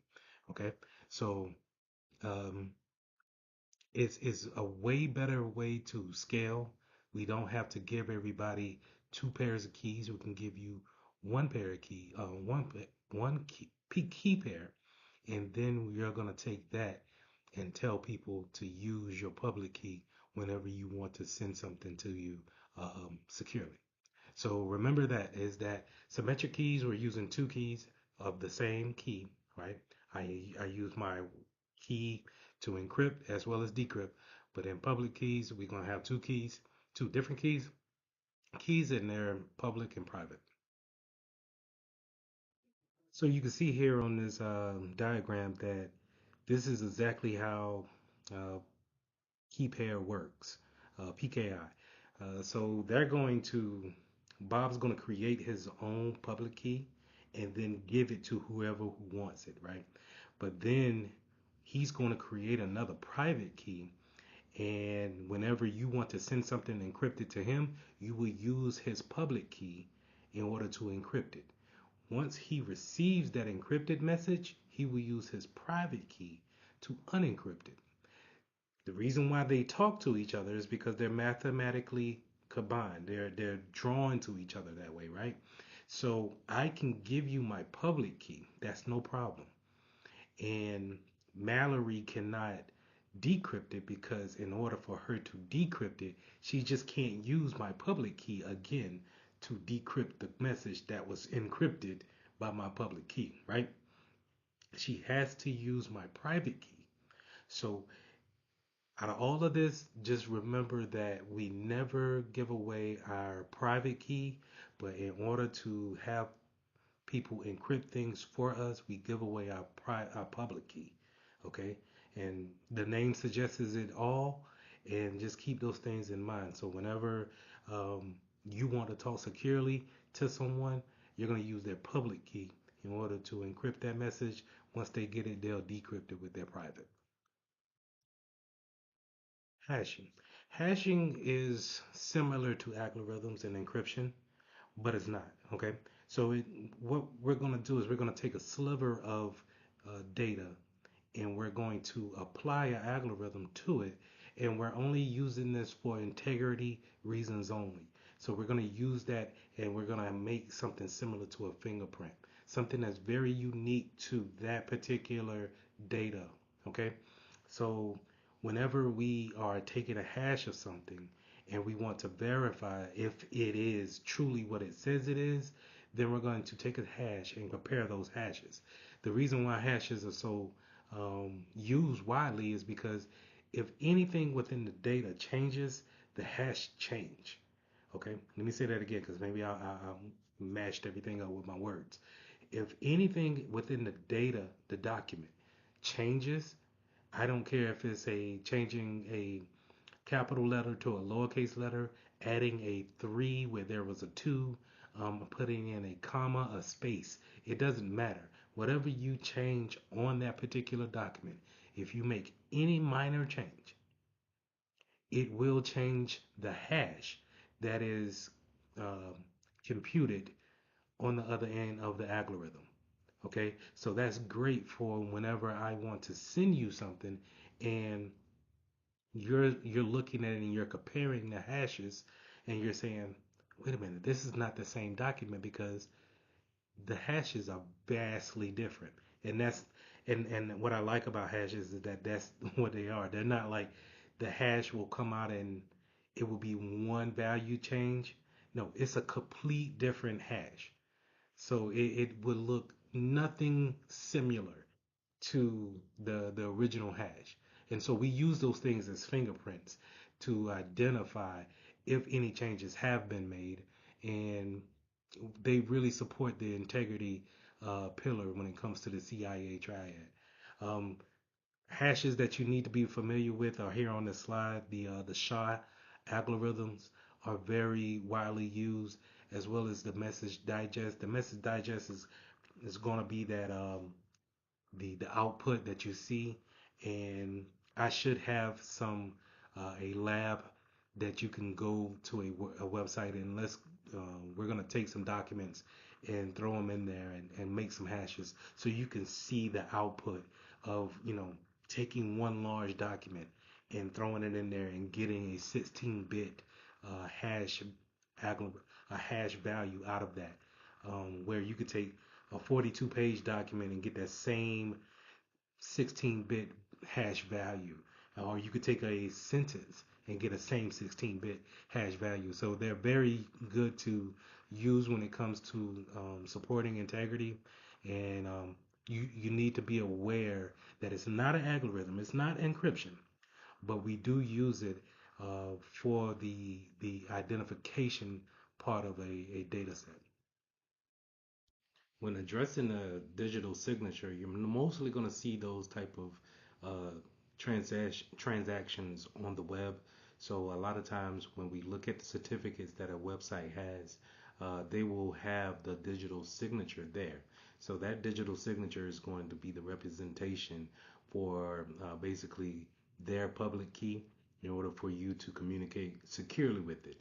So that's why it's so important that when we're doing browsing on the internet, that we're going to websites that we are familiar with, and then if they look kind of strange, do we look at the URL? We need to look at the URL and make sure that those digital certificates are there, because they're going to have a digital signature to verify who they are based off of those signatures, hashes, and algorithms in order to create that actual signature that goes into the certificate. So public key infrastructure is the only way that we would want to communicate on the internet. We want to make sure that people have their certificates that are given to them by a certificate authority, and that it represents who they say they are. Having these certificates, having those algorithms and those hashes represent who they are. It supports that integrity piece that we keep talking about with the CIA triad, but they also it supports that confidentiality too, if needed. So if we're gonna use that to communicate securely, let's say if we're a bank or we're sharing some type of sensitive information, we want to make sure that we have those certificates there, those algorithms placed on our websites in order to be able to send certain things securely, and that Mallory is not being able to snip that network at that point in time and see things over a open network using using HTTP is just an open um, way of talking on the internet. And so whenever they're using a tool such as Wireshark, they'll be able to see that actual message that they're sending to that unsecure line of communication. But when we use a different protocol such as HTTPS, then that secure part of HTTP is now wrapped around an encryption um, tunnel, and is being able to communicate from one spot to the next securely. And if anybody's sniffing that network, while they may see the traffic going back and forth, they're not able to interpret the traffic because it's not sent in plain text. In the last slide, you heard me reference certificate authorities in order to give those certificates out to people who own domains on the internet. And you want these certificate authorities to, verify you, because there's only a hand group of them that are, pretty much the gatekeeper, so to say, to verify who you say you are. Now, these certificate authorities, to make an analogy with it, or to give you some type of way of thinking about it as in the normal world, think of it as a driver, a DMV. So a DMV will verify who you are, and then they will say you also have the right to drive a car or to operate a Mack truck or a motorcycle. They're giving you a certificate, or in their case, they're giving you a license card in order to show you that you are verifiable to operate such machinery. Okay, and that's the same thing that a certificate authority will do. They will say, hey, what are you setting your website up to do? What is it used for? What is your audience? Who are you? How can we, who do we put in charge of who's in charge of this website? Things of that nature. And they verify with you that you are the correct owner of this website, and then they give you a certificate as a verification for everyone else to say, hey, we are who we say we are, and we uphold that integrity part of the CIA triad. Whenever you are teaching someone how to navigate on the internet, or you're explaining to them what a secure website looks like, you want to make sure that you look in, show them on a web browser how does that little lock look, and that you and have them understand that having HTTPS is a big part to communicating securely, and that they are ways for people to look at the information that they're sending across these networks. So that's why it's important to have a digital signature on your website, using a secure protocol such as HTTPS. And when you dive into deeper things such as sending not packets, but documents over a website, we want to make sure that they're using other secure protocols such as SSL encryption, and making sure that those things are wrapped up in that tunnel as well. But it all starts with that digital certificate, making sure that it's stamped by that certificate authority, verifying who they say they are. So just when we, as security professionals, we just want to make sure that we relay that to our clients, our peers, we relay that to our family members, whoever's getting on this internet, and then they're actually conducting business or just having fun. We just want to make sure that they get that understanding. Throughout your career, you're going to realize that they're certificates that you're not going to need for every situation, but yet people are still reaching those websites via the web and via the network. So a lot of times we may want to self-sign our own certificates because it's internal. What we're using this web browser for it's an internal site. So therefore we don't need someone else to verify that it's secure. We want to make sure that we know that it's secure, and so we will self-sign those certificates. But it's not necessarily a great thing for you to self-sign a certificate and then put it out there for the public to see, because you could do it for malicious activity, but you could be naive enough to self-sign your own certificate and then put it out there, and it's a good way of, being a victim that way. Okay, so and not necessarily it it will throw red flags to people who are looking at it in a malicious manner. Okay, so I don't want to trip over my words and say that it's going to not be hacked or be attacked in any type of way. But when you're self-signing certificates and then putting it out there on a public-facing website, then you're throwing red flags to people who are looking for those type of sites. Um, so having self-signed certificates does have a place in the network. You just need to make sure that it's internal. Also, third-party CAs, or third-party certificates, should I say, is very important. Making sure that they stay up to date and that they are doing things properly as well, especially if you're using that supplier for a main product within your company. So it goes back to what I was saying about having your third party be a supplier of something that you're relying on to have business. If they're vulnerable in any type of way, you want to, as a security professional, you want to step up and say, hey, you might want to take a look at your certificates, make sure that they're properly installed right, and that they're up to date. I seen that it was out of date. You might want to get with your CA, whoever assigned that to you, and make sure that it's up to date. And that in turn keeps your information that you share with them secure. So just having that wherewithal to know that you need to make people aware, because sometimes we miss over it, and you as a security professional, it's your job to catch those things and then alert people.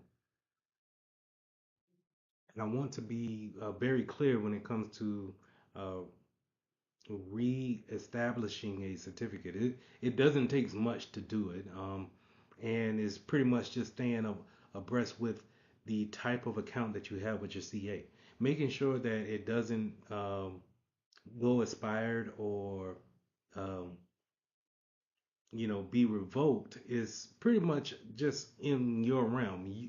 You have to take the responsibility of that. And as a security professional, if you're working for a company and you see that, you need to get in contact with whoever has registered your domain and making sure that we get this up and registered as quick as possible, because it's pretty much just saying um, that someone else could possibly take that domain and then register it under their name. Okay, and we don't want to have that to happen, right? Especially if we can have written down and remind us in a orderly fashion. So just be aware of those and making sure that we we stay up and we get to them. We actually up to this been talking about key generation usage in the public key infrastructure based off of someone else's doing that. But in house, sometimes you do have a team that will generate keys, such as self-generated certificates, right? So they're going to be generating keys. So it's important to understand the different types of categories that goes into key management, and this is what this slide details. So we're going to have key generation. What is the process of actually generating a new key? Do we have a process of why we're doing that? So who is in charge of those things, as well as storage? How are we storing our keys? Are we putting them within a network or a different VLAN? Uh, a different network than everybody else? Are we going to store our keys uh, encrypted? So those different questions need to come up as far as storing, revocation. Whenever a key has become corrupted or has expired, what's the process of creating a new key? Going back to that key generation, and then expiration and renewal. From time to time, in any business that I've been in, there has been some type of life cycle that goes along. Companies are always changing, especially in the IT field. That not just the field of IT, but this your department of IT is always going to change different tools all the time. You may be stuck with a tool maybe 2 years tops, and then you're going to be rotating that tool out. So having keys set up to make sure that they're just not sitting on a server somewhere stagnant and still valid, but yet not being used. So how do we clean up that process? Are we being audited on those type of processes? So good things to know about key management if you're going to do this in house, or are you going to realize that we do have a team in house? These are some things that they need to consider when it comes to key management. When we generate crypto keys, we want to make sure that they're stored in a proper place. And so having them on a trusted platform module or a hardware security module will be the ideal spot for them. And then, we need to, and we'll talk about this, we need to make sure that we have a process for generating keys, and then that they're stored properly, and that we can bring them back and deploy them properly as well. Because it's more important about, once something goes wrong and we need to change our keys, that we have a smooth process as much as possible, because everybody's still going to be doing their work, yet we're still need to make changes on the security side, or in this case, this will be the networking team on their side, and not disrupt everyone else while we're making these changes. So having that process um, written out and then practiced is very, very essential to how security operations would work in a day-to-day operation. Having a key escrow is pretty much just as it says, you're going to keep keys kind of in the waiting on deck, ready to be used at a moment's notice. Because we never know when we need to actually implement those or deploy those. So we want to just keep them at the ready, ready to go whenever called upon. So it's important to understand how we're generating these and then how we actually storing these, and then how easy is it to implement these? Because sometimes you can implement them, but will it talk to everything correctly? Will it when you make changes in the network or to the in the network or in production, there's a lot of is a good chance that you're gonna break something that's already been working. So having that process down pat is very vital in order for smooth operations on a day-to-day basis, because once we need to go ahead and start making changes, major changes, um, you're 9 times out of 10 going to disrupt the production in some type of way.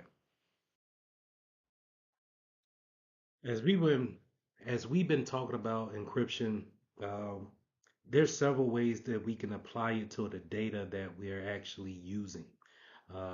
And those three things are pillars that we live by when it comes to encryption. So we either gonna encrypt data that's at rest, data that's in transit, or data that's in use. And as you can look at the slide here, you can see the difference between each one of those categories. But when data is at rest, it's pretty much sitting on a storage somewhere. Um, some type of SAN drive or a share drive somewhere that's just kind of stagnant. It's not being changed. It's not. Uh, it's not being called upon to be reopened. It's just sitting there stored. And but yet, while it's sitting there, we don't want someone to be able to get hold of that and then see that information. So we want to encrypt that data. Um, the data in motion is the most that I've been talking about throughout this lesson, and that's encrypting uh, from endpoint to endpoint through over the internet. And so that data in motion needs to be encrypted. HTTPS, SSL encryption, those type of things creates that tunnel that allows us to keep prying eyes from seeing plain text traffic. And then data in use is when we're actually opening that document up and we're changing things as we speak. We want to make sure that, even if someone is able to see the changes, that they cannot see the actual plain text. So we want to make sure that that data in use is encrypted as well. Uh, the more popular way of encrypting data at rest is having some type of full disk encryption. Um, you see a lot of, excuse me, you see a lot of this on your mobile devices, but you also have it on a Windows machine and Mac as well, where you can encrypt a whole hard drive. For Windows, I know for sure it's called BitLocker. And once you encrypt that whole hard drive, it's going to ask you to log into that encryptor every time you log into your computer. And before it actually gives you the profile page to where you log into your profile, you're going to always need to log into that that BitLocker piece. And then it's going to allow you to log into your profile. So keeping those things in mind for the exam is going to be important. But the one thing that I want you to take away from this slide is those three pillars: data at rest, data in transit, and data in use. We all want to use encryption on those factors. To reiterate the things that I've been saying in the earlier slides of this lesson, um, having encryption on your data traffic is so important to have, and it is something that you always need to bring up if you don't hear it. Just to kind of, it should be taken as granted that we're using secure methods in order to have a secure network, but you want to check with your networking team if you haven't heard anything. Maybe you want to ask a question, hey, what type of SSL encryption are we using? What type of TLS encryption are we using? Are we using IPsec? Are we using a VPN connection? These type of things. And maybe you don't have to word it like that, but maybe you say, what version are we on? And in order to spark the conversation to see if there's something that we're actually using. And if, if you'll be surprised if you're not using something. And then you want to, as a security professional, you want to coach them in the right direction of saying, okay, since we're not using this and this is how we're operating, the more secure method is to provide a VPN concentrator in here. So I'll go and look up a vendor that offers that service, and then we'll look at the pricing on how much to bring them on. Okay, so but it's always important to have those things in place. We just don't want to assume that we're automatically using it. We do, as security professionals in this field, we want to know for sure what are we using, and then how are we using it, and what is our plans for the future. Are we going to keep it, or are we going to go with a different vendor? Are we going to go about it a different way? Because maybe we might change the model of the business model, and we may not need a VPN access anymore. So those are things to keep in mind when it comes to encrypting that data over the network. Another interesting fact about creating keys is the process of salting and then stretching the key. These processes, while you don't need to know how to conduct them, it's important to understand that it's being done. So you can ask the proper questions to make sure that we're doing those type of things.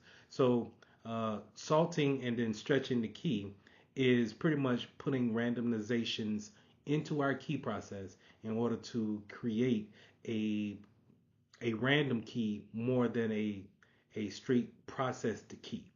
And so when we're throwing that extra bit into that, we're keeping it a guessing game for our hackers to not be able to say, okay, they're using a SHA algorithm, then it should be the keys can only be, a certain amount. If we're gonna throw a salt into it, or we're gonna stretch that key out, then it creates a randomness that you know you would just have to be plain lucky to get it within a certain time frame. Okay, so having these two elements placed into a known algorithm that we have creates a randomness that is going to work for us as far as defending against a brute force attack, where it may take 3 4 days for them to crack an encryption code. It may take them millions of years now because we have added that extra randomness to it. So blockchaining is a way that we can have hashing functions on a calculated value, and we can use it in a peer-to-peer setting. Having a value that is um, based off integrity, so we know for sure that if anything changes, we are well aware of it, and we can say and prove that it has been changed because of the hash functions, right? But then in a peer-to-peer site, that we can use we can hash one value, but then pass it on, and that our next peer can have a peace of mind that we are giving them the right value. What you see this in mostly is Bitcoin. Bitcoin, when you get that wallet, you get a Bitcoin wallet, is based off of blockchaining, to where you understand that you have whatever the wallet says it is based off integrity of the blockchain, that it is correct and it hasn't been tampered by anybody else. And when you pass that blockchain on to someone else, if you purchase something or what have you, then they can have confidence that the integrity piece has been passed on to them as well. So for the last slide here on this lesson of encryption, we're going to have to talk about obfuscation. Obfuscation is pretty much hiding something within plain sight.